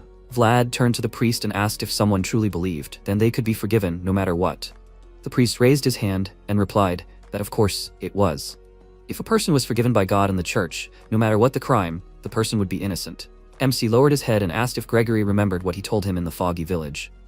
If no one was in their place, if no one was responsible for what they were supposed to do, then MC should do it. Gregory was very surprised and the protagonist said what it was. Gregory interrupted him and asked him to stop. Vlad instantly cut off the black bear's head and added that this was the code of the Swordmaster. Everyone looked at the fallen head in horror. The priest was very scared looking at the black bear's body. He screamed in rage. What kind of strange thing was this? The protagonist lowered his bloody sword and said that he was a sinner. So MC asks to give him a chance at forgiveness too. After a while, Joseph crossed his arms and asked if Vlad really killed a man who had been pardoned. Gregory asked for forgiveness and said that he should have stopped him. He never thought that MC would ask for forgiveness. Joseph clarified that Vlad had not received it, it had been given to him. Gregory was surprised and asked why the bishop would do this to the leader of the backstreets. Joseph got angry and thought that apparently they did not take Bayezid seriously. He sternly asked where the protagonist was now. Borden raised his hand and answered that MC was waiting in his office. They thought that it would be better for him not to catch Joseph's eye. Joseph ordered Jagger to immediately arrest Vlad and charge him with murder. Everyone standing in the room was stunned. Joseph thought that it was a stupid decision, but they understood it. Besides, the fact of pardon was made specifically, which means that the bishop was initially targeting the protagonist. This leaves them no choice. Jagger put his hand on his chest and replied that he understood everything. Gregory turned to Jagger with concern and asked him to allow it. Jagger interrupted him and said that if MC was wrong, let him take the blame. He would be held responsible. Gregory lowered his head tensely and thought that the teacher was arresting his student. It would all be his fault if he had turned everything in Bayezid's favor. Joseph brought the writing pen to the sheet and said that Gregory, as one of those involved in this matter, should also be held responsible. Gregory bowed, putting his hand to his chest, and replied that Joseph was right. He would be held fully responsible. Joseph noticed that Gregory was quick-witted. He picked up the letter and ordered Gregory to go to Barna immediately and deliver this letter. The sooner the better. Gregory looked at the letter in surprise and clarified what Joseph meant. He was stunned and quickly raised his fist and shouted that he was leaving immediately. Joseph sternly asked Borden to call the magician. He needed to contact his father and San Logino. Maxim and Cage should cancel all their missions and gather the most capable soldiers. They confidently put their fists on their chests and agreed with my lord. Joseph went to the window and thought that he knew such a day would come. But he did not think that it would be so unexpected. Bishop Pierre used Vlad as bait to declare war on him. In that case, he must respond as a true Bayezid. This is for the best. It is time to declare the city free from all shackles. This city belongs only to Bayezid. At the same time, Pierre clarified the protagonist killed the black bear without hesitation. The priest bowed and confirmed this. The bishop opened the book and said that MC is tougher than he thought. Did Father Andreas vouch for him? The priest confirmed this and clarified that as far as he knows. Pierre closed the book and noted that it was right act on him. The bishop thought that if all goes well, they can quickly eliminate him. The second son of Bayezid, who dared to challenge him, relying only on blood. This is a thorn in his side, pretending to be a pious cleric. And now the knight from the slums is covering for him. There is no need to sit silently any longer. His will is the will of papacy, and the will of papacy is the will of God. Pierre ordered to send a letter to the mayor. Let the mayor teach a lesson to the foolish knight who dared to ignore his forgiveness. And they need to be prepared. The priest was surprised, and the bishop clarified that they had been preparing since he was appointed to Skora, the one who, they say, was struck by black lightning. No matter how the protagonist was struck, it is inconceivable that MC emits an aura and became a knight in less than a year. Surely there is some shadow behind him. Once the truth becomes clear, those who vouched for this freak will not be able to get away with it. After some time in Skora, the holy knights under the command of Papal walk on the ground in the fog. The holy knight raised his hand and the knights stopped. He ordered them to listen and exclaimed that they came on the orders of the bishop. Knight Vlad has disregarded his lordship's pardon. This is tantamount to disregarding God's will, a grave insult that can be regarded as blasphemy. The holy knight ordered the gates to be opened immediately. Otherwise, everyone inside will also be considered heretics. The gates opened, and Maxim noted that it was too early to make such a noise. The holy knight clenched the hilt of his weapon and asked who it was. Maxim seriously introduced himself and clarified that he was Lord Joseph's knight. An investigation was underway by order of the mayor in Smile Rose. The holy knight irritably noted that this investigation was under their direction. The people were suspected of blasphemy. Maxim replied that this was going too far. To say that everyone around Vlad was guilty of blasphemy? The holy knight replied that it was up to the church to decide. Of course, the knight knew the inviolable line between the nobility and the church. Maxim horrifiedly clarified that it was not they who had crossed the line. Knights under Maxim's command stood behind him. Maxim announced that from now on, they would isolate the area. Entry would be permitted only with the mayor's permission. The holy knight remarked that they would regret it. Could any knight disobey the church? Maxim smirked and replied that he would try. He was in debt too, so he had little choice. It was the least he could do, pay with his life. After a while, Jagger sternly said that he had told MC to be prepared. In the end, Lord Joseph fixed everything. Even after becoming a knight, Vlad was no better than a servant. The protagonist sadly asked for forgiveness. Jagger thought that MC was smart, and if he had broadened his horizons, he would not have fallen into such a stupid trap. No, it was not about his horizons. Vlad had been running around doing so many quests that he had not gained experience in understanding the intricacies of the balance between the nobility and the church. Bishop Pierre had chosen his target skillfully. Jagger said that Joseph was buying time for the protagonist. But they only have a week. Soon MC will be giving a testimony in the church, so he should prepare. Vlad agreed devastatedly. Jagger turned around and noted that it was cold and said that he would get him a thicker blanket. He calmly left the dungeon. The voice told the protagonist not to blame himself. MC did what had to be done. Vlad said sadly that it was definitely the right thing to do. He still doesn't think he's wrong. If anything, then yes, it is his fault. The world of the back alleys is not the same as the world of knights. Vlad remembered the teacher's words. Jaeger asked the protagonist to remember that a knight's sword must be heavy because it is sharp. The protagonist came out of the memories and said that he thought he finally understood what that meant. Sometime later in the church, the bishop looks out the window at the falling snow. He sternly clarified, so they insisted on waiting a week. Pierre looked at the many people standing under the window. The people screamed in rage that the trial was unfair. The black bear deserved to die. They say he sold pregnant women. The protagonist did what had to be done. Why call him a criminal? The church forgives murderers. The people raised their fists and ordered that their knight not be insulted. Sir Vlad is the honor of Skora. They cannot accept a bishop sent by the papacy. They need a bishop with the blood of a northerner. Pierre irritably noted that this is why the people say that northerners are no different from savages. Who would have thought that they would try to hinder him with public sentiment? No matter how hard they try, deception has no chance against the truth. This trial will be a stage for the representative of the will of the papacy. Sometime later, in the church, at the trial, the protagonist stands in front of the shining throne. Joseph sits in the hall watching what is happening. The guard announced that his lordship was coming and ordered everyone to stand. Joseph stood up and instantly fell into a stupor. He saw Pierre with people behind him and thought, "Is this an inquisitor?" People screamed, "Is this a heretical inquisitor? This is too much." Even the worst witch hunts had never gone this far. Joseph tensed and thought that this was very ruthless. Surely they had planned this. They had originally wanted to conduct the trial in this direction. Gregory not yet? In the end, they were held back by lack of time. The bishop turned to Vlad and asked him to place his hand on the Bible with the word of God and swear that he would tell only the truth. The protagonist placed his hand on the Bible and swore that he would tell only the truth. The Bible instantly sparkled. A bright light filled the space, and the inquisitors stood around the protagonist on the magic seal. The sparkling balls in their hands filled with words from the Bible. The spectators looked at the events in amazement. Pierre said that the blessing of the oath was engraved on it. If MC lies, the sphere will disappear. The bishop was scared looking at Joseph. The Lord thought that he should prepare for the worst. Pierre smirked and thought that Joseph should watch carefully and feel how powerful the proud blood of the North is in front of the truth. The bishop announced that from now on the trial of MC begins. The bishop said that Vlad killed a man called the Black Bear.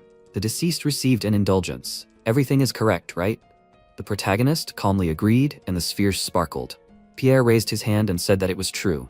So MC confirms that he went against the will of the Lord. Vlad angrily asked, "What is the bishop talking about? He did not go against God." Pierre terrifyingly announced the next question. Joseph tensed up and thought that this was very unfair. His Holiness asked a leading question to set up the protagonist. Whatever Pierre says now, everything will come down to the will of God. The bishop smiled terrifyingly and asked, "When Vlad takes lives in cases like this, does the protagonist consider all decisions made to be right and fair?" MC calmly agreed. He looked at the non-sparkling sphere with fear. The bishop ominously declared that this was not true. Joseph thought that the protagonist had fallen into a trap. No one has the power to always make the right decisions, always right and fair. They wrap different concepts in a question, forcing them to lie. Vlad screamed that he was telling the truth. Pierre announced the next question. A year earlier, in the backyard of Skora, they received a report of a boy who was pierced by black lightning. Was this boy the protagonist? MC thought for a moment and answered that it was him. The bishop smiled madly and noted that this was how Vlad was marked with an ominous sign. Pierre announced the next question. He asked, after the lightning struck, did the protagonist hear voices? MC received revelations from unknown entities? The audience asked in fear. Do they mean to say that Vlad is cursed? That simply cannot be. But the protagonist is silent, right? If this is true, then all his achievements. Joseph thought irritably that everything was going very badly. It is true that MC's progress is beyond human capabilities, but this does not mean that Vlad has connected himself with evil spirits. He has seen it with his own eyes over and over again. The genius of the protagonist's blade surpasses all others. The bishop seriously ordered the protagonist to answer the question posed. Why is MC silent? Vlad bit his lip tensely and wondered what to do. If he confesses, he will be declared a heretic. If he says that this is not true, he will be caught in a lie. Whatever he says, everything will go according to the scenario prepared by the bishop. The voice told the protagonist to say that he hears it. Telling a lie now is much more dangerous. MC must say that these are only the consequences of the lightning strike, that Vlad almost lost his mind. If he says that he doesn't hear anything, it will be a lie. Then the protagonist will have no chance to justify himself. MC thought that there were 3 more questions left. If everything goes badly, the identity of the voice will be revealed. The voice asked him not to worry and said that there was a way to hide the truth from them. Pierre yelled angrily. What is the protagonist doing? Why is he remaining silent? The voice asked him to trust him. Vlad lowered his head and clarified whether he heard the voice. Instantly, the door to the church opened, and Andreas ordered them to stop immediately. Everyone turned their attention to him. Andreas exclaimed that this trial is unfair. The protagonist looked at him in surprise. Pierre slammed his fist on the handle of the throne with rage and yelled that Andreas is not allowed to enter here. How dare Andreas question the fairness of the trial? Andreas, breathing heavily, answered that he was the one who vouched for MC. Vlad of Shkora. He chose this name when it was still unknown. He named Vlad so before the Lord. And if this name is tainted with suspicion, then first the bishop should have come to him. Pierre thought for a moment and allowed Andreas to speak. Andreas lowered his head and went down the stairs. The protagonist looked at him and turned to the Holy Father. Andreas took his hands and said that Vlad had worked hard and could now leave it to him. Andreas asked the bishop to repeat the question. From now on, he would answer in the name of Vlad. Pierre clarified that the protagonist confirmed that he was struck by black lightning when MC lived in the outskirts of Shkora as a child. After the lightning strike, did the protagonist hear voices or receive revelations from unknown entities? Andreas looked at the sad face of the protagonist. He admitted that all of Vlad's actions, both now and in the future, would be accompanied by a voice. The people were amazed to hear this. The bishop clarified that then it meant something unholy. Andreas interrupted him and asked if that voice was not the voice of God, pouring down from heaven? Blessed by sparkling lightning, Vlad broke through the darkness. The protagonist protected the pilgrims from the fallen dragon and the children's destinies from evil spirits. Andreas asked to consider how rarely a knight received his intercession and the trust of San Logino at once. The audience noted that it was true, so it was not the dark forces, but the voice of God. Sounds convincing. Naturally, Father Andreas stood up for him. The bishop clarified that the protagonist was born in the filth of the back streets. Is divine blessing really that merciful? Andre noted that Frausen was also born into a family of fallen aristocracy. He rose from the very bottom, shedding sweat and blood, but became an unrivaled swordsman and managed to found an empire. God's blessing does not matter where a person was born, but where they are heading. Pierre announced the next question. He asked, "Didn't Vlad live by committing countless crimes in the back streets of Shkora?" Andreas replied that it was a necessary measure. The bishop yelled angrily, "How could a crime be necessary?" Andreas calmly asked if the bishop saw the deplorable state of the back streets. Thefts, break-ins, murders, the only way to survive in that place was to take from someone else. It's not about Vlad, it's the harsh reality of every backstreet dweller. If the diocese grants them its support, this series of tragedies will come to an end. Pierre irritably clenched his hand into a fist. He pointed his finger at Andreas and yelled that the huge path the protagonist had covered in one night could not be explained logically. MC only recently received the sword and awakened the aura, fought knights. Did he really kill dragons? Andreas replied that on that day, a lone mercenary broke through the darkness, driven by a sense of duty. With one white flash, Vlad split the sky in two, and he was not the only one lucky enough to see the protagonist's world. The bishop clarified, "Is there another witness here? If not, then these are just empty words."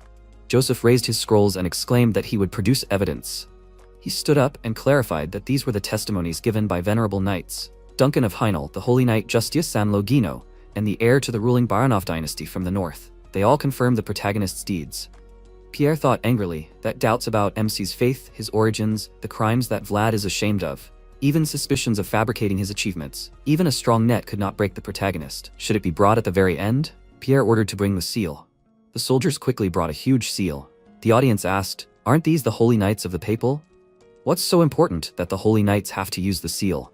The bishop introduced himself and said he would ask one more question, and he would rather show the truth with action than just talk. The seal opened and Andres looked at the contents in amazement. He exclaimed, "This is the mirror of Saint Mariello." Pierre grinned sinisterly and confirmed this, saying that this is a sacred artifact of the papal that reflects the truth to whoever looks into the mirror. Now the exorcism rite will begin. The audience screamed, "Is this really an exorcism ritual? This is absurd. Hasn't Vlad's innocence been proven?" The bishop responded horribly that he must clarify everything at the slightest doubt. Joseph tensed up and thought it was a curse. The bishop turns the situation to his advantage, but once the exorcism ritual is over, it will become a mark of shame, a stigma for life. The nature of the trial has changed, the truth is no longer important. Only the intention to burden all those who stood up for Vlad remained. Initially, this trial was only a prelude to governing the North. Pierre ordered the inquisitors to prepare a sacred prayer. Andreas turned to his excellency and exclaimed that there is a sacred relic that can reveal the truth. Why doesn't the bishop take the sacred artifact of the Vatican seriously? Pierre angrily ordered him to watch his words. For them, an evil spirit means nothing. If the protagonist's soul is pure, then he must appear before the sacred relic. Andreas tensed up and thought that if someone uses the existence of evil as an excuse, then refusal will become an admission of evil within him. Andreas looked at MC and said that he can't stop it. But the protagonist can rest assured, the relic reveals evil forces. Andreas's faith is unshakable, because he has seen the real Vlad. The protagonist sadly lowered his head and bit his lip. The bishop asked, "What are they waiting for? Sir Vlad must stand before the relic." The protagonist tensed up, and the voice said that everything was fine. The voice asked him to walk with honor, as MC always walked towards the light. Vlad agreed and took a step. He instantly found himself in a body of water. A voice in the form of a man appeared in front of MC. He said that finally, now he understands what was in the eyes of the old blacksmith.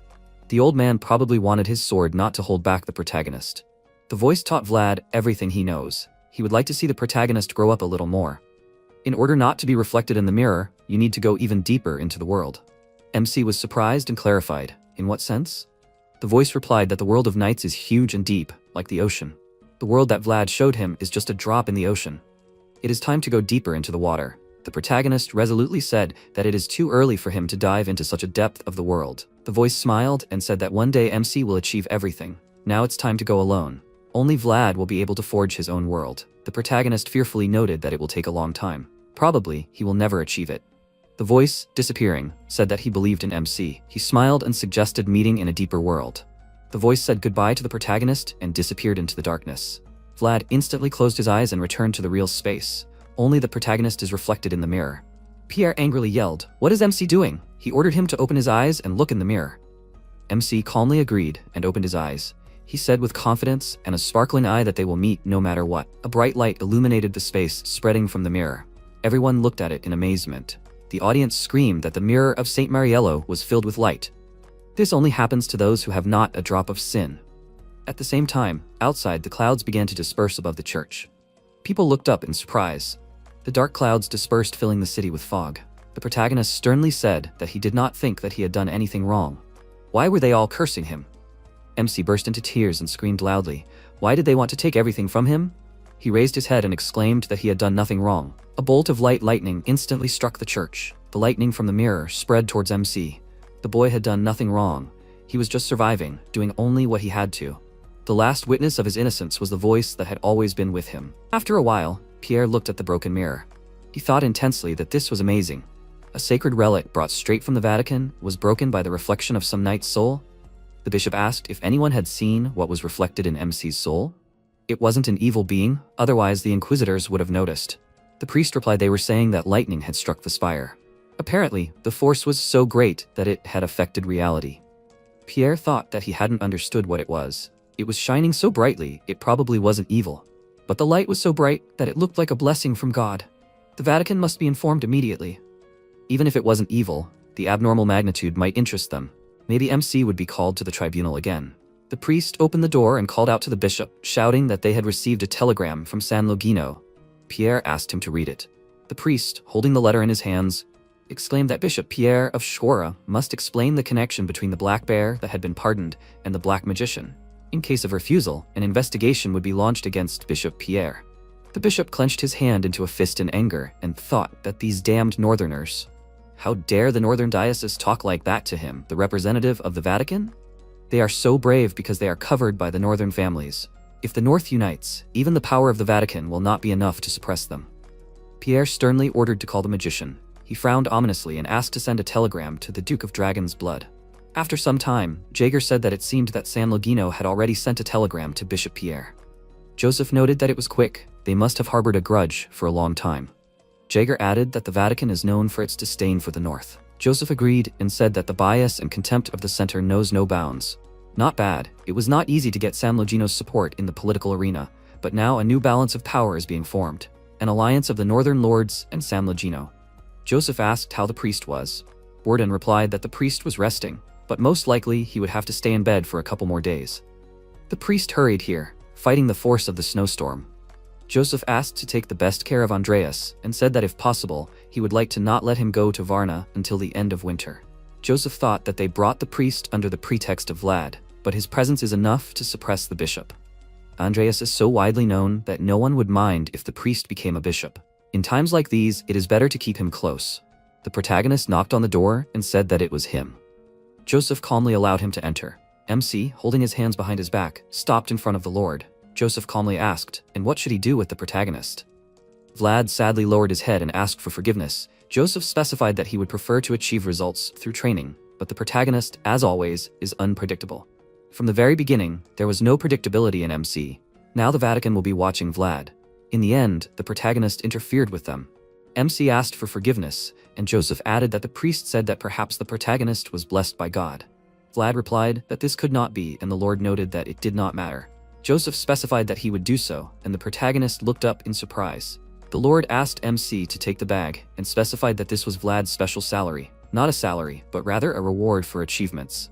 The protagonist remembered the past. Borden said that the price of honor will be paid once a year, as a special salary. MC came out of the memories and thought that, so that's what it is.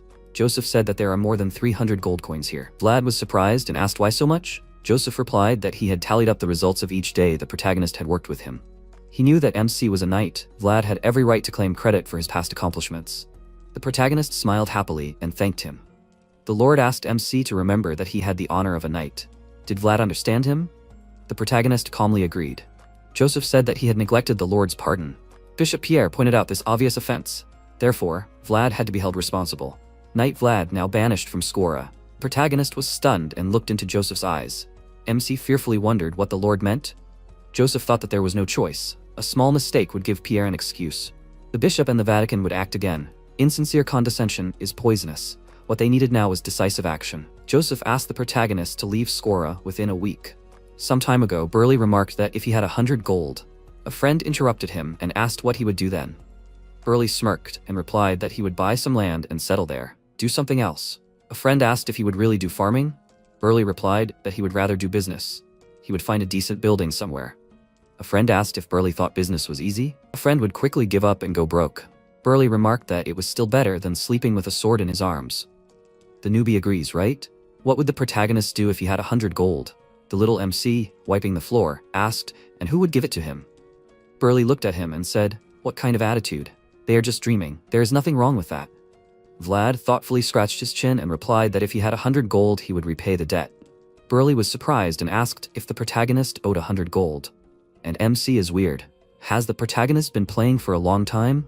Vlad looked up calmly and replied that it was not a loss. He just needed to pay for some things. Everyone was stunned and Burley asked, for example, what kind? At the moment, the protagonist thought that there was not much time left before he left. So it was time to pay. He sat calmly with his arms crossed in front of a pile of gold coins. Marcella clarified that she said that there was no need to worry about the cost of accommodation. MC replied that she had been spending a lot on caring for street children lately. She must have spent all her savings to open an inn. Once they got it right, Rose's smile would flourish. Marcella noted that he would need 50 gold coins. Vlad grinned and replied to improve the quality of service. Marcella could consider it an investment. She could give away part of the profits later. Marcella exhaled heavily and said that she would work hard then. She can't let the investors suffer losses. She hoped to hand everything over to Zamina and relax. The protagonist smiled and clarified that he couldn't watch Rose's smile crumble. Marcella sadly said that if MC was so worried, he should take care of himself. He had just returned and was now leaving again. Vlad noted that he would return safe and sound this time too. Marcella agreed and replied that she was sure that everything would be fine. The protagonist calmly thanked her. Marcella was surprised and asked, for what? MC remembered the past, how he met her. He smiled happily and, coming out of his memories, replied that it was because Marcella brought color back to his gray life. After some time, the bucket was filled with water. Jin looked tensely at the water, holding the bucket in his hands. The protagonist squeezed the handle of the bucket with his hand and noted that Jin would spill everything. Jin turned to MC happily. Vlad asked if the priest was okay. Jin replied that he seemed to need more rest. It was not easy for Andreas to walk in the cold, but he immediately headed to the bishop upon arrival. The protagonist agreed and asked if there was anything else needed. Maybe he could help with something. Jin disagreed and noted that Lord Joseph had already done a lot for them. He asked if it was true. They say the protagonist received God's blessing. MC grinned and thought that the more rumors spread, the more they were exaggerated. He replied that it was not quite true. Jin tilted his head to the side in surprise. He smiled and said that the priest was still glad that MC became a full-fledged knight, and even received God's blessing. Vlad, smiling tensely, clarified that he had said it was not true. Jin happily asked if he could brag to the newbies later, that he once prayed with the protagonist. MC looked away and replied that of course, if Jin wanted. He handed him the bucket and told Jin to go. Jin thanked the protagonist for listening to him. He said goodbye to Vlad with a smile. The protagonist, walking down the hallway, said that he wanted to see him, but apparently it was pointless if Andreas was in bed. MC instantly froze and fell into a stupor. He thought that it was quiet. There was no one left who could answer. Vlad had not felt lonely for so long. He supposes that he will have to get used to it. After a while, Gregory, holding a cup in his hand, exhaled and asked if maybe they shouldn't team up. Each time they have one violation after another. The protagonist brought the cup to his mouth and replied that he knew it. Gregory asked when MC was leaving. Vlad put the cup down and replied that in 5 days. But if everything is ready earlier, he will leave earlier. Gregory agreed and noted that the results were not very good. But thanks to MC, they did everything they planned. The Black Bear gang has disbanded, and Canner's expansion from Squora is a done deal, and negotiations with Lord Joseph have already been completed. The protagonist smiled and noted that at least they got something out of it. Gregory said that he owes Vlad a great deal. His elder wants to repay the debt by sponsoring the protagonist for life. MC smiled and asked, "Does that mean he'll eat sausages for free for the rest of his life?" Gregory laughed and agreed, and said that he'll give Vlad so much that he'll feel sick from them. He fell silent and thought for a moment and noted that he felt awkward talking about it. But then the protagonist acted in a way no other knight had. MC was amazed and Gregory added that he didn't even remember when that happened. Religion, politics, personal gain, ambition. The protagonist ignored all of it. Vlad only followed the Swordmaster's code. They live in a time when true knights are rare. He felt ashamed of himself. Gregory looked at the protagonist and said that he was proud of him. He brought the cup to MC and asked him to be careful out there. Vlad smiled and agreed and hit Gregory's cup with his own. After some time, the ships are at sea. Harvin happily noted that this was good. How long has it been since he saw ships? This is a top-class ship. The river is frozen. The captain must have had a hard time. The protagonist noted that it was very expensive. MC asked if his friend still wanted to go to sea. Harvin agreed, and Vlad asked if his friend wanted to go far from Shora. The friend confidently agreed and asked what was wrong with the protagonist. Suddenly, he offered to look at the ships. MC looked at the ship and said that this one cost 2 gold. Harvin clarified that it was a fishing ship. Vlad agreed and said that it was much cheaper than the others. The friend remembered something and noted that this is why most merchants use it. Vlad replied that this is why he bought it. Harvin was very surprised, and the protagonist thought to repay his friend for the fact that Harvin did not doubt and supported him with Zemina. He swore to repay his friend no matter what. Even if Harvin limps on land, he won't have to at sea.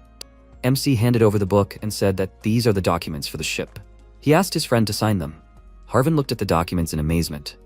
Vlad clarified that the ship was now Harvin's. The friend smiled and replied that he did not believe it. The protagonist calmly put the hat on his friend's head. He happily removed his hand and congratulated the captain of Harvin. The friend cried with happiness, holding the documents in his hand. After some time, Vlad finally said goodbye to the old blacksmith, whom he would not see for a long time. He thanked Maxim, who defended the smile of the rose instead of him, and Borden, who asked for MC. The protagonist met Gregory and Cade, who helped to secure the future of the children. And so, one by one, Vlad paid off all the debts and let go of the names that had been accumulating in his head, leaving only those to whom he would not be able to repay the debt. Time flies so quickly. The protagonist said that he had spoken with Sir Gregory. When the river thaws, Harvin should go to Sturma and receive cargo from the Canner family. There is no need to go out to the open sea, but this is a good start. Harvin asked if his friend had already acquired trade connections. Vlad calmly asked Harvin to get ready. He asked Otar to help Harvin with business and noted that Otar would greatly help his friend. Vlad agreed with a smile, and Harvin noted that tomorrow. He asked if the protagonist had greeted the mayor in the morning. MC confirmed this and clarified that he was leaving at dawn. The mayor clearly distinguishes between the personal and the public. The mayor is currently busy with the bishop, so he was unable to meet with him. One greeting by Vlad can give the Vatican leverage. Harvin leaned his cheek on his hand tiredly and noted that these damn levers. Did the protagonist meet everyone he wanted? MC looked up and replied that there was one person left. After some time, Zemina was sitting on the bed with her face buried in the blanket. Vlad knocked and asked her to open the door. How much longer will she sit by the room? He needed to tell her something. Otherwise, the protagonist would break the door down. Zemina sadly noted that Harvin had told her about what had happened to Captain Hoover's hideout. MC specified that she knew him. If he said so, he would do it.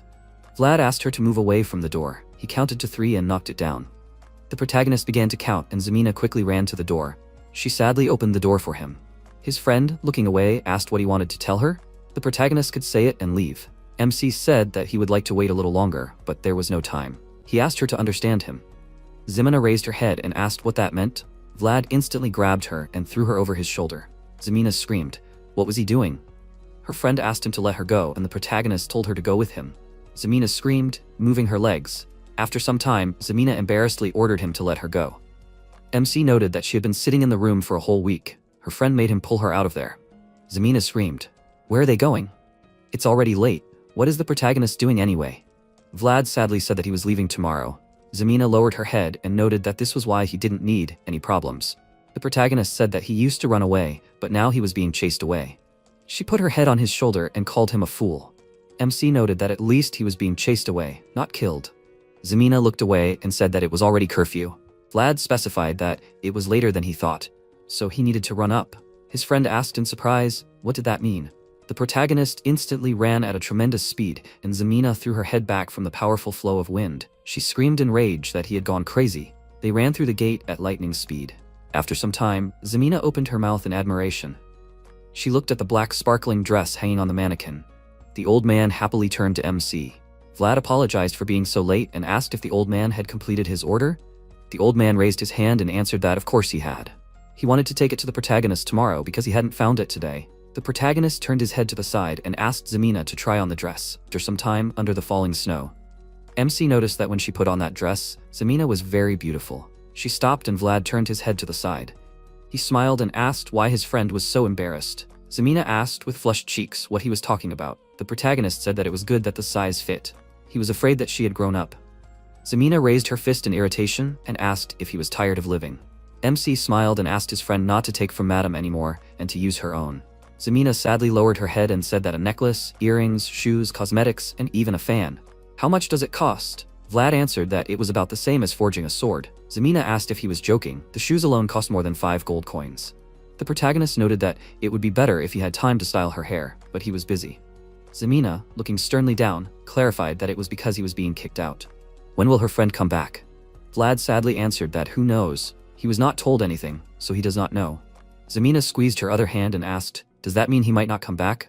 MC smiled and asked, what, will she follow him then? Zemina became very embarrassed and screamed, is she crazy?